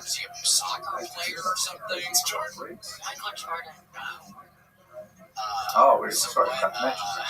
So you've got Jordan gets the right-hand section, Golan Heights gets the rest, as you see. Okay, let's jump ahead. Here we go. It's the UN Petition Plan. So during the period of the British Mandate, that is describing the period when Israel was under the control of the British, kind of holding pattern, waiting to determine the final settlement for the people living there. The British proved incapable of containing the various stressors within this multinational environment, particularly after World War II, when world pressure on England increased to allow Jews to immigrate to Israel, and Arab tensions rose significantly as they resented the large influx of Jews. So the British handed it back to the United Nations, and they said, you figure this out. The UN came up with a rather bizarre plan in 1947, which divided the territory into 7 distinct sections. And they are as follows. 3 Jewish zones, you can see here in the north, the west, and the south of the country. 3 Arab zones, which were in the Galil region, in what would become the West Bank region, and in the Gaza, Ashkelon region. And then a 7th zone, Jerusalem, was to be international. It was to be held somehow by the entire world on a strange idea. This plan was rejected by the Arab nations, but it was accepted by the Jews, which led to the 1948-49 War of Independence, which resulted in Israel actually consolidating its territory. They actually increased the size of its waste significantly, and the Jews were able to try and make their territory a little bit more significant overall. There was a tremendous human losses, huge casualties during this war, but by the time the armistice was determined, that is not a formal peace treaty, but at least a ceasefire, the region in the center here was under Israel's control. The region on the left here, Gaza, was under Egyptian control, and the region on the west was under Jordanian control. The West Bank here, so-called because on the west side of the Jordan River, was known by its biblical names as well, Yehuda and Shalmon. Gaza, known by its biblical name as Gaza, was over here on the coast. And Jerusalem was unfortunately divided between Israel and Jordan, with the Jewish quarter of the Old City falling on the Jordanian side of the border. This changed dramatically in 1967, when, after a dramatic preemptive strike in June of that year, Israel was not able to actually protect itself from the threats of Egypt and Syria in particular, they're actually able to conquer a huge amount of territory as well in an amazing 6 days of fighting. So the regions they conquered were the Golan Heights, strategically very important in the north because whoever stands on the Golan either looks into the Galilee basin or looks straight over into Syria, into the very capital city of Damascus. They conquered the West Bank regions from Jordan, and they conquered the Sinai Peninsula. Of these territories, Israel only annexed Jerusalem, which was united under a single Jewish leadership at this point, and the Golan Heights, meaning these regions were made part of Israel proper, and these people who lived there were given citizenship, which is a requirement of annexing a territory under conventional international law.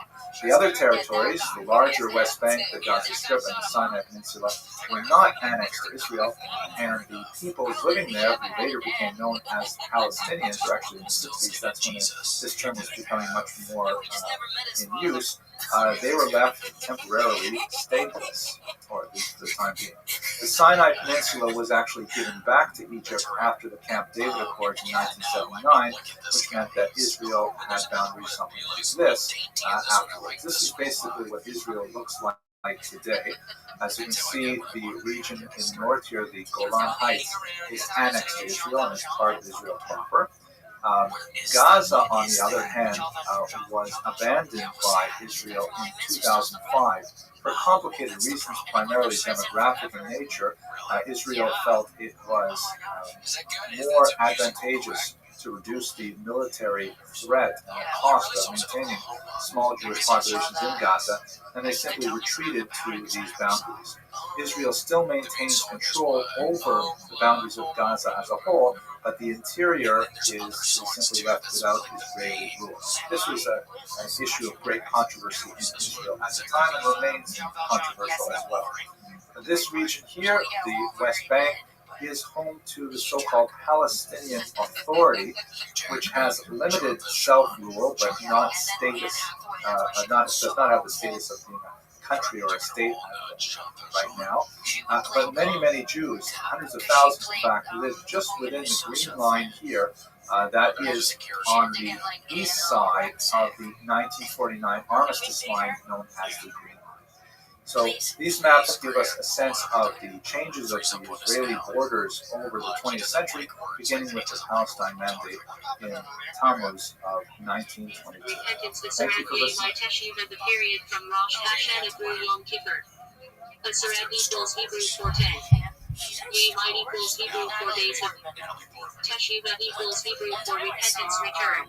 10th Baptiste, 10th of Tevet, fast day commemorating the Babylonian siege of Jerusalem. Asara equals Hebrew for 10.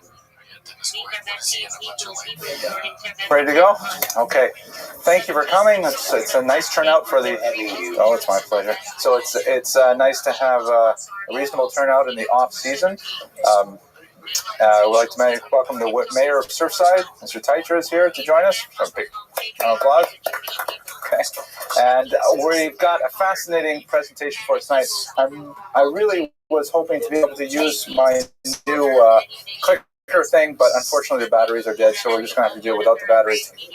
But our topic for tonight is Menachem Begin, and the subtitle is A New Israel, because his 1977 revolution, when he came to power, represented a tremendous change in a lot of the thinking about Israel, the thinking within Israel, and as I hope to demonstrate in the next 48 minutes or so, really represents a tremendous step forward in terms of the maturation of Israel as a state. Many people feel it was not such a positive direction in which to mature, but nevertheless, we'll explore that in the next hour. I'd like to start with the joke, which I did receive from a member of the audience. I'm just going to adapt it a little bit. And Elia at TorahCafe.com is going to edit it out before we put it on the web. But the joke goes like this. There's this great rabbi who spends a lot of his life studying the Torah and teaching the Torah and counseling people and offering sermons and things like that. And after a long, well-lived life, he goes up to heaven. And the angels are very happy to see him. They say, "Welcome, Rabbi," and they take him into the anteroom, the vestibule. beautiful decor and big curtains and things like that. Angels moving back and forth, and they say, please have a seat here while we process your admission. And put him down on a nice sofa, give him a little cup of tea. And he's sitting there waiting, very pleased with himself, because this is the culmination of a life well lived. And all of a sudden, he hears in the distance a shofar blowing. And then, angels start flying back and forth with great rapidity. And then they come out with these long trumpets, and they're blowing all kinds of sounds, and like everyone's in a tizzy. And he says, what's going on? And one of the angels say, Didn't you hear? Shloimi, the Egged bus driver is here. Shloimi, the Egged bus driver. Egged, of course, is the Israeli bus company, which is known for their somewhat chaotic and creative interpretation of the rules of the road. So, anyways, he's saying, oh my gosh, it must be some tzaddik. It must be a hidden tzaddik, a tzaddik nistar, something like that. And he waits to see who's this Shloimi. And the angels bring in Shloimi, and he's wearing like a grimy pair of khaki pants and one of those white beater shirts that's stained, and he's smoking, and he's spitting out sunflower seed shells, and he's swearing in Hebrew and things like that. And the angels just guide him in straight into the pearly gates, so to speak. I don't know if we have pearly gates, but you get the image. So the rabbi is saying, wow, that was quite a show, but I'm wondering, who was this Shloimi? Did not look like such a tzaddik that he should be rushed into heaven so much. And me, I really did dedicate my life to Torah and Tefillah and to Avodah. How come I'm sitting on the sofa? So he goes up to one of the angels and he says, "Was tutzach? How come he got ahead of me?" And they said to him, "Rabbi, you don't understand. When you get up and you give a sermon, everyone falls asleep. But when Shloimi drives his Egged bus, everyone starts davening." Okay. All right, that's it for the joke. It will be cut out of the online version. So tonight's topic, Menachem Begin, 1913 to 1992. This is actually the centennial of his birth. I believe his birthday is right around this time of year as well. I'm sorry I didn't look up the specific date, but we are at the centennial of his birth. How appropriate we should speak about him tonight. He is, of course, most famous for being the 6th Prime Minister of Israel, the first who did not come from the left-wing Mapai or Labor Party, as we shall see, a very important change in Israel. He is associated with a group called the Irgun, a very important pre-state British resistance movement, or resistance to the British movement, controversial as we shall discuss. But despite his very right-wing credentials, he definitely was a hawk, very warlike, with a sense of unease with regards peace treaties and accommodation with the Arabs. He was, ironically, the first Israeli prime minister to sign a peace treaty with any of the neighboring Arab states. So he was quite literally the hawk who made peace, and that peace, although it is not without some tension, nevertheless has maintained stability since 1978 when it first began. So he's an unusual figure, a figure with contradictions, a figure with internal turmoil, great tragedy in his own personal life and great victory at the same time, a man of incredible tenacity and a man of great achievement, as we shall discuss. So he was born in Brest-Litovsk, which was then in Poland. His father came from a long line of rabbis, although he himself was not practicing as a rabbi. He was working in the lumber business. The family was also very Zionistic. In many ways, actually, it's kind of like my grandmother, Allah Shalom, her sort of orientation with pro-Hebraic, pro-Zionist, Eastern European orientation. As a youth, he first enrolled in a group called the Hashomer HaTzair youth group. The Hashomer HaTzair is a very left-wing, really communist Zionist group, but he left after 2 years, and at the age of 14 he joined a much more right-wing group called Beitar. Hashomer HaTzair means the young guard, and that is a really sort of communist-sounding phrase, like Komsomol, the communist youth, things like that. Beitar, on the other hand, is a reference to a place name in Israel, the Great Battle of Beitar, associated with the rebellion against the Romans in ancient times, which was a site of a great victory for the Romans and tragedy for the Jews, but nevertheless it's a symbol of Jewish resistance to occupation. And that's really the motivating principle of Beitar, was to train youth in in Poland, for an eventual paramilitary role in Israel in the forthcoming Zionist state. He went to law school at the University of Warsaw. He gained his law degree, but he never practiced law, although his expertise in language was well noted even as a young man. He was fluent in classic languages, in many European languages. He wrote and spoke in English and, of course, in classical Hebrew as well, and he was famous for being a great orator. His critics called him a demagogue, but nevertheless, he was definitely a master of the spoken word, something that he attributed to his training in Warsaw. But his principal influence, without a doubt, was a man that he frequently called Mori Rabbi, my master and teacher, Vladimir Zev Jabotinsky. Jabotinsky is a fascinating, very important character. Perhaps in later classes we'll look at his life in detail. But basically, he swam in the opposite direction of much of the secular Jewish movements of the day. Communism, socialism, the idea of druzhba narodov, we explored in previous classes, the idea that the Jews should participate in a proletarian world in which there is no more criticism between nationalities, there's no more racism, no more hatred. That's where most Jews were kind of voting. And if they were Zionists as well, they were voting with their feet to create that kind of reality in the state of Israel, what would be the state of Israel. We discussed it last week with Golda Meir. It was typical for much of the youth of Poland at the time. Jabotinsky, on the other hand, had a radically different approach. Jabotinsky felt that fundamentally the Jews had to go it alone. This idea of all the nations setting aside their differences once they recognized that their true enemies were not national enemies, they were class enemies.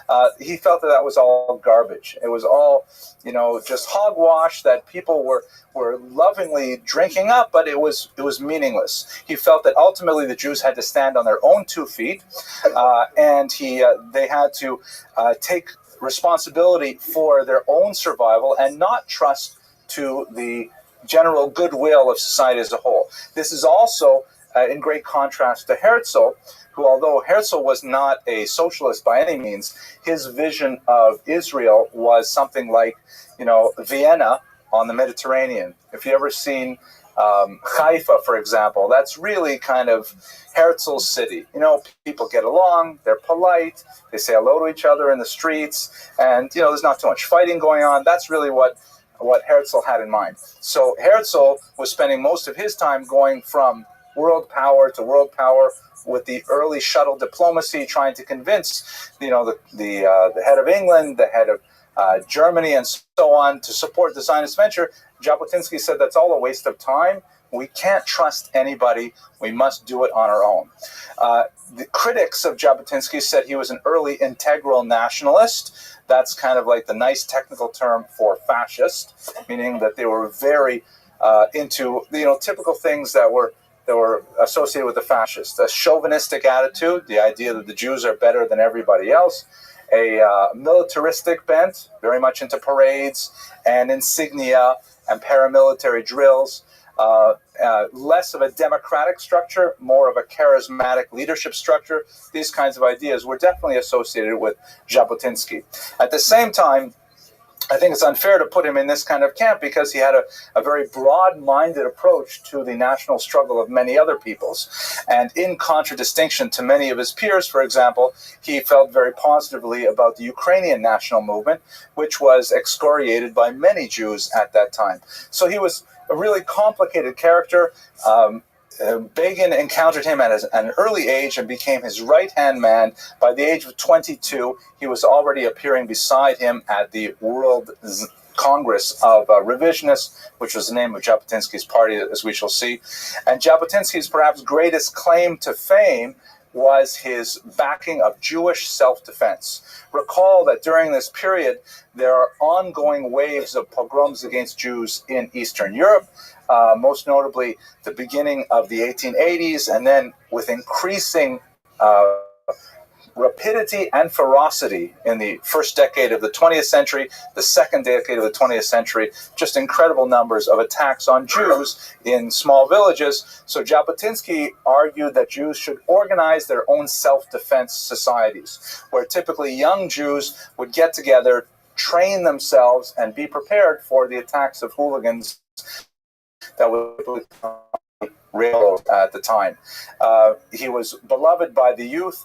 He was mistrusted by the older generation, who felt that these self-defense units would just exacerbate the problem, and it would look like a provocation, whereas the older Jews were saying, you know what, we should just keep things calm, we should follow what the Torah says, pray for the welfare of the government, so that they leave us alone.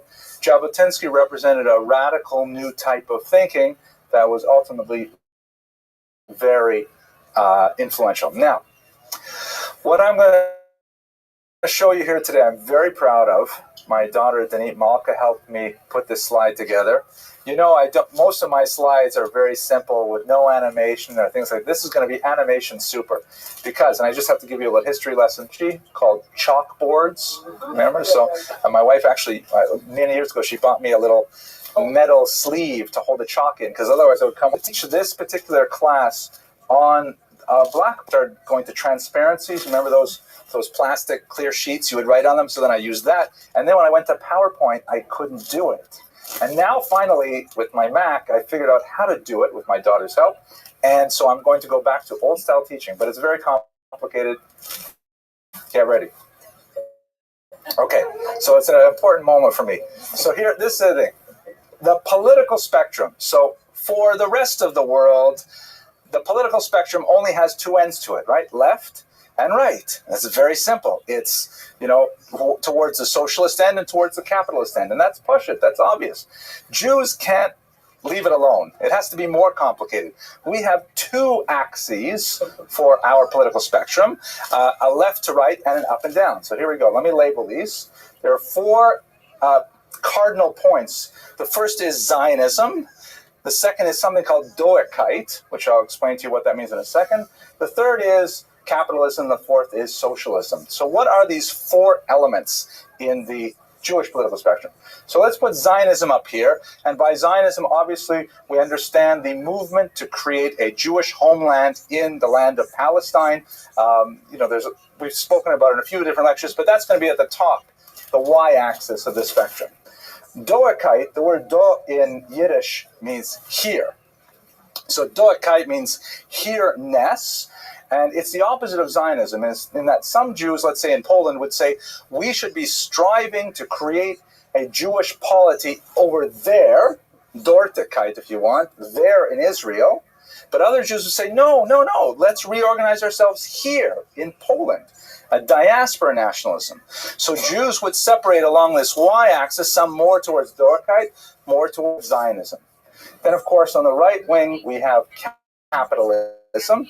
You don't have, I think it's unfair to really call Jews fascists for reasons that are obvious, but there are some that definitely go further to the right, as we shall see. But capitalism is essentially, in favor of the free market economy. John Smith, the idea that, as long as you give people as much freedom so they do not impinge on others' freedoms, then the society will prosper as a whole, and so on. And that's contrasted with socialism, which is the idea that, no, you have to have a command economy controlled from the top that regulates how, income is generated and spent and shared and so on. Those are our four cardinal points. Any questions so far about these? It's as clear as the sun at noonday, but wait, it will get more confusing. So let's look at some of the main political parties of the, let's say 1905, when the Tsarist Empire first allowed political parties to actively work, until 1912, which is the foundation of one of the last parties we'll talk about. So this is what the complexion of Jews politically were at the first 2 decades of the 20th century. The so-called Allgemeine Zionisten, or general Zionists, so-called because they had to be distinguished from about 7 other kinds of Zionists. This is basically Herzl's party.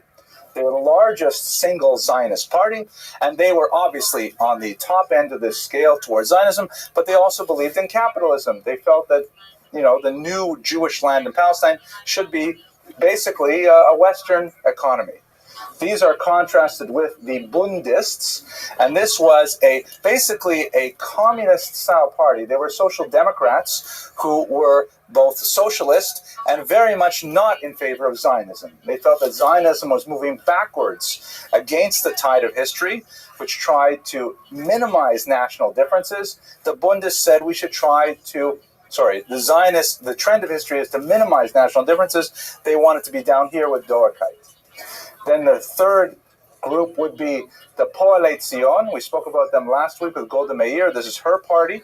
The Workers of Zion, who believe in Zionism, and at the same time, they are socialists. They want Israel to exist, to be the Jewish homeland, but they want it to be a socialist country.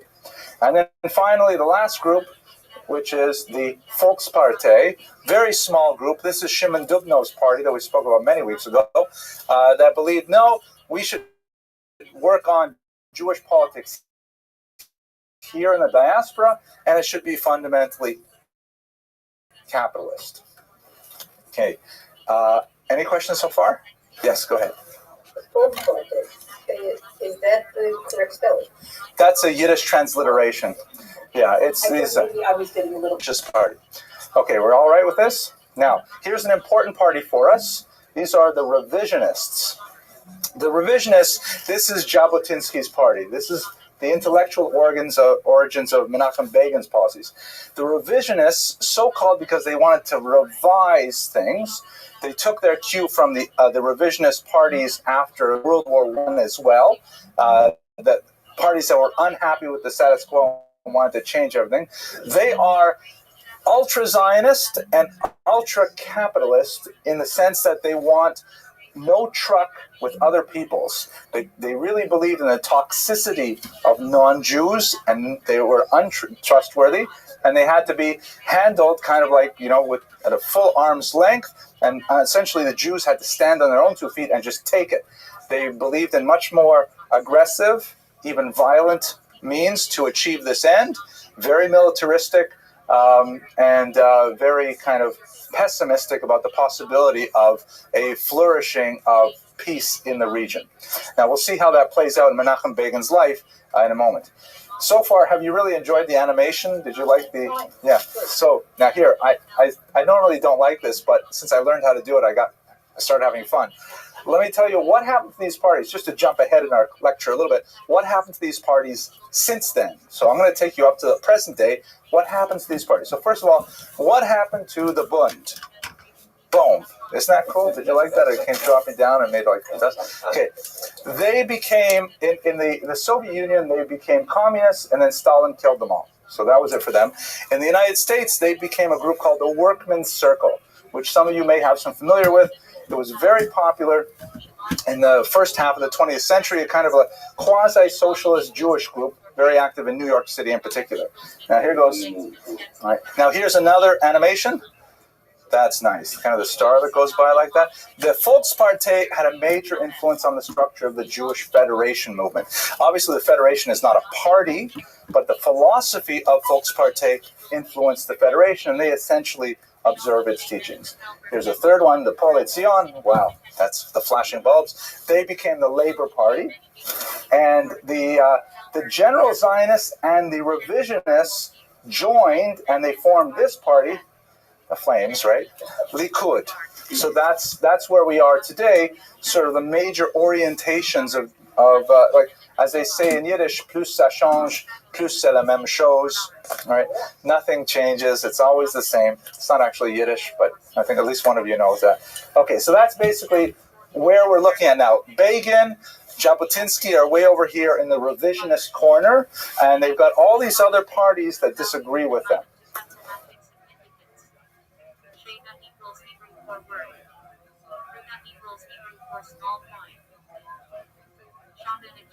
Festival of Wheat. Shaban and Shabbos equals Hebrew for wheat. Shechinah Shechinah the divine presence. Shechinah equals Hebrew for dwelling, presence. Shashina Shashina Shtina Shtina kosher ritual slaughter. Shashina equals Hebrew for slaughter. She had hockey chak she had just that time of pressure leaving C intelligent. She had equals Hebrew for time. Ha equals the. E chak equals Hebrew for pressure, the rest. Sheila Sheila Sheila Sheila Sheila Sheila Sheila Sheila mathematic question for the act of asking. Sheila equals Hebrew for question, inquiry. Shekachem Shekachem blessing of gratitude for reaching that new occasion. Shekachem equals Hebrew for who has kept us alive. Shekel unit of currency. Shekel equals Hebrew for weight. So back to his life. He was very, very active in Beitar, the youth wing of Jabotinsky's revisionist movement, and he actually would travel around Europe, garnering support and encouraging young people to join this movement. And while he was traveling around, he would stay, of course, in the homes of various wealthy supporters. It was at one of these homes that he met a young woman named Eliza Arnold, and 1 month later they were married. And they had an incredible relationship that lasted until her death. I guess it would be about, I can't do the math off the top of my head, but they had a very, very strong relationship that lasted to the end of her life. And in fact, when she eventually passed away, he was devastated, and it really represented the end of his career and ultimately his life as well. She was a retiring figure who really stood in the background whenever possible. In fact, when she was honored, when Begin was invited to speak with Jimmy Carter after he became prime minister, she was honored at a dinner of that nature, and the audience was shocked that she refused to speak. She just got up and said, "Thank you," and they said, "Aren't you going to make a speech about politics or Israel?" And she said, "My husband is the speaker," and she sat down. So she really was a kind of stay in the background kind of person, but she endured tremendous suffering on behalf of her husband that was really quite remarkable. Here she is, of course, shown with their oldest son, Benny. They had 3 children. Benny later went into politics, Benny Begin. In this particular picture, it's taken from when he was in hiding in Israel. He was on the hunt. He was hunted by the British, and so he pretended to be an Orthodox rabbi named Sassover, I think, living in a regular neighborhood where even Irgun members, and he was the leader of Irgun, had no idea who he was. And they were like inviting him into their secret circles and things like that when he was really, in fact, no, yeah, that's true. We'll get to that. But still in Poland. So he's in Poland in the late 1930s. And he happens to be working primarily on organizing illegal immigration to Palestine. He's organizing Jews, organizing boats, trying to get them into the land of Israel when war breaks out. He happened to be in Lithuania at the outbreak of the war, and Lithuania had kind of a tragic moment of peace at the beginning of the war because Stalin and Hitler had not completely worked out who was going to take over a portion of that territory. It happened that once that was settled, Begin found himself on the Soviet side, and since he was a prominent Zionist activist, he was arrested by the Soviets before he could be arrested by the Nazis, who would, of course, invade Lithuania a couple of years later. He was sent out to the Gulag, where he was tortured and imprisoned for several years for his activity with the party. This is his Soviet mugshot from the time. But then what happened, as we discussed in previous classes, is that in June 22nd of 1941, the Nazis double-crossed Stalin, and they invaded the Soviet Union, and all of a sudden the Soviet Union looked to their prisoners in the various gulags to see if they could dig up some allies to fight the Nazis. So Begin was released to join the Polish army, which was then fighting on the Eastern Front with the Nazis, and ultimately from the Polish army, he was transferred to Israel in May of 1942. So, well, because the division of the Polish army, the Jewish Polish soldiers, they set up a special unit in Palestine to fight alongside the British. Because remember, the British and the Polish are allies at this point, and that's his kind of circuitous route. Ironically, he wanted to stay in Eastern Europe and continue fighting against the Nazis, but he was urged by his followers to go take the fight to Israel, which wasn't the same kind of fight at all, because there was no hostilities, active hostilities, no front line in Israel itself. But of course, that was the homeland, and ultimately he was had much more of an impact there in Israel.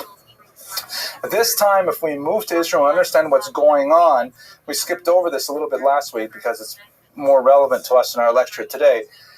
The Arab-Israeli relationship is going south very rapidly. There's a lot of debate over the demographics about how many people actually lived in Palestine at the beginning of the 20th century, but there's no question that the Jewish population and the Arab population grew proportionately, which leads many Israeli interpreters to say that, as more Jews moved to Israel and created more of an economic infrastructure, bringing a lot of Western support with them, a lot of Western know-how, draining the swamps, that kind of image, a lot of Arabs were also attracted from Lebanon, Syria, and Jordan for the economic opportunities that this new population represented. And that was going fine until the 1920s, because the Poale Zion, which you recall, they are like the more socialist, more dovish orientation, which dominated Israeli politics for so long. They discovered that some of their socialist ideologies were counterproductive in the land of Israel. Specifically, they had two values that came into conflict with one another. On the one hand, they wanted to have, obviously, peaceful, harmonious relations with the indigenous Arab population or the new Arab populations. That was to be sure. But on the other hand, they valued, as socialists, the notion that Jews should get their fingers in the dirt. They should work with their backs with the land. They really wanted to get away from the kind of, Eastern European mentality of Jews as accountants or Jews as indoor people, pasty, scholarly, weaklings. They wanted to have strong new Jews who are farmers, who work the land. So the Arabs loved the economic opportunities of the manual labor, picking the oranges and, tending to the crops and things like that. But that meant that a lot of the Jews ended up being, like kind of small businessmen, managing these farms or managing commercial relations with the Arabs, and they were not creating the new Jew that they so hoped to do.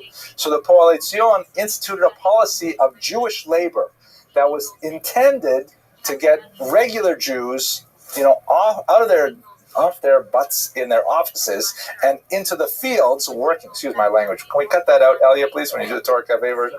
Get them into the fields, muscular and tanned, and that's the kind of idea. But that meant that the Arabs didn't have work because they had to let go of the Arabs in order to hire the Jews to work in the fields. And this sparked a significant amount of economic protest because a lot of Arabs said, well, what is this? We came here, you need work, you're not hiring us, that's discrimination. And so you had an increasing level of economic tension that, eventually morphed into a violent conflict. There's several major riots of this nature. They were tied to other elements as well, and making it very simplistic by looking just at the economic aspect of it, and it was escalating rather than getting better. So this is the environment into which Jabotinsky found himself with the Arabs. Added to that was the fact that the British had just published a very anti-Zionist position paper called the White Paper that was an attempt to deal with the violence that was increasing between Arabs and Jews. The White Paper was compared by this thing called the Peel Commission that argued for essentially a separation of Jews and Arabs with some internalization of certain zones like Jerusalem and so on. But on the whole, it benefited the Arab position. And many Jews felt that they had been betrayed by the British, who had in 1917 made that fantastic Balfour Declaration to include in their goals the idea of a homeland for Jews in Palestine. The worst part of it, of course, was the World War, and especially the constriction on immigration. You recall that, we're moving quickly through the period, but Britain is in control of Israel at this time. Britain is obviously fighting against the Nazis. The Arabs decide to join with the Axis powers. So the Arab nations surrounding Israel become pro-German, and England here has a little foothold in the Middle East. They are obviously pro-allies. So the Palestinian Jews, like Begin at this time, decide that they're going to throw in their lot with the British against the Arabs, because even though they don't want the British there and they feel that the British are persecuting them and not allowing enough Jews to live there and so on, at the same time, the enemy that they share, the Nazis, was far more grievous than their temporary difficulties. And so therefore, the various Jewish underground movements said at this point, you know what, we're complaining about the British, we don't like the restrictions they placed on us, but we are going to suspend that, and we are going to cooperate with the British in our attempt to rid the world of Nazism. Shortly after the war, which of course ends positively in terms of the major conflict, the Brits immediately return to that very restrictive immigration policy, which is disastrous because after the Holocaust, you have an incredible number of displaced Jews. Somewhere, I mean, I'm just guessing now, but there has to be at least 3 or 4 million displaced Jews who cannot go to their homes, either because of the political situation, a lot of these homes have been overrun by the communists now, or because of the hostility that's still regnant there, or even more basically, the notion that they're not wanted back home. The notorious pogrom in Kielce in 1946, in which Jews were accused after the Holocaust of drinking the blood of Christian children, was just a clarion call for Jews to get out of the graveyard of Europe and go to Israel. So you have all these Jews who are amassing in displaced persons camps, and they want to go to Israel. World opinion looks upon this with favor after the news of the tremendous devastation of the Holocaust gets out, and Britain is increasingly beleaguered trying to keep these Jews out of Israel because that antagonizes the Arabs, when they're really losing this major opinion poll in the world in terms of public opinion. So Begin, again, is involved in smuggling Jews into Palestine, and as we discussed at length last week, so I won't go into detail here, the United Nations decide to partition Israel. The Jews accept the partition plan, the Arabs reject it, and you have a massive war that lasts over a year, which ultimately Israel emerges from successfully. Yes, Ms. Weiser. It was in Haifa, Nazi colony or a lot of German in Haifa at that time. At the same time, there were riots against. They make riots against the Jews coming into Palestine. Oh, that's fascinating. I've never heard of a Nazi colony in Israel. There are definitely Germans there, but I did not know it was that. Wow. But on the television here. Wow. And my grandmother, she always used to say that the jails are full in Israel too. That was a bit of wisdom. It's inclusive in even in the tour of Haifa. They take the German history, but they were really acting as being part of the Nazi cartel. Incredible. So I wonder what was the reaction from the British people. Your question exceeds my ability to answer. It's fascinating. I'll have to look it up. Okay, shall we go on a little bit? I got more stuff on Begin we got to go to. Okay, so what was Begin doing at this time? Again, the Irgun was the collective name for his new movement in Israel. He rapidly became the leader of the Irgun, which was most distinguished from something called the Haganah. Haganah literally means defense, and the Haganah was basically the military wing of the Mapai Labor Party. The socialist, Coalition Party had its own forces, and they implemented policies that were consistent with the ideals of socialism. The Irgun, which means essentially the organization, was based on revisionist principles, and not surprisingly, these two military forces often came to severe disagreement and even blows. Very significant conflict on a number of occasions. The most significant question was, how do we deal with the British? The Haganah wanted to adopt a much more diplomatic approach while clearly opposing the British and wanting them to lift their restrictions on immigration and so on. They felt that the British were ultimately civilized people and they could sit down and talk with them and that there was a way to perhaps work things out. The Irgun, again, consistent with the revisionist principles, felt that that was just, a pipe dream and not worth thinking about at all. The only way to get the British out of Israel was to drive them out. And they implemented policies that were much more aggressive towards the British. Most importantly, the notorious bombing of the King David Hotel in July of 1946. This was the headquarters of the British in Israel. And the warnings were issued. The Irgun placed several bombs in the basement of this hotel, which of course still stands in Israel today. It was rebuilt. And they issued several warnings in several different media, including phone calls to the switchboard itself. And the British ignored those warnings. There was a major investigation afterwards, and the British, although definitely holding the Irgun to blame for this attack, they also took some responsibility themselves for not heeding those warnings. Part of the reason perhaps for not heeding the warnings was because bomb threats were very common and they were typically ignored, like fire drills in condominiums here in Surfside, that kind of thing.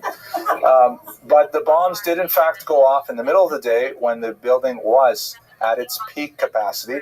91 people were killed and 46 were hurt, and that includes British citizens, Jews and Arabs as well.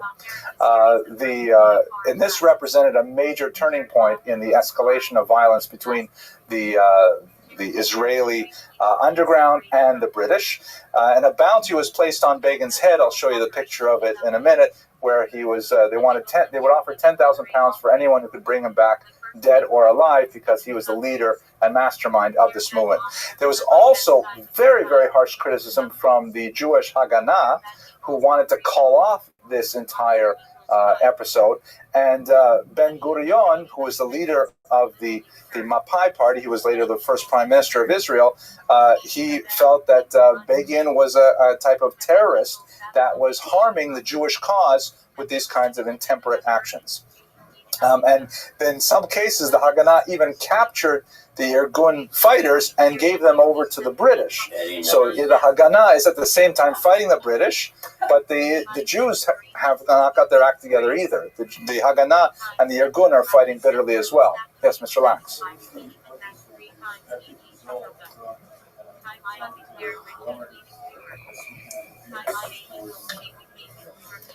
Well, I don't think that the Irgun's intent was to kill. Their intent was to send a message that, you're not safe anywhere. And by the way, we should realize that this is happening to the British at the same time in India. They're having a miserable time with Mahatma Gandhi, with Jinnah and the Muslim Brotherhood, Muslim party, I forget what they call it over there, and the British essentially give up on India at the same time too. They're just taking a beating from their colonial powers because they're no longer wanted in those places. So the idea was to send a clear message: we don't want you here, and the message was certainly received. Yes. Well, I think that it proved out that the Irgun was right as far as the British was concerned, because in most instances, most of the people that were British that were in Palestine at the time really didn't give much of a hoot for the Jews or their position. I'm not going to. I don't want to pass judgment.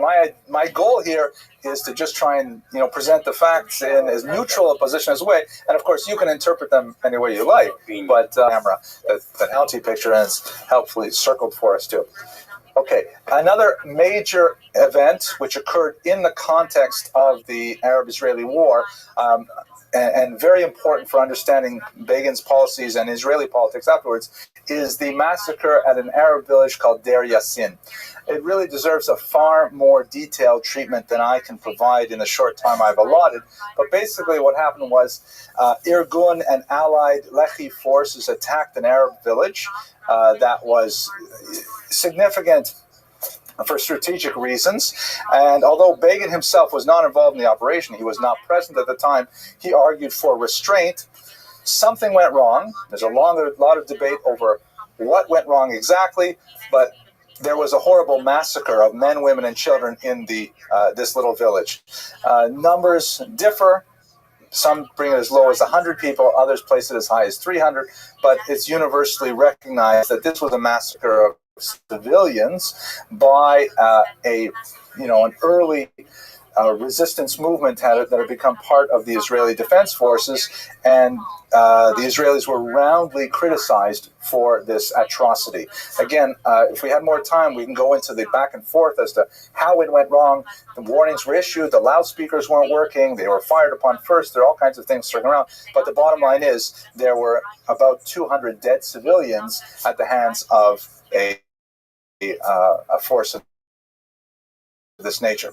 What is especially important for our purposes, though, is that Deir Yassin was a major turning point for the beginning of the Palestinian refugee problem, because many Arabs in Israel said, my gosh, these people are savages, and they fled Israel. They fled the war zone. Now, many Arabs felt that they would soon be returning with victorious Arab armies and claiming property from the Jews who had been driven into the sea. But any way you look at it, there was this fear generated that the Arabs were not safe in the new Israel and that they had to leave simply for the safety of their own families. And again, you can politicize the event, but it is a turning point in the Arab-Israeli relationship early on in the war. And at the same time, once again, while the Arabs and the Israelis are fighting, the Israelis and the Israelis are fighting. And perhaps the worst moment is the so-called Altalena affair, which is in June 1948. The Altalena was the name of a boat that was commissioned to bring immigrants making Aliyah to Israel from Europe, from the displaced person camp, along with a large container load or a large cargo of weapons, including tanks, machine guns, large weaponry. And the agreement was that since this was a boat that was to be that was entirely financed by Irgun supporters, and there were Irgun members on board, that these weapons would go to the new Irgun units of the Israeli Defense Forces. Remember that when the state was declared, you had all these kind of ragtag militia with various degrees of organization, with different political complexions. They were not a unified army with uniforms and chain of command and things like that. They had to kind of patch together these various groups into a unified fighting force. So the Irgun said, sure, we're going to cooperate with Ben-Gurion's Haganah, but we have our own guns, thank you, and we have all our own people, and we're going to work this way. So they hammered out an agreement about how to divide the arms, and they came to disagreement once this boat reached Israeli shores. It went up and down the coast a little while, with the Irgun demanding more of a share of the weapons, the Haganah demanding their share of the weapons, and ultimately, again, it may be a whole series of missed radio communications, but the Haganah fired on the Irgun ship and actually set it ablaze, and it was eventually scuttled, as you can see here, within view of the Tel Aviv beach. So this is, more left-wing Ben-Gurion Haganah forces firing on a ship full of Irgun Jews and weapons, losing all the weapons in the process, killing a handful. It'd be about 16 people were killed. Begin was on the ship, and there's a large supposition that perhaps they were hoping to assassinate Begin personally because he was such a thorn in their side. Ultimately, Begin did make it ashore. There was a gunfight between these various forces on shore as well, and they managed to get a ceasefire and patch it together, but it showed a great moment of betrayal of the Irgun cause by the more left-wing Haganah. Mr. Lax. I don't remember what Rabin's role in it, but I'm sure he was involved. It was Ben-Gurion for sure. Yes, Ms. Abramson. Oh my gosh. Okay, there you go. Thank you, Ms. Abramson. You're destined to be a historian one day. unless you can find a better parnasa. No kidding. You were involved in this as well? Yes, I was. That's amazing. Do you want to share anything with us? No. Mr. Rodriguez, good.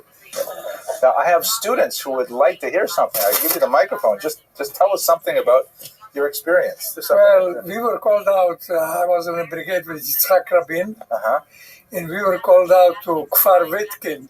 There was a settlement on the ocean, not far from Tel Aviv, not to let the people from the Altalena to come ashore. Oh my gosh, that's phenomenal. And they were right, because Begin had justified with the British. He didn't had no history of building up the country or anything. Yeah. So they didn't let them. They didn't let them to come ashore. So did you actually see the events of the picture? Yeah, I saw the whole thing. Wow, that's amazing. Look at that. See, this is, where else are you going to get history lectures like this? I'm telling you, that's great. Okay, thank you. Okay, so let's move on. We've got about 10 minutes. Now, immediately after the War of Independence ends, Begin joins the loyal opposition, which, as I saw in one interesting online article, he was probably in the opposition longer than any other political figure in Western history. He was in the opposition from 1948 until he came to power in 1977. An amazingly strong record of tenacity. He was an incredibly strong critic of the left, and Ben-Gurion in particular, and the Altalena affair was, his moment of clarity for all those things. And he stood in great contrast to these leftist figures, whereas, the socialist kind of ideal was very working class proletarian. They would walk in shirt sleeves and no tie and very casual, whereas Begin was always seen only in a suit and tie, always, speaking very carefully. He had this concept of hadar, which means like kind of glory or beauty that he took from Jabotinsky, the idea that you have to look like a mensch at all times. And his critique of the leftist government was very strong, including a major 1952 demonstration that turned into a riot in Israel because Begin felt that they should not accept any of the reparation money coming from Germany in Israel. He felt that it was a travesty to the memory of those who were killed in the Holocaust, and he had quite a few supporters that led to a major riot, even though they ended up continuing this. Now, it's interesting to note that the name of his party was Cherut, which means freedom, Cherut, and I heard from Simi Schreiber that he quoted someone, I can't remember, that Begin led us from Avoda to Cherut, from slavery to freedom. Right? Okay, well, anyways, yes, please. Abdus Lacherus, thank you. He was a member of the Unity government in 1967. A very interesting account in the Prime Minister by Yehuda. It's a fascinating account. It's an excellent book, amazing book. Some news people question him, but he was a member of the... That's true. He joined the National Unity government during the Six-Day War. Convincing people to do so. Right, absolutely. I should clarify that. By the loyal opposition, he did not lead the government, but he was a minister without portfolio in that government of 67.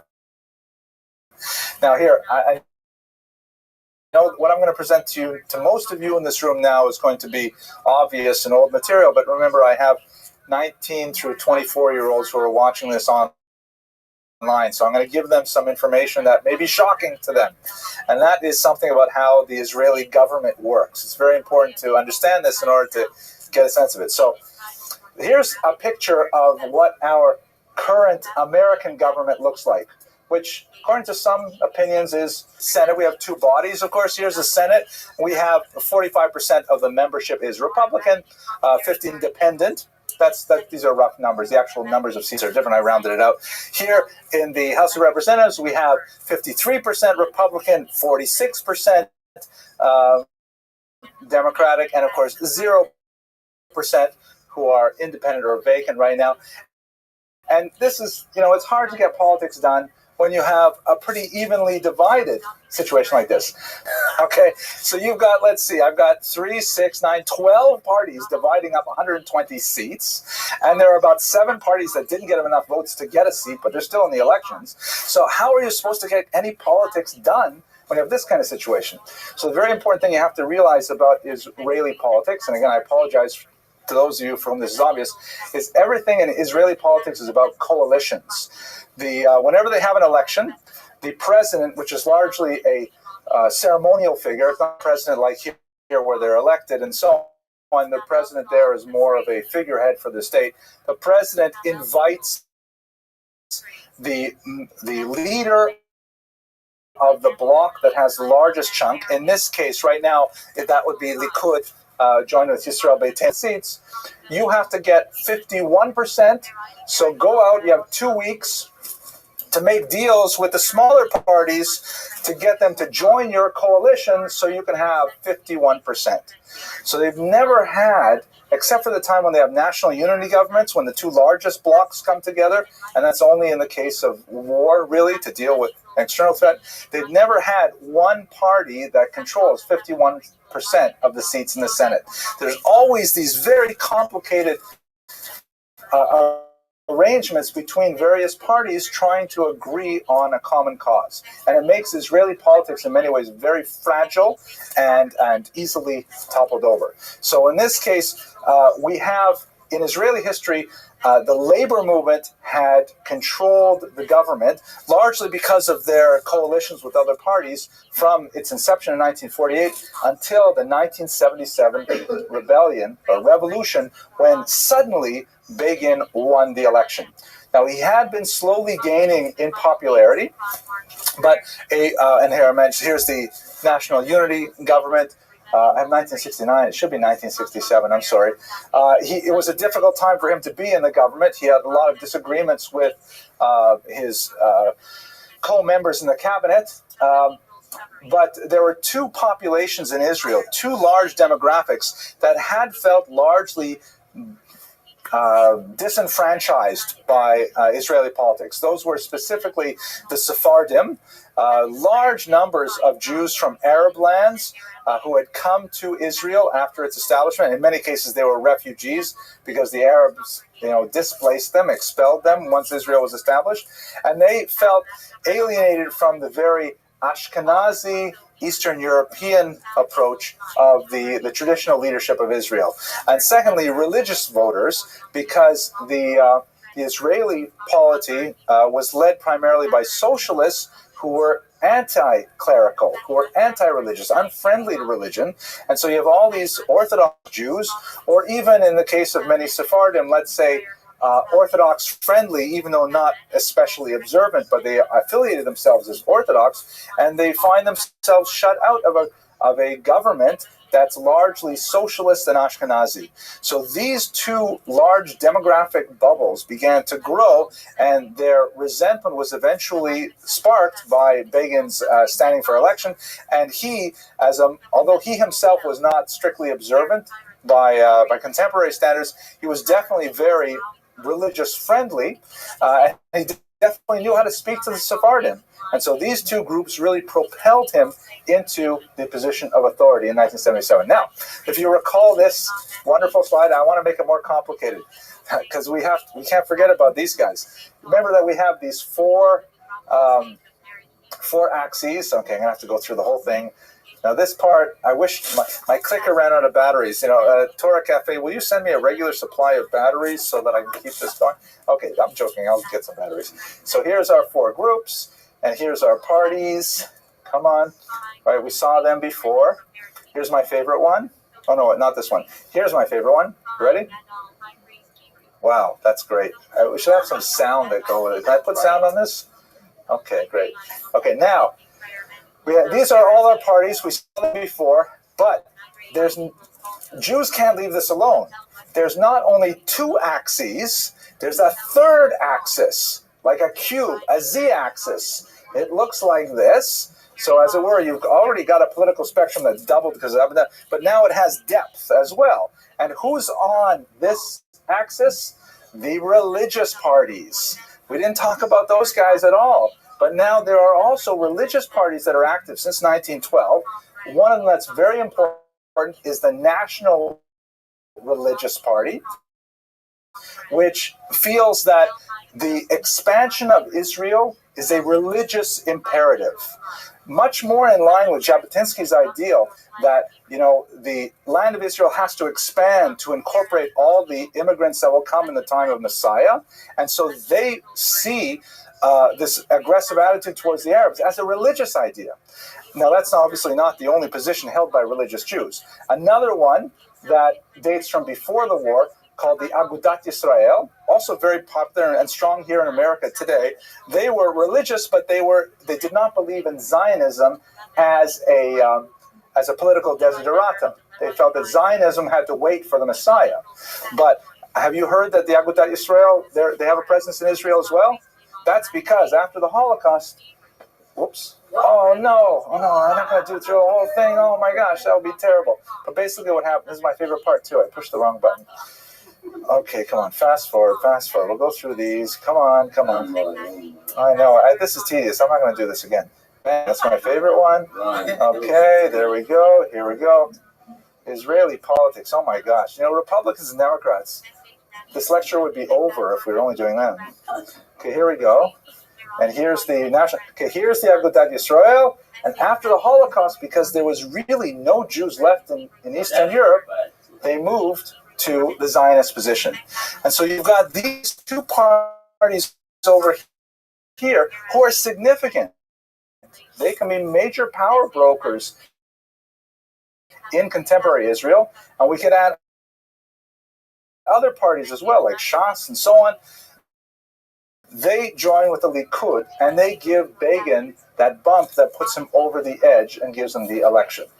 I'm going to have to skip on a little bit because I'm almost done. The most dramatic moment, Egypt. Now, as Yehuda Avner points out very effectively in his book, Begin did do a lot of the groundwork to allow it to happen. He knew Sadat's travel itinerary. Anwar Sadat, of course, president of Egypt. And Begin traveled to those same locations, like to see the Shah of Tehran, for example, Shah of Iran.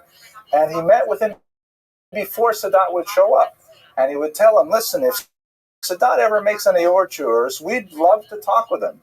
And then, of course, he would go back to Israel, and Sadat would visit the Shah of Iran. The Shah would say, I just met with Menachem Begin, and he said really nice things about you. Kind of like Aharon, making peace, ironically. So when Sadat made a rather dramatic speech in Egypt about the possibility of both Israel and Egypt's interests, because Jimmy Carter was trying to push multilateral talks in Geneva that has the idea of talking with anyone, even Israel, about peace. So right away, Begin initiated a conversation, and dramatically, Sadat took a plane to Israel to meet with him. A phenomenal sea change in Middle Eastern politics. I happen to remember it. I was only 2 years old at the time, but I do remember seeing it on TV. Not quite 2, but this is a picture of them greeting at the airport. Begin, again, consistent with his pro-religious attitude, insisted that his plane only arrived well after Shabbat on Saturday night, so that people could, observe the Shabbat and then hear about this and so on. And of course, as we know, they were able to hammer out a peace treaty.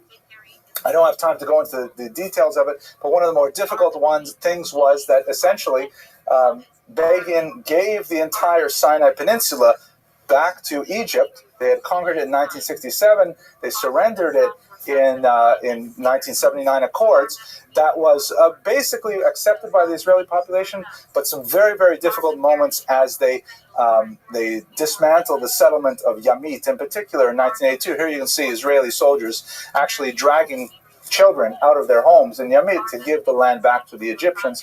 But ultimately, as I mentioned earlier, even though Begin had a very hawkish personality, he nevertheless saw the opportunity for peace with Egypt, and it's ironic that he, of all the prime ministers, should be the one to actually seal that deal.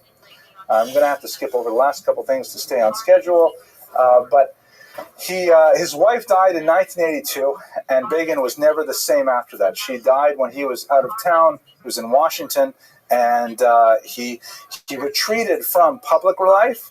and he found that he did not have the heart to engage in political struggle anymore, so he eventually resigned shortly thereafterwards and essentially led a life of very deep seclusion.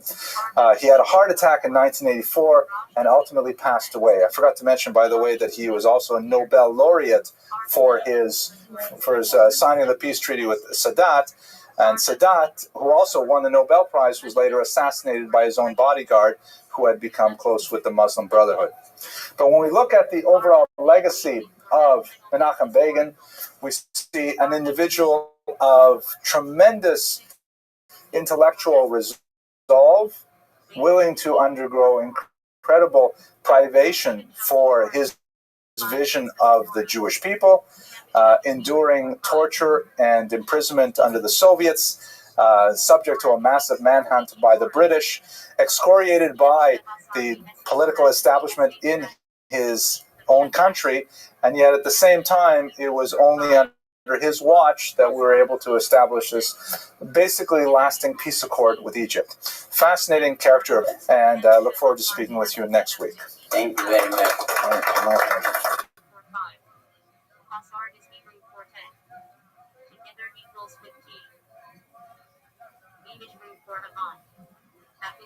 For the month of Av. Shisha Sidrei I Mishnah 6 orders of the Mishnah. Shisha is Hebrew for 6. Sidrei I is Hebrew for orders. Mishnah is Hebrew for teaching repetition. Shesh mitzvah 10 minute 6 constant mitzvah. Shesh is Hebrew for 6. Mitzvah is Hebrew for commandments. 10 minute is Hebrew for constant. All right, ladies and gentlemen, we're right on time. Why don't we get started? So today's lecture is on a fascinating topic, Golda Meir, the fourth Prime Minister of Israel. And I'm hoping, as you know, this is a thinly veiled attempt to give a survey of Jewish history course in general. We use the figures that we do little biographic studies of as a sort of a foil to understand the larger patterns of history. As it happens, Golda Meir is herself history, so we'll be interweaving a lot of the early statehood period right up until the Yom Kippur War into this class, along with her life.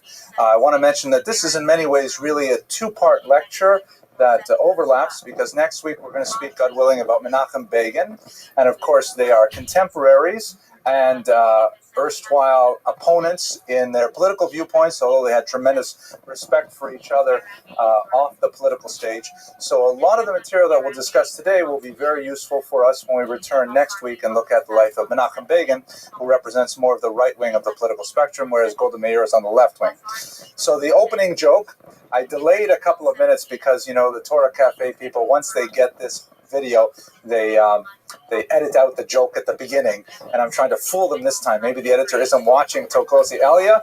Okay, here it comes. So the joke goes like this. I do this thing with my students who are taking this class online. I have a few students in LA and New York who are taking this for credit, and I put in these secret biometric questions where, for example, I ask them, tell me something unique about yourself, like you enjoy zombie fiction, or you like to balance the spoon on the end of your nose. And then they tell me that. And then later on, when I send them an online test, I stick that question in the test. And that way I know it's the same person answering as the first time. There are other devices as well, but I can't give them away because they're watching this. Okay, so one of them is I asked my students, tell me a joke because I'm running out. And I heard this one today from one of my students out in LA. She writes, so a woman is washing dishes by the sink, and her 8-year-old daughter is standing on a chair, or 6-year-old daughter is standing on a chair helping her. And the daughter looks at her mother and says, Mommy, how come some of your hairs are white? And the mommy says, well, you know, every time you make me upset or make me cry, one of my hairs goes white. And the daughter thinks about it for a while and says, Mommy, now I know why Safta's hair is all white. Okay. It was better online, but okay. So let's talk about Golda Meir. Her years are 1898 to 1978. Her contemporary Ben-Gurion, the first prime minister of Israel, called her, quote-unquote, the best man in government, which was an interesting kind of compliment. She was known as the Iron Lady before that term was applied to Margaret Thatcher, of tremendous acts of courage and kindness simultaneously, and she really was a very worthy leader of the early state of Israel. She comes originally from, as a child growing up in Milwaukee, where now the school that she went to is named after her, Golda Meir Public School. And then she moved to Israel as a young woman, where she immediately sought her métier in politics, and she rose through the ranks of the Labour Party, serving in various ministries until she finally became the prime minister in 1969. She served ably in that position until 1974, when, in the wake of tremendous controversies, especially after the disastrous Yom Kippur War, she elected to resign, and ultimately she succumbed to lymphomatic cancer a few years later. But we're going to study, God willing, her life in the next 56 minutes, and along with it, I hope to give you some of the basics of the history of the Yishuv and the early statehood period. I know for many of you, this is basic review. Many of you lived through these events, either here or in Israel itself, and I apologize for the redundancy, but I think it's very important to review these things, especially because the videos go on the web, and younger people have not necessarily the same level of familiarity with this history, and I hope that they will appreciate it for ongoing generations. So, as I mentioned, she was born in Kiev. Her father was a simple person, a carpenter. When he eventually moved to Milwaukee, he ended up getting a job working in railway yards, so it was a blue-collar kind of background. She had 7 siblings, of only 2 survived childhood. One of them influenced on her politics and eventually emigrated to Israel, made Aliyah with her in the 1920s. Living in Kiev, as we discussed in previous classes, this time of Jewish history was very difficult. There was an increasing level of anti-Semitism. The last Tsar, Nicholas II, was a notorious supporter of the Black Hundreds. He also underwrote the publication of the horrible forge, a whole series of pogrom waves that was affecting the entire Pale of Settlement. Since 1881, there were ongoing attacks on Jews. They were comparatively small when viewed from the lens of the mid-20th century. We're talking about murders of Jews in the numbers of tens and hundreds at the most, but nevertheless, the constant pressure and fear of attack was significant. And when the gates of emigration to America were opened, then many Jews from the Pale of Settlement, specifically about 1.750 million Jews, left the Pale of Settlement to come to this country. As I think we mentioned in previous classes, about 75,000 went north to Canada for the health insurance plans. Another 75,000 went down to South America, and so on. But her father was part of that great emigration between 1881 and 1917, when the Soviet Union fell. He worked there for several years until finally he had enough money and stability to be able to bring the family over, and she came over at the tender age of, she would be 8, in 1906. This is a photograph of her when she was 10 years old. She was a tremendous student. She entered primary school with no English whatsoever, and she ultimately emerged as its valedictorian. Her leadership skills were evident right from the very beginning. Many of the children were impoverished immigrants themselves who lacked textbooks, and so she, at a very young age, we're talking about primary school, organized a charity fund drive to be able to purchase textbooks for her peers. She was so successful at this that the teachers loved her so much, and ultimately it's a great honor that the school would be named after her, as I mentioned. At age 14, she bought a train ticket and headed out to Denver, where her older sister Shana was then living. And it was in her sister Shana's living room that she was first acquainted with politics. Shana had a wide variety of friends who were from all walks of political persuasion, specifically Jews who were socialists, who were Zionists, communists, atheists, the whole range, all packed into this one living room. And around her dining room table is where she cut her teeth on the major political issues of the day. She ultimately married one of the men that she met there, a man named Meyerson. Her name was, by the way, Hebraicized later in 1956 to Meir, because Moshe Sharet felt it was inappropriate that members of the government should have these European-sounding names. He asked all members of government to Hebraicize their names, so she shortened Meyerson, which essentially means son of Meir, to simply Golda Meir, a more Hebraic sound. But at any rate, that's after her husband's name. So after some time with her sister in Denver, she moved back to Milwaukee, and she occupied a lot of her time specifically with a Jewish movement named the Poalei Zion. She ended up, maybe I should mention Poalei, well, I'll mention that in the next slide. Here's a picture of her with her husband, Morris Meyerson. They had a somewhat tumultuous marriage. They remained dedicated to each other throughout their entire life. He passed away in 1951, although ultimately Meyerson could not handle her political agenda and her political activity.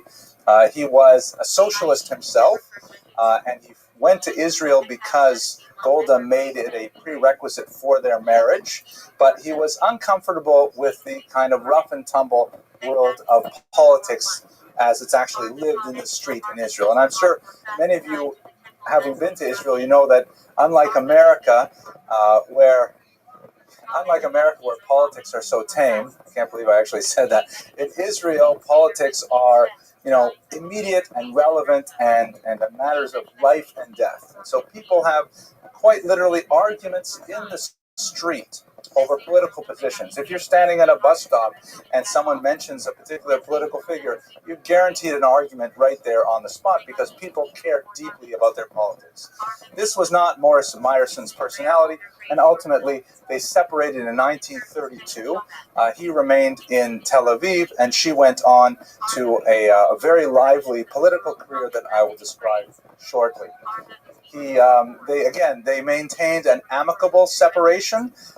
They never remarried, and they jointly raised their 2 children to adulthood. But moving back to her move to Israel, so she affiliated with a party called Poalei Zion, which is a translation of the term Workers of Zion. Workers, of course, is a very socialist-sounding word. That's a code word for those who are on the left wing of the spectrum. It was actually part of the Social Democrat Party, the exact same umbrella group that included, for example, the communists, both the Bolsheviks and then the more moderate Mensheviks. And it was a political party originally founded by Ber Borochov with the aim of creating a socialist state in Israel. That is, it was communism or socialism, hence the Poalei, meaning the Workers of Zion movement. The kind of ideals that they had were a hostility to religion.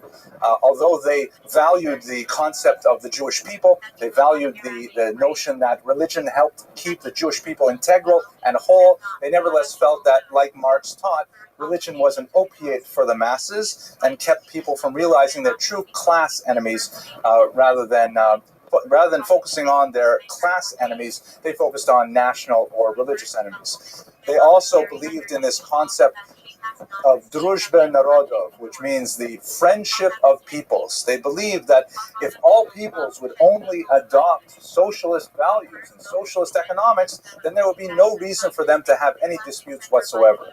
And they attempted, to some degree, to apply this to their relationship with the Arabs, which for various reasons, which we will explore more next week when we look at the critic of the Poale Zion movement, primarily Menachem Begin, we'll see there are several reasons why this never actually came to pass in the 1920s. But ultimately, this is the kind of philosophy that they espoused. The institution with which the Poale Zion was most prominently associated was, of course, the kibbutz.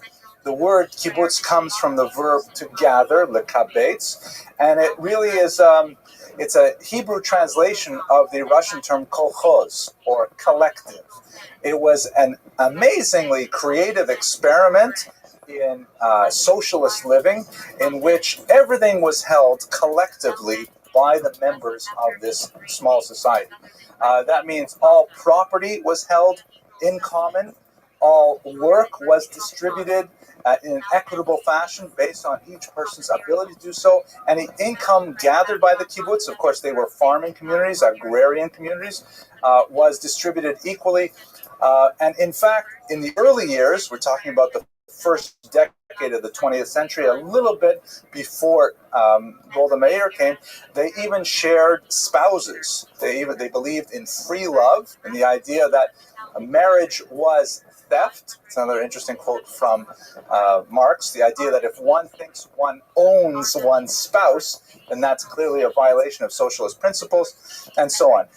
The more radical forms of the kibbutz died off fairly quickly.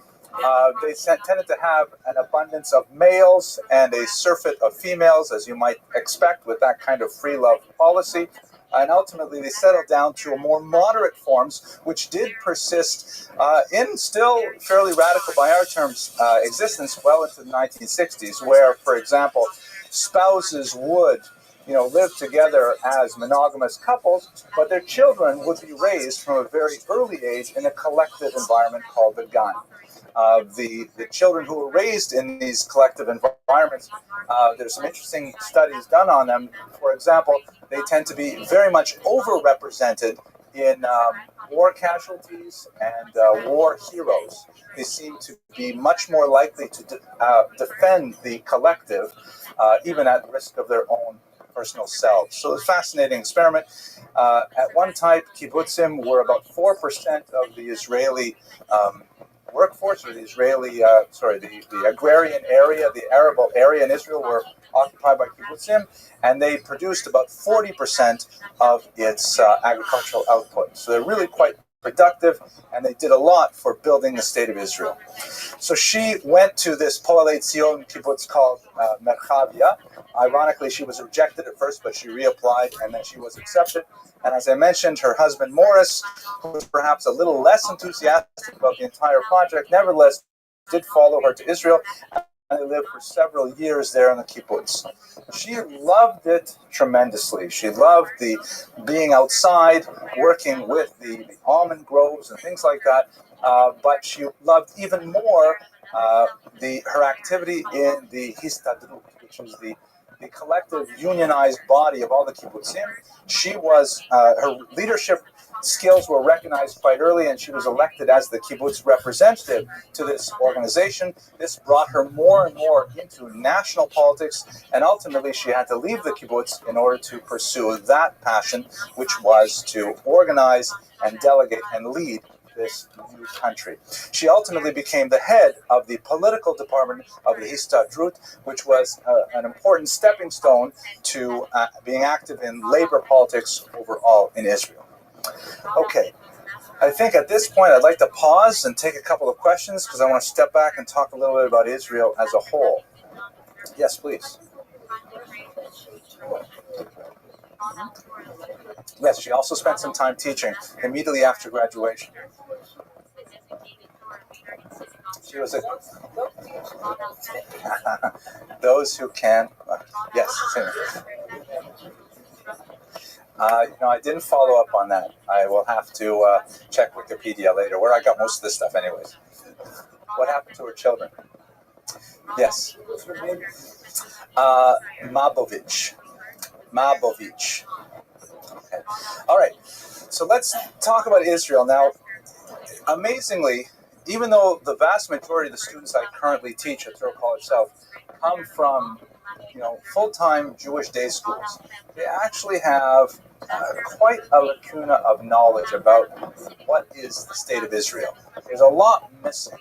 And some schools do a better job of giving them some basic Israel education than others, but Israel advocacy is actually very low, even among those students who have the best Jewish education in this country. And it's quite a sad thing. Ironically, I'll put in a little plug here for my eldest daughter, Rafaela. Many of you might know she was this week quoted in both the Wall Street Journal and the Canadian Jewish News. Pretty good for a 20-year-old, and the 21-year-old. The Canadian Jewish News article was interesting because, they have on college campuses is a fair amount of anti-Semitism that is thinly disguised as anti-Zionism.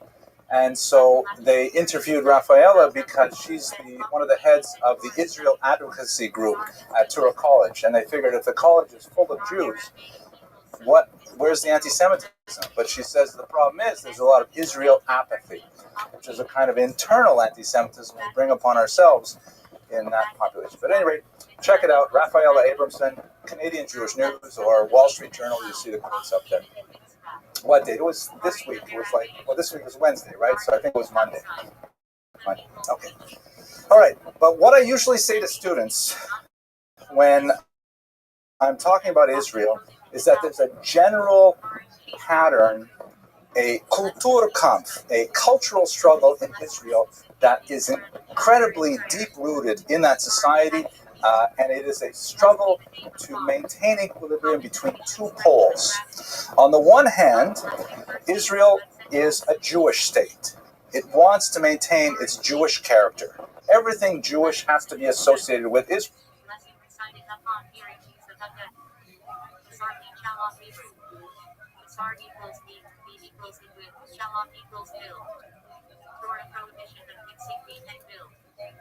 Central category in Petrun. That goalkeeper. That equals.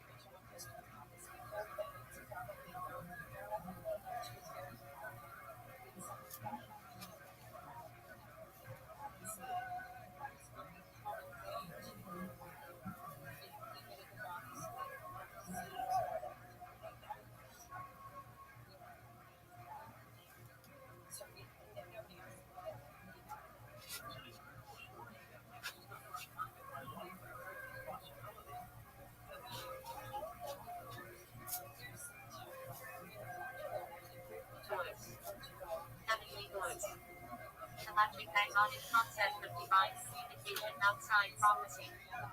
And in Hebrew, house. Used collectively for one temple compartments to David Sheni equals second temple. David did variant of Beit in rabbinical form. B hash Basha Hebrew. Between the suns. Twilight period between sunset and nightfall.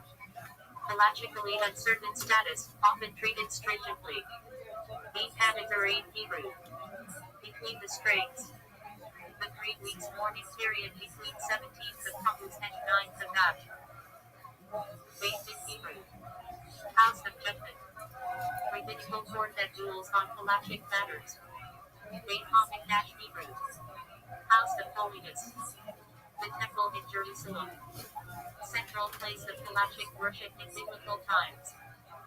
Beit Midrash Hebrew. Israel, everything Israel should be associated with Judaism. That's one key value, a core value in that society. The other core value, anyone want to guess what the other one is?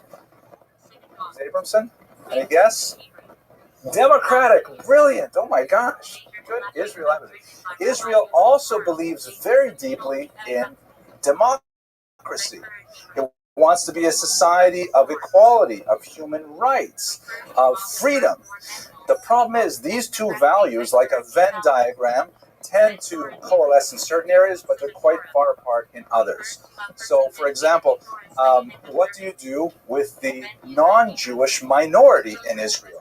Especially, as we shall see later, when they're so numerous that they threaten to demographically dilute the Jewish majority of the population.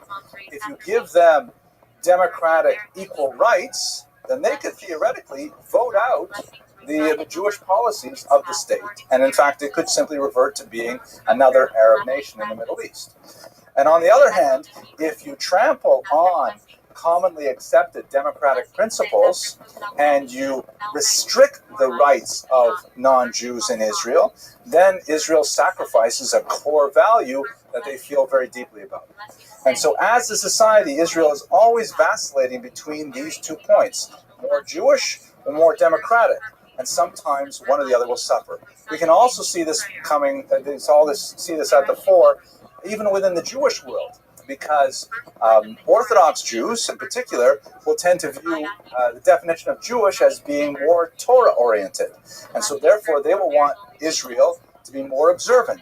Less movie theaters on the Sabbath, less buses running on the Sabbath, less non-kosher butchers, and less general Dizengoff activity in Israel. But on the other hand, if we move in that direction, then we limit the democratic rights of the secular Israelis, who are the majority of the population.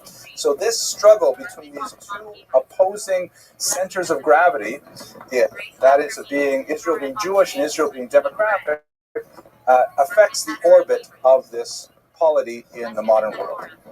Okay, so we will return to this both today and this week. I'm a little worried about my timing, so let's just move straight to the period when we get to declaration. So there's a period before 1917 where there's growing settlement in Israel. It's called at this point the Yishuv, which means simply the settlement, because it's not, of course, a state. It's known as Palestine in general parlance. It will be officially known as Palestine after the Turkish Empire falls. But in the context of World War I, which of course ran from 1914 to 1918, the British sought to, gain Jewish support, and especially the support of influential Jews like Chaim Weizmann, very important early Zionists living in Manchester, I believe. And so with a lot of lobbying, eventually Lord Balfour, the foreign minister, issued this declaration in 1917, which led to worldwide jubilation among Jews. It was overwhelming. And the text reads, it's worth seeing it in the original, His Majesty's government views with favor the establishment in Palestine of a national home for the Jewish people. At this point, the Jews simply stopped reading because that's all they needed to hear.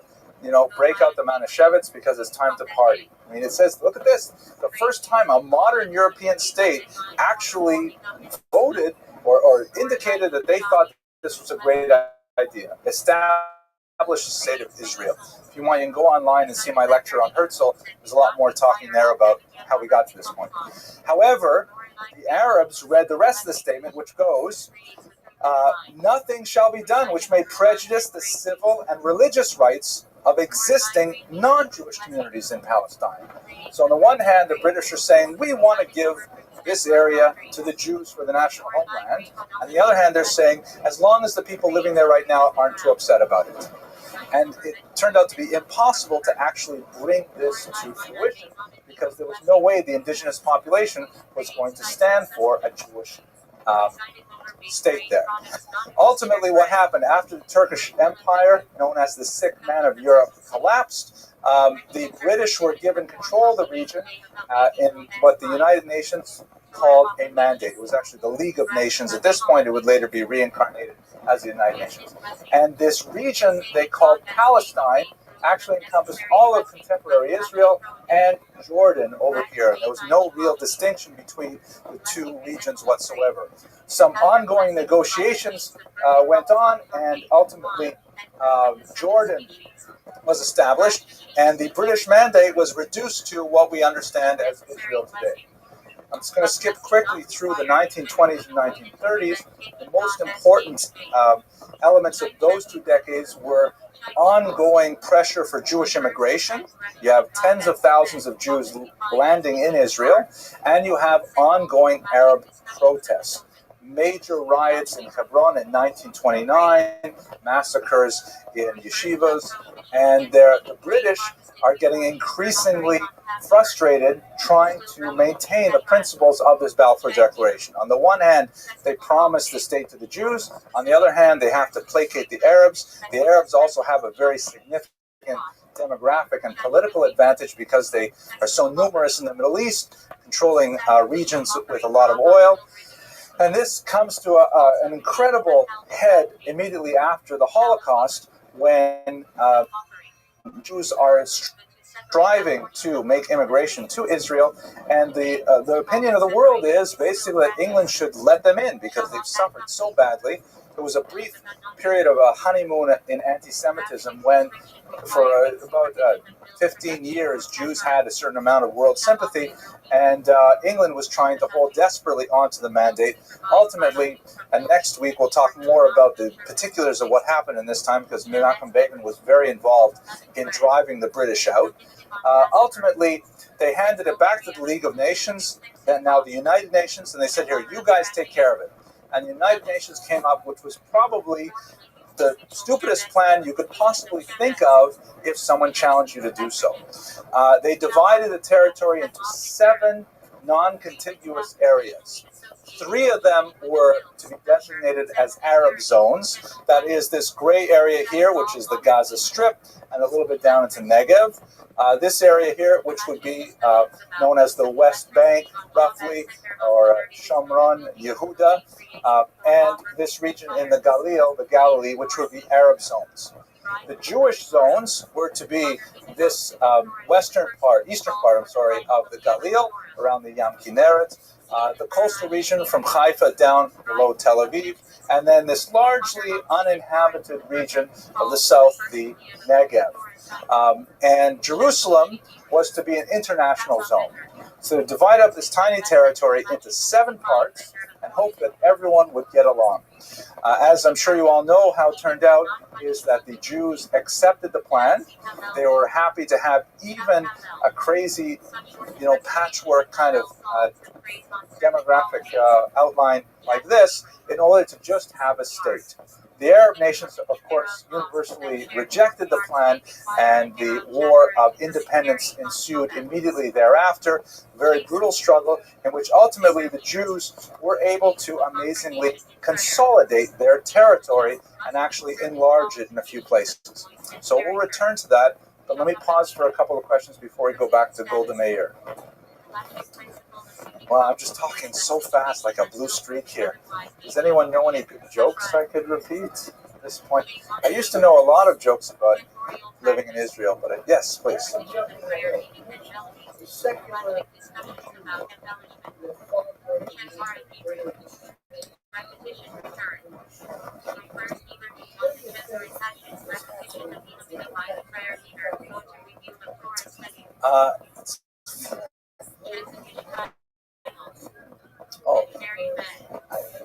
there's definitely, I mean, it's the same problem as always.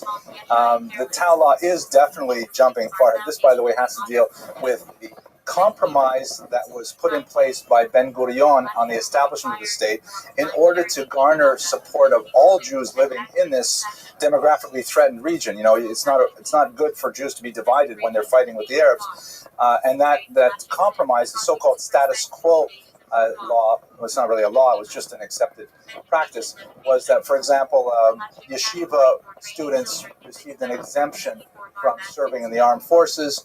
Orthodox women had an exemption, or they could volunteer for civil service, that kind of thing. And that has been challenged and ultimately defeated with the Tau law, which I believe was passed in the late 90s or early 2000s. Something's about. Yeah.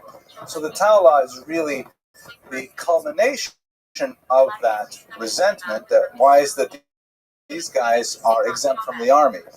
So it is jumping ahead quite a bit. Why don't we come back to it next week when we talk about Menachem Begin, because it deals very much with the revisionist perspective on the appropriate posture of Jews in the state. But excellent question.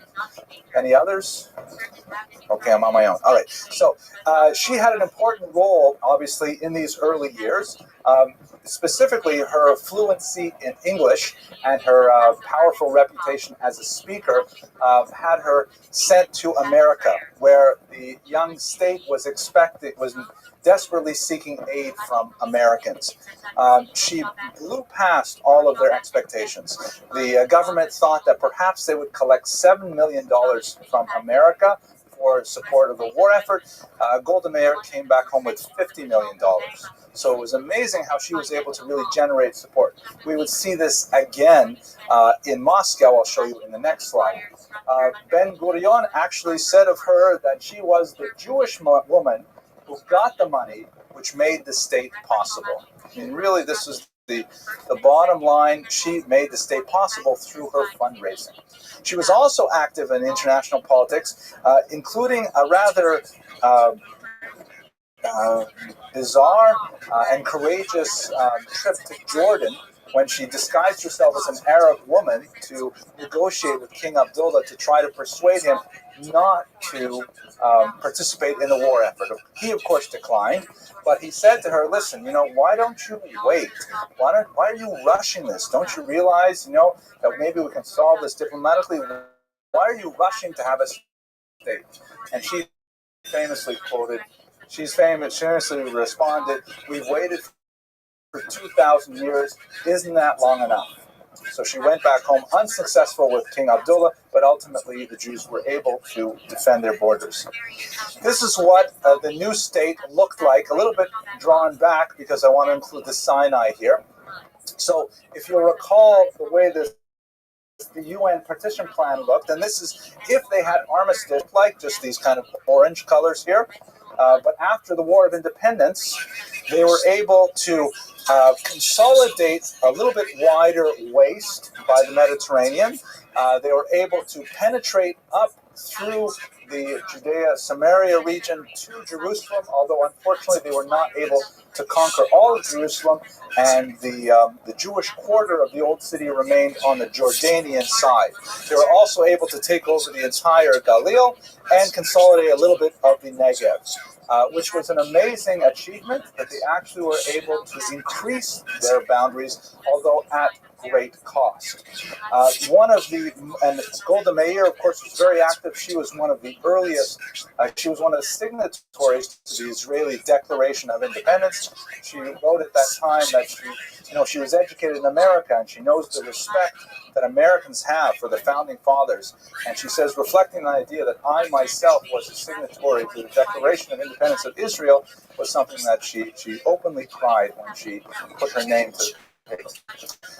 She also had a liberal approach, which is consistent really with her socialist politics, to the Palestinian refugee problem, which began really in the 48-49 war. Specifically, there was a large population of Arabs living in Israel, or living in what would be Israel, who fled the war zone for neighboring countries.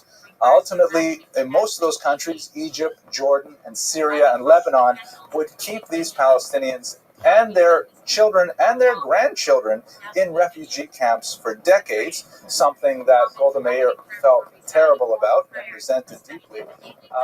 But she also felt that the fact that these Arabs left Israel was a tragedy of incredible proportions. She even compared it to the suffering of the Jews in the Holocaust. It's a rather large comparison in the 1940s. The reasons for that Arab exodus were complex, and again, that's something I would like to push off a little more to next week's discussion of Menachem Begin, because he personally was involved in several of the most key incidents. Are we running low on battery? Are we okay? Running low on battery? Time? Right, time or battery? Okay, this is okay. This happens all the time. We're just going to quickly plug it in. This is how. And we're recording. We are back now. Okay, so we'll talk about it more next week when we get to Menachem Begin, because he was very much involved in it. But there are very different narratives of this exodus.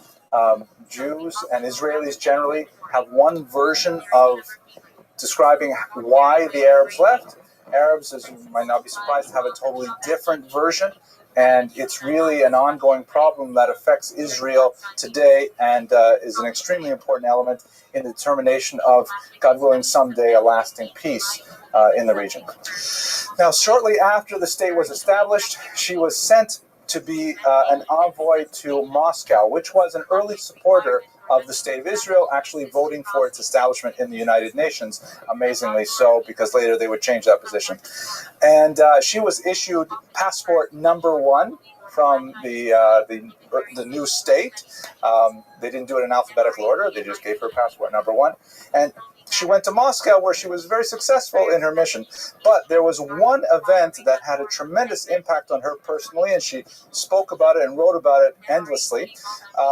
She went to Rosh Hashanah Yom Kippur services at the Moscow Choral Synagogue, and she was surrounded by literally tens of thousands of Jews chanting her name and chanting the word Israel. Here's a photograph that shows her.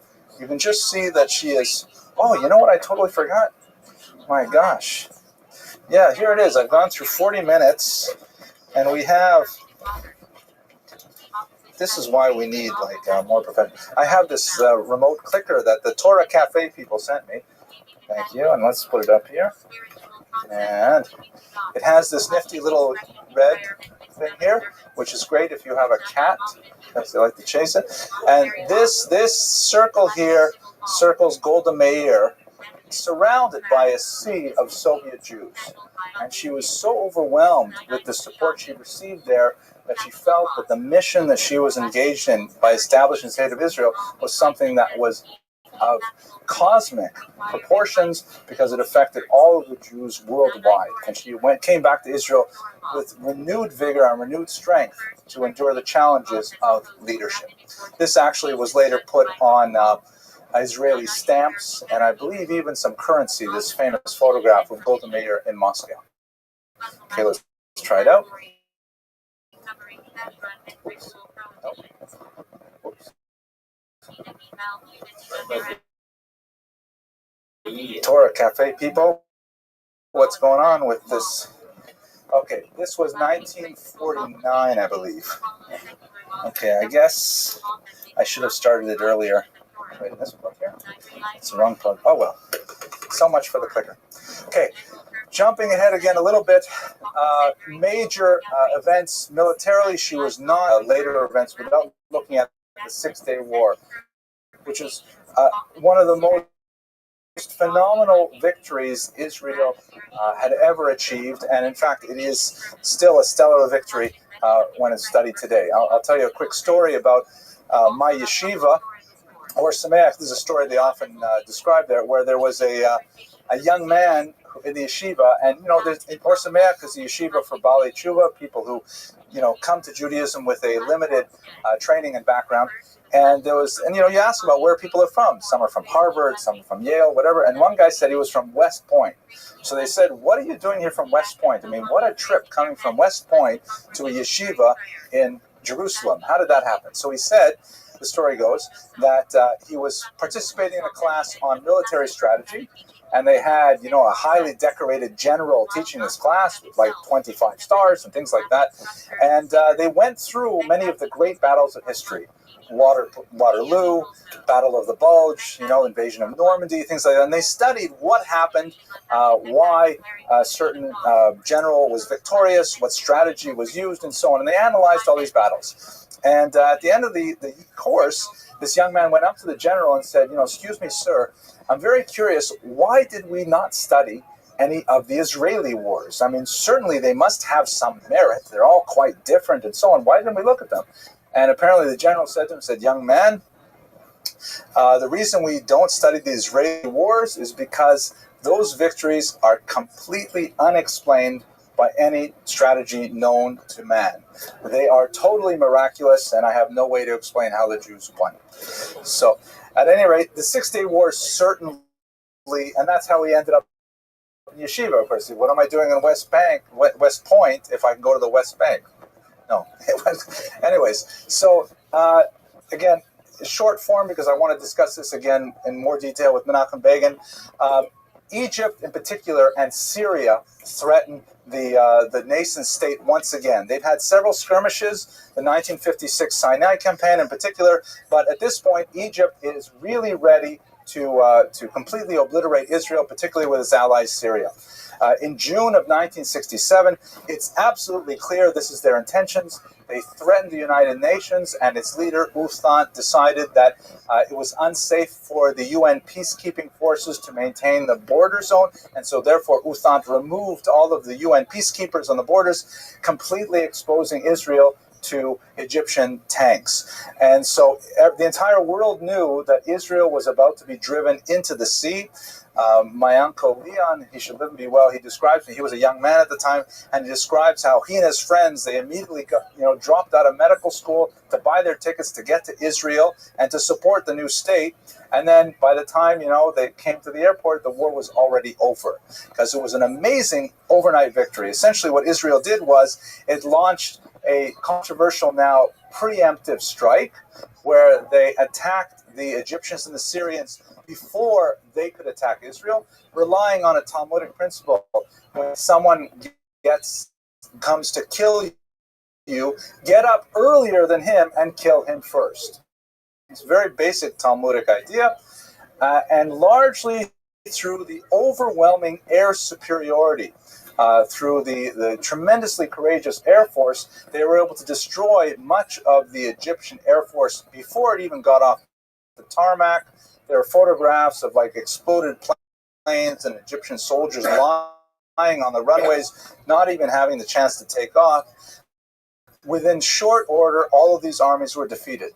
The main outcome of this, however, was huge territorial expansion for Israel, which proved to be advantageous in some obvious ways, but at the same time, a great burden for Israel to bear, one that they still struggle with several decades later. Right up to the banks of Cairo and the Nile River here. They conquered all of what would be called the West Bank, so-called because it is on the west side of the Jordan River here, and they conquered this mountain region up in Syria known as the Golan Heights. Now, they had to decide what they were going to do with these territories. They basically had three options. One was exchange it immediately for peace, meaning just release that territory and sign a peace treaty with the country that had lost that territory. And many Israelis felt that, of course, that's what's going to happen. In the next 6 months or so, we'll sit down, they'll realize we're here to stay, and we'll have peace. We'll get our land back, and then we'll have peace. But ultimately, none of the Arab nations stepped forward being willing to get that land back for peace. So Israel had to make one of two other decisions. One is to annex the territory, which means to completely own it, to declare it permanently part of Israel, which sounds like a reasonable thing to do. It was won fair and square in war. But at the same time, because you'll recall, Israel wants to be a democratic nation, annexing a territory means you have to give its citizens, give its residents citizenship. You cannot, under international law, take over a country and then literally enslave the people there or consider them second-class citizens. If you want to claim that territory as your own real estate, you have to give them citizenship, which is precisely what Israel did in the region of the Golan Heights, which was sparsely populated, also ironically by a population of Arabs known as the Druze, who are traditionally friendly to the states in which they inhabit. So the Druze actually have a supportive role towards Israel, and because it's a mountain region that overlooks Damascus on one side, or the Galil lowlands on the other side, it has high strategic value, and they said, we're just going to keep the Golan Heights, thank you very much. They also agreed to annex East Jerusalem, which has high symbolic value for Israel. Jerusalem is, of course, the 3,000-year capital of Israel. The old city with the temple in it is beyond value for Jews and Jewish history. And so they said, we are taking East Jerusalem, we're making it part of Israel, and in fact, all the Arabs living there were given citizenship, given full Israeli citizenship, passports, the whole deal, in accordance with the democratic principles of international law. However, the larger population of what would be called Yehuda and Shomron and Gaza here, or the West Bank and the Gaza Strip, there was a large number of Arabs living there, and the Israelis were not willing to simply annex those territories and give the Arabs living there citizenship, so they simply declared them administered territories. And this is a kind of a neutral term. Some prefer the term occupied, which is decidedly derogatory towards the occupier, in this case Israel.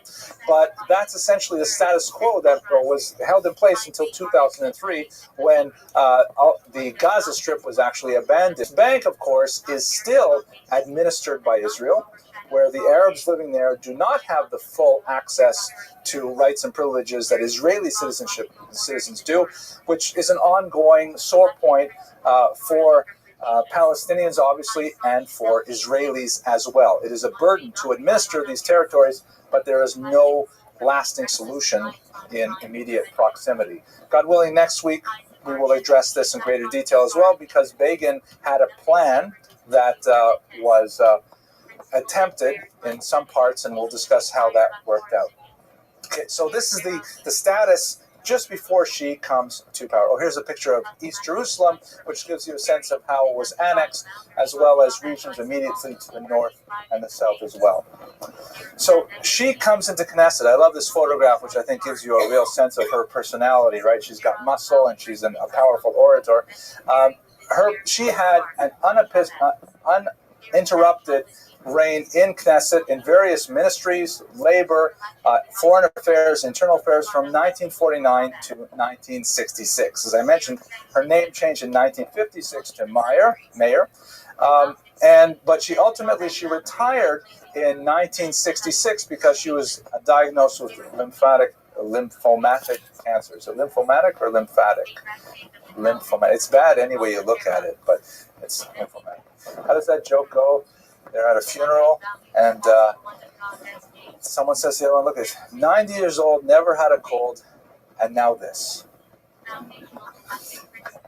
All right. She, in her tenure as prime minister, she was an outspoken individual. I think in many ways a lot like Bibi Netanyahu, because she had, a very effective command of the English language, and she could play a role on the world stage in a lot of issues. Unfortunately, part of her tenure was marred by the growth of Arab terrorism in this period. Realizing that that Israel could not be shaken with conventional military methods, particularly after the Six-Day War, the Arabs, under the newly founded Palestinian Liberation Organization headed by Yasser Arafat, launched a large series of attacks on more vulnerable Israeli targets throughout the world. Most egregiously, the 1972 massacre of athletes at the Munich Olympics, several bombings of El Al ticketing ranges in airports throughout Europe, and time and time again, she was faced with the challenges of dealing with international terrorism outside of Israeli borders. Pascal, can you hear me? How's your day going, big dog?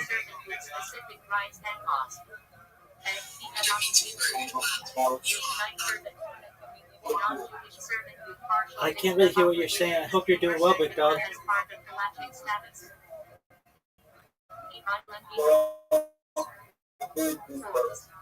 Oh boy, I can't hear you. Maybe you want to leave and come back or check your microphone.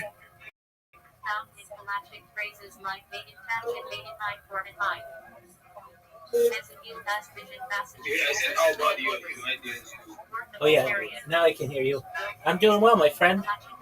What's on your agenda for this weekend?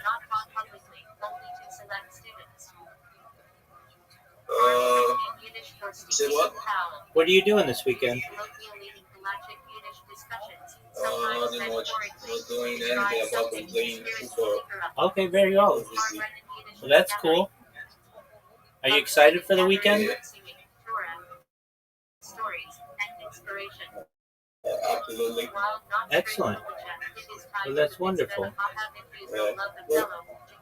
So what do you do for the weekend? I'm going to watch Jewish history lectures. I'm going to study a little, just some vocabulary, and I'm going to create robots for a platform that I spam. Aside from that, I'm going to just do my best to be a good person. How does that sound?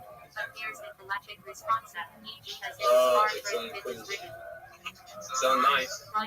Absolutely. I've got a do you know what fantasy football is? Yeah, I do. Do you know what fantasy football is? What? Is it what? Do you know what fantasy football is? Not really. Really? Okay, it's like. I know them. Have you ever heard of it? Yeah. Okay, well I've got a draft that's coming up, so I'm going to prepare for that. I've been doing some mock drafts, and I'm doing my best to be as prepared for it as possible. But I feel nothing's going to prepare me. I have no idea what's going to happen in it, so just excited to have that start. And we've got football coming up in the United States, which is cool. I'm excited for that.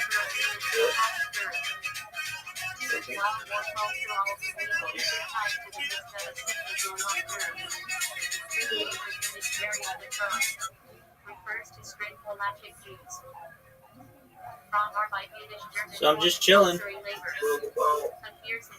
Yeah, I got you. Yeah. So what are you watching? Jewish history lectures. Feel free to watch, my friend. This is Professor Henry Abramson. Orders, as well as attacks within Israel, although they would not get to really the most terrible points until the 1990s.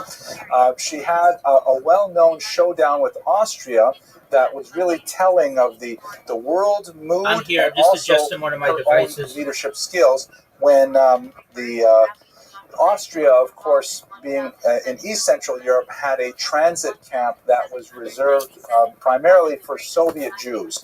There was a trickle of Jews that were allowed out of the Soviet Union in the 1970s, and they primarily went through this one camp. The name of it escapes me right now, but this one camp in Austria.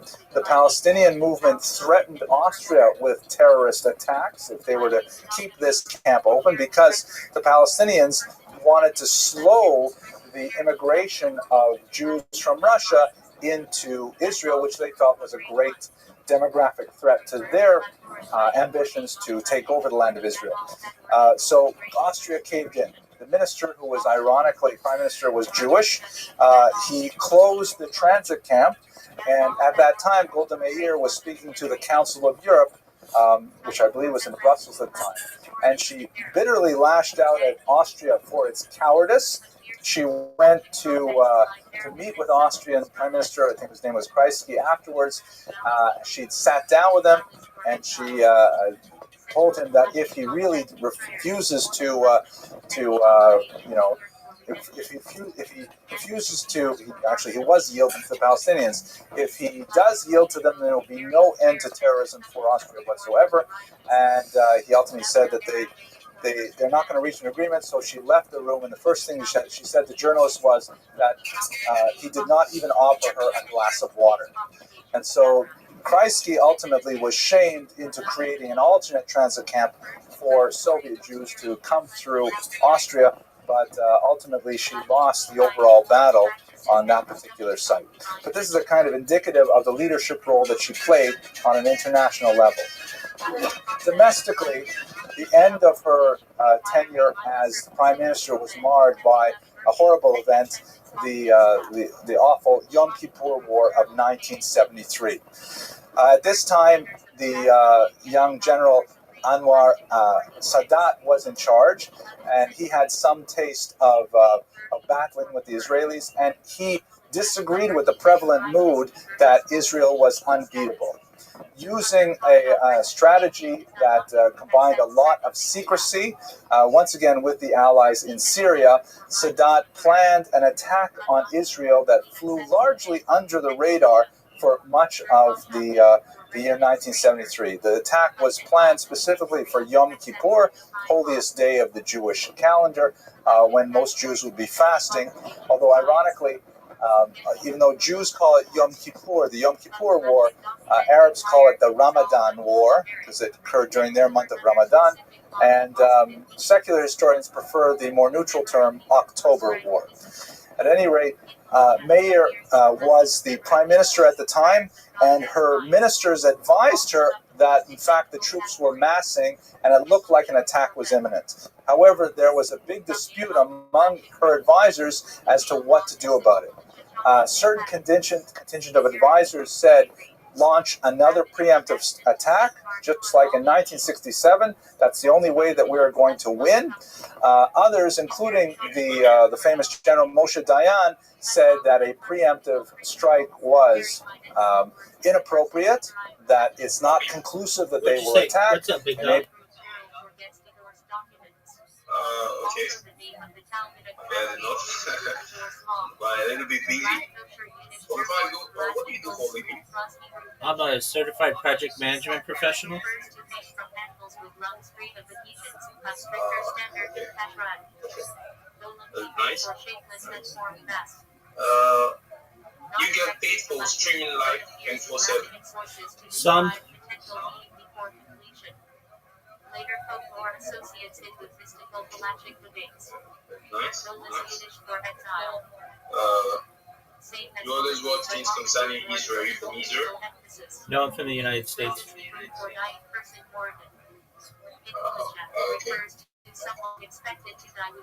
Currently, you're in the United States. You're coming to the United States? Not really. You want to see me? Sure, if you want.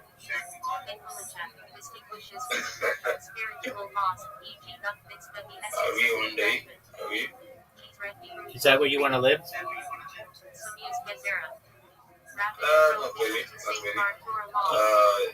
Stay on the road, play football, become a footballer one day, if possible. All right, big dog. Actually,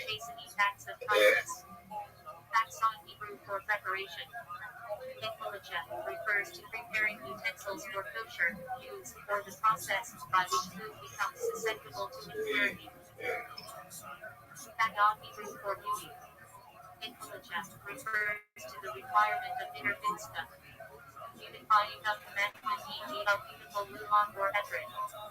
Advanta Hebrew for lifting. The raising of the Torah scroll during synagogue service. Logically requires visibility to the congregation. Another Hebrew for telling narrative. Refers to the pass-on text used at the Seder. Logically required for the mitzvah of recounting the Exodus. Haggadah Hebrew for festival offering. Sacrificial offerings brought on the pilgrimage festivals. maybe just saber rattling. Ultimately, she decided to take a moderate course.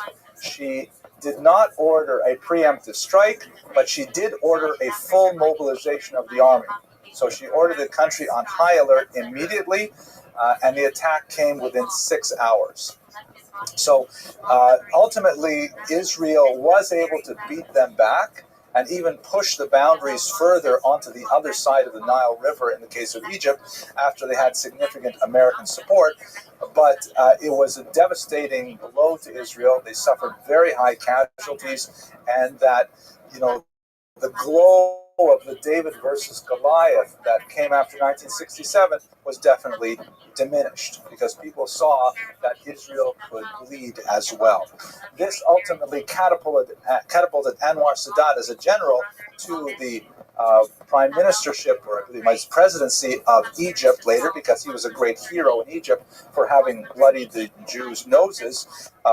And we'll talk again with Begin next week about how, ironically, he was able, even once he had defeated Israel in battle, he was able to then turn around and make peace with them, although that would ultimately earn him an assassination at the hands of the current movement controlling Egypt, the Muslim Brotherhood. Again, more for next week's material.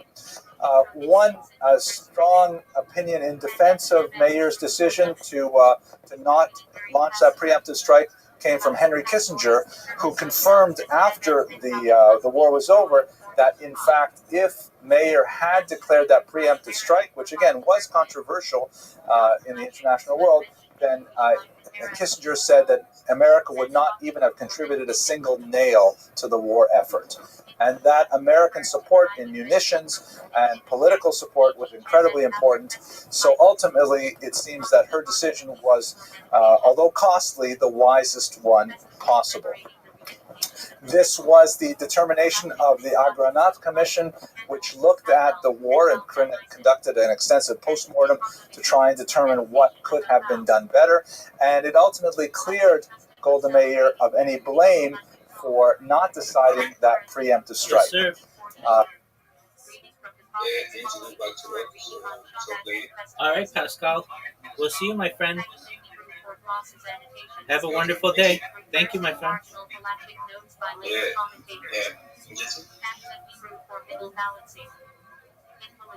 May appear in discussion of moderation. Hansa Hebrew Arabic for fire. Quote object hand-shaped charm. Not Halachic but present in Jewish culture. Hansana Hebrew for conduct practice. In Halacha often means pious customs beyond strict law. Arabic Hebrew for excommunications bans. Halachic sanctions imposed by rabbinic courts. Har Sinai Hebrew for Mount Sinai. Central to Halacha as the place where Torah was given. Haredi Hebrew for one who trembles before God. Refers to strictly observant Jews. Not itself halachic, but describes halachic lifestyle. Harsha Hebrew for authorization. In halacha, refers to appointing an agent for granting legal power. Havdalah Hebrew for separation. Ritual marking the end of Shabbat or festivals. Halachic requirement includes wine, spices, and candle. Hazan Chezan Hebrew for Keter. Leader of prayer in synagogue. Halachic qualifications required proper pronunciation, moral standing. Her party went into an election immediately thereafter. Her party won the re-election, but several months later she was simply too exhausted from the infighting and the recriminations over the results of the war that she decided she would resign, which she did in 1974. She died several years later in 1978 of that cancer, which was first diagnosed already in 1966, causing her first retreat from politics. So looking at her legacy, she's a fascinating woman, tremendously powerful speaker, tremendously motivated ideologue. In large part, she sacrificed her personal life, her family life with her husband and her children for the needs of this nascent country, this great experiment in Jewish statehood, and as the signatory of the Declaration of Independence, her name is permanently inscribed in the history of the annals of this country, and her character and her leadership continue to motivate and inspire us all. Thank you, as always, for your intelligent Menachem Begin.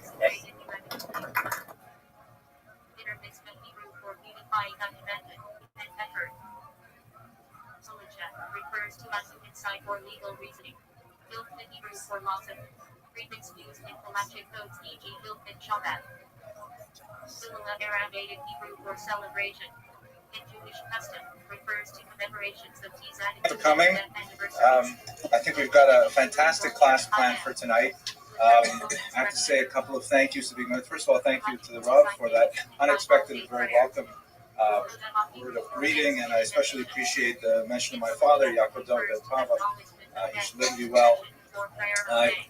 We're waiting for a date on surgery, and it's still kind of up in the air, but I hope it won't interfere with this class, but if necessary, I may have to go to Canada for the surgery.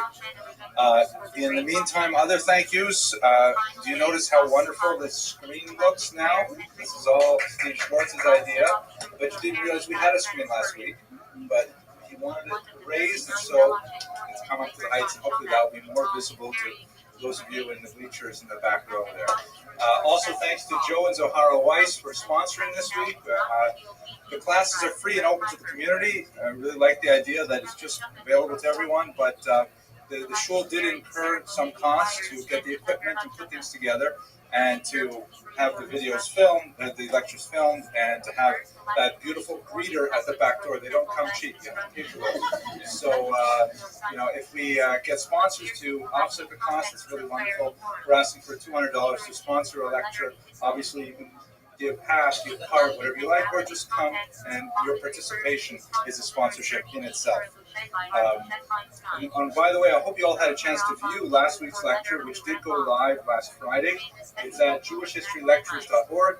You can get to it straight through that URL, or you can go straight to the youngisraelph.org website, the shul website, and click on Jewish History Classes, and it'll take you there as well. Very lightly edited.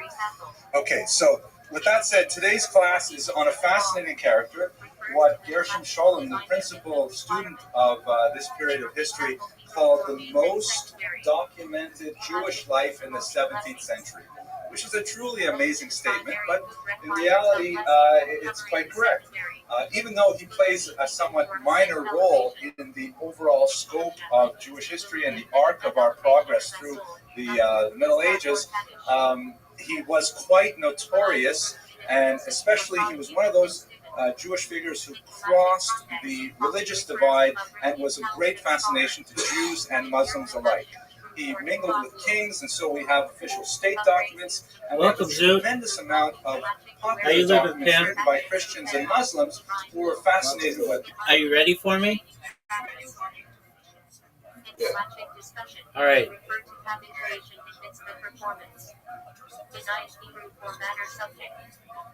Used constantly in Halachic texts to introduce that topic in Shabbat equals the matter of Shabbat. What up, pimp? Iska header iska Aramaic proof for business partnership. Halachic legal mechanism. Big dog, I'm listening. What's up? You pick my neighbor truck run over the baby feels bad that she got me on my head when she was big thing. For sure, dog. And you can't even really blame her. You can't even really blame her. She was quite young. And I don't even think it did anything wrong to you.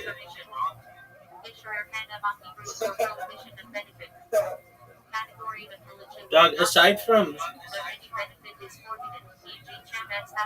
Tourette syndrome, you basically are pretty normal, and you keep blaming other people for all the shit that happens to you.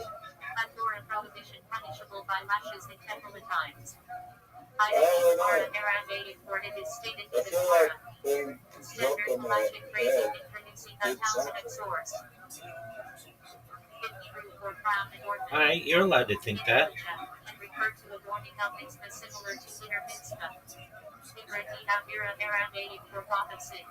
Zoot, did you know you have an invitation?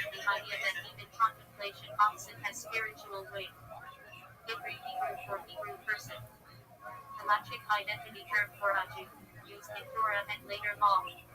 Hayam Tefillah Hebrew for deep study of prayer. Halachic Musar practice of meditating on the meaning of prayers. Hayam Hebrew for investigation in-depth study. In Halachic, learning refers to deep analysis as opposed to quick review begin. Hayam Native Hebrew for examination of the judgment. Zoot, I'm going to beat you 5 games in a row.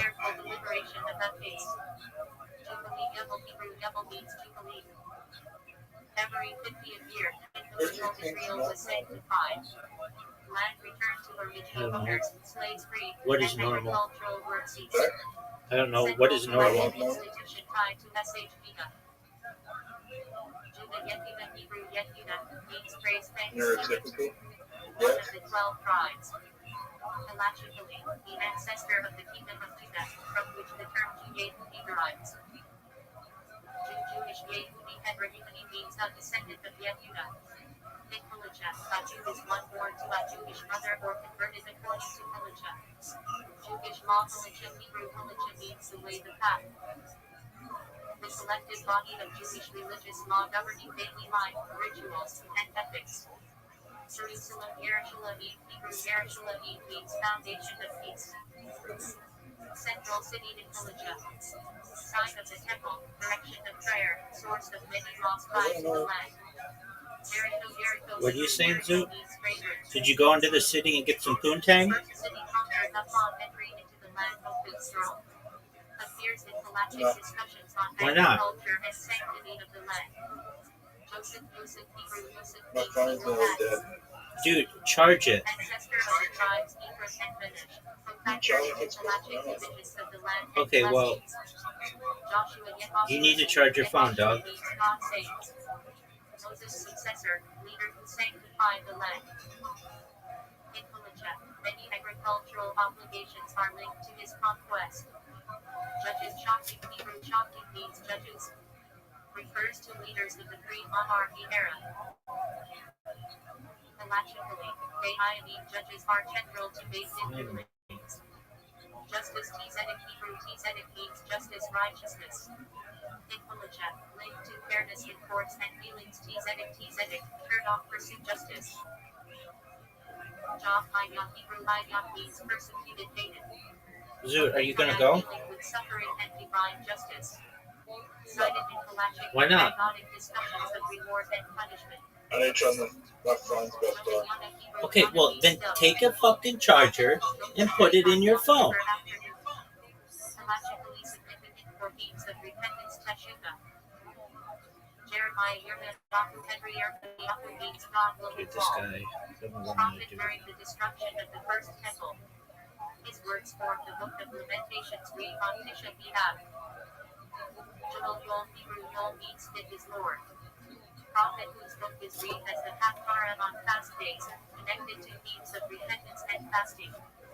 Jethro, Hebrew Yithro means his abundance. Moses' father-in-law. Parsha Yithro contains the 10 Commandments, a Halachic foundation. Jephthah Yudhat, Hebrew Yudhat means he will open. A judge in the book of Judges, cited in Halachic discussions of vows. The possibility that the Jewish Messiah had arrived, and so we have multiple valences to look at this individual character and see a lot about who he was and what he did. His dates are 1626 to 1676. He died just a few months shy of his 50th birthday. And of course, for those of you who are completely new to Jewish history, his claim to fame was that in the year 1665, he claimed that he was in fact proclaimed himself the Jewish Messiah, Mashiach, and he engendered a huge following all across Asia Minor and Europe. And many Jews were held in thrall by his teachings, the force of his personality, and they were actually bound to his cause. They were severely disappointed when, only about a year later, he confronted the Sultan of the Turkish Empire, and he requested politely that he be given Jerusalem in order to initiate the Messianic period. The Sultan made a counteroffer. You can either convert to Islam or I will decapitate you. And he decided to convert to Islam. A huge mark on Jewish self-consciousness for the next several hundred years, and we will explore the ramifications of that decision. But I want to start with a little joke, and I have to tell you, this is a joke that when I first heard it, I thought it was very, very funny, but it was just a little bit off color. And I was thinking, could I possibly tell this joke? Maybe I could tell it in this situation, but I couldn't put it on the internet. And I thought about it, so I edited it very lightly, so it would be guaranteed not to offend. So the joke goes like this, or at least it's not guaranteed not to offend, but hopefully it'll pass. And if not, I'll just edit it out of the video, and you'll never know. So the joke goes like this, and it deals, of course, we're talking about conversion, so it's in that vein. Reuven and Shimon, two Jewish guys, are walking down the street one day, and they pass by a religious institution of another faith. That's the part that I'm going to use. Oh, Fred heard the original. So I'm going to use the version that doesn't identify the religious institution, and therefore hopefully we will avoid any calumnies from other faiths watching this video on the internet. So they pass this institution of another faith, and there's a big sign outside that institution that says, Jews convert to this religion, $500, today only. So Reuben says to Shimon, what do you think of that? Isn't that amazing? And Shimon says, come on, just ignore it. We're proud Jews. We're never going to give up our faith. This is just a ploy. And Reuben says, but $500? I mean, it's a mitzvah. Why not? I'll tell you what, Shimon, I'm going to go in. I'll mumble a few words. I'll pretend, whatever. I'll collect the $500. We'll go. We'll have an amazing lunch, and who knows what. So Shimon says, "You're crazy, but do whatever you want." So Reuven goes in. It was Reuven, right? Reuven goes in, and Shimon's outside waiting in the park, and he's waiting, and finally Reuven comes back out, and Shimon says, "Hey, Reuven," and Reuven says, "Oh, there you are." And Shimon says, "So, did they give you the money?" And Reuven says to him, "What is it with you people?" I think we can just make that past the internet censorship. Okay. So there are two principal historical Grundlage would be the German term, like the foundations of the Sabbatean movement that we have to consider before we look at Shabbatai Tzvi's life itself.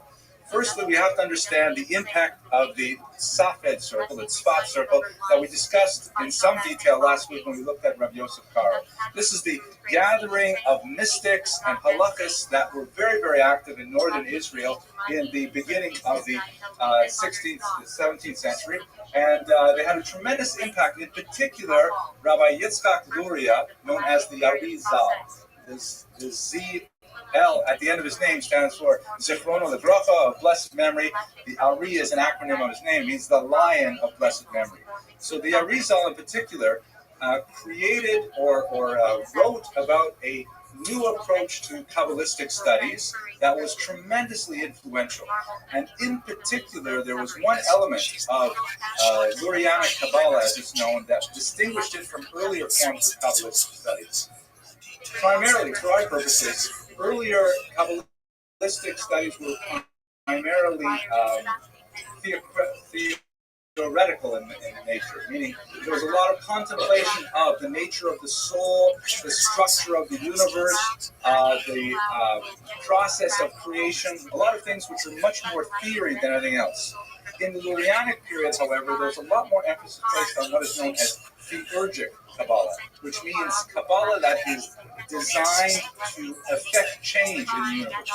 As opposed to earlier thought, which emphasized just understanding the structure of the universe, this was about altering the structure of the universe. So through various prayers, through various kavanot or intentions during mitzvot, all kinds of things like that, where people were under the Ari's Kabbalah much more involved in actually shaping the world in which they lived. And of course, one of the biggest questions that Jews had on their mind was, when will Mashiach come?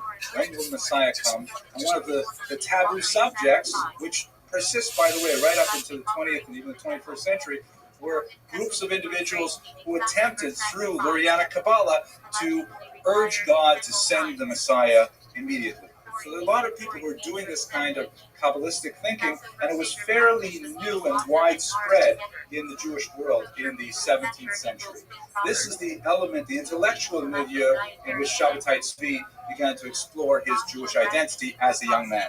In particular, besides these kavanot, these yechidim, these ways of unifying the Godhead, so to speak, there was this idea of tikkun, of repair.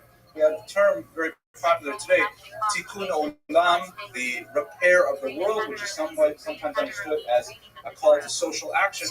In the Kabbalistic sense of the 17th century, a tikkun meant some kind of fundamental repair to a rift in the universe. Something was wrong with the universe, and the tikkunim of the Jews who practiced this Kabbalah would bring about its amelioration.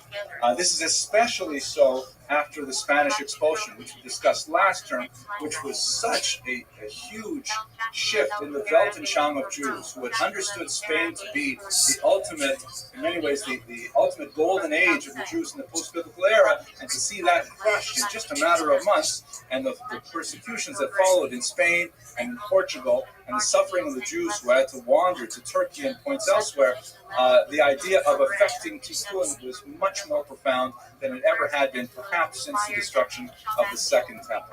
So these are the kinds of intellectual ideas that are circulating. Young Kabbalists are feeling like through their studies they can actually alter the shape of history, and they took it very seriously. Yeah, any questions about the intellectual? In reference to almost every Jewish crash with the history, will be ROTHSCHILD, we have now in the same, almost the same way, like the same ROTHSCHILD Mashiach, exactly the same way. I'm not going. I don't. I'm not. No, I know that there is I'm telling you, I know that. We have at least 15 lectures before we get up to the 20th century and 21st century. There are, because they have to escape. What do you mean they? I mean, we really need. Welcome. We need Mashiach to take. There's so much Hello. Jewish tourists. So many people are inverting, and it would be, shine sight, as they say. Yes. So that's the Tzvat circle and its influence. There's also a very important social and political element to the development of Shabbatai Tzvi's activity, and he himself was personally motivated by hearing about the pogroms of 1648-49. In fact, one of his most profound mental breakdowns was specifically related to the day that he heard about the events of what is known in Hebrew literature as the Gzerat Tachvatat. Tachvatat is the Hebrew acronym of the year 1648-49. To give you this in brief, we will, God willing, in another year return to this and understand it in much more profound detail, but our task for today is to understand Shabbatai Tzvi. For approximately 400 years, Jews had been moving into Poland, Ukraine, certain parts of Lithuania. Russia itself, Russia proper, was actually closed off to Jews from the year 1479, but Jews were very heavily populated in the borderlands to the west of the Russian Empire. And in those areas, they were principally active as middlemen between the peasants and the landlords. There was an ethnic divide between those three groups, and in many ways there was a profoundly triangular conflict between the Polish landlords, who often lived in the cities in the north, the Ukrainian peasants, who lived in these large tracts of lands called latifundia, and their Jewish leaseholders, where the Poles would hire the Jews as a community as a whole, would be given the task of collecting a whole slew of taxes from the Ukrainian peasants. These taxes would include, of course, a tax on produce, grain being the principal output of the breadbasket of Europe, but it would also be a tax on tolls, if you wanted to cross a bridge, if you wanted to go fishing, if you wanted to go hunting, if you wanted to pick apples, you name it. And there's even some evidence that Jews even collected taxes for the use of the village church, meaning that if you wanted to have your child baptized, you would have to go through the humiliation of paying the Jew to get the key to open up the church. What's Very, good, son? very limited instances of this, but even one instance of that, the news of it spreads like wildfire. I think you might be able to help me, but even if you can't help me directly, but figure out how I can find it. Sure, go ahead. Upgrade the RAM and Sure. I just need to figure out what fucking RAM is like the best to upgrade to. It's like, are you? I don't know if I'm able to upgrade speeds. Like, you know anything about finding out what motherboards are capable of? Yeah, what? Our best bet is going to use AI. Just try to. Yeah, I mean, I tried to like figure out what the best palatability website is, but I'm looking for a laptop, not a like upgrade.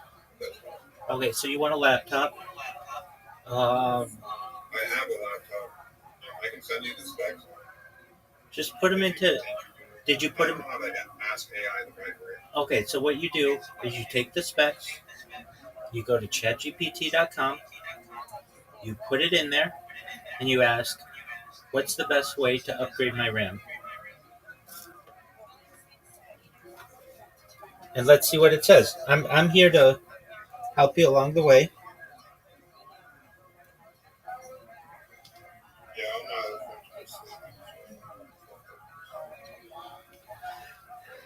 You're good, Tim.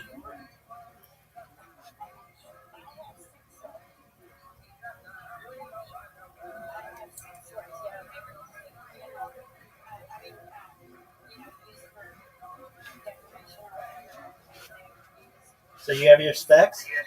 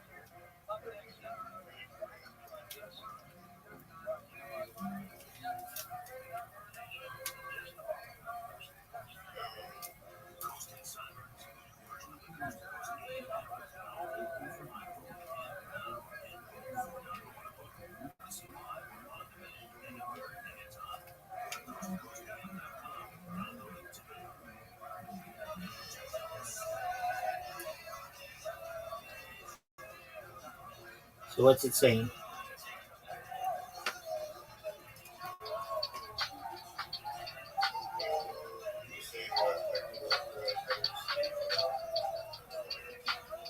It's giving me three conditions, and they help me determine if there's any details that I need to do or worry about.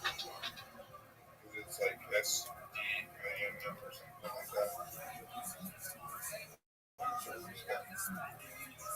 It's probably just like a laptop stuff.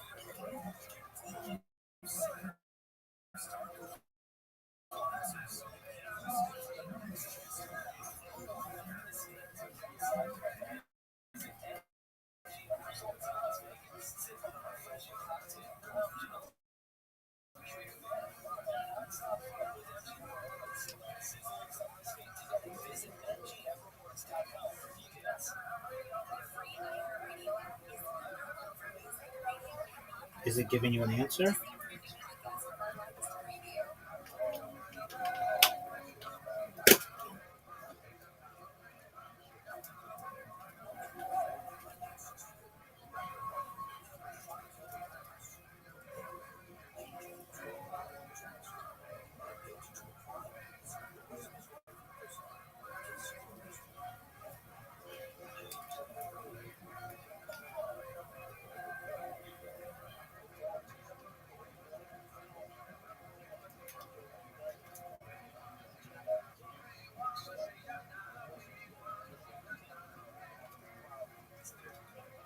Is it giving you an answer? Yeah, I'm just figuring at the point it doesn't matter if I get faster RAM. I already have that seen more of it. That's a good possibility.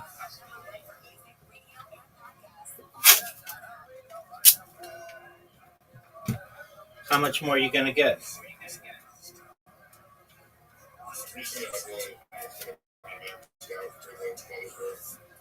Okay.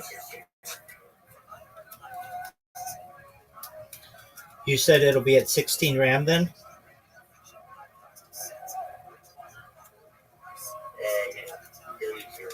Oh, dude, that'll be fast as fuck then. I mean, we'll do it'll play whatever it is. It's just got 16 RAM.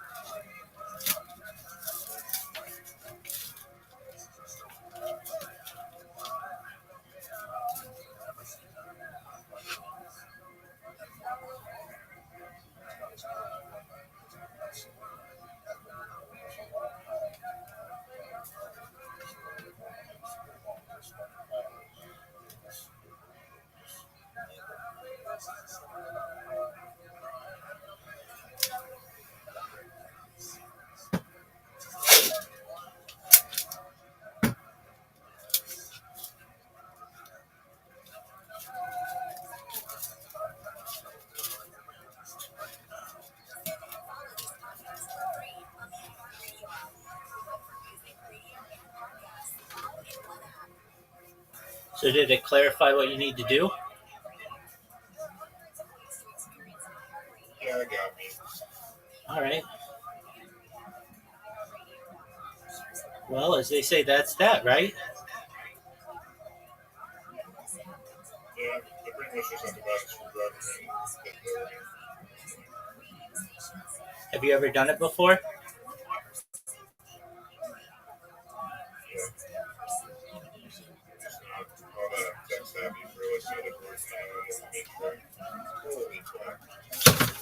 What's wrong?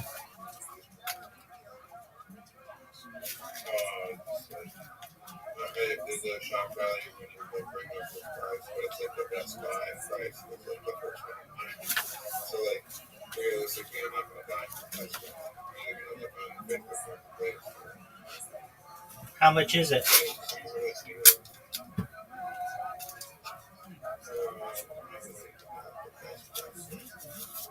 Make sure that I'm getting the right. I'm pretty sure I want 2 sticks of 16 gig. I'm pretty sure that's how I want it. Because I don't think, yeah, I don't think it's.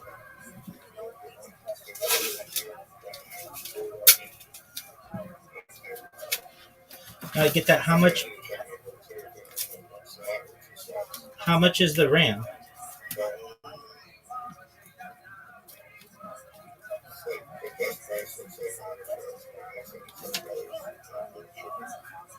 Well, that's not bad. How much did you think it was going to be? cheap and it's thick. Oh, so twice that. So it'd be $200, right? So it's going to be like $200, right? For what? No, it's that'd be one stick of 32 gigs. I gotcha.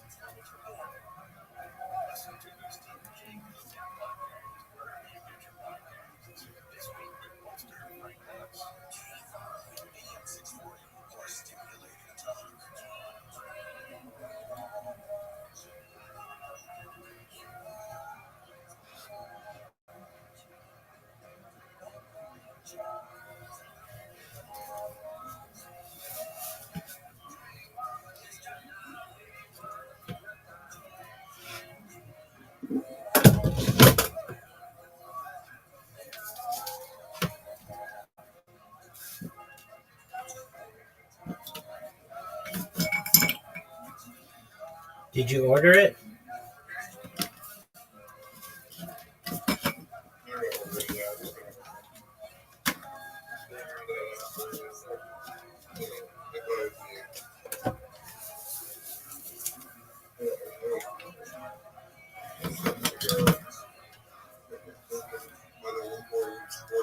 Because that's like laptop, like it's not just regular RAM. Are you sure that it's going to work once you install it? Yeah, I just gotta figure out which I went to fucking one of the very places nearby. I've been like a lot of those online remote work jobs. I've been steadily looking for that stuff. Trying to keep me up for I've put both my laptops up for sale or trade. I've been looking at other laptops for buying sale. Why are you putting your laptops up for sale?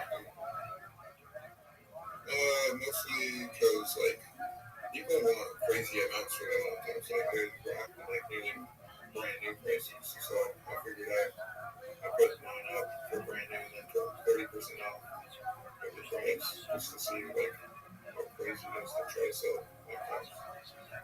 Is anybody? Choose me like I'm being rude with them and there's an offer in cash money or like a partial trade. I do look at it a little bit.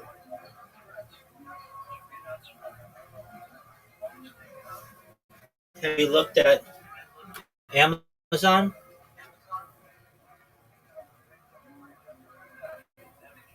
What, for buying used merchandise? Yeah. Or refurbished? I don't really look too much on laptops. Mostly just because I only really have cash. And I'm looking for local meetups. Because like the laptop that I'm talking on is like brand new right now. It goes for like $650. And the laptop that I'm playing my games on, it goes for like $300, and I got it for like $700. But considering that you can get a brand new like 5080 laptop with like a really good Ryzen 9 in it for like $2,200 right now, This very good.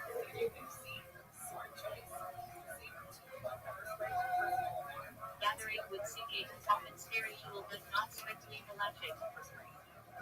Lashon hair, lashon is Hebrew for not, or Hebrew for the evil. Together. Evil speech. Halachic prohibition against gossip and slander.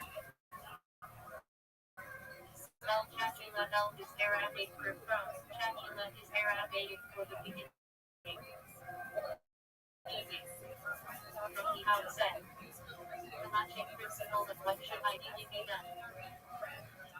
Lashon Hebrew for bread. Central influential regarding meals and blessings. Have you had a pretty steady stream of people lately? Oh yeah, definitely. You just had somebody right before you. My friend came in from Australia. I get dozens of people over the course of a day, so that's good. Rabbi Hebrew for escorting refers to the halachic mitzvah of accompanying the deceased to burial. Levi Hebrew for attached joint, member of the tribe of Levi, with halachic duties in temple service. Mishnah Hebrew for its sake. Halachic requirement for attend e.g. for a study, writing a gift. Lo Mashna E. Lo is Hebrew for not, Ra equals it, Shna E equals heaven, I equals it is. Together. It is not in heaven. The logic principle that Torah interpretation rests with earthly sages. Lo plug lo is Hebrew for it, plug is Arabic for distinguished divide. Principle. Rabbinic law applies universally, without exceptions. Lo conisa lo is never for not, conisa equals, you shall do. Refers to negative connected. Welcome. Lo did not lo equals not. Yo, what up, Joe? How you living, pimp? Halachic prohibition of the Ten Commandments. Lo terzac lo equals not, terzac equals you shall murder. Halachic prohibition of How's your day going? Lo crosser lo equals not, crosser equals you shall turn aside. Yo, Joe, you gotta be 18 to be in here. Lo Yaakov Devaro lo equals not, Yaakov equals from faith, Devaro equals his word. Together. He shall not profane his word. Halachic ban on breaking vows. Layla Seder Hebrew Layla equals night, Seder equals order. Refers to the Passover Seder night, structured by Elijah with symbolic foods, blessings, and repelling of the Exodus. Lashon Hair Seder Lashon equals sun, Hair equals evil. Lashon prohibition against gossip or harmful speech. Google AI sucks. Fried Spanish Latin equals pancake. Fried potatoes pancakes eaten on Hanukkah commemorating the miracle of the oil. Or minor custom and halachic obligation. El Chatula Arabic Hebrew phrase meaning from the outset. Halachic principle. What one should idealize before resorting to exceptions. Lashon Hebrew lashon equals bread. Central to halacha regarding blessing shamatzi and meals. Lashon Mishnah Hebrew phrase double bread. 2 loaves required at each Shabbat meal, commemorating the double measure. Lecha Hebrew lech equals so, lecha equals for yourself. Name a Torah portion. Significant in halachic student covenantal means. Mining Yiddish term from German lesson equals to read. Refers to chanting the Torah reading according to halachic ventilation. Lumah Hebrew Lumah equals palm branch. One of the 4 species used in halachic mitzvah on Sifat. El Bezot Arabic phrase meaning in the end eventually. Used in halachic discussions in the Talmud. Levi Hebrew Levi equals escort. Halachic mitzvah to accompany the dead to burial.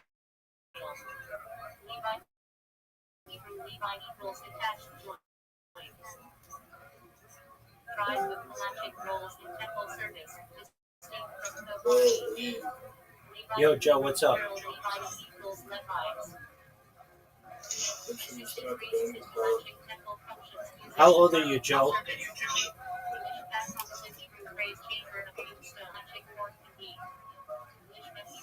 Hey, Joe.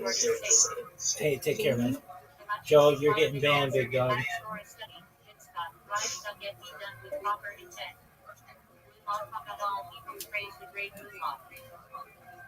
Sometimes refers to the mitzvah of the four species as a whole. Often it's the Hebrew phrase the mitzvah of the lumah.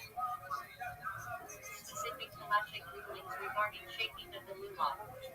Bel Havda Yubel Shamra Hebrew to work in and garden. Biblical phrase describing the nefes meaning, interpreted halachically as stewardship obligations. Lo bashkani by Hebrew it is not in heaven.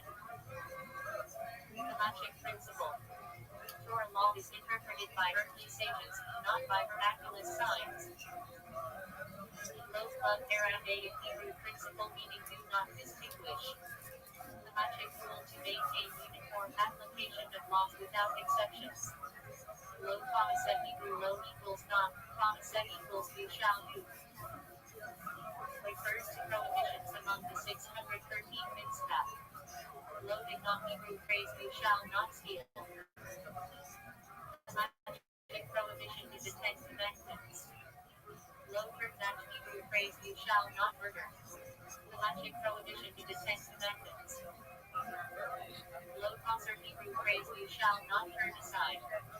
Halachic principle of following rabbinic authority.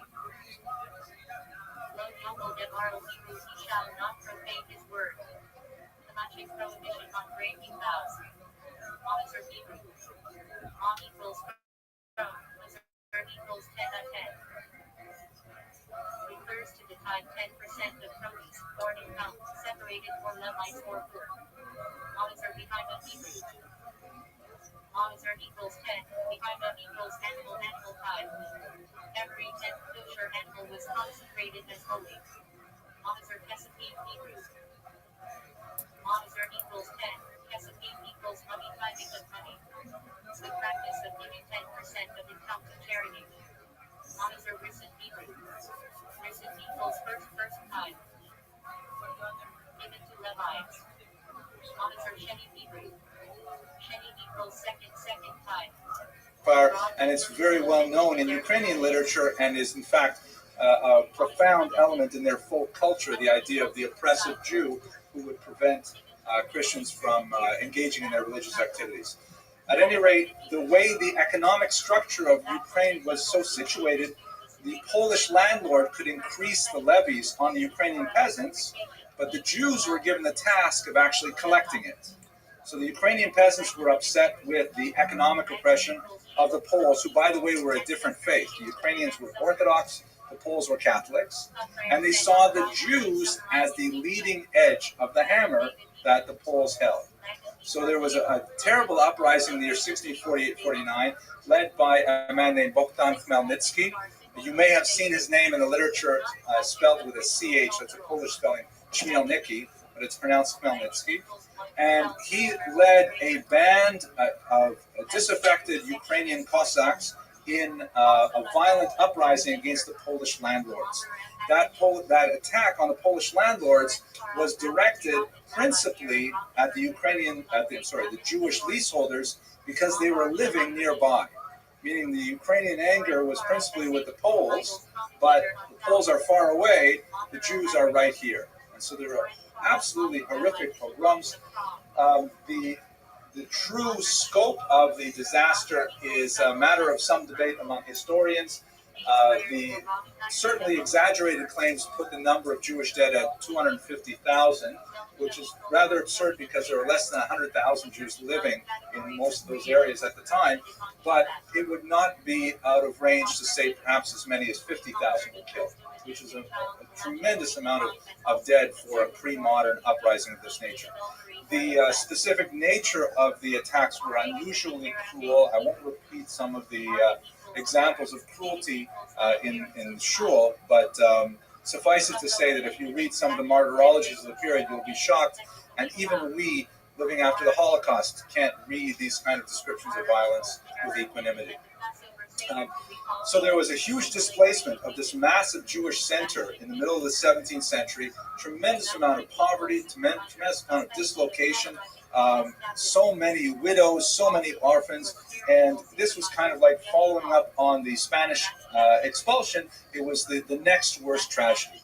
And the Jews were intellectually saying to themselves, what will be next? Isn't it already time for Mashiach?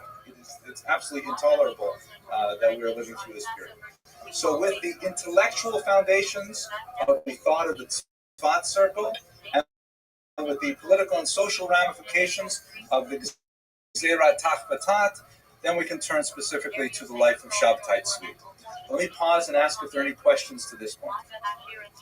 Steve, no questions? No? Okay. It's good, right? Yeah, thank you. All right. So you can see what kind of person Stephen is, because when it comes to davening, he sits right up here.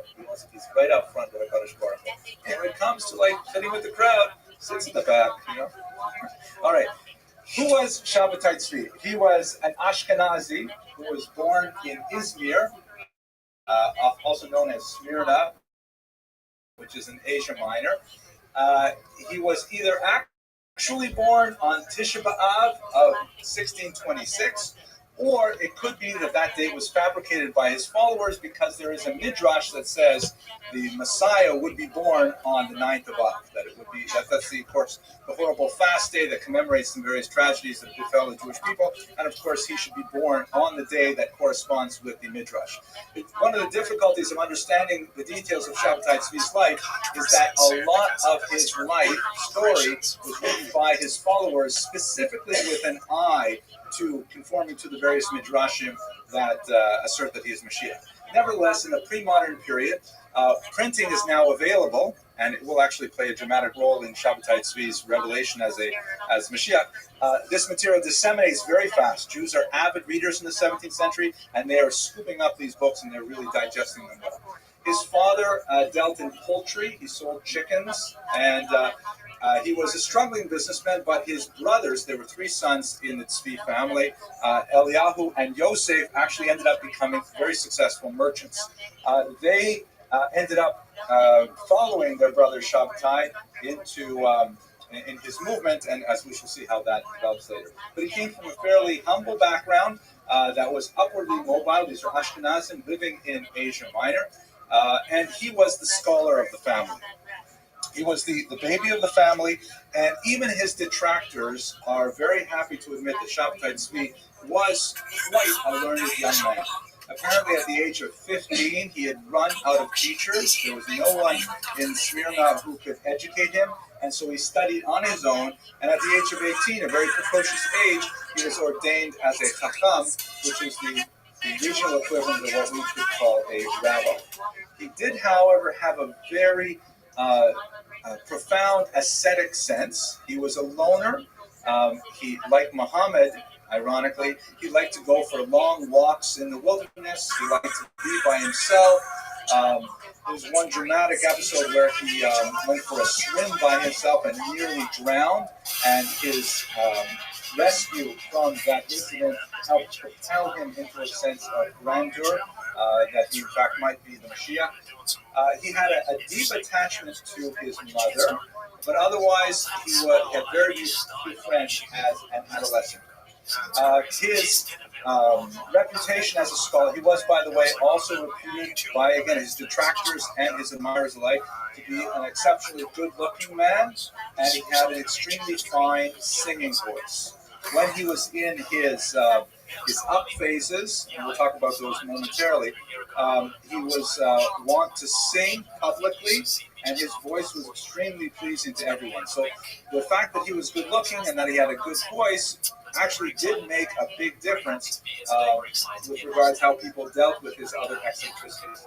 His reputation as a young scholar prompted two early marriages. Both of them failed. In both cases, he was married for several months, and his young wives complained to their fathers that the marriage had not been consummated. And this was twice. Later, we'll talk about his more long-term wife, Sarah. He was ultimately married 4 times. 5 times if you include the time he remarried his third wife. But this is an ongoing issue. This particular picture here, I don't know what to make of these pictures. A lot of them are pictures of Shabtai Tzvi. As I mentioned earlier, he is regarded as one of the most well-documented Jews of the 7th century. But occasionally you have under here captions that almost always say, the very the Shabtai Tzvi, right? The French people, is it like, oh, thank you, I'm glad. Now, I have to be careful while pronouncing it, because c'est juif. Né à la ville de Smyrna en Asie de 40 ans.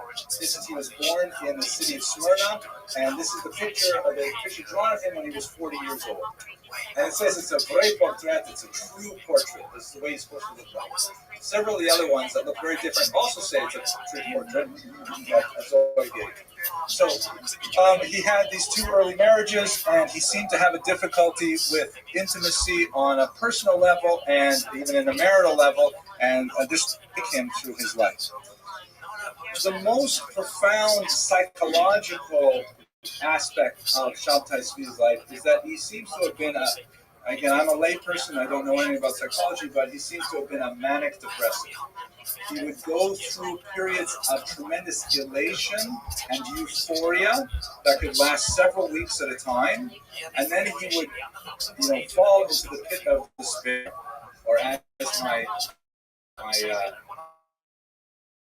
eldest daughter, when she was about 10 years old, once said, "I'm in the depths of despair." She won't like it if she sees. Hi, Rabbi. She's watching us from college now. She's very smart. She's in the honors program, things like that. But she would pour you happiness, and you would be expansive, and you would be dramatic. And other times, you would be catatonic. He would refuse to speak. He would remain shut in a room, and no one could talk to him at all. So he went through clearly, maybe a bipolar kind of existence.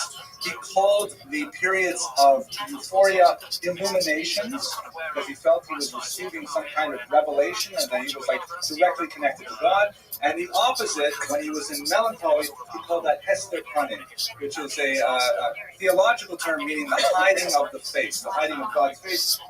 He felt he was in the shadow of God. He was no longer receiving the direct light from him. During his periods of melancholy, he would repeatedly be tempted to do what he called ma'asim zarim, strange actions. And believe me, they are very strange, and they're going to get even stranger. But I will describe some for you as we go through the story of his life. He was especially, we don't know exactly what his relationship with women was, but there are several examples where he seems to have been, it definitely involved something to do with his relationship to women. As we see, he was conflicted with these things with his own wife. Is the camera going okay? Right, it's hard on the wrist, right? I'll stay in one place for a while. He was also fascinated with the Tetragrammaton, which is the Greek term for the 4-letter name of God, the Shem HaMeforash, the name that Jews do not pronounce. For background, for those who may not be so familiar with the way we do these things, for example, we pronounce God's name when we pray, when we recite blessings, and so on. But the name that we actually say today is only a placeholder for the way it's spelled in the prayer books. The placeholder simply means our Lord, and it's a euphemism for the name which we are not allowed to pronounce. The name that we are not allowed to pronounce was only recited on Yom Kippur in the temple during the time that it was standing, and since then it's been totally off limits. We only pronounce, the word that I'm sure you're familiar with. He was fascinated with the Tetragrammaton, and he would walk around Smyrna pronouncing the name of God. And, he did all kinds of strange things like this. He would occasionally call himself Mashiach, Messiah, even in his early years, but people basically tolerated him. He was regarded as some kind of eccentric, to put it mildly. Others considered him a bit of a harmless lunatic. He was just, the village fool. It's true that he was very learned, but obviously he couldn't pull his life together properly, so people basically tolerated him. Again, he was good looking, he was a great cousin, people really enjoyed that was geschmack, and they figured, ROTHSCHILD, this is our Shabbatai. Every town has someone like this, so this is our Shabbatai Tzvi. This is, by the way, another great portrait of Shabbatai Tzvi, another example of it. Any questions so far? I've been talking a lot. Nobody likes to ask the first question? Anybody have the second question? I'm amazed that joke always works. Okay, so, but there came a point where even in Smyrna, he was no longer welcome because he was simply too disruptive in the services. His disruptions will come to a peak later in Egypt.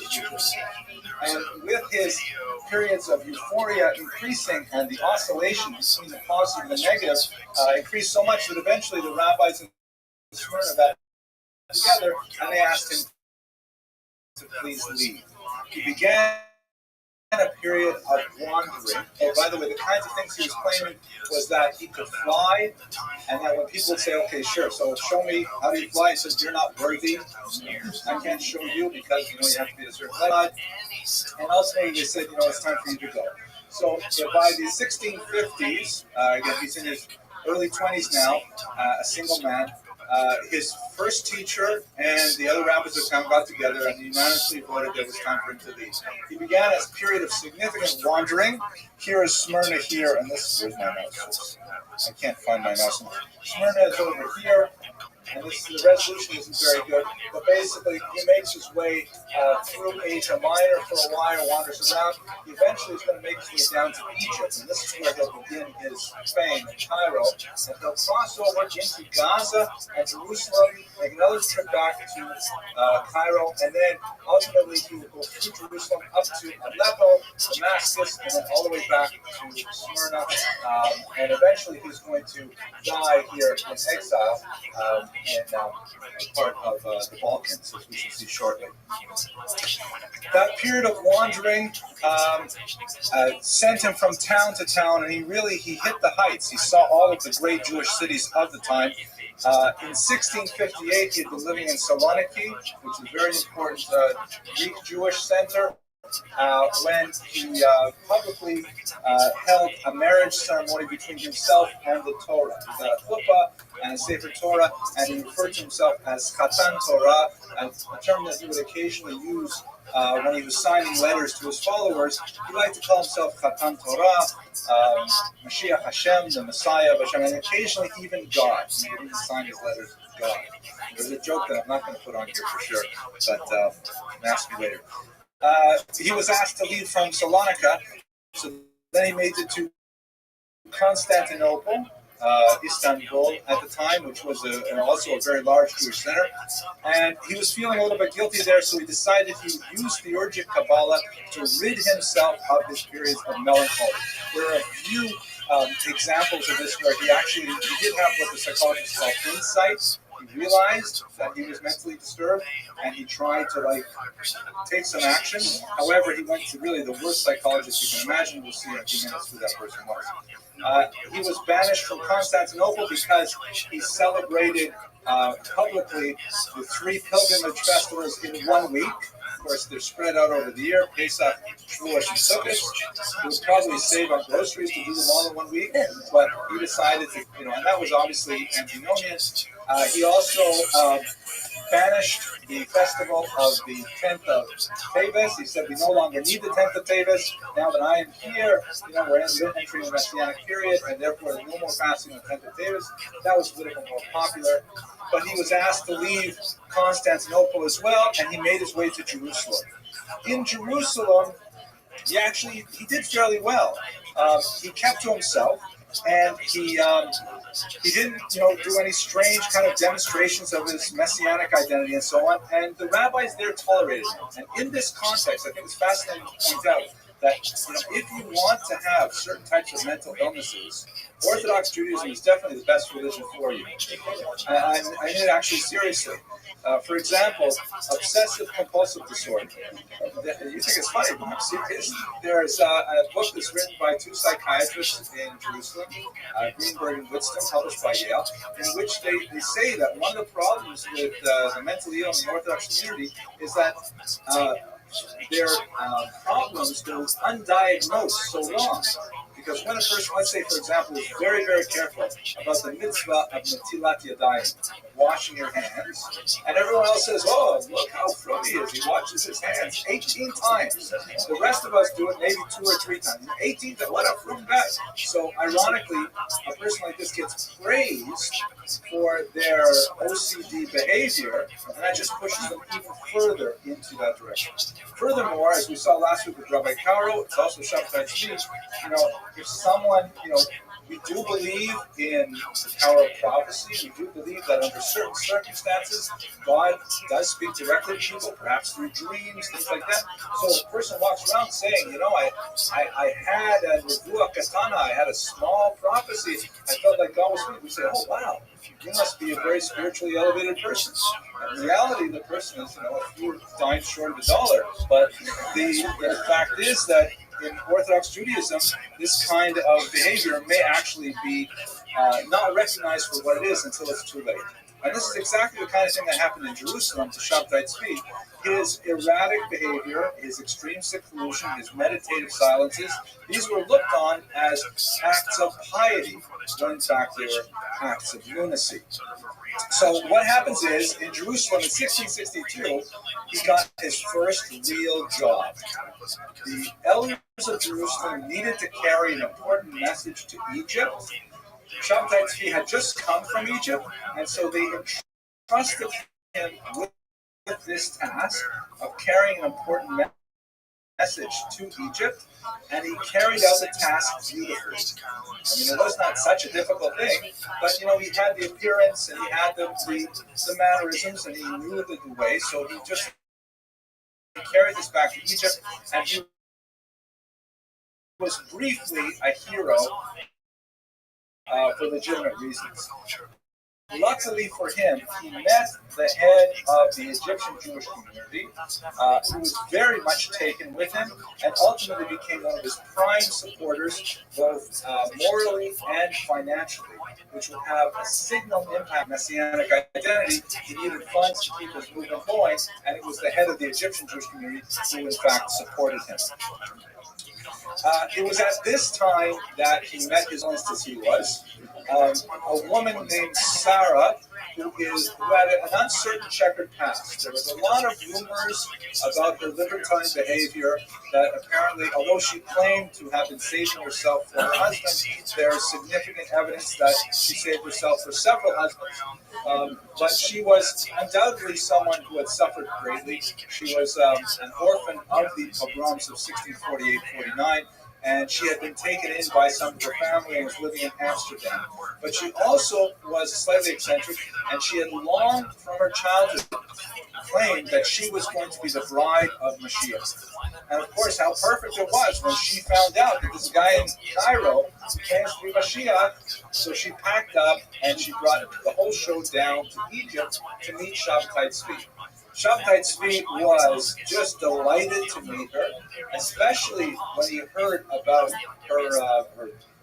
her background, primarily because there is a midrashic allusion to the wife of Hosea. Actually, it's not a midrashic allusion, it's explicit in Tanakh that the prophet Hosea married a woman of ill repute, and of course one of the most powerful haftorahs that we read discusses Hosea's tribulations marrying a woman of this nature, and how he could not bear to send her away, so too God cannot send us away, even though we may betray him. That's the knowledge. So he ended up marrying Sarah. By the way, this is not their chuppah. I just sort of like the picture, so And he went into a period of relative stability that lasted for approximately a year, with few illuminations and with no melancholy. It seems that sorrow has tucked a shit up for him, and that was very nice. However, there is some significant doubt that he consummated the marriage with Sarah either. And this was revealed in a bit of absolutely bizarre theater several years later, when in the context of his proclamation of Mashiach, he divorced Sarah and then remarried her, and then the next morning Sarah proudly displayed the tokens of her virginity. And that was, I mean, as if to say that all these years they had been married. Oh my God, it's right. It just gets weird. Should I cut that part out of the video? But all these years they've been married and nothing doing, and then all of a sudden they get remarried. So it was a kind of political theater, but it certainly worked, and his followers were taken in by it tremendously. Now, here's the turning point for Shabtai Tzvi, if it wasn't enough already. On his way back from Egypt, he passes through Gaza, and he meets the person who would change his life forever, Nathan of Gaza. Oh, look what it says over here. Great portrait, Didi Prophet Natan Levi de Gaza. It has also German up here. So that's apparently Nathan of Gaza. Nathan of Gaza was also a learned individual. He was somewhat of a mystic. He claimed later to have prophesized that Shabtai Tzvi would be coming to visit him and was in fact the Mashiach. Of course, we don't hear about those things until later, but when they met, the reason for their meeting was ironically because Shabtai Tzvi went to Nathan of Gaza for advice on how to avoid the effects of his bipolar personality. Talk about going to the wrong person, because Nathan Gaza saw Shabtai Tzvi and said, "This is amazing. You are Mashiach, or maybe cynically, I believe you could be Mashiach and we can make a lot of money out of this. Who knows?" But he encouraged him in his messianic pretensions, and he created all kinds of theatrical venues for him to demonstrate still further. On the eve of Shavuot, the night of the anniversary of the giving of the Torah in our tradition, in an all-night learning study session, Nathan of Gaza fell into a deep trance and began speaking in tongues. And in the context of his trance, he revealed to the onlookers that in fact Shabtai Tzvi was the Mashiach, and this was the first prominent and public demonstration of his identity as such. Then shortly thereafter, after he came to, he says, "Oh my gosh, it's so amazing. You won't believe it, but for years now I have been studying this book that I discovered called The Vision of Rabbi and it's this book about who Mashiach would be like, and it was written in the year 1200. But as I read this book, I see it's identical to the life of Shabtai Tzvi. All the details in the book correspond to his details. Of course, Nathan of Gaza actually wrote the visions of Reb Avram, but he portrayed it to a gullible and a desperate audience of Jews that this in fact would be Mashiach. So it just got crazier at that point. So totally. He's being encouraged by Nathan of Gaza that he is Mashiach. So the first thing he does is he turns to his best friends and he makes them kings of major countries. He says, do this, you're the king of Turkey and you're the king of France. Everybody's happy. They get these big tracts of land. He names people the head of various tribes. You're the head of Shevet Levi, the head of Yehuda. And he's like going around just handing out these honorariums left and right. And he's basically doing this unopposed by any major rabbis. This is happening principally in Gaza and later in Jerusalem. The elders of Jerusalem were not pleased with this, and they denounced his antinomia and his strange behavior, but they did not take any more profound action. Because at the back of their minds, perhaps, they're thinking, you know what? It is time for Mashiach. We really could have Mashiach. Let's see what happens with this guy. But nevertheless, they did in fact denounce him and distance themselves from him. Here's where it crosses the line to the rest of the world.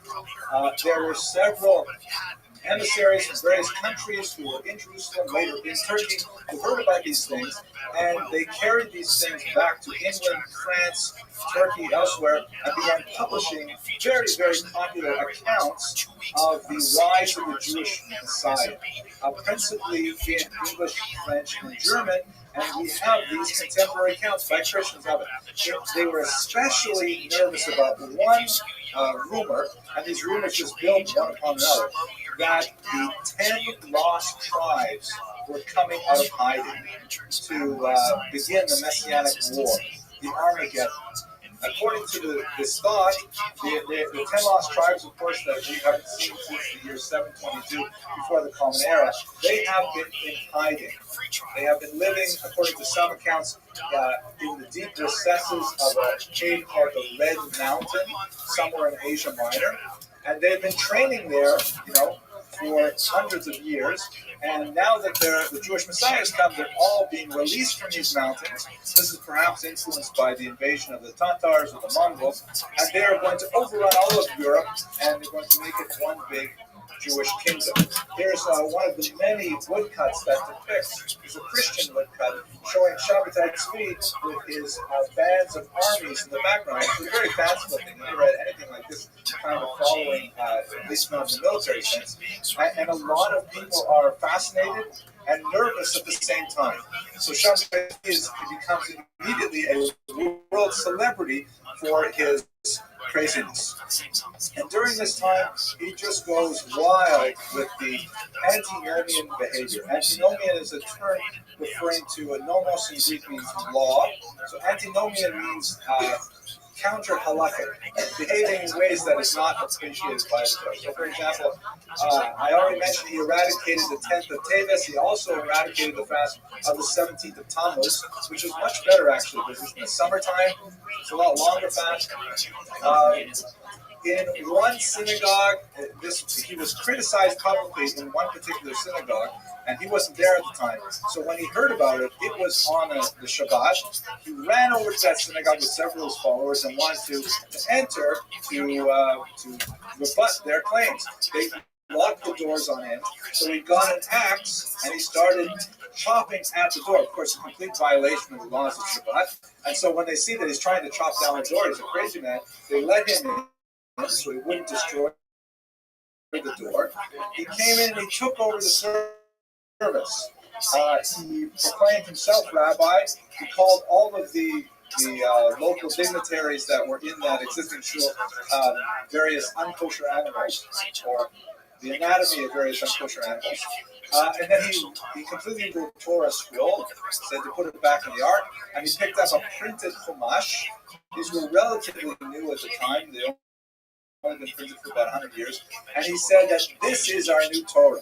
It's an interesting kind of thought that, moving forward with technology, today it would be something like the rabbi pulling out an iPad, saying, we are going to now read the Torah from this. He ignored the Kohanim and the Rabbi, and he called up the women to the Torah. Again, very antinomian. The egalitarian nature of it is fascinating. And they read the Torah that Shabbat from the Chumash itself. And then, just to top it off, after the Torah reading was done, he sung a Castilian love poem, like a popular song. That would be a good the rabbi singing a song by Madonna or something. And he said that this song possesses great secrets, and it should be incorporated into the liturgy. Amazingly, people went with him. People felt that he must really be what he says he is.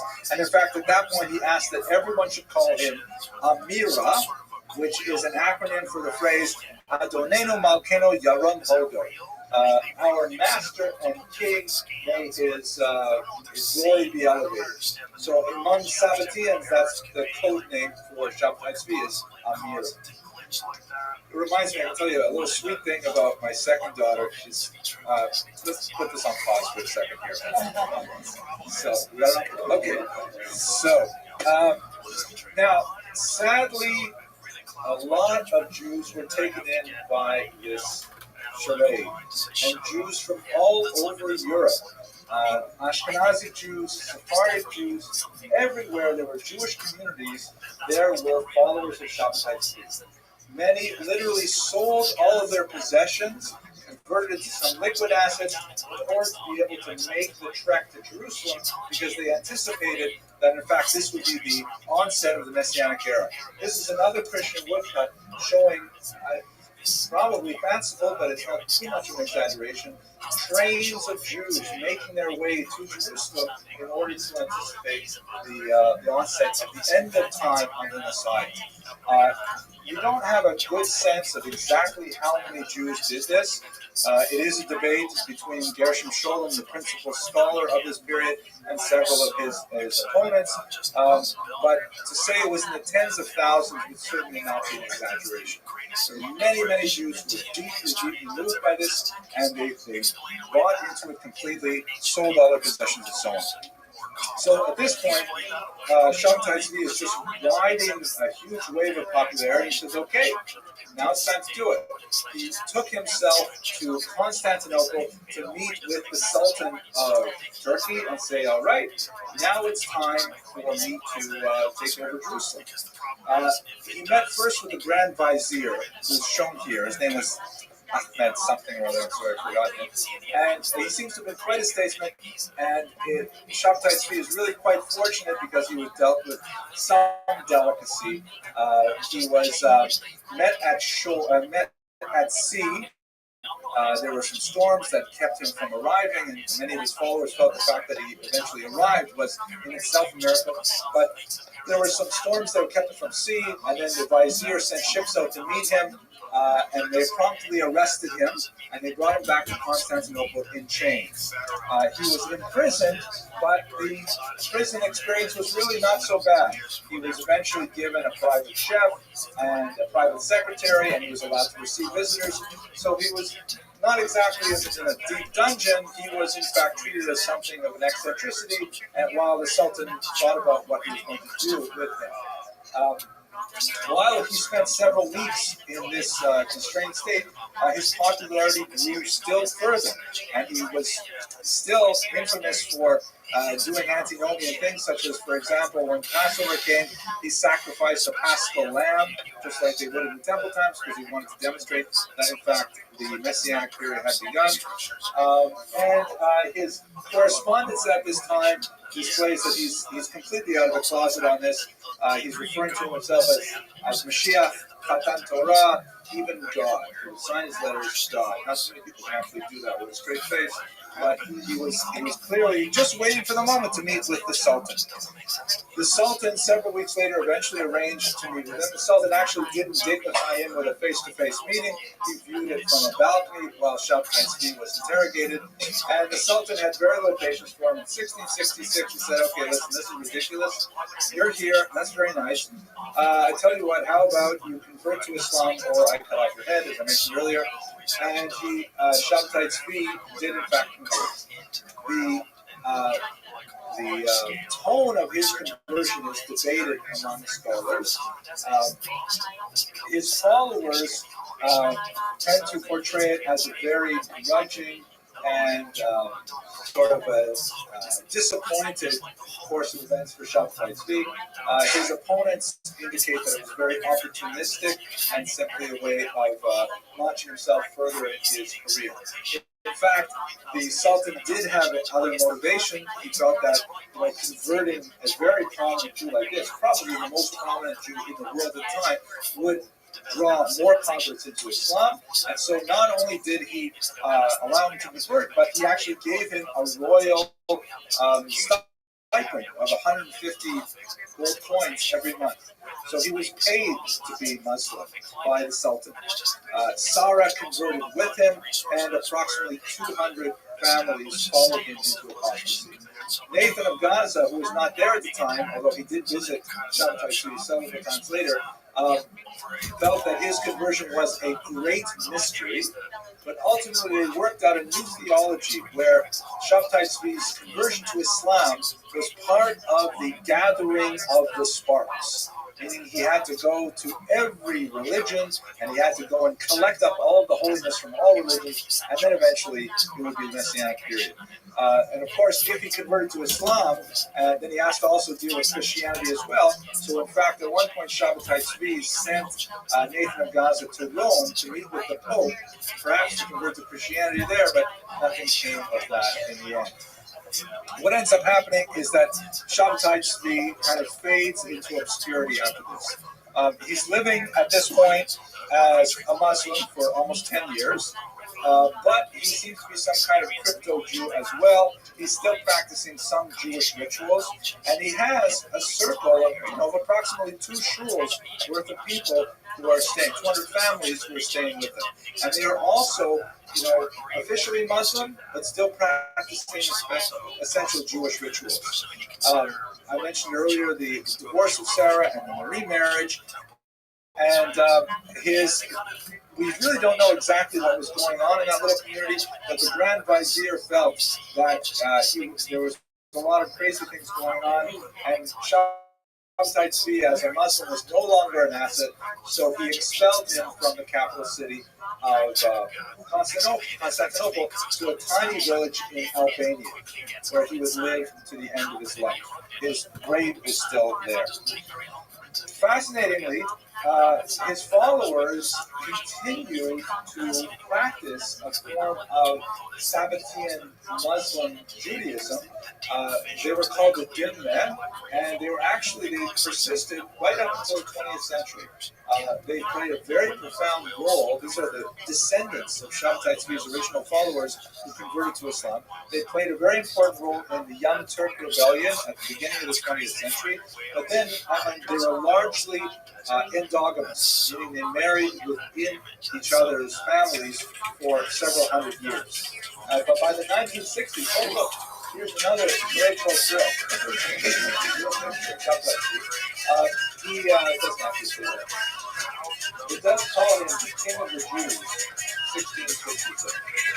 At any rate, by the 1960s, there were only a handful of Dinne left in Turkey, although several ethnographers have tried to study their unique way of life.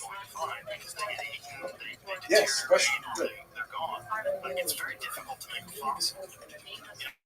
When you think about our, quote-unquote fossil record, it's really weird because it's hard to make a fossil. So we're dealing with a very small amount of beings that get turned into a fossil. And that's what we're facing as our understanding of life.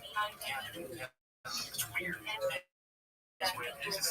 Yeah, that's an interesting observation. The British certainly they did have an exaggerated sense of how important the Jews would be to World War I. And part of the motivation for the Balfour Declaration was they would hope that all of these German Jews who were fighting as German patriots would then throw down their weapons and refuse to fight for Germany and Austria. It didn't turn out that way because Jews tend to be patriotic wherever they are, and they didn't pay attention to the Balfour Declaration.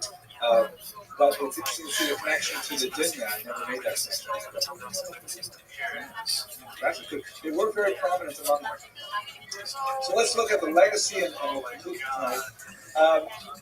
Interestingly, 6 weeks before his death, Shabbatai Tzvi wrote to some of his followers and asked them if they would send him a regular Jewish matzah that he could use in Albania. Apparently, very few matzah in Albania. And then he received it, and then shortly afterwards, on Yom Kippur, another auspicious day, he passes away in 1676 at the age of 49. By the time he passed away, he had already made his major impact on the Jewish world. He was a largely deleterious impact in so many ways.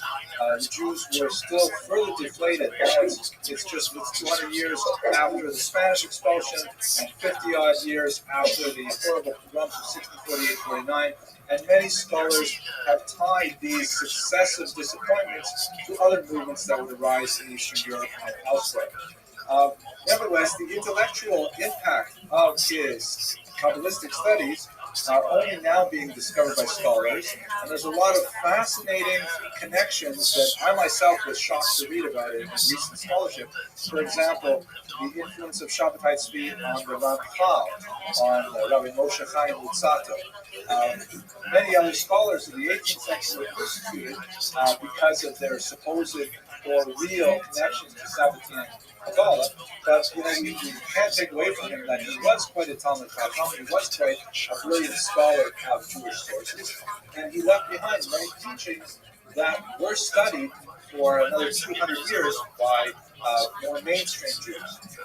Nevertheless, his name goes down in history as one of disgrace, and perhaps we should pity him for his obvious mental instability, but nevertheless, it's a fascinating chapter in Jewish history. And with that, I want to thank you very much for your attention and your endurance, and I look forward to seeing you next week. No children. Have an excellent night. Sorry.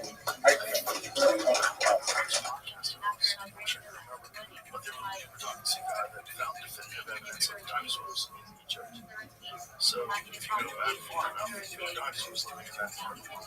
What's that one image you just saw right there with the mouth open? Yeah, that one. That's crazy.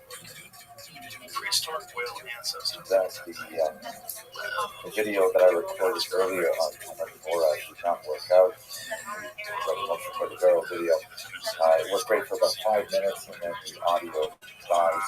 So I have to record it again, and I'll post it this way.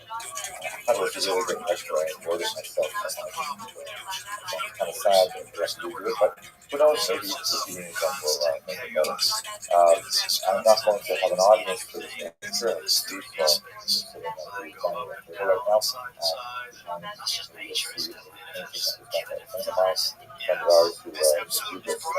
now.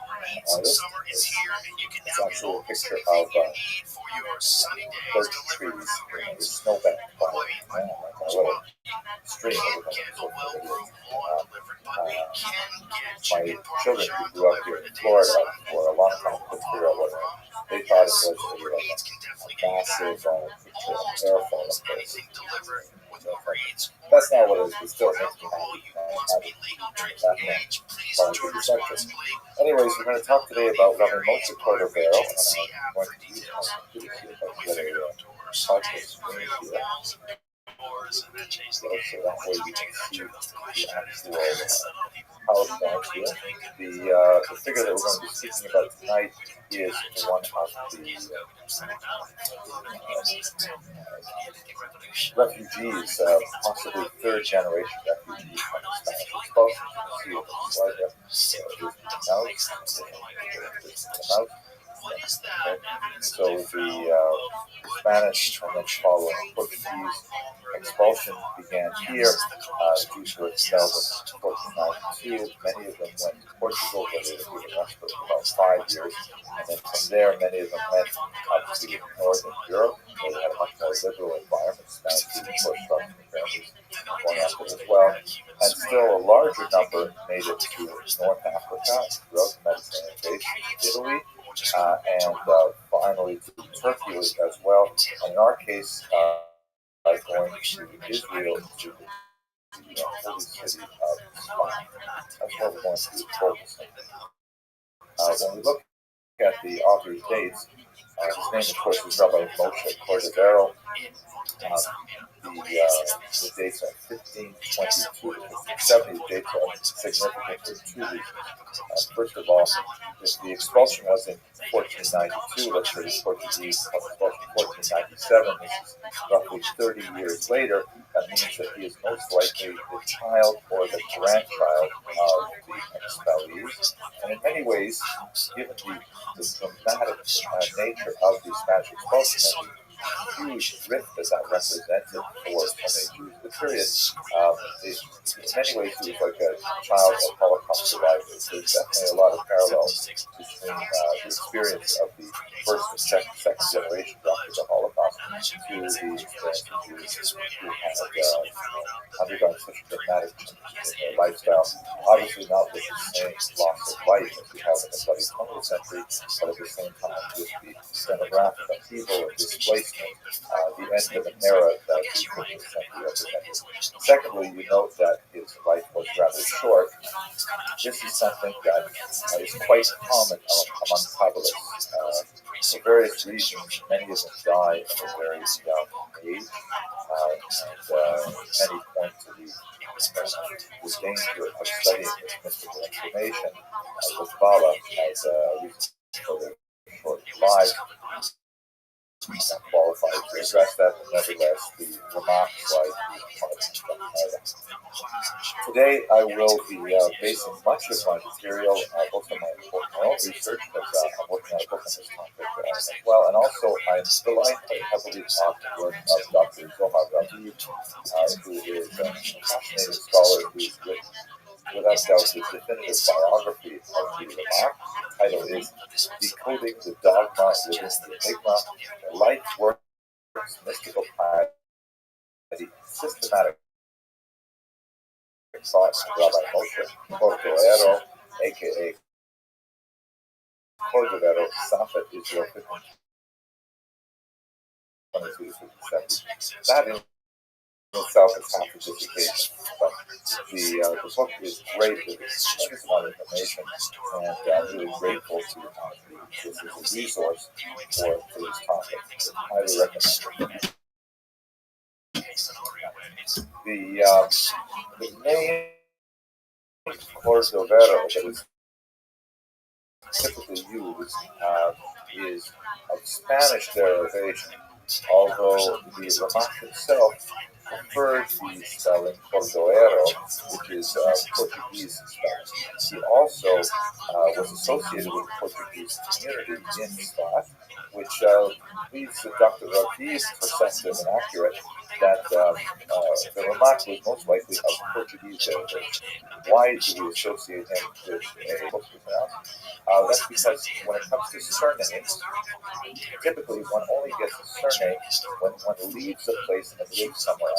Like no one here would call me, let's say, Henry, Florida. It would be a strange surname because everyone here is from Florida, so you wouldn't be able to tell them apart. But since I come from Canada, people could easily call me Henry Canada, as a surname, let's say. And if I pass that surname on to my children and grandchildren and so on, they would be called whatever, Loyne Canada, because they originally had roots in Canada, even though now they live in Florida. So probably what happened to the Cordovero family is they had roots in Spain, in Cordova, and then they probably moved to Portugal, probably sometime before the expulsion in 1497, most likely not with the expulsion of 1492. And then from Portugal, they made their way to Israel. We know very little about his parents. We know remarkably little about his wife as well. We know a tiny bit about his son Gedalia because his son was the literary executive of his work and brought them to press later on. The Ramak is one of the most important figures in the history of thought. Oh, by the way, look at that. Probably not a better map picture. Or maybe I'll just. Well, I'll let you have a look at it because you might be curious on what they do have on the screen for you there. So there, that's what we do. Put it that way. This is a picture from many years ago. Alexander is kind of, joking around with the camera. Ilana, she's holding Boaz. There's Adela, Lisa, baby Ari is not born yet, but this was Niagara Falls, and they're all having massive so they're kind of in front of you. So that's probably way too much personal information, but this is why we do these things.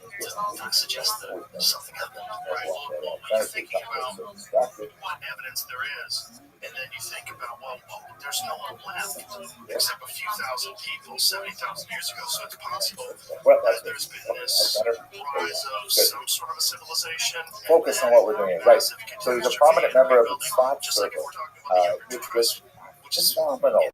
an exceptional explosion of Jewish talent in the 16th century, including some of the most amazing figures in modern Jewish history, early modern Jewish history, including Rabbi Yosef Karo, the author of the Shulchan Aruch, the Code of Jewish Law, who was the teacher of Rabbi Moshe Cordovero, and Rabbi Yitzchak Luria, the noted Kabbalist known as the Ari Zal, meaning the Holy Lion of blessed memory, for his Kabbalistic work, who was the student of the Rabbi. In fact, he left Egypt specifically to come to learn at the feet of the Rabbi, and then he went on.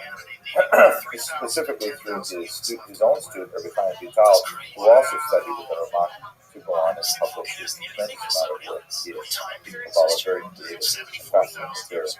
To give you a sense of how important this very brief effervescence of Jewish thought was, I'll tell you a little bit about this fascinating little footnote in Jewish history called the Smitha renewal, which occurred under Rabbi Yaakov Beirav in the 16th century. Basically, Smitha refers to the ordination of rabbis. The word Smitha comes from Somek, which means to lean upon, and it comes from the idea that Moshe Rabbeinu, he passed on his authority to his student, Joshua, by laying on the hands onto his head. And Joshua then gave the smitha to his students, and actually, he gave that smitha to his students, and they to their students, and so on and so forth.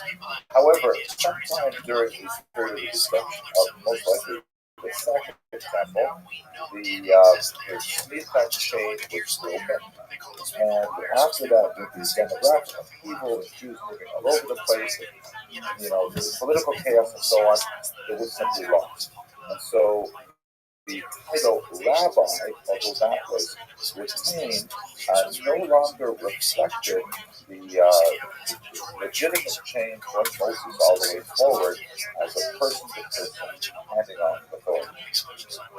There is, however, some discussion in the rabbinic literature of how to restart that ordination if there is a quorum of the greatest Jewish minds, all gathered together and in agreement on how this should be done.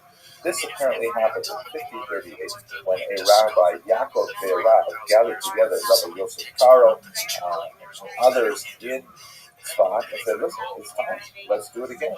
Let us renew the smitha. He received agreement, and so they gave him smitha, and then he turned around and gave them smitha, and amazingly, the smitha movement was started again. It was not without controversy, like everything in Jewish history, and after a period of time it became more abundant, and we no longer have this continuous same smitha widely publicized and so on, but nevertheless it gives you a sense of just how brilliant the rabbis were in Tzfat at that time to have the audacity to consider a dramatic move like this. One other small footnote, Dr. Rabbi points out, and I think it is probably quite true, that although it is widely reported that the Ramak, Rabbi Moshe Cordovero, was himself given smitha at the same time, this is probably not true. He was only 16 years old at the time, and there's very little supporting evidence to indicate he was among that close circle. And in fact, it only appears in 19th century accounts of the smitha ordination renewal, so it's probably something that was added much later. That is not to undermine in any way the Ramak's authority and prestige in Tzfat in the 16th century.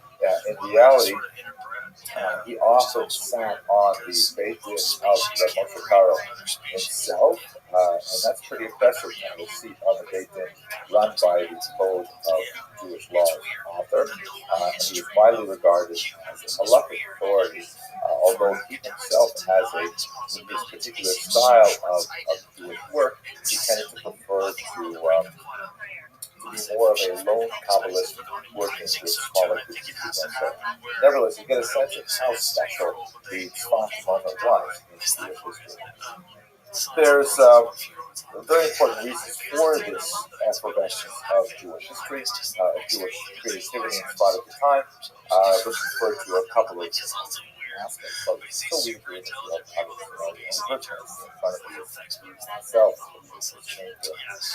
Although I enjoy talking myself, it's not the same as anyway, Tzfat is not mentioned anywhere in biblical literature.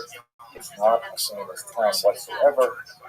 How is it that all of a sudden in the 16th century we had this explosion? So there are several key reasons. The first one is, of course, money. Tzfat became a place of very brief but very powerful economic development, largely through the Ottoman tax policies of the time. Jerusalem was recently conquered by the Ottomans, and they wished to foster development, so they gave a lot of significant tax breaks to people who were living there, Jews, Arabs, and others. Jerusalem was in a period of decline, and suddenly, because of the attraction of new settlement and new industry, there was a significant amount of disposable income. And with that disposable income, you suddenly have the possibility for scholarship and development and places. This is something that many undergraduates don't necessarily grasp, that you can only have high levels of culture concentrated in the region when you have the sufficient economic resources to support it. There has to be enough people who are making enough money, who are contributing to centers of intellectual activity like universities, yeshivot, things like that, in order for them to flourish. If everyone is overwhelmed with their daily chores and work, working in farms in particular, there's simply no leisure time and no resources to allow for creative activity. So Tzfat allowed that brief moment of communal activity to flourish. Furthermore, Tzfat was a very important place of spiritual tourism at the time. It's a very beautiful place located 800 meters above sea level, overlooking the Galilee, and it is the home to many graves of tzaddikim, of righteous individuals. So there's a certain amount of spiritual tourism that was always attracted to Tzfat, and you put this together with the economic incentive, with the dispersal of the Spanish and Portuguese exiles, and suddenly you have a recipe for success. There are a few significant downsides to living in Tzfat. First of all, it was a place where there were frequent plagues, and that was definitely very difficult, and in fact that's what the Ramak himself succumbs to a plague. And also it's a place with frequent earthquakes as well. So once you toss away the plagues and the earthquakes, look at this and see that's ours. It's the whole planet. It's all the human beings. It's like hopefully on Wednesday we'll have this microphone working fine. It seems to be working right now, and we won't have this issue. Plagues, earthquakes also. Back to our lecture. Here we are. What do we know about the Ramak family? As I mentioned earlier, not terribly much. We know, however, a lot about his teacher and his brother-in-law. At the age of 20, he began to study Kabbalah under Rabbi who is most known for being the author of the ROTHSCHILD hymn we said on Friday night. A noted Kabbalist, he was devoted to him for the entirety of his Greek life, so much so that he joined Rabbi Alkabetz as a family member because he married his sister. So Rabbi Moshe Cordovero's brother-in-law was also his principal teacher in Kabbalah. We don't know terribly, we don't have a lot of information about the Ramak's family.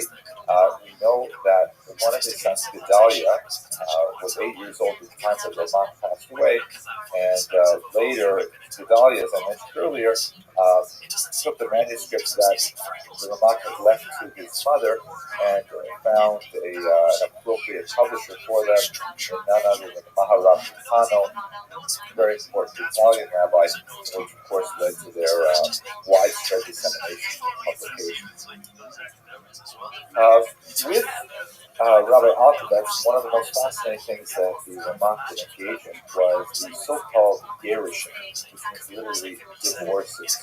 And what this referred to was a form of self-imposed exiles, brief trips where they would simply leave spot, either together or later the Ramak would do this alone, and they would just wander the countryside around Scott, and kind of like using a dowsing rod, they didn't actually use a dowsing rod, but it was similar kind of feel to it. They would simply wander around until they felt the sanctity of a place, and they would identify those places off with the graves of those. So when they were at these various holy places, they would engage in all kinds of spiritual activities, a long recitation of psalms, some strange kind of like meditative exercises that are really quite fascinating.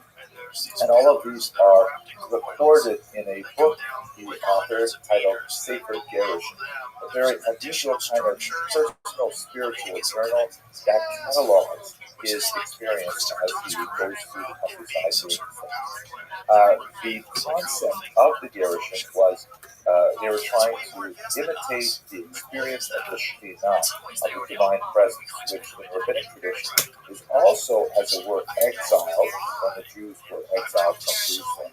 So they were like imitating the pain that the Shekhinah feels at its exile from its chosen home. Fascinating book unto its own, but not the one that we're going to concentrate on today. We should think a little bit about, what was the Ramak's primary contribution to Jewish literature thought. So the most significant way in which the Ramak contributed to Jewish thought was in his systemization of Kabbalah. The Kabbalah, which comes from the verb lekabel, to receive Hebrew, is basically the name used to describe the Jewish mystical tradition. There are mystical passages that go all the way back to the very deepest roots of Jewish tradition. Passages in the Bible, for example, where, Abraham has a mystical vision of the future, and the Brisbane and the Sarim, and a few other places like that. And there's a tremendous amount of material in the Mishnah, Talmud, much of the extra Talmudic literature throughout the centuries. And sometimes this is referred to as Chokhmat HaEmet, the wisdom of truth, or something which is Nistar, something which is hidden. But until you get to the 16th century with Rabbi Moshe Cordovero, there is no systemization of this information.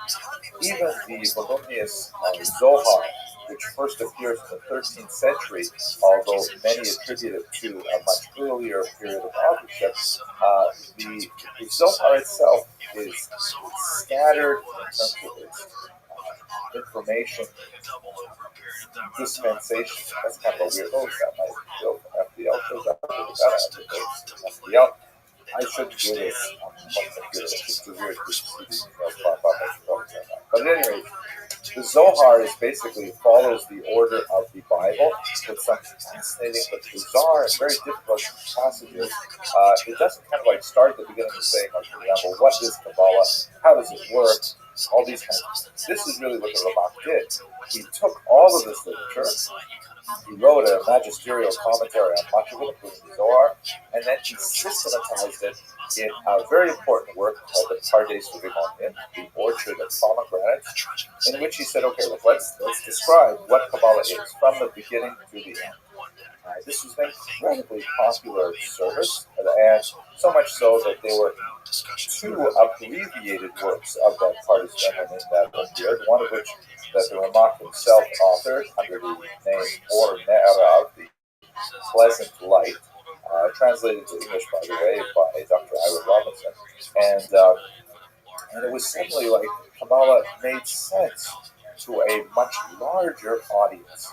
And this really energized the study of Kabbalah and pushed it forward tremendously. And one can see why the Yitzhak Luria, the Arizal, would want to come to Tzfat specifically to study Kabbalah under a very rigorous, disciplined mind like that of the Ramak. Just looking briefly at what is the principal idea in the Ramach's edition of the Kabbalah?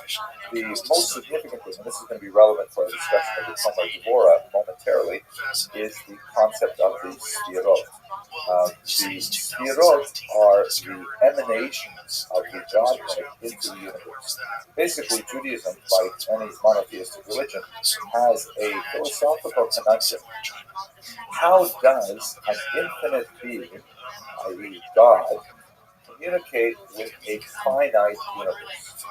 If something is infinite, there can be no boundaries to it, and yet we perceive quite clearly that the world is a finite place with edges and borders and things. Something stops here and continues there and so on. How does that work? So, in according to Varen Kabbalah, also emphasized in Lurianic Kabbalah, and by the way, by way of caveat, I have no idea what I'm talking about here.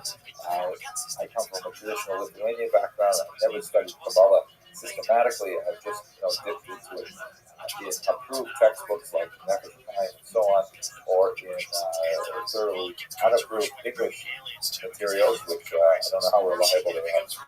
So don't take anything that I say here seriously. I have no idea what I'm talking about.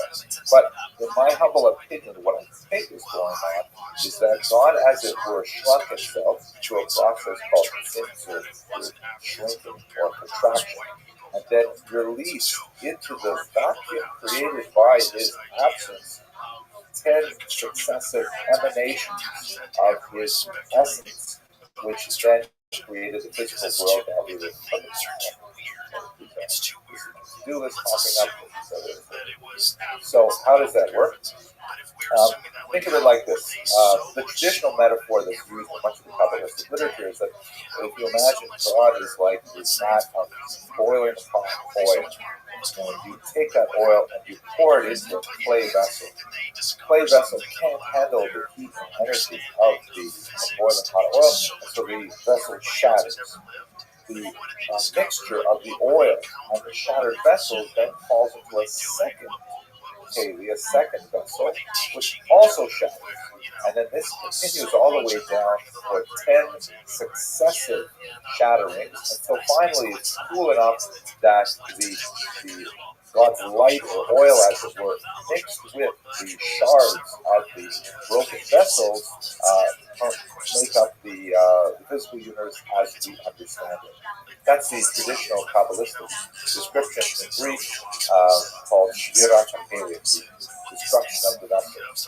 Another metaphor, which I think makes more sense, at least the way I look at it, is if you imagine God as the sun, let's say, for the metaphor, it's impossible to look directly at the sun.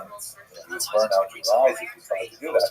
But if you take a mirror and you look in the mirror, you can glance at the sun for a little bit longer because the mirror itself, wait a second, I don't want to show everyone. Yeah, that's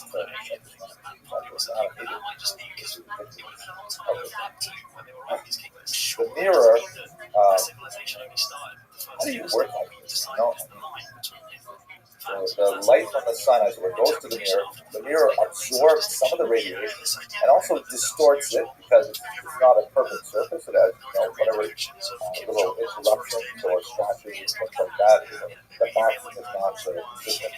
And then if you take that light and you put another mirror over here, you reflect the sun's light into this mirror and then into this mirror, you can look at it even longer because the two mirrors together certainly, dilute the power of the light. So if you have 10 of these mirrors going all the way down, good morning, Mr. Aquarius. How are you? Look at the sun quite comfortably. It's still the light of the sun. How'd you sleep? Light has been introduced. However, through That's the great to hear.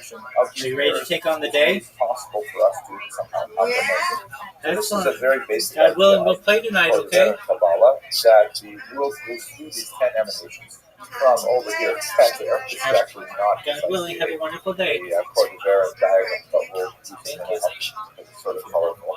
Keter down through Chokmah, Bina, and so on, all the way down until you get to Malchut, which is the physical world in which we live. That is an introduction, very briefly, to my limited understanding of Sfirot. It also addresses a very difficult problem, and this is something that separates the Cordoveran Kabbalah from the Lurianic Kabbalah, and that is the concept of theodicy. Monotheistic religions have a very difficult issue to address. In my humble opinion, it is a far more significant issue to address than, for example, the question of the existence of God. And if you look at the great arc of Jewish thought, you'll see that very little time is spent discussing whether or not God exists, but there's a significant amount of material devoted to the subject of whether or not God is just. From the book of Job and onward, actually from Genesis, Hashem Kol Haaretz Lo Ha'aseh, with a judge of the whole earth, not do justice, rough quotation, from Abraham's negotiations with God over the destruction of Sodom and Gomorrah. The concept of theodicy, which comes from the Greek term theos, meaning God, and dike, meaning justice. Is God just? So you have a monotheistic religion that has three basic statements that have to somehow fit with one another. They are: God exists. Right? You can't have a monotheistic religion without God. Secondly, God is all-powerful. How can you have a God that is not all-powerful? That's not our working definition of God at all. And that would imply also, ipso facto, polytheism, because if God does not have power over everything, then there must be something else that takes up the slack. It undercuts the whole idea of God existing. And then finally, we have a visceral experience of the reality of evil. Particularly in the bloody 20th century, we know that there is such thing as evil. We also, even, God forbid, even in our own lives, the people around us, our communities, we experience things that are difficult to understand. So how can these three statements coexist? How is it possible that we can have an existing God, an extant God, who is all-powerful, and yet tolerates evil? So, usually the Jewish thinkers concentrate on working with this statement: there is evil. That evil has to be redefined in some way to make it more compatible with the entire. For Moshe Cordovero, the concept of evil is basically the notion that evil is a natural byproduct of the emanation of God. That as God is diluted in the universe, as God is shrunk further and further through those sefirot, evil somehow naturally is created. According to the Arizal, however, and this is the one area where really there's a very strong difference between the Ramak and the Arizal, evil is somehow a result of a cosmic accident, of some kind of something went awry. And this is in many ways what makes the reality so much more appealing and popular, and certainly eclipsed Cordoveran Kabbalah in its later influence, because for Cordoveran Kabbalah, evil is, that's just the way it happened. The world turns out this way. This, by the way, my comments are based very heavily on the analysis of Joseph Dunn, a very Kabbalistic scholar. The notion that evil just sort of happened, and it's inevitable, whereas for Yitzhak Luria, for Rabbi Luria, the concept is, no, we are living in a time of crisis, of perpetual crisis, and that humans must address this wrong with every action that we take. It's a much more kind of energizing, motivating, and empowering form of Kabbalistic analysis. In my humble opinion, I don't really understand either of them. Both approaches seem to me quite theologically problematic, but I certainly don't have any better suggestions to deal with that great problem of those three those three statements that coexist. I will reiterate, however, that according to the research of Dr. ROTHSCHILD, who's also written some phenomenal materials on the Kabbalah of the Ramak, most of which is awaiting translation to English. She emphasizes that the vast majority of Lurianic Kabbalah is identical to Cordovera Kabbalah.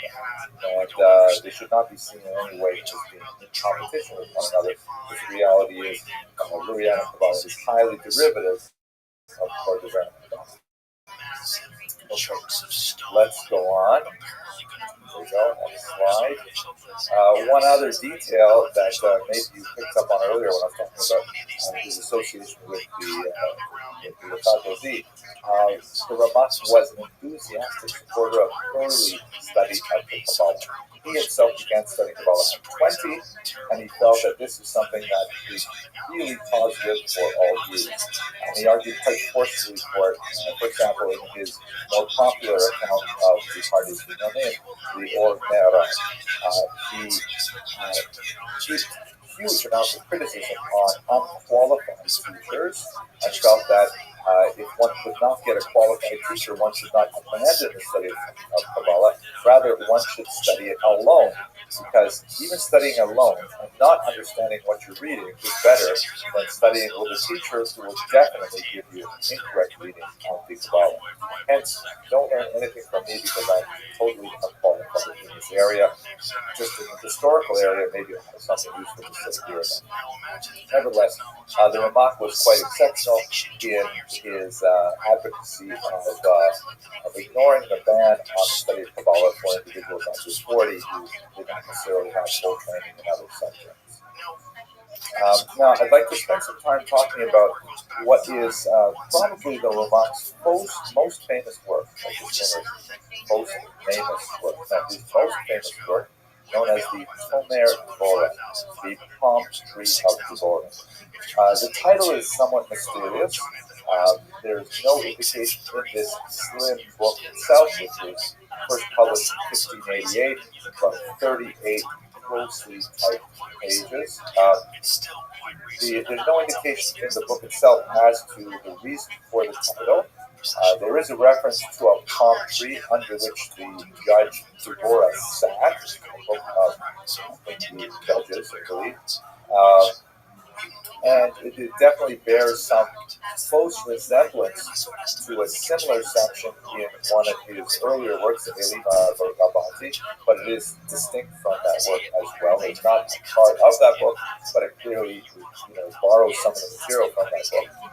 Dr. Bracha Sack has opined, I think quite convincingly, that somehow the title refers to the unification of the genders, perhaps on a mystical level, certainly on a mystical level, an association of the Yichud Hashem, the unity of God, masculine and feminine at the same time, but more complex than our topic today. The principal task of the Tomer Dvorah is the concept of imitatio Dei, a Latin term used by Christian theologians for a concept known as the imitation of God. Basically, we do have a mitzvah in the Torah to imitate God. It's recorded in the Sefer Achinim, for example, and elsewhere, that one should try to absorb the attributes of God. And the Gemara, the Talmud says, how do we do this? Well, we imitate God by following His ways. Just as God clothed the naked, so we should clothe the naked. Just as God fed the hungry, so should we feed the hungry, and so on and so forth. The Tomer Dvorah, however, says that while that is certainly true, on a more profound level, what we really should be doing is we should look at who God is, what is God's identity, that which is accessible to us, and we should imitate that identity. The actions for sure, but the identity is even more primary.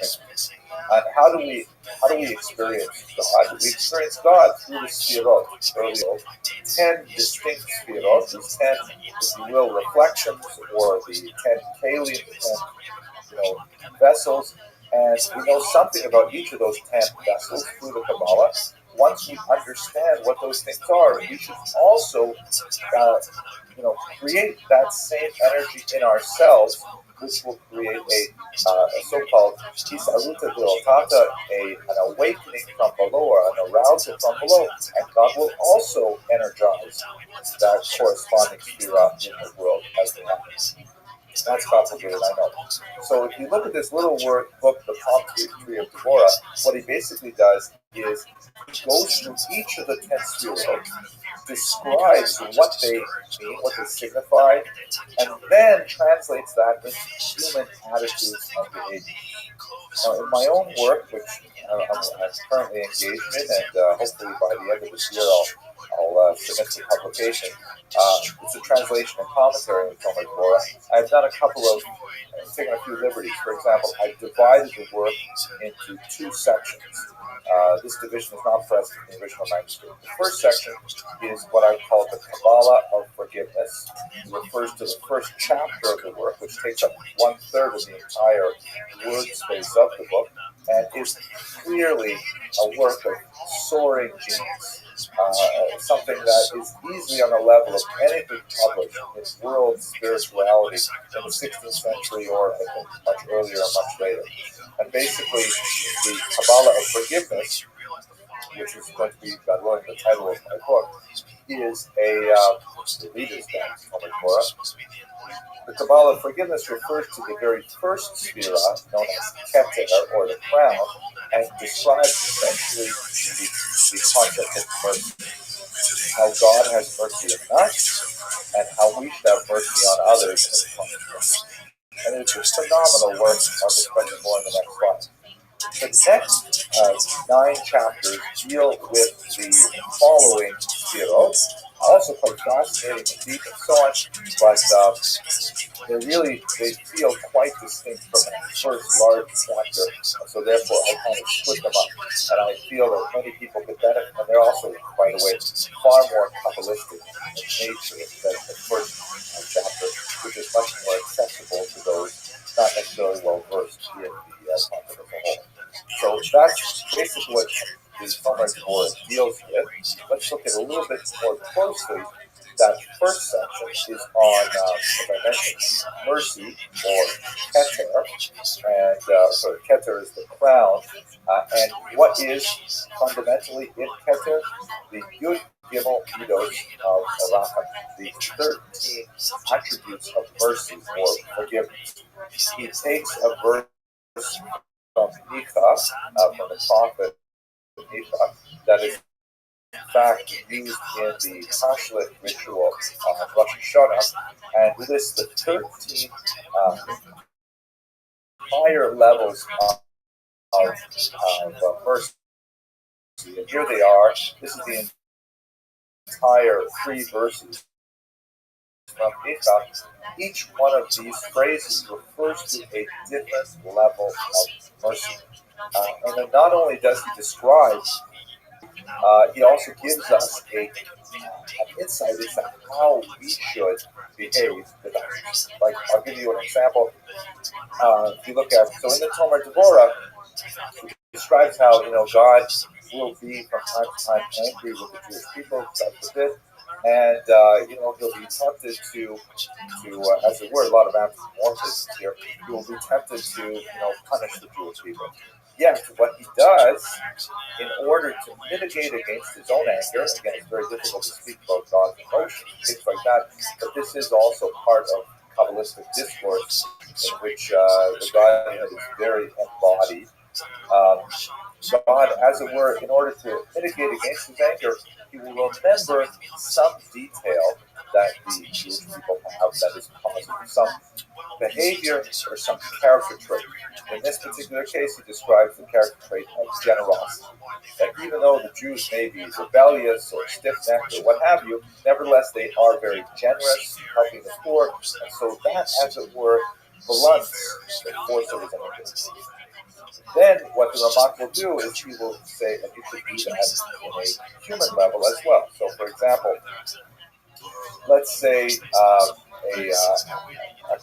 married couple has significant arguments from time to time, and one member of the couple, let's say the husband, maybe oh,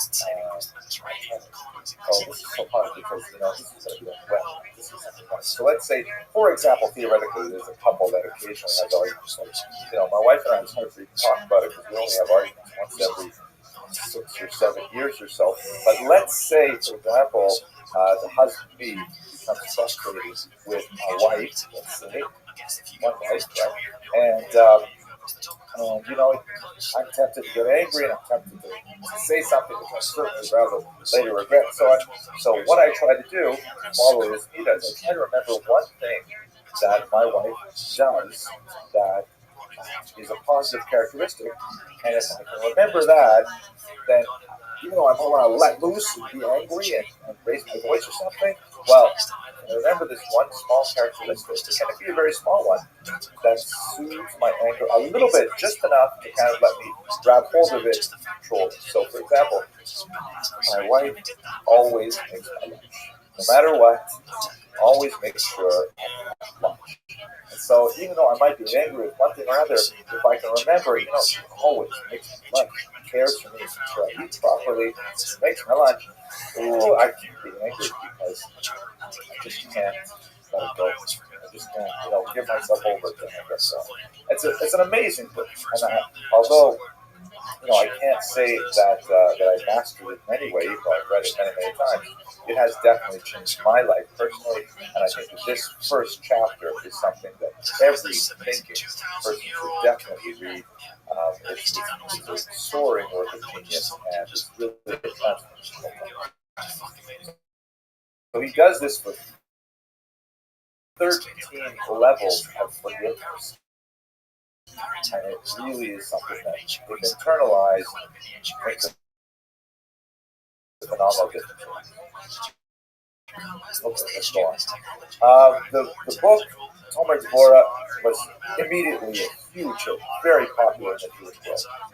Basically, this is one of the early Pano, who is known as the famous Maharami Pano, a significant Kabbalist and a very, very devoted student of the work of the Ramak, and he immediately put it to press. The book gained rapid traction with Jewish readership when Rabbi Yeshayahu Horowitz, known as the Shalach Kodesh, a very important Polish rabbi, included much of this small text in his much larger analysis of Jewish thought, the book that is named for the Shalach Kodesh. Great devotee, and that meant that a lot of people studied the Tomer Dvorah fairly early on in its publication history. Small but interesting footnote, the book is obviously valuable for everyone to read, although when you get later on in the chapters, there are a few references that indicate that he was most probably writing primarily for a male audience. It's very clear as you go further on, here and there, that comes up. Nevertheless, the Tomer Dvorah has been widely accepted by women, and quite often you'll find that there are editions published like this one here that My Wife and Daughter prefer to use, which has a distinctive kind of feminine feel to it. As we shall see later, the Rabbi Yisrael Salanter recommended the study, in particular during the month of Elul, which is the month of forgiveness, and many times the editions of Tomer Dvorah that are published today have little numbers on the side, breaking the text up into manageable sizes for daily study over the course of an entire month. Right now, let's go straight to them. Now, the Tomer Dvorah is clearly a deeply Kabbalistic work, and the Lithuanian movement, unlike the Hasidic movement, they were at odds with each other. See my lecture on the Baal Shem Tov for more material on that. The Lithuanian movement was very hesitant to approve texts that were so deeply Kabbalistic in nature, because Kabbalah was like the Holy of Holies, reserved primarily for those individuals who were really adept, who were old enough, who had mastered the Talmud, and so on and so forth. However, Tomer Dvorah received an unusual exemption from the typical ban on Kabbalistic study, primarily through the activity of Rabbi Yisrael Salanter, shown here in the PowerPoint. he felt that the Tomer Devorah was of such phenomenal ethical value that it needed to be incorporated within the burgeoning Musar movement of the 19th century. I'd like to spend more time in another lecture talking about this movement, but essentially it was an attempt, a successful attempt, to revive a formal study of the ethical literature in the Jewish tradition. At the time, books like the Chovos HaLevavos, the Duties of the Hearts, Silat Yesharim by the ROTHSCHILD, and others were not widely studied in a formal manner in the yeshivot, which concentrated almost exclusively on Talmud. And Rabbi Yisrael Salanter bucked considerable controversy to bring the Musar literature to the fore and demand that it really be incorporated into the regular curriculum. And included in that was Tomer Devorah, which he felt, even though it had a highly Kabbalistic content, was nevertheless of such phenomenal value that it really had. How are you, Breaking Bad fan? Well, let's just put that in greater context, and I'm going to refer here to one of the most profound and prolific promulgators of Musar today, my colleague Dr. Alan Marinis, who's done some phenomenal work in his Musar Institute in promoting Musar among people who are really first-time newcomers to the topic. And he's divided Musar into four basic categories.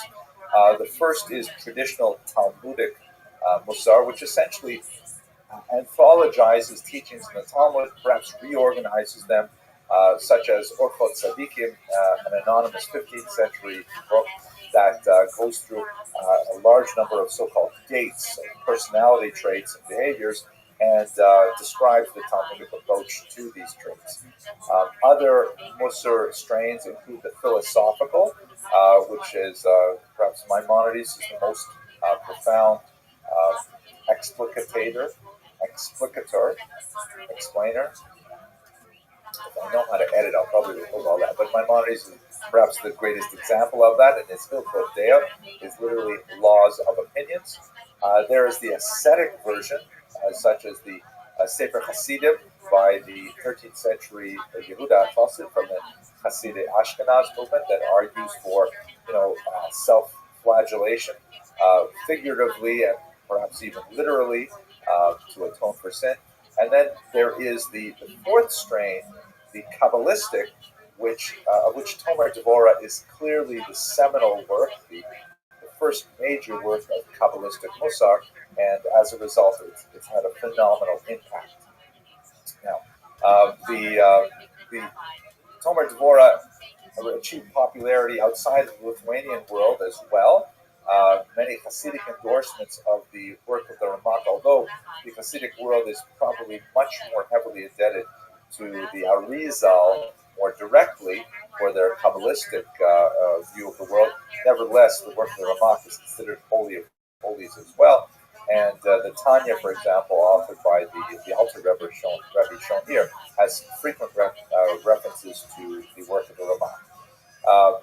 And by way of conclusion, in terms of endorsements, there's the rather amazing endorsement by Rabbi Chaim Halberstam, known as the Divrei Chaim, who argued that the Tomer Devorah was of such value that it even had, and I say this with some caution, but nevertheless, I think I would be remiss if I didn't include it. The Divrei Chaim even asserted that the regular study of Tomer Devorah was effective as a treatment against Yena Machala, which is a Yiddish term meaning that disease, i.e. cancer. A phenomenal statement that one has to have very broad shoulders to make such a What up, Breaking Bad fan? How are you? assertion like that, but nevertheless, I present it to you as an indication of how valued this text is in the Hasidic community as well. So, by the Ramak, this is his grave in Tzfat. He passed away at the early age of 48 as a result of one of the plagues that passed through Tzfat at the time. He left behind a great corpus of literary works, including Tomer Devorah, Pardes Rimanim, and commentary on the Zohar and so others. And he also left behind some extremely influential students. Those who are familiar with the names of this period will be unduly impressed. Rabbi Eliyahu Das, the author of the Reshit Chochmah, is one of his principal students. Of course, the Arizal, Rabbi Chaim Vital, who's the author of the Eitz Chaim, and also a major student of the Arizal, and so on and so forth. Really a phenomenal contribution to Jewish thought, and hopefully with the increased popularity of Tomer Devorah in English translation to world spirituality as a whole. So thank you for sitting through this unusual home-based lecture again, but let's sign off and hope this all worked okay. Thank you.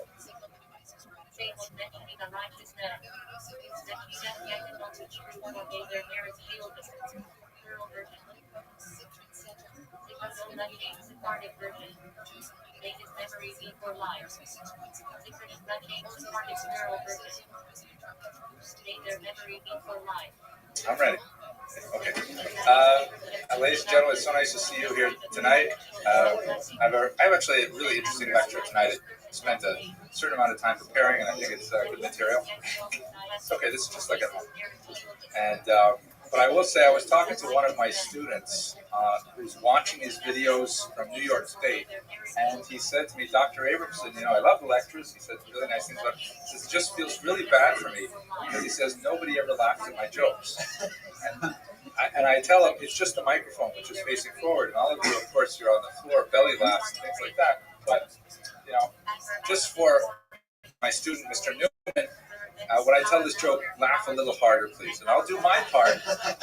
I went and I got out a joke book, Joseph Jalushkin's Jewish Humor, what the best Jewish jokes say about the Jews, because I realized I'm really using my 6 jokes over and over and over again, and you're being very polite, so I have to give you a new joke. So this is a joke from page 31. It goes like this. So Goldstein has been in analysis for 25 years. He's been seeing the same psychiatrist for the longest time. And the psychologist says to him, Mr. Goldstein, we've had a long relationship, and I feel like it's really time for you to move on. You've been in my office twice a week now for 25 years, showing sight. It's time for you to move on with your life. And Goldstein says, but I'm not sure I can do that. I mean, you've become a part of my life, my routine, my week. How am I supposed to just separate it? He says, listen, here's my card. I'm going to put my home number on it. Here it is right here. I want you to call me anytime you feel a need. I'm confident that our relationship and your therapy has been so effective that call me anytime. So sure enough, Sunday morning, 6 a.m., the psychologist gets a call, and the Goldstein says, "Oh, doctor, I had this terrible nightmare, and I woke up, I couldn't sleep any longer, and I tried to analyze it, and I just can't get to the bottom of it." And he says, "Well, what was the dream?" He says, "I had this dream that you were my mother." And it was overwhelming. And Goldstein says, "Well, what did you do after that?" He says, "Well, I sat down, I wrote it out. He was Freudian techniques." He says, "Then what did you do after that?" He says, "Then I had some breakfast." "What did you have for breakfast?" "A bagel." "That you call breakfast?" All right, it's not that fun. It's funny on page 31, but try. Okay, I'm trying, Mr. Newman. Okay, tonight's lecture is actually a fascinating lecture. I did a little bit new research for this lecture, new for myself at any rate, and I found some interesting things that I think you'll enjoy, and I know that I enjoyed doing the research. It's about a woman named Ruchsha, the broker. The first H is a guttural. As Billy Crystal says, Yiddish is basically German with phlegm, so you just have to pronounce Ruchsha, like the Yiddish ches, as it were. And the topic is that for me? Oh, thank you so much. My daughter gave me a cup of coffee, which is really nice. So it's about Jewish women in the medieval economy, and her life is actually fascinating. We have a few scattered documents about her in the Cairo Geniza, and I'm looking forward to sharing with you what her life says about the life of Jews in the medieval economy. Tonight's lecture is sponsored by the Kula brothers. We have a good representation of the Kula brothers here, right? We have 80% of them here. Great. And so in memory of their parents of Kula, he was really a very, very special individual who lived in our Kehillah. He lived in the Waverly at 92nd and Surfside, and he was a very, very talented and spiritual individual that touched the lives of so many people. I know this is a little bit of a departure from our tradition, but I wonder if one of the Holy Brothers would like to take no more than 30 seconds just to say something about your parents. Say one story. Come on up. This will be on YouTube forever. My parents were people who were dedicated to loving other human beings. And no matter who they were, where they were in the spectrum of life, they loved knowledge, Torah, and would do anything to keep learning. And they were master teachers. And they always imparted to us, everyone around them, that they could make the world a better place. We believed it, and we made it happen. So, with that in mind, we look forward to learning tonight because it shows there's always a future. The future will be good. Thank you for your time. So, it's actually, it's not even out of tradition for this shul. One of the nicest minhagim they have at this shul is many people sponsor shalashudas for a parent who passed away, something like that. And whoever sponsors the shalashudas usually takes that time, 15 minutes, so just to tell stories about their parents, and it's really quite moving. But let's move on. So, who was the amazing Rusha? We know about her solely from the documentation that comes from the Cairo Geniza. I will take a few moments to describe what that treasure trove of documents is, just so you can place it in context. Those of you who haven't attended before, 20th century in Cairo, 12th century, what did I say? Late 11th century, 12th century in Cairo, right? This is actually an authentic picture from the Cairo Geniza. We don't know how they invented photography 700 years before Europe got it, but I just picked that photograph off the web. Obviously, we don't know what she looked like. Actually, we have a sense of what she looked like. You'll see by the end of the lecture what she probably looked like. At any rate, she was a woman of phenomenal wealth, hugely wealthy woman, hugely charitable woman at the same time, really an exceptional woman, and her very exceptionality says a lot about the nature of women in the economy at that time. She also was likely never married. The sources indicate that no evidence of a husband, but she did bear a child out of wedlock. Also not so usual for an extremely prominent woman, but as we shall see, the social insult that she suffered as a result of her personal dalliance in any way impugned her sense of responsibility to the community, and she continued to give tzedakah even to those institutions that were most egregious in their ostracism of her for her life. So what I'd like to do tonight is I'm going to have kind of an overview of women in the medieval economy. There's a lot to say there in terms of the Torah and the reality, and these are not always the same things. We shall see shortly. I'd also like to spend a little bit of time getting into the deeper elements of historiography. And we have Ms. Herman, who is a senior in the history program at Turo with us, and she's got to take this course next semester where we'll get into historiography, what that is, so we'll touch on it a little bit. And then I'd like to focus specifically on the three key documents that survived regarding Rusha's life from the Cairo Geniza. One is a court document in which she was ordered to appear before the court regarding a very small debt, and she behaved in a rather imperious manner, which is quite unusual, you'd think, for a woman of the age. The second is her last will and testament, which is a brilliant document to give us so much insight into both her personal life and the overall structure of women's roles in the economy. And thirdly, a very fascinating document that was used to establish the paternity of her illegitimate son. And so these three documents allow us to give us kind of a triangulation of her life, a GPS or a GWS, I guess. No, that's not funny. And we'll see a lot about women in the economy and this exceptional woman in particular.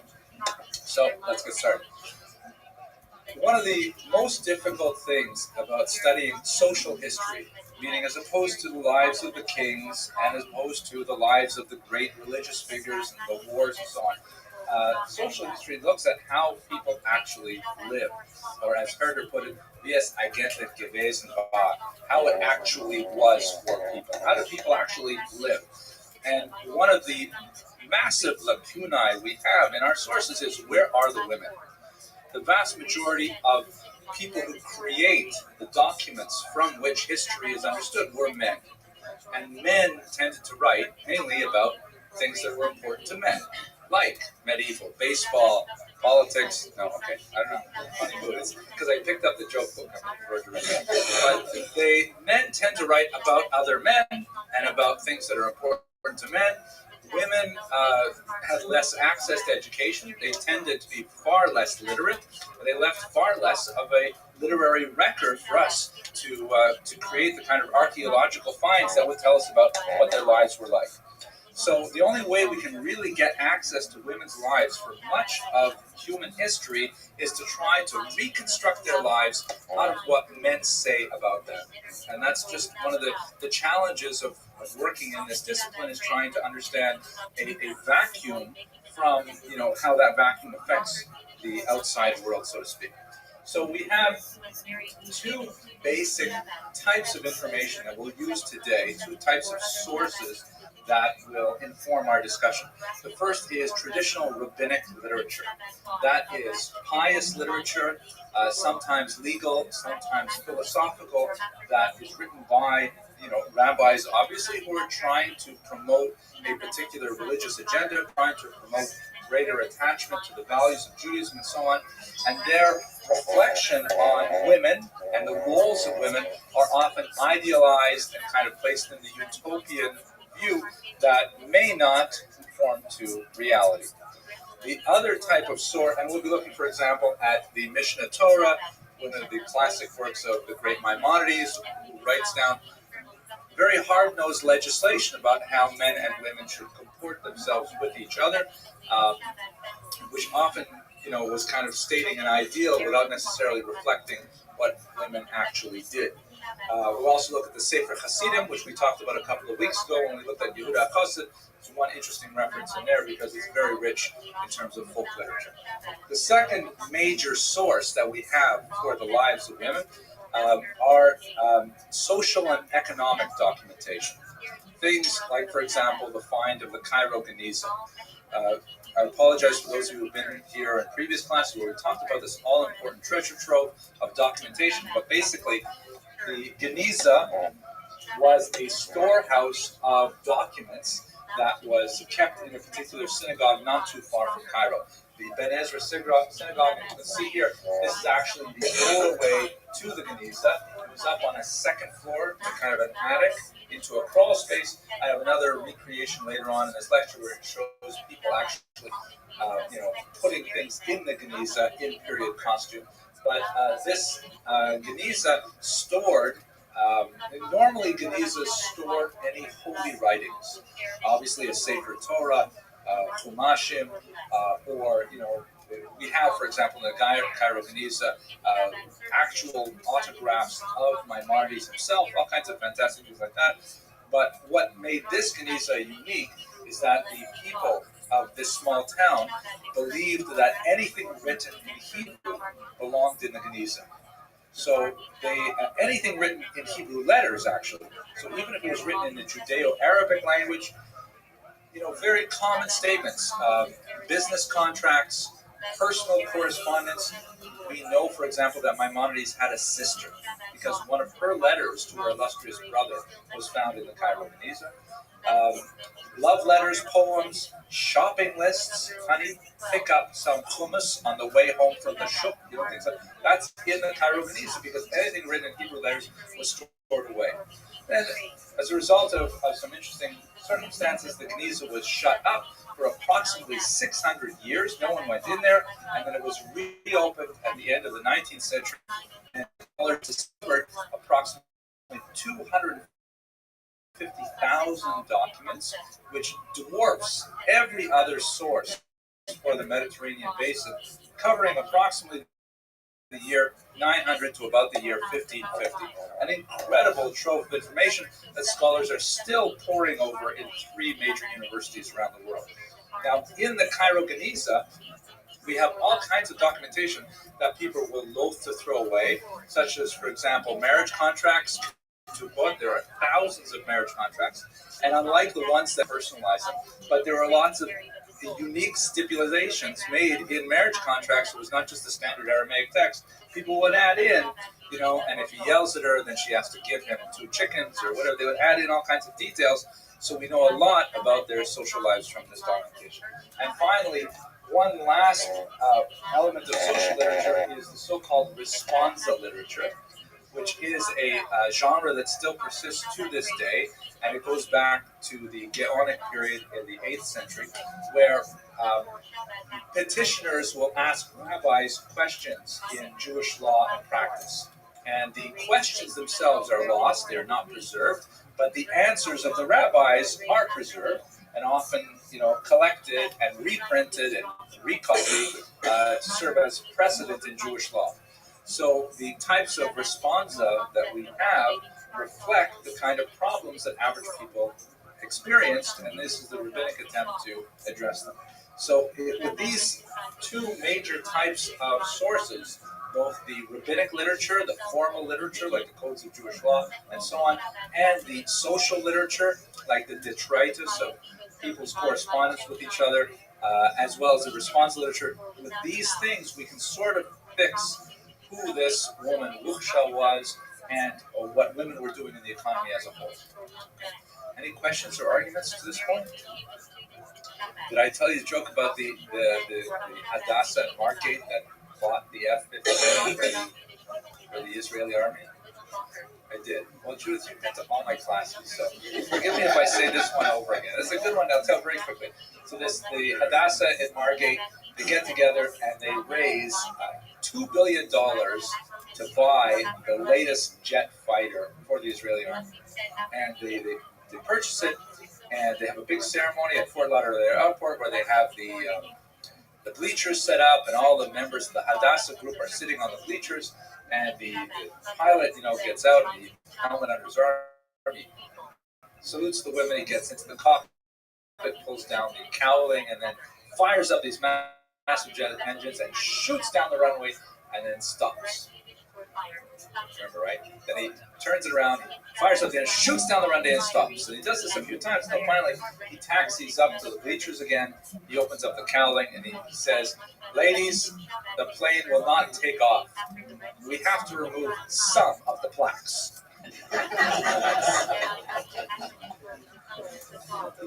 Okay. Now, I'm going to be painting with very broad strokes tonight because we're speaking about the medieval economy, which we're talking about, 700 years of history. So it's going to be fairly rough in many areas. But one major distinction that we have to be aware of is that, with the exception of Spain, which is always unusual since it was that triangular society with both Christians and Muslims and Jews all interacting, the vast majority of Europe was either Muslim or Christian. Muslims, of course, conquered all of North Africa and the Middle East, heading out to Persia and then further, but we're going to really leave it at the Caucasus Mountains. And the Christians were in control of Europe.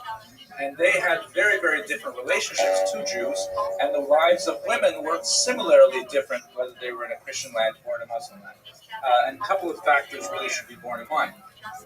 One of the factors is that Jewish women in Muslim lands suffered under a far more repressive standard of living vis-a-vis their activity in the public sphere. For example, Maimonides writes in the Codes of Jewish Law that it's appropriate for women to go out maybe twice a month. They can go out of their home maybe twice a month. Otherwise, they should really be living totally in the home. And this is not at all the kind of standard you see with Rashi writing in France, for example, or Germany. So Maimonides is reflecting a social reality where, even though there's nothing in the Torah that would specifically say a woman has to stay in home, there is definitely some encouragement of the private sphere and its association with women, but the idea that she would be restricted to the home was really not at all a value that Jews had in Christian Europe, but it was one that they absorbed in Muslim North Africa. Ironically, at the same time, Muslim law has a couple of leniencies that are not present in Jewish law, and women would take avail of these leniencies to their benefit, even though Muslim society tended to be somewhat more repressive in terms of women's activity in the public sphere. Muslim law gave women a little bit more control over their own income within marriage. And as we shall see, women often exploited this dichotomy between what the Jewish law allowed and what Muslim law tolerated for their own benefit. And the rabbis were forced to simply go along with it. And in fact, it was affirmed by several important rabbis, including the Rabbis, saying that, look, this is the custom of the people in which they live. The women have more rights over this income, and therefore we should respect the custom of the Jews living there. And the last thing that's kind of relevant is that after 1492, with the Spanish expulsion, and then shortly thereafter the Portuguese expulsion, then you have this unusual mixture of all of these very educated and much more cosmopolitan Jews coming in large numbers out of Spain and Portugal and populating many of the important cities of the region. Istanbul, for example, North Africa, ports in Greece, and so on. So that also changes a lot of the intellectual dynamic, as many of them come into contact with customs that they were not familiar with at all. So that's a really important thing to bear in mind. I'm going to be speaking in gross generalities, but I can't go on without discussing that. Let's return to this concept of this public sphere. Judaism, like Islam, definitely promotes the notion of the woman's dignity being located within the sphere of the home. It's related to this concept of tzniut, tznius, which means basically, it's often translated as modesty, but a better translation, a more close translation would be hiddenness, the value of remaining hidden, of not standing out. Like, for example, the metaphor of the Torah scroll, the holiest object in a synagogue. The Torah scroll is not simply left out on display for everybody to watch. It's, within its own mantle, and it's behind a curtain, inside a box, behind another curtain. Because of its value, it is hidden away and only taken out under very restrictive and highly protocol-infused situations. So this is a metaphor for the value of tzniut, and it is associated more with the feminine than with the masculine in much of rabbinic literature. Yes, Ms. Abramson.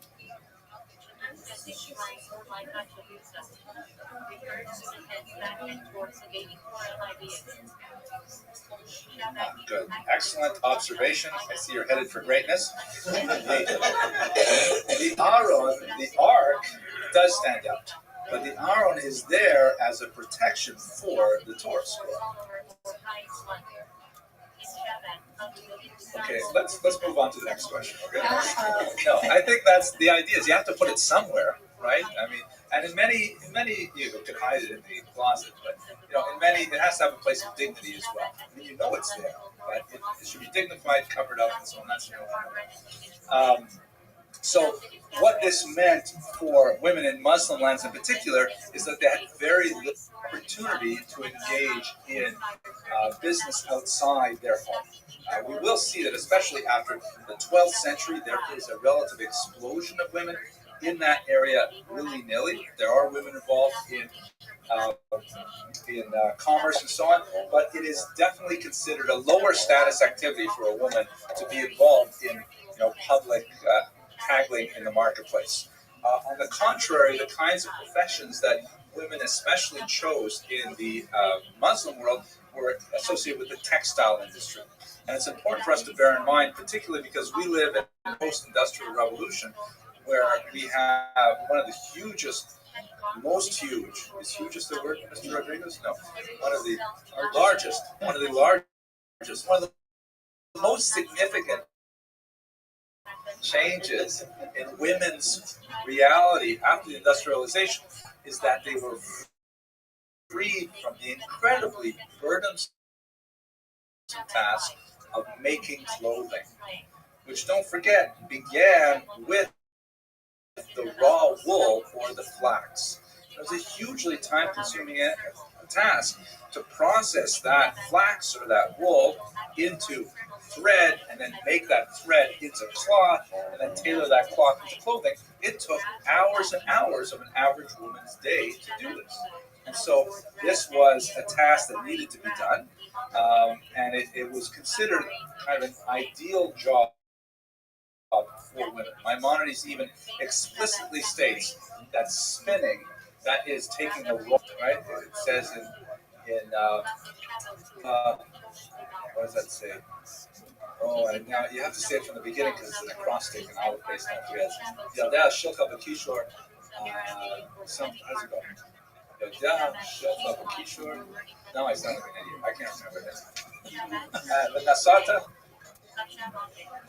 Kapet Tamku Palech, right? Her hands grab the Palech. And what's the next part of this?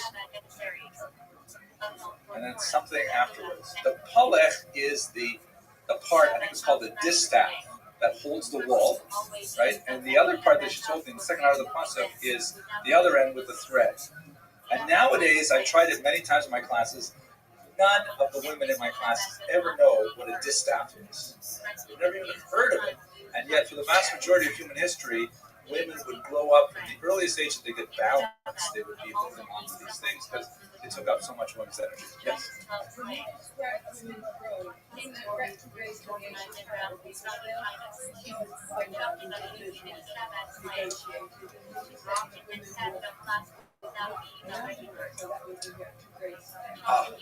Excellent point. I think retrograde is an excellent word. I'm definitely going to use it a few times this week because it sounds very intelligent.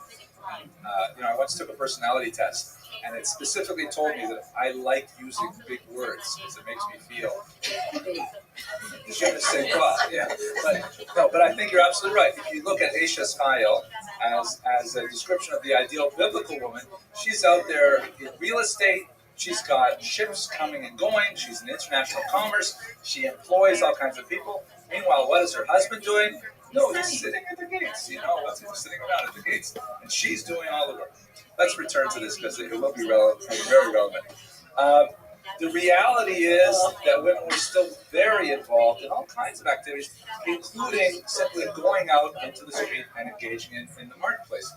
Here's a text from Europe, from the Rhineland, the Sefer Chassidim we talked about 2 weeks ago. And here's an amazing little piece of folk history you can read about what it must be like for women. A woman who is traveling, first of all, there's a woman traveling, presumably on her own, heard that a group of Gentiles was approaching her and she feared they might rape her. In such a case, rules the Sefer Chassidim, she is permitted to dress in nun's clothing so that they will think she is a nun and not attack her sexually. That's an amazing thing. I mean, the woman's traveling alone, and she can dress in nun's clothing. It would be a tremendous prohibition in many other areas, but it gives you a sense of what must have been like for women to engage in business like that. And if a woman traveling hears that a group of Jewish ruffians, this is like mind-boggling, is approaching her, and presumably the Jewish ruffians would not be put off by a woman in a nun's costume. I can't believe this. She is permitted to dress non-Jewish dress and say she is a Gentile. Right? Say, I'm not Jewish. You may not rape me because I'm not Jewish. And then she may warn them that she will cry out and report them, and she may also cry out at once in order that Gentiles will come to help her, even if they kill the Jewish ruffians. I mean, just this one passage from this book, 13th century book, gives you a whole bizarre outlook of what must life have been like for Jewish businesswomen at the time. But let us return to some of the gender-related aspects of it. And perhaps the most significant economic step in a woman's life is the institution of marriage. So economically, it was hugely balanced in favor of the male. In fact, the term that the Talmud uses for marriage is kinyan, which means to acquire. It can't be understood in the same way of acquiring chattel. I think that's the distortion of Talmudic thought, but it definitely is a one-way relationship. The husband, as it were, acquires a wife. The wife allows herself to be acquired. She may not be acquired without her permission, so to speak. She may not be married against her will. And in fact, women have in some degrees far more autonomy than men on a level of personal status. For example, in Jewish law, a Jewish man may be enslaved. A Jewish woman may not be enslaved. It is illegal to hold her as a slave once she reaches the age of majority, 12 years old.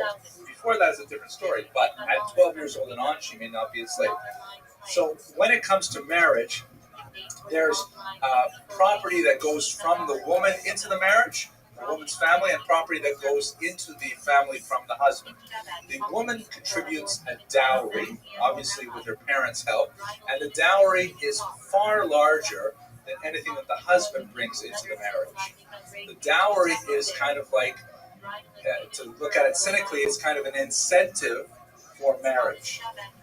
Last year we spoke about Glukul of Hamel, and this amazing 17th century woman writes 70 notebooks of her own reflections, and I would say at least 30% of them are worrying about marrying off her children, and in particular collecting the dowries and having enough dowry to attract this kind of a mate and so on and so forth. But it's a really big deal how much money or property, it could be, real estate, it could be things like linens and bedposts, things like that, a woman will bring into the marriage. The bridegroom, on the other hand, gives 3 gifts. The first is the unofficial yet mandatory prenuptial gift, which today would be something like an engagement ring. It's not actually a sign of marriage, but it is a token of, I'm tempted to say it's a deposit, but that really doesn't sound right. It's like, but it's really, he has to give some object, it's a gift. It's far less valuable than dowry. And then there is the marriage price, which is the actual gift given typically to the parents of the bride for the marriage. Again, it's a small thing compared to the dowry. And finally, there is the so-called delayed installment, which is really the promise of a gift in the case of divorce or the death of the husband. That by entering into this marriage, should the marriage be dissolved, then the husband or his estate, because it devolves on his heirs, would have to pay the wife or ex-wife a large sum of money, and this is intended as a deterrent to divorce and also a reasonable protection that's put in place for the woman. A so-called pilegesh, or a concubine, is essentially a wife, and concubines up until the 11th century was still permitted, and in Sephardic lands really up until the 20th century. A concubine is a full wife in every respect, except she does not have the protection of the delayed installment, the divorce penalty. So these things really favor the husband because he can acquire not only a spouse and a life partner and all those things, but he also acquires a big chunk of money in the form of the dowry. The woman may also bring into the marriage property from her father's estate, for example, and under certain circumstances, she may retain ownership of that property, but in traditional Talmudic law, she does not retain the right to control that property or to gather the interest from that property. So let's say, for example, her father gives her a field. The husband can sell the field, it belongs to her, but he has the right to decide whether to plant corn on it or build a hotel on it or whatever he wants, and he keeps the income from that.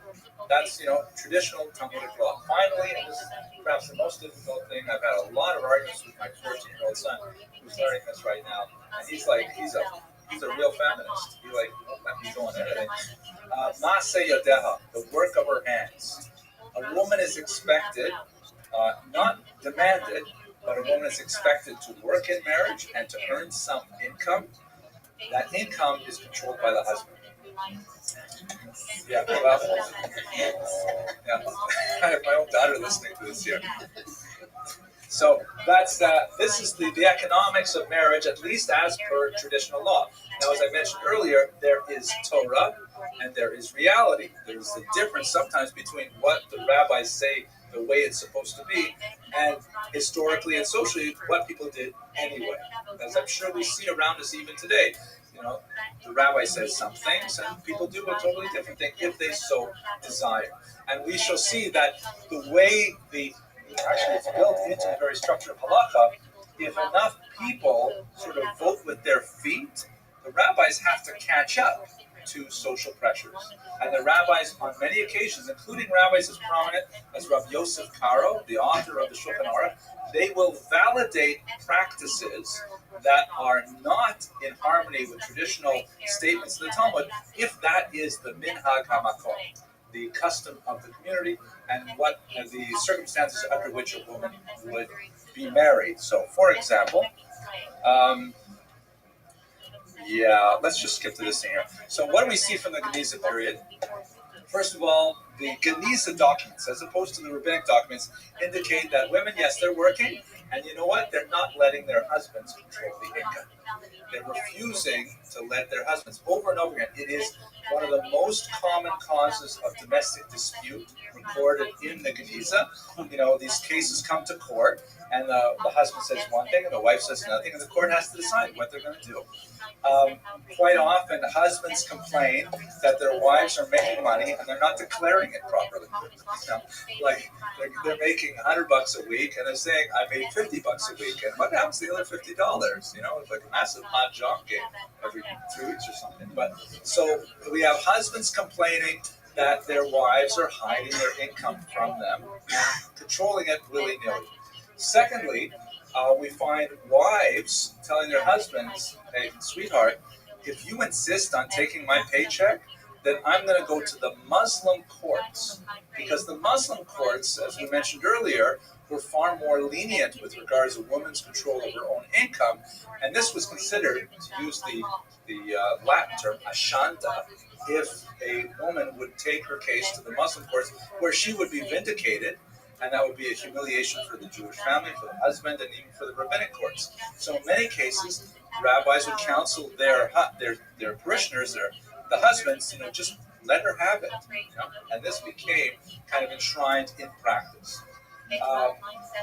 Dowries as well, as opposed to Maaseh Yadeha, the work of her hands. Dowries were often a cause of dispute because, her father would give her a certain amount of money into the marriage, and the husband would want to,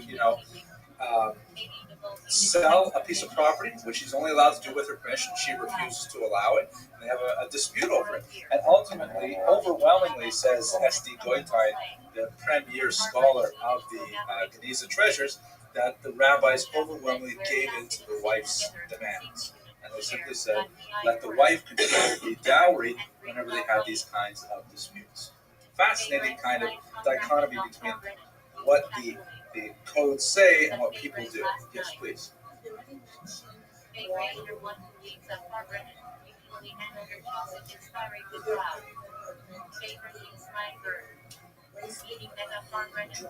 Drinking in Muslim lands would be difficult. I don't know how much they would do. I don't even know if it would be legal. But there's lots. It's hard to imagine reasons. Hard not to imagine reasons. I can give you one right now here. Let me jump ahead a little bit. For example, one case that came actually before Maimonides, shortly before his death. This case goes on that a man goes on a long business trip, 4 years, and he's gone on business. And he does not leave anything for his wife to support herself and her children. So what the wife does is she takes a job teaching Torah, which is also an interesting thing. Here's a woman teaching Torah in her brother's yeshiva. So here she is teaching, apparently even Talmud, but that's not clear from the sources. Anyway, so she's an independent woman teaching, and her husband shows up. Hi, honey, I'm home. And he says, "You're what? My wife is walking through the streets every day to yeshiva and then teaching boys?" That's how they say it in Arabic. "And you have to quit this job. Forget it." And she says, "What are you talking about? I love being a career woman. I can have it all. And I don't want to I don't get this job." So the husband goes to Maimonides and says that my wife is a moredes. My wife is a rebellious woman, and I want to coerce her to leave this job, or I'm going to divorce her. And the halacha is, if a woman is considered a moredet, a rebellious woman, then she loses her ketubah payment. So in other words, he could divorce her and not have to pay the delayed instrument. So Maimonides says, wow, taka. He didn't say taka. My grandfather didn't say taka. He says, I don't know what they say in Arabic for taka. It's such an impoverished language. How could they possibly speak without saying taka? So the husband, Maimonides says, I guess I have to agree with you. Then the wife comes and saying, what are you saying? Did you know that my husband left me for 4 years with no income whatsoever, and he expects me to just, what am I supposed to do, beg? And in Talmudic law, for a woman to beg is a far more serious thing for a man to beg. Men are almost expected to beg if they have to, but the Talmud goes to great lengths to prevent the indignity of begging for women. So anyways, Rambam, when he hears this, the woman's side, he says, you are absolutely right. And he takes back his psak, and he says, you can keep your job, and you're not considered a moredet. If your husband wants to divorce you, he has to pay you the full payment. So he reaffirms everything that the woman said. And that's kind of an example, perhaps, of what they're fighting about with the money. I don't have any other specifics, but it's an interesting question. I refer you to Goitein's massive work, huge magnum opus, I think it's 7 volumes tonight, called A Mediterranean Society, in which he spent his entire life analyzing these documents, and there's a huge trove of information there. So let me just get to what kind of work are they doing. This, by the way, this is the Paulette, and I forget what the other thing over here that should look. Here's a woman spinning, right, making thread. So what kind of work were women typically involved in? Goitein identifies 7 different classes of laborers that women were engaged in. The most significant, the largest one was textiles, as I mentioned. You also see a significant number of small-scale commerce. You see a small amount of trades. In Christian Europe, you see a lot more trades, especially silversmithing. That's metalworking, and especially working with silver. All of our Kiddush cups and bechers and things like that. That comes from a very long tradition of Jews working with silver. And in some cases, Jewish women were even allowed to join medieval guilds, which is truly an amazing thing. Women were also involved in money lending, which I'm going to explore in the next 2 slides, and also some in professions. Jewish women working as midwives, as doctors, professional mourners. You can hire women to mourn at not your funeral, but someone else's funeral, because they just set the tone. With that kind of the strange things they say and clapping and stuff like that. Women as fortune tellers, psychics, all kinds of things like that. Jewish women were engaged in these occupations. The Geniza tells all. The Geniza describes all these different things that Jewish women were involved in, and it really is a very rich economy as a whole. Yes. You said that it wouldn't be interesting Muslim society, they would be drinking alcohol, that making traditions. So that's a great question. I don't know if Jews were allowed alcohol in Muslim societies or not. I know that in Saudi Arabia, the American army can't have Budweiser, and that's, I don't know what we're doing there, but in countries like Iran, they allow the Christians and sometimes Jews. I think even the Jews too. So maybe that makes sense. Maybe that's because I had Muslim teachers, and they were telling me that's where they would buy alcohol from was Jews. That's great. Where's that great influence on society? Okay, that in Iran, Jews and Christians were allowed to, I guess, produce and sell alcohol and consume alcohol. Okay, so let's talk for a second about usury, because it's impossible to talk about Jews in the medieval economy without talking about usury, which is kind of like the nasty term for money lending. And Jews were very involved in money lending. It was one of the most important professions, particularly in Christian Europe, because Christians developed this canon law called the law of Gratian, which prohibited Christians from charging interest on loans to other Christians, which basically shut down the medieval economy, because because in an agricultural society where you have an ebb and flow of income and expense, it's very hard, to ride out the year when you're waiting for your harvest to grow. The Jews were the only minority for about 500 years who were legally allowed to lend money on interest. At one point, the Italian Christians said, this is ridiculous, there's so much money to be made, and they ignored the law of Gratian, and then it broke open, and they forgot about it. But for about 500 years, Jews were the only source of credit in the medieval world. Yes, next one. Correct. So Jewish it was where they get the idea. Jews are not allowed to charge interest to other Jews. I've tried calling MasterCard and Visa to see who the CEO is. They won't answer my calls. But the idea is Jews are allowed to charge to non-Jews and vice versa. I mean, theoretically, Christians could charge interest to Jews, but the market differential is so huge that it was not profitable. So skip over that. Here's a picture, by the way, of a Jewish moneylender. This is, I think, 14th century Germany. He's got Hebrew on the hem of his robe here, at least what the Christian artist thought Hebrew looked like. He's got a big bag of money. Here's a nobleman with an empty purse asking for money. And does anyone recognize this thing on his desk here? Like an abacus? Yes, an abacus. Yeah, it's a very primitive Apple computer. The calculation. So Jews actually really enjoyed practicing usury because although there are some risks, like for example, there's a risk of non-payment, to a large degree that risk was moderated by the fact that the king relied on the taxes that Jews paid for money lending, and the king would lend his own enforcement to make sure that debts were paid.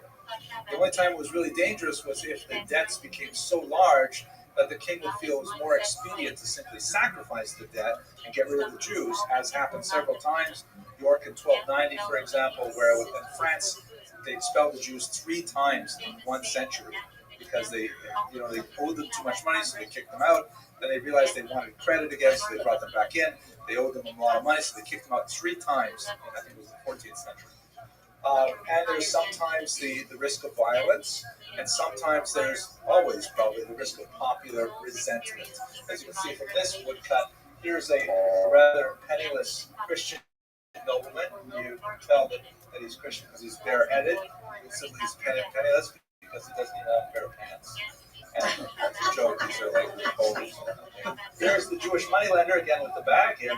And this gesture, the finger pointing in medieval art, it's like this is an aggressive gesture. It's usually a pedagogic gesture, like I'm teaching you something, and this would be perceived as a very kind of, corrosive relationship. But the benefits were huge. If you were money lending, first of all, this is an urban profession. It allows Jews to live in close confines. Jews are very gregarious people. They like to live within walking distance of synagogue, the ritual bath, the Chinese restaurant, so it's very hard to live far away. It's a clean profession. It does not involve digging in the dirt for potatoes. It's one that you do with your mind as opposed to with your back. It's a portable profession. It deals with cash. So if the environment becomes a little too difficult for Jews, it's very easy to pick up and move someplace else. And it allows time for study. If you're a banker, you can set banker's hours, and you can spend the rest of the time learning Talmud. So in other words, I'm going to tell you, banker's hours, that shouldn't lose people, right? That's like 10 to 3. Remember that time? When banks used to be open like that, 10 till 3? Now they drive through banks. That's amazing. One kind of misconception, it's kind of an apologetic that was developed when Jewish historiography began in the 19th century, that the reason Jews engaged in this distasteful occupation was because they were prohibited from owning land. That's partially true, but it really misses the point. In many areas, Jews were allowed to own land, first of all, but much more important is the fact that this is a much better profession. Owning land meant that you could be expelled, and then where was your investment? It was gone. If you had something liquid that you could transfer, then it allowed for Jews to move from place to place. The Jews did not want to, maybe buying and selling real estate, that's something different, but to be a farmer, it's not really a Jewish value at least the medieval period. And the apologetic to say, oh, the reason we were moneylenders is because we couldn't farm like all those other farmers, that's kind of an idea that develops out of the late 19th century, the socialist ideas that farming is the most natural and healthy occupation and so on, but it really doesn't conform to historical reality. Yes, Judy. Absolutely.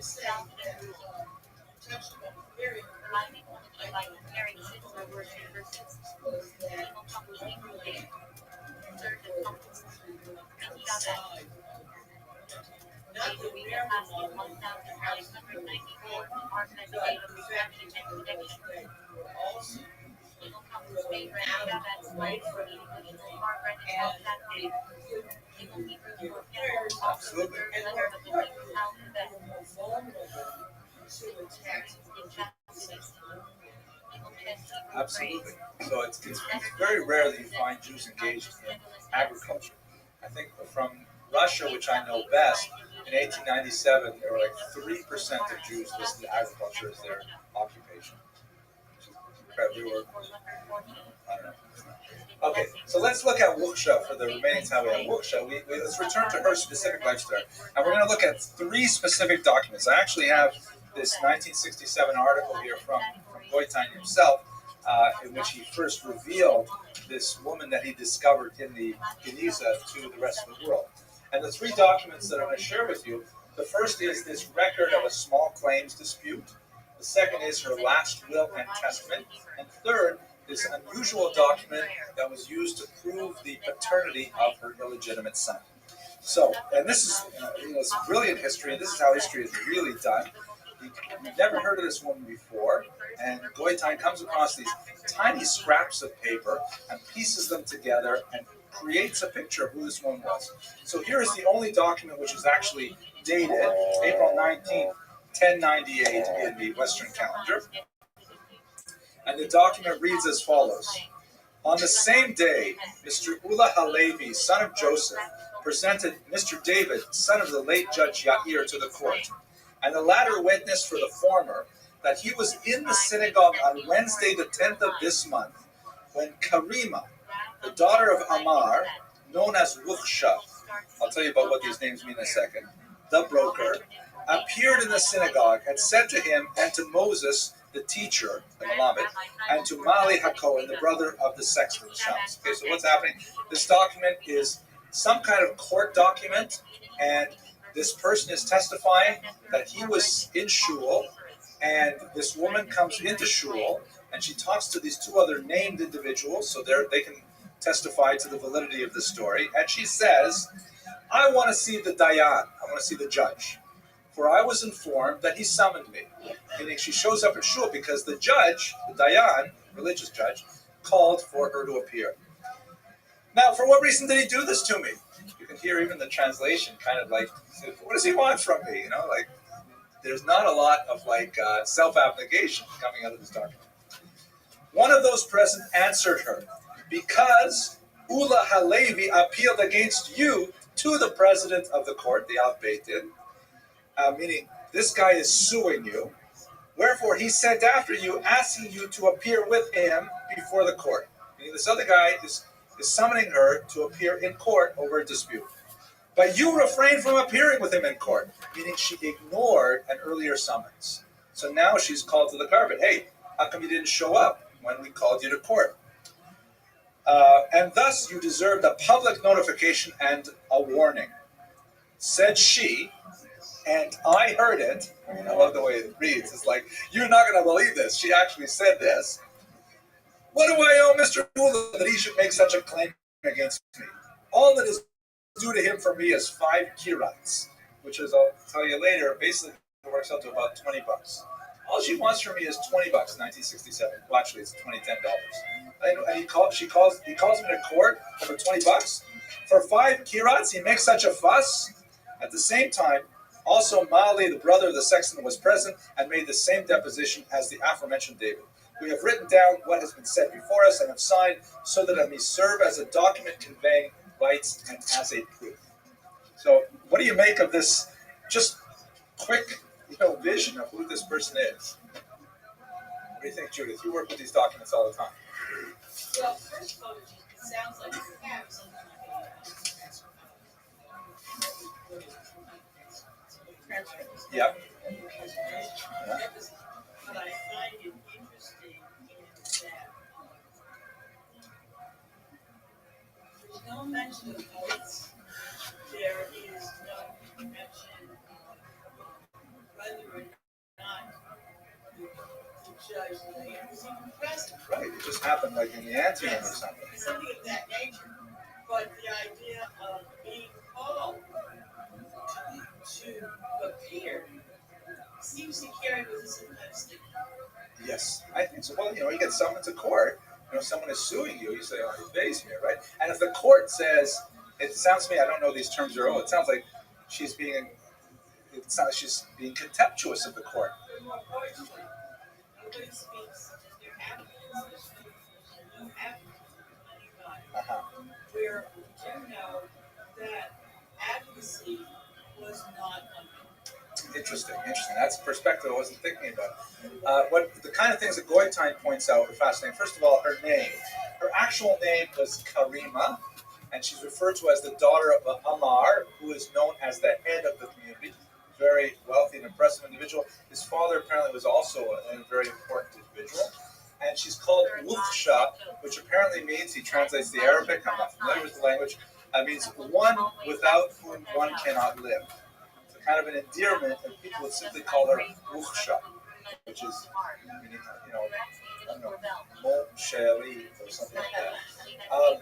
The father, as I mentioned, was a very major leader. He also points out that it's interesting that normally when women are called to court in the documents, there has to be someone there to prove who they are. Because women are without identity. You can't say it's the shopkeeper from such and such a street. You have to say a woman who is the wife of so-and-so, the daughter of so-and-so, and there are people here who testify to that. She doesn't need any independent verification. Everybody knows Wuthsha.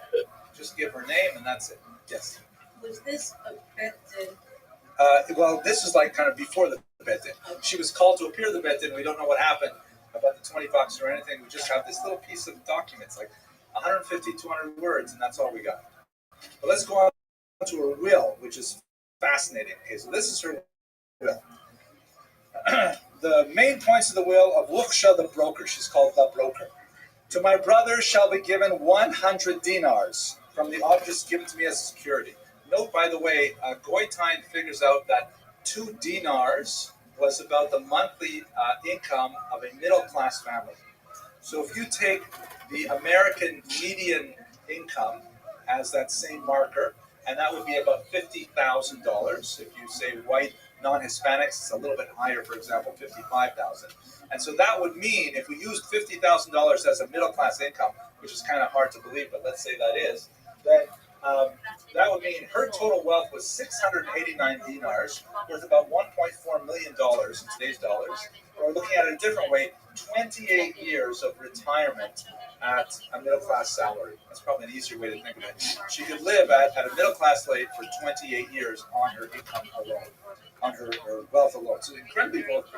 So she gives her brother 100 dinars, well as 5 rings, etc. So to my sister, 50 dinars, as well as a mourning dress and so on. To the daughter of my paternal uncle, 5 dinars, all these family distributions. Then she says, for the cemetery, 25 dinars. For the synagogues in Old Cairo, 20 dinars. Remember, 20 dinars would be the equivalent of about $50,000, I think. For the synagogues of Damu and New Cairo, 5 dinars. For the purchase of oil for study. To the poor of Old Cairo, 20 dinars. To Joseph's wife, 5 dinars. To each of her 2 brothers, 5 dinars. To the orphan girl in Cairo, a relative of mine, 2 dinars. All this shall be paid from the debts against which security has been given. Let me skip a little bit here. The remaining securities shall be added to the cash in gold which I possess, namely 300 dinars, meaning she's got 300 dinars in cash, which is again about $500,000 by this calculation, liquid cash, which are already with me, and the 67 dinars deposited with Lady Ikhtiar, meaning she actually had another woman who held 67 dinars for her. That's interesting as well. In addition to all I possess in cash and kind and rugs and carpets, all this shall be kept for my son on conditions I shall mention.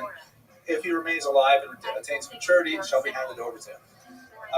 If, however, God forbid, death overtakes him before he reaches bar mitzvah, 1/2 of all this shall be given to the synagogues in Old Cairo and the poor in equal halves.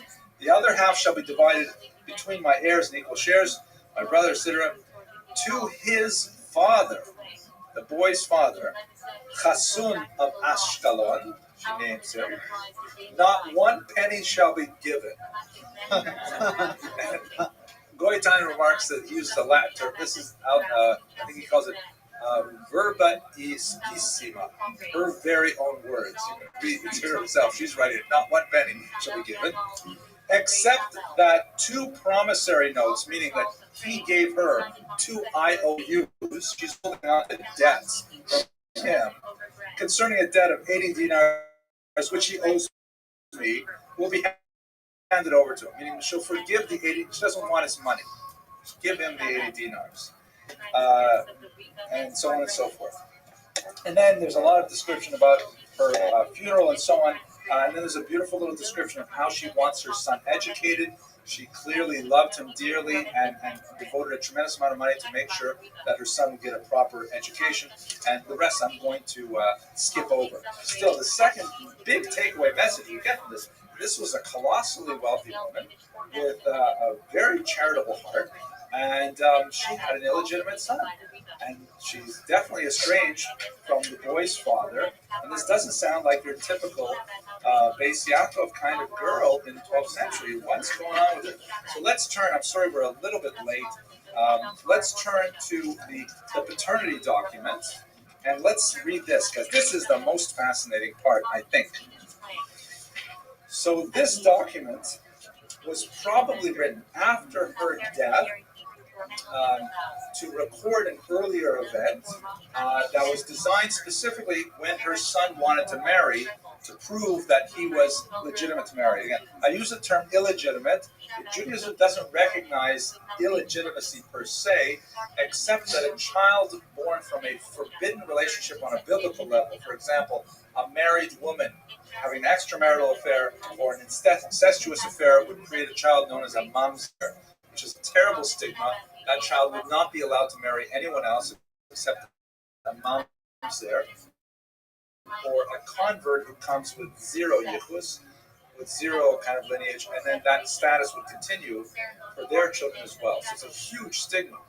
So this document reads, the elder Abu Ala Yafeth, there's something wrong here, the son of the elder Mashiach, may he rest in Masliach, may he rest in Eden, appeared before us and made the following deposition while we were constituted as a court of 3. So another court document, a formal deposition to the court. He said, I was with the cantor, may God accept him with favor, when Wuksha, the broker, came in and said, do you not have an advice for me? I had an affair with Chasun and conceived from him. Goitain says the phrase I had an affair is really literally I slept with. I slept with Chasun and now I'm pregnant. We contracted a marriage before a Muslim notary. Oh, you based me, it gets worse. She apparently went to a Muslim Qadi and had a civil marriage. So she married this Jewish guy from Ashkelon and she got pregnant. Why did she get married in a mosque or in an office instead of a shul? Goitain presumes that because her lover was a refugee from the Crusader attacks on Ashkelon, perhaps he was already married to a woman in Ashkelon, and the rabbis would not allow him to marry a second wife because there's a ban on that. But the Muslims didn't have such a ban, and so therefore she went. We can only imagine she fell madly in love with this guy, and he hit her up for 80 dinars, so who knows what kind of a guy he is. But she went and she got married to the Muslim. Perhaps they were thinking eventually he'd be able to divorce his wife. Maybe she'd die, then they could have a normal wedding. But at any rate, she got pregnant. We contrast, but I am afraid that he may deny being the father of my child. This is a mamzer, right? This is a guy who, they're worried he'll have the baby and he won't say that he's the father. She then lived in the house of whatever on the uppermost floor. So the cantor gives her a piece of advice. This is really Yiddish Chachma. He says to her, okay, go and gather some people and let them surprise you with chassun so that your assertion might be confirmed.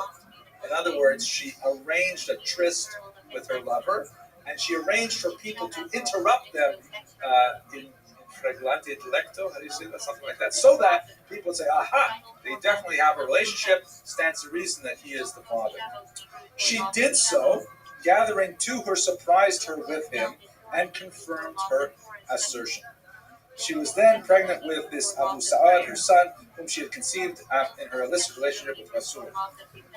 Now, here's another fascinating thing. I also know the person who's given testimony says that she went on the fast of atonement, Yom Kippur, to the synagogue of the Iraqians, but when the Nasi of blessed memory noticed her, he expelled her from the synagogue. Can you imagine? Because she has this child out of wedlock, she goes on Yom Kippur, and the head of the shul kicks her out of shul. I know this all for sure, and deposit herewith my testimony to this effect. And goes on in a little bit more detail. What is, I think, fascinating about this is that even though she suffered such a huge embarrassment by being driven out of shul in Yom Kippur, if you look at her will, you see that she left a huge amount of money to that very shul that nevertheless denied her services on Yom Kippur. So I apologize for going a little later tonight. The conclusions that I want to present are that we talked a little bit about historiography, about source bias between the traditional rabbinic formal documents and then the social documents and the response that sometimes paint a different picture of the reality of Jewish lives at this time. They portray a very broad swath of Jewish female economic activity, despite the fact that they may have suffered some handicaps as a result of the unique nature of Jewish law. Jewish women were extremely adept at leveraging their circumstances, even if it meant threats of going to Muslims satisfied.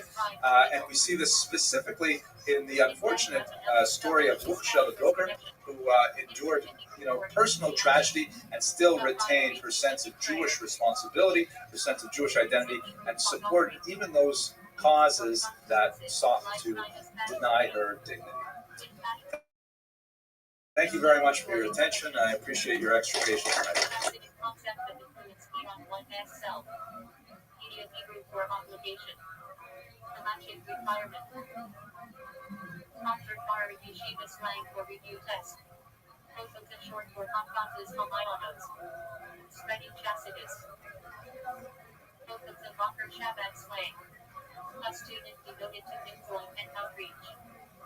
Joke.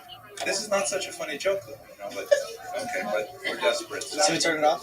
No, he keep the joke. Okay, so thank you all for coming. I apologize for the rain-soaked entry to the building. We'll have to figure out what we can do about that. Maybe we'll just plan the class around the weather a little better. But the joke goes like this. So there's a guy who walks into a tailor shop to buy a suit, and the tailor looks at him and asks him how much he wants to spend. He gives him a number. He says, I have the perfect suit for you. You got to try this. So he goes to the change room, and he comes out and he says, I really like this suit. It's beautiful. It's got the color, I like the material and so on, and it feels great. The only thing is, he says, I noticed that one sleeve is a few inches longer than the other sleeve. So the tailor says, no problem. All you have to do is just sort of tilt your shoulders a little bit like this. It takes care of it. Look at that. That leg is also a little bit longer than the other. And the tailor says, no problem. All I have to do is just kind of stand with one leg sort of, bent like this. And he says, Taco, that takes care of it. So he pays for the suit and he walks out. He's walking a little bit Quasimodo down the street. And across the street, Sam says to Blanche, but look how good his suit fits. It wasn't really funny, but we tried anyways. Okay, tonight's class, we're going to talk about a very famous individual, Yehuda Halevi, the poet of Sepharad, a very amazing figure who encapsulates really the best of the golden age of Spain, which we'll cover as well. He also has kind of an interesting connection to the Khazar people, which is something we should cover in this course. We had an entire lecture on it last year, so I'll just have a couple of slides to remind you about it because it is a fascinating little interlude in Jewish history. Tonight's lecture is sponsored by the Shul. We're very grateful to them for giving us this space and giving us some equipment to put the videos online and things like that. And one last personal detail that you might find interesting is my son Alexander. The picture doesn't come up quite as nice. He's a little bit better looking than you see here. But he's kind of an interesting kid. He's 14 years old and he's planning to run a full marathon this January. We really tried to stop him, but he's run 2 half marathons already. He raised $4,000 for Joe DiMaggio Children's Hospital a couple of years ago, and raised some money last year for Team Friendship. And this year he got the green light from his pediatrician. And we also took him to a pediatric heart specialist and also to a nutritionist, and everybody made sure he's okay. They all said he's okay to do it. So he's running for an organization called Friendship Circle, which specializes in developing social relationships for children with various disabilities, especially developmental disabilities, autism, and things like that. If you want to support his run, just go to his website, teamfriendship.org/Alexander, and you can contribute whatever you like to this worthy cause. He is going to run it anyways, so we're proud of him. I think he's a pretty good guy. He's 14 going on 37, and he's definitely a tough kid. He's like really motivated to do his thing, and I have to be very careful not to stand in his way. But anyways, he's very determined, and I think he'll do great things in his life. Like all my kids, God willing.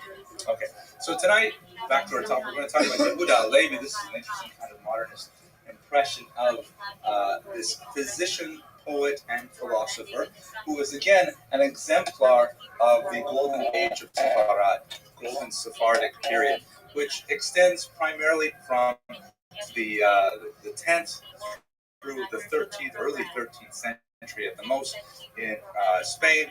Really a fascinating period in Jewish history, which has become emblematic for many as an ideal state for Jews in the modern world. I'll explore this in just a moment, but let's understand what makes Spain so special.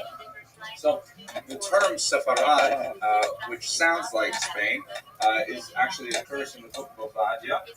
There's a passage there that says the Galut Yisraelim Asher Sepharad. Already in biblical times there was an exile of Jews living in an area called Sepharad, which the Jews later associated with the far western region of Europe, known as the Iberian Peninsula.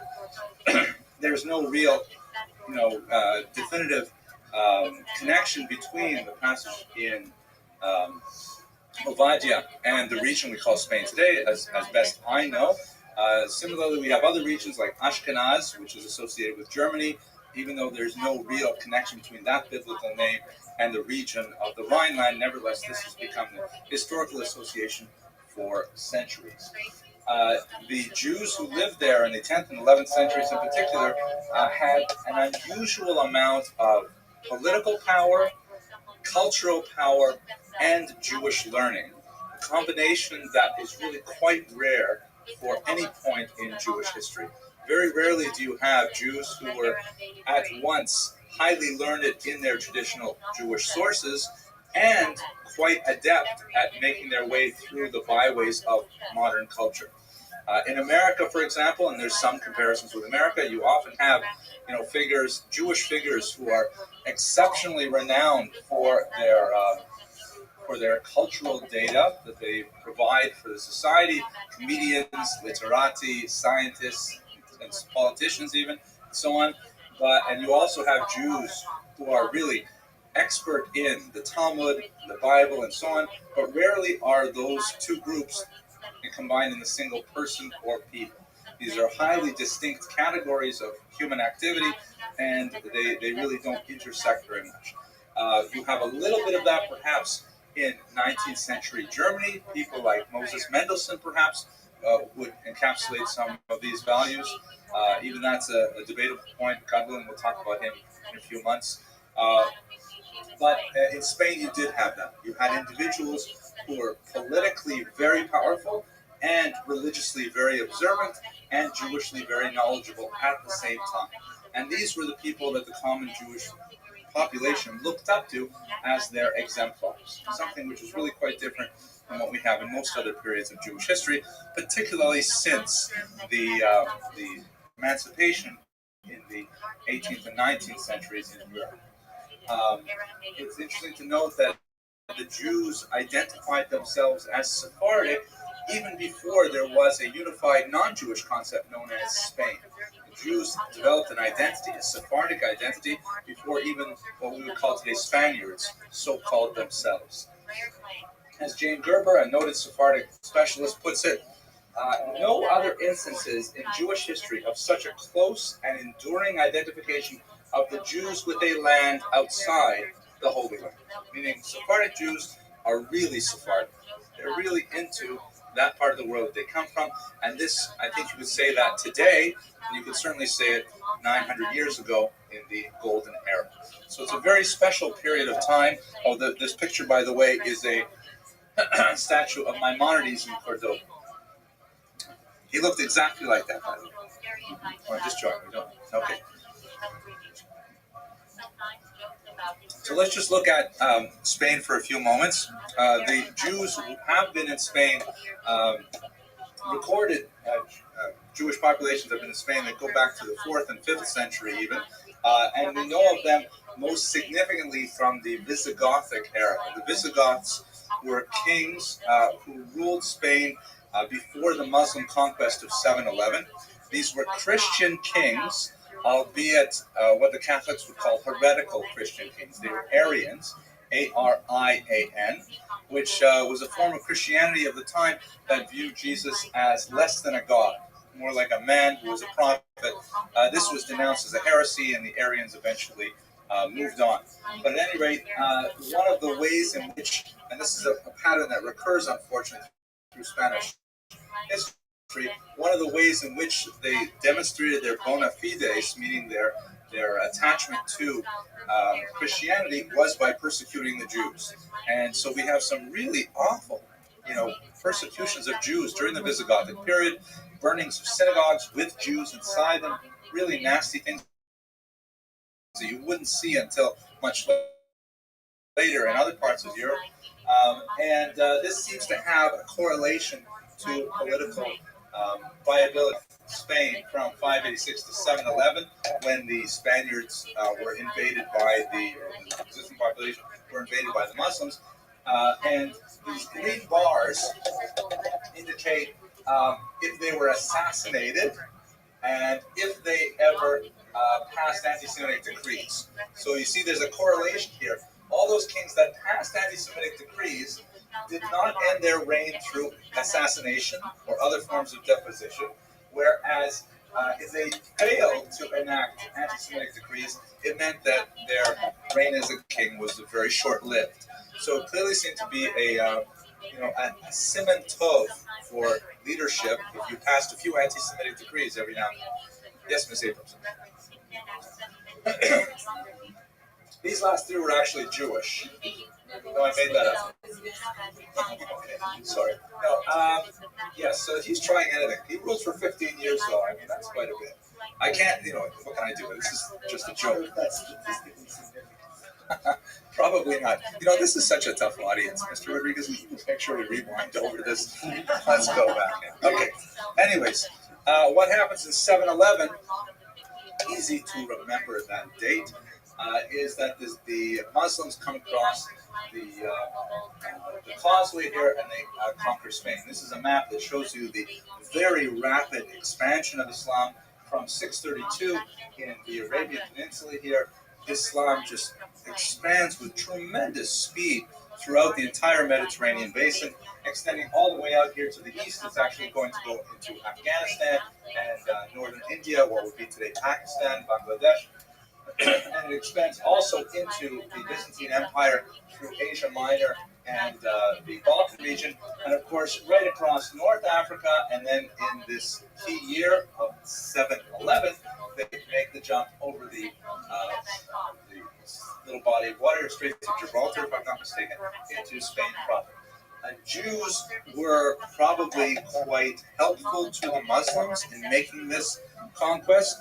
We know of their experience under the Visigothic kings that the Muslim promise of egalitarian treatment, and particularly the extension of dhimmi status to the Jews, meaning that the Jews would be a protected minority, allowing them to practice their religion within the confines of the Muslim state, was very appealing to Jews, and it's quite likely that they were at the time really quite open to the idea and assisted the Muslims with their conquest of this erstwhile Christian kingdom.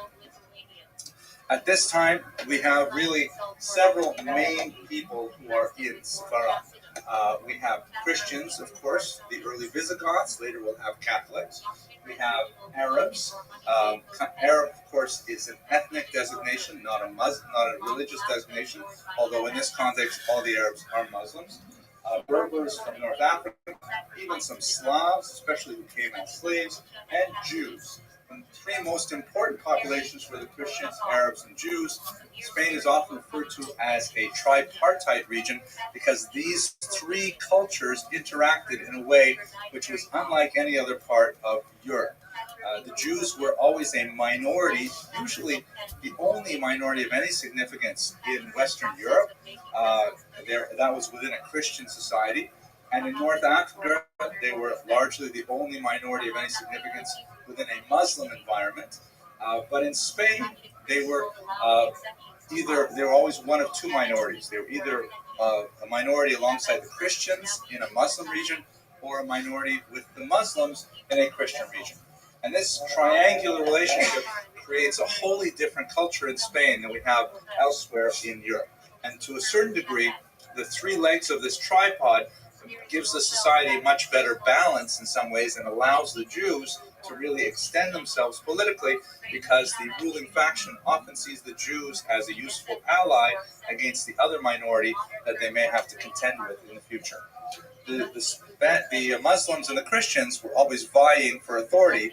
The Jews never vied for political rule, so therefore they made very loyal minions in many cases. Okay. Portugal in this map. Portugal is, I think, cut off this map because well, here's Lisbon. Is Lisbon in Portugal? Yes. Yes, so there we go. So Portugal is probably, you have to use your imagination a little bit. You just, picked it off the web.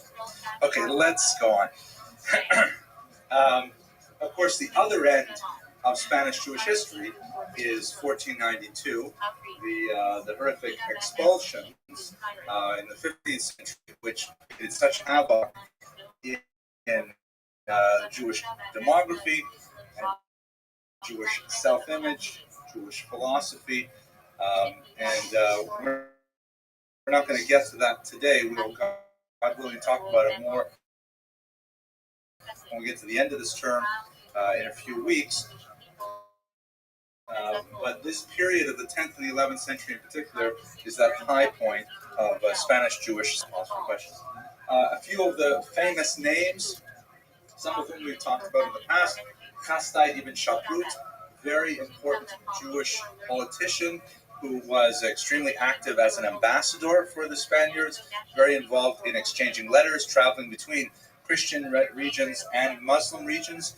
Jews, being a protected minority, had much more freedom of travel, ironically, between these two large global populations. And furthermore, Jews had such a far-flung network of connections because of the nature of Jewish society that they could walk into a synagogue really anywhere in the world and say, I'm from such and such a place, and do you know where I could get a good egg roll, that kind of thing. So Chastai ibn Shaprut was one of these early Spanish Jewish politicians. Shmuel Halevi ibn Agrela, also known as Shmuel HaNagid, an extremely important politician. He rose to the rank of vizier, which is essentially second in command in all of Spain. And he was also well known as a Talmudist, authoring the famous Mavo, which is an introduction to the Talmud itself that is currently printed in all traditional editions of the Talmud even to this day. Yehuda Halevi, who is squarely in the middle of this period, we'll talk about him today. And then at the end of the Golden Age, the famous Rambam, Moses ben Maimon, or Maimonides, who of course is very well known not only to Jews but as a massively important world philosopher as well. Okay, let me pause and take a couple of questions before we talk about Yehuda Levi in particular. Ms. Abrams. Ibn means Ben, son of. You see it quite often with Jewish names from the Arabic regions. Just like our last name, Abraham's son, right? At some point, I suppose, in distant history, we would have been called Ben Avraham. Or like when I was almost your age and I went to Israel as like an 18-year-old, I was all fired up, and I tried to use my name, I changed my name Abramson to Ben Avraham, and I walked around saying, Ani Hillel Ben Avraham in Canada, right? And everyone who speaks me back in English, and they insisted on saying, how do you spell your name, right? Abramson. Yes? What is the connection between Halevi and Edom? There's no familial connection. Yeah, just and the other thing is, was Maimonides impacted at all by Yehuda Halevi? Was there any kind of, I mean, there wasn't kind of an interaction. Now, it's interesting. That's a great question. I do not recall ever reading anything that Maimonides wrote about Yehuda Halevi.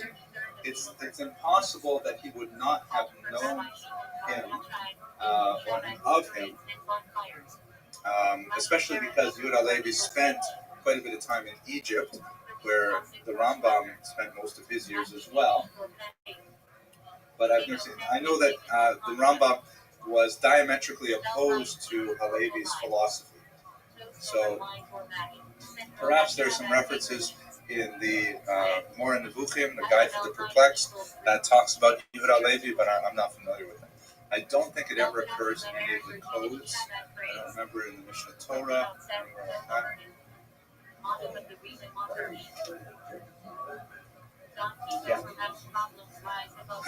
Yeah, that's true. I have a poem about that from Yehuda Halevi coming up too. Okay, so who was he? His family background was, again, one of these classic Spanish Jewish families, very wealthy and very learned. The traditional biographies place him in Toledo, but new research that emerged from the Geniza in recent years have indicated that it's more likely Tudela, but at any rate, around the year 1075, born in Spain. His family gave him a very well-rounded education, similar to the kinds of educations that people of his class would receive in Spain, which was at once, essentially a good day school education with a very solid Judaic component, where they would learn classical Hebrew, learn the traditional texts, including the Mishnah, the Talmud, and of course Tanakh. And at the same time, he was also receiving a very well-rounded secular training, which would, in that space and time, would have included mathematics, astronomy, geography, 11th century science, and especially the Arabic language. So in many ways, the kind of educational pattern that he got was probably like the ideal day school that we all want to send our kid and our grandchildren to today. Maybe they'll all. Maybe we'll have Elisa Halevi, something like writing code. Maybe not. Okay, we'll be shaking up. But maybe a doctor. That would be right.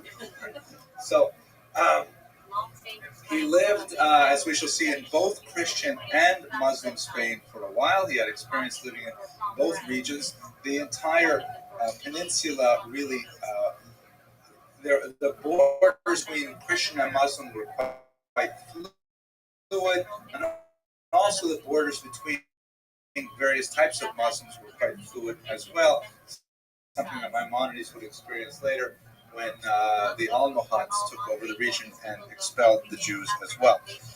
So he came of age on a visit to Granada when he participated in an Arabic language poetry slam. That was not the term they used at the time, but it was a competition. Actually, it might have been a Hebrew language poetry slam this time, excuse me.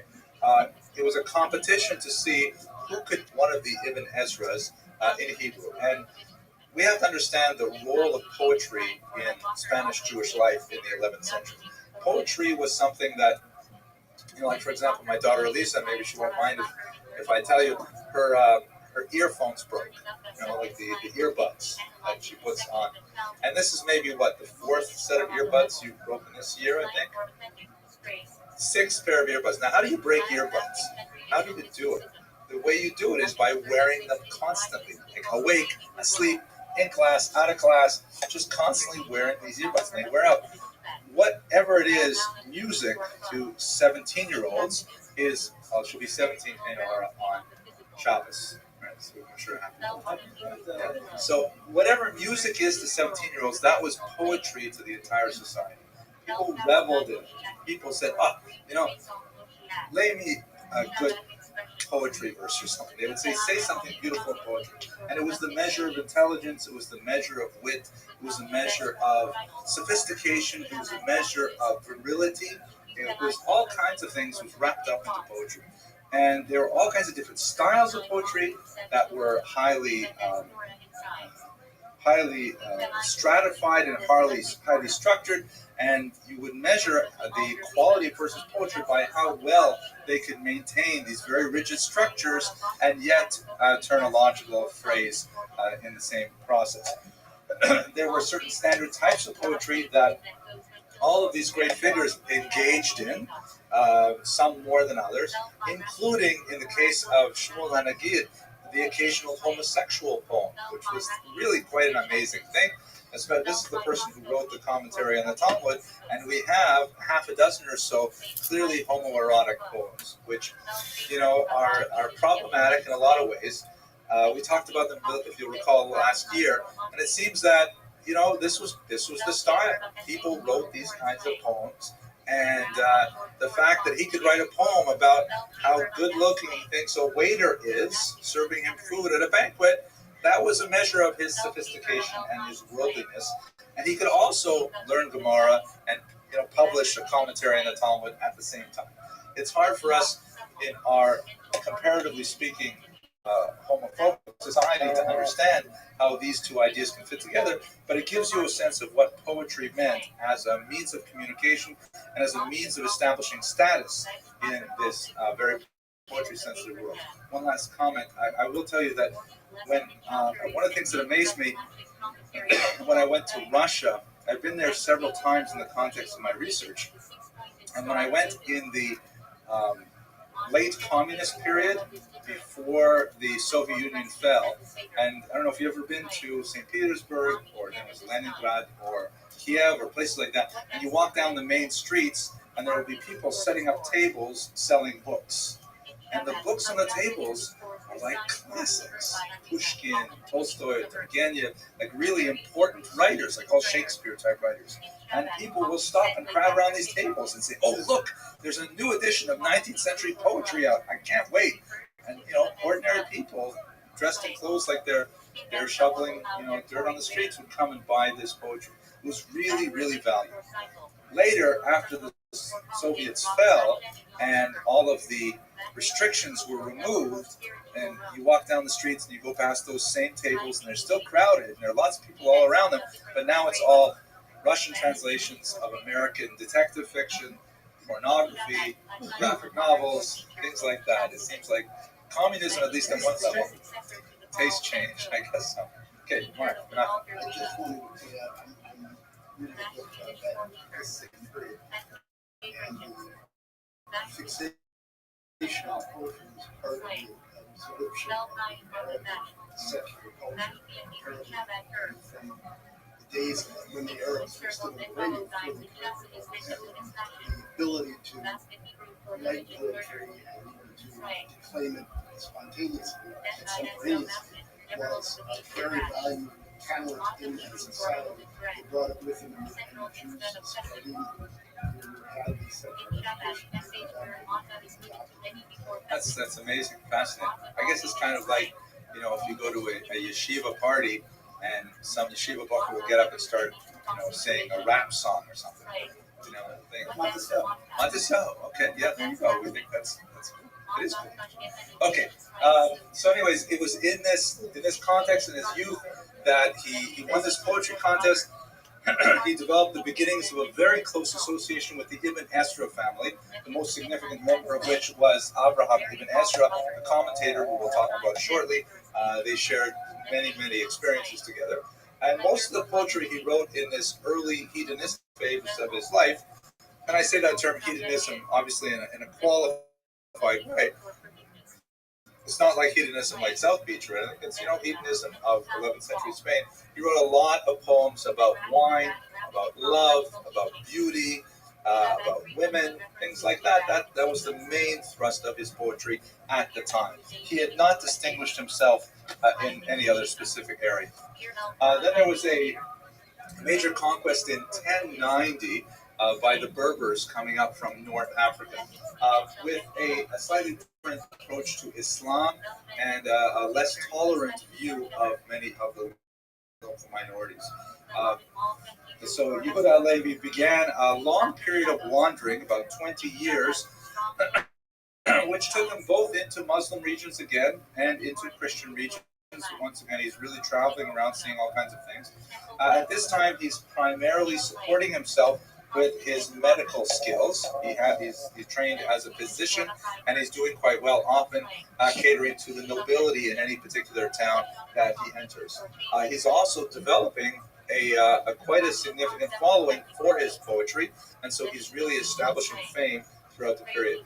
There is no evidence that he lived off any specific, benefactor or was in any way supported by any wealthy individual. It seems that he really was truly independent, pursuing his art purely for art's sake, while maintaining himself as a physician. A pattern that we see also, for example, with the Rambam, who of course doesn't engage in poetry so much, but very, very prolific writer, who is doing it entirely on the side, and his medical practice is what keeps things going. Which does remind me of a little joke. There are two malamdim who are talking with each other, two, primary school teachers, malamdim, and one of them says to the other, if I was Rothschild, I would be richer than Rothschild. Rothschild, of course, the 19th century emblem of the wealthiest Jew in the world. And they're like, how would you be richer than Rothschild? And the first guy says, he was not giving bar mitzvah lessons on the side. His medicine and his medical practice was keeping things going. And at the same time, he was developing a larger and larger corpus of poetry. This lasted until 1108, until one of his close patrons, a man named Zuel, not sure how to pronounce that, in Toledo, was assassinated in a political and economic dispute. And this gave Halevi pause, thinking about, how really secure am I? This is like the second major departure I've made from a city as a result of persecution. And this kind of turned his mind in many ways towards the ancestral homeland of Israel. But we'll explore that in a little bit greater detail shortly. During this time, he's also very close, as I mentioned, with Abraham and Ibn Ezra, one of a large family, all very educated individuals who are writing poetry, traveling with him, and so on. Ibn Ezra was, ironically, really quite poor, complains bitterly about his poverty in his commentary on the Bible, in his introductions, in his poems as well. But the two of them are fast friends, and they travel extensively throughout Spain, and ultimately they're going to travel across the coast of North Africa. According to some opinions, it was Abraham and Ibn Ezra who would accompany Halevi on his last trip to Israel, although other scholars dispute that and say it was probably his brother. There's also quite a bit of legendary information to indicate that perhaps Halevi and Ibn Ezra were connected in a familial manner. Either they were cousins, or perhaps they were connected by marriage. But all of these details are lost in the dustbin of history. More data is forthcoming from the Geniza, where we may have a better idea as to the specifics of their relationship. So let's look at what made him most famous, perhaps, which is his poetry. And there are several categories that he engaged in. As I mentioned earlier, he wrote a lot of love poems, specifically in his youth. Later, he wrote quite a few eulogies We're talking about several hundred eulogies, and these are also known as laments. They typically describe the dismay at the loss of a close friend. Most of these were written literally for friends. They were not written, for hire. They were not commissioned poetry. He simply wrote them of his own accord. They tend to have a very, as you would imagine, a dark tone, emphasizing the what's the word I'm looking for? Starts with capricious, right? The capricious nature of death that can attack at any moment without warning and so on. He wrote quite a bit of religious poetry. Some of his religious poetry was included in the liturgy. We have it in both the Sephardic and in the Ashkenazi tradition. You see much of his poetry, for example, in the keynote of Tisha B'Av, the poems about the destruction of the temple and Jewish suffering that are read on the 9th day of the month of Av, which is kind of like National Jewish Bad Luck Day. And then finally, what he's perhaps most famous for are his Shirei Tzion, his Songs of Zion, about 90 of these poems, which all talk about Israel, a topic that would obsess him in the last part of his life and eventually result in his aliyah, his movement to Israel. Let's look at a few of these poems just to get a sense for his personality, because we can see a little bit coming through. So these are not my translations. I picked them up off the internet. This one is a translation by J. Hutzner. It's called The Gray Hair. One day I observed a gray hair in my head. I plucked it right out when it thus to me said, "You may smile if you wish at your treatment of me, but a score of my friends soon will make of you a mockery." Sorry about the rhyme there, but that's the idea, right? And I can identify with this one. It's a little bit too late. Here's an example of one of his love poems. This is one of the tamer ones that I chose, but they're very much about the physical beauty. This one is my sweetheart's dainty lips are red, with rubies crimson overspread. Her teeth are like a string of pearls. Down her neck, her clustering curls in ebony hue vie with the night, and over her features dances light. The twinkling stars enthroned above are sisters to my dearest love. We men should count it joy complete to lay our service at her feet. But oh, what rapture is her kiss, a forecast 'tis of heavenly bliss. Guys, note the translation, Emma Lazarus, famous Colossus fame, right? Give me your schwitzing masses, how does it go? Something like that. Tired masses, something like that. There's no schwitzing in that? Okay.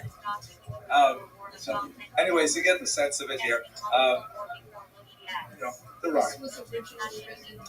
In Hebrew, these are all Hebrew. He wrote in Arabic as well, but he was a very, very pro-Hebrew language patriot. He really felt that Jews should be, masters of the Hebrew tongue. This is his most famous poem. Actually, this is just the first stanza of the poem. It's quite a bit longer, but this is the one that most people associate with Yehuda Levi. Let's see. Auntie, you want to read the Hebrew perhaps so you can say it with the proper accent?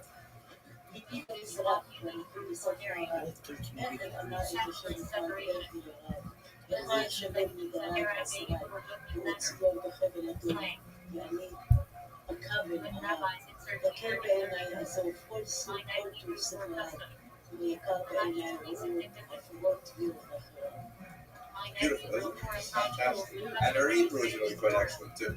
Almost a native language. So let's read the English. My heart is in the east, and I at the farthest west. This is a literal metaphor, meaning that his heart is in Israel, which is to the east of Spain, which is in the farthest west. If you go any farther west, you get west. So that's what the meaning of it is. I'm stuck in Spain, and Israel is so far away. My heart is really in Israel, but I happen to be stuck here in Spain. How can I taste what I eat, or find it sweet? While Zion is in the cords of Edom, that means it's bound by Rome. At this time, and Rome is a metaphor for Christianity. At this time, Jerusalem was under the control of the Crusaders. So while Zion is in the cords of the Gog, and I bound by the Arab, right? In Spain, in the Muslim culture, and so on. Beside the dust of Zion, all the good of Spain is light. Light meaning empty, right? The word is lakel be'enai, light in my eyes. Light is not heavy, and a good thing to leave it. Meaning it would be good to simply leave all of this simple stuff of Spain and go to Israel, where life is really happening. You can see the tremendous love of Zion, and I think also the meter of his poetry coming through in this short selection. It goes into a much longer detail, of course, this particular poem. And we have, I think, about 400 odd poems from Yehuda Levi extant in the corpus today. Now I'd like to turn to his philosophy. Any questions about his poetry? Okay, so let's go to philosophy, something that he engaged in a little bit later in his life. The Kuzari is from, I believe, 1141. So the Kuzari is one of the most famous works of medieval Jewish philosophy.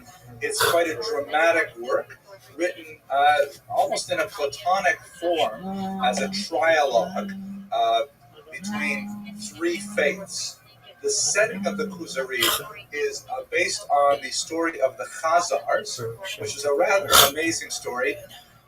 Even though Yehuda Levi used the story simply as a vehicle for his own philosophical conceit, nevertheless, it's such a fascinating footnote that I just want to take a few minutes and talk about what are the Kuzari and so on. So here's the Chazar Empire at about the year 740, when amazingly the entire country converted to Judaism.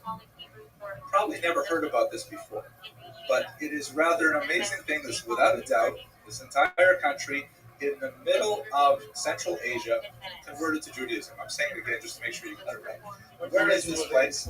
I'm sorry? Oh, they were pagans before. They were worshiping thunder, trees, rocks, egg rolls, things like that. Here's the Black Sea. I think I could use some Chinese food. Here's the Black Sea. Kiev is right here. Kiev, according to Rabbi and Pritzak, was actually built as a Khazar outpost, which is an amazing idea. And it extends through what would be today Georgia, a little bit of Azerbaijan, and into what would be Tajikistan and Kazakhstan to the east.